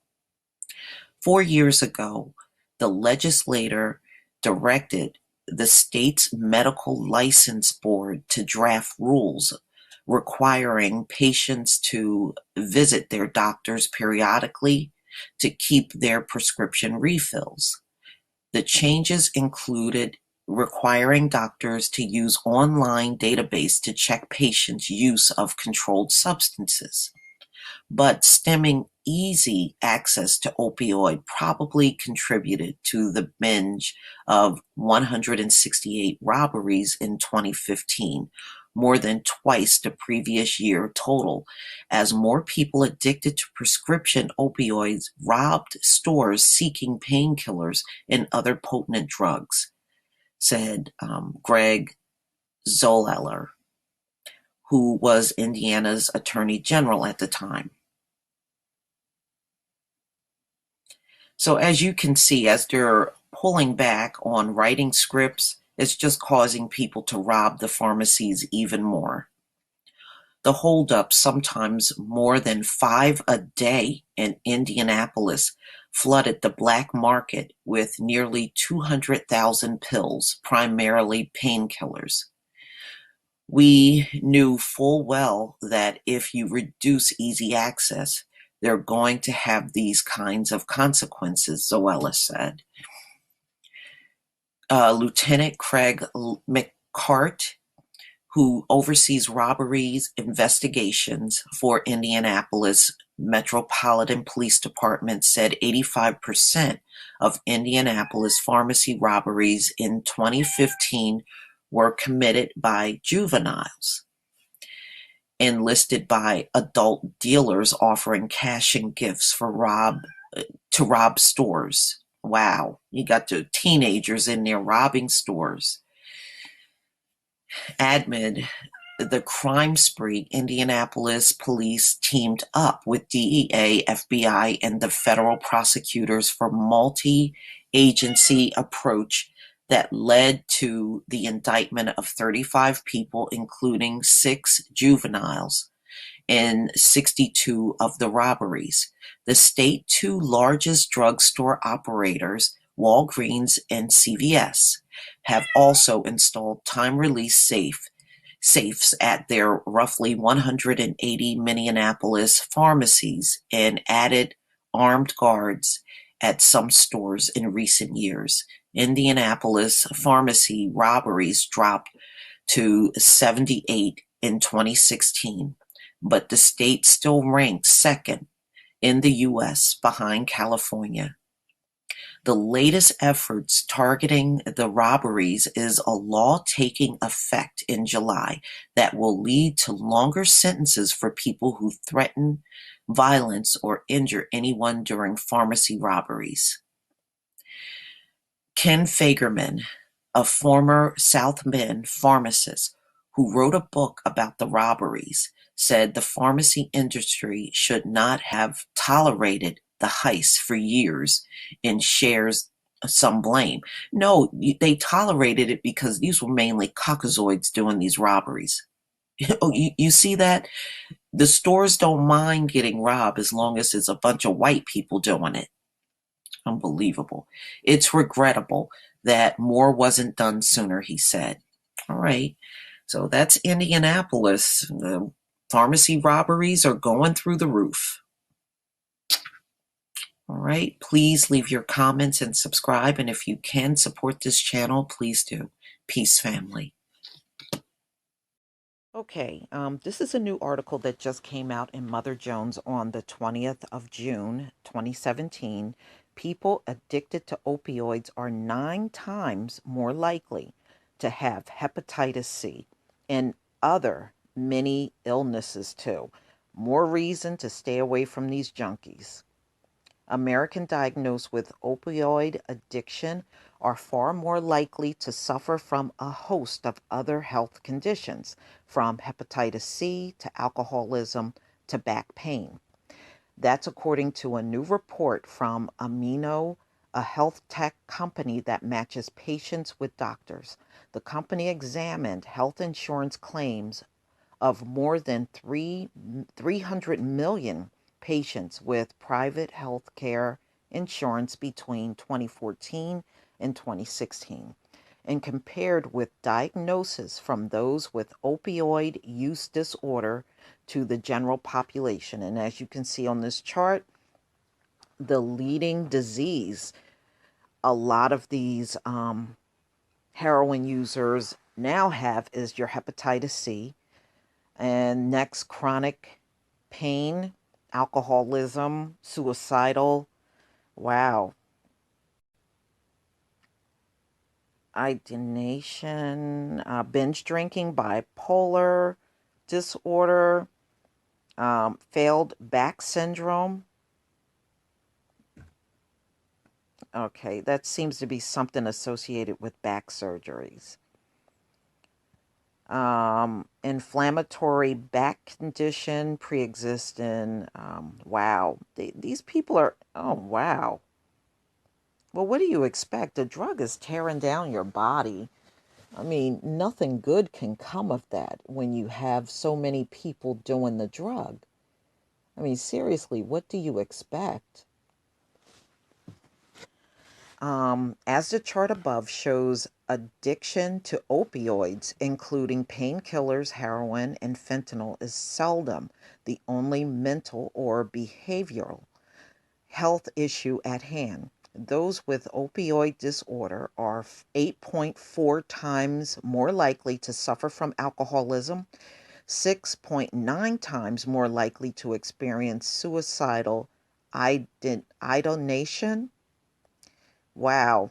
Well, what? They're not doing nothing with their lives but being high. Oh, wow.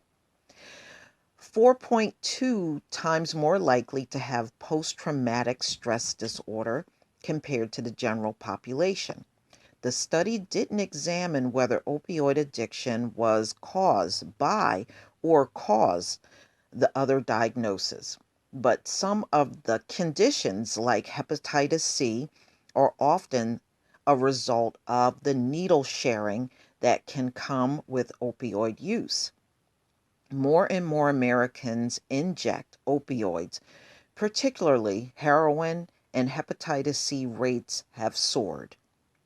The number of new infections tripled between 2010 and 2015, according to a recent report from the Center for Disease Control and Prevention. Other diagnoses like chronic pain and failed back syndrome or pain after back surgery could be the reason the patients got started taking opioids to begin with. For years, opioid painkillers were aggressively marketed and liberally prescribed to those with chronic pain. But there's a slant evidence that the painkillers work when prescriptions for long periods of time, when prescribed for long periods of time. According to the CDC opioid prescribing guidelines released last spring, opioids should be prescribed for chronic pain only after other solutions like amphetamines, I guess Tylenol, and physical therapy have been considered. So, another reason to stay away from these junkies. Hepatitis C is soaring among them, and they're going to share needles because, as you know, people are going to pull back on helping these junkies out here as these diseases spread. So I'm just letting you know, as a precaution, just stay clear from these people. Please leave your comment and subscribe. And if you can, donate to this channel. Peace. Ladies and gentlemen, this is an article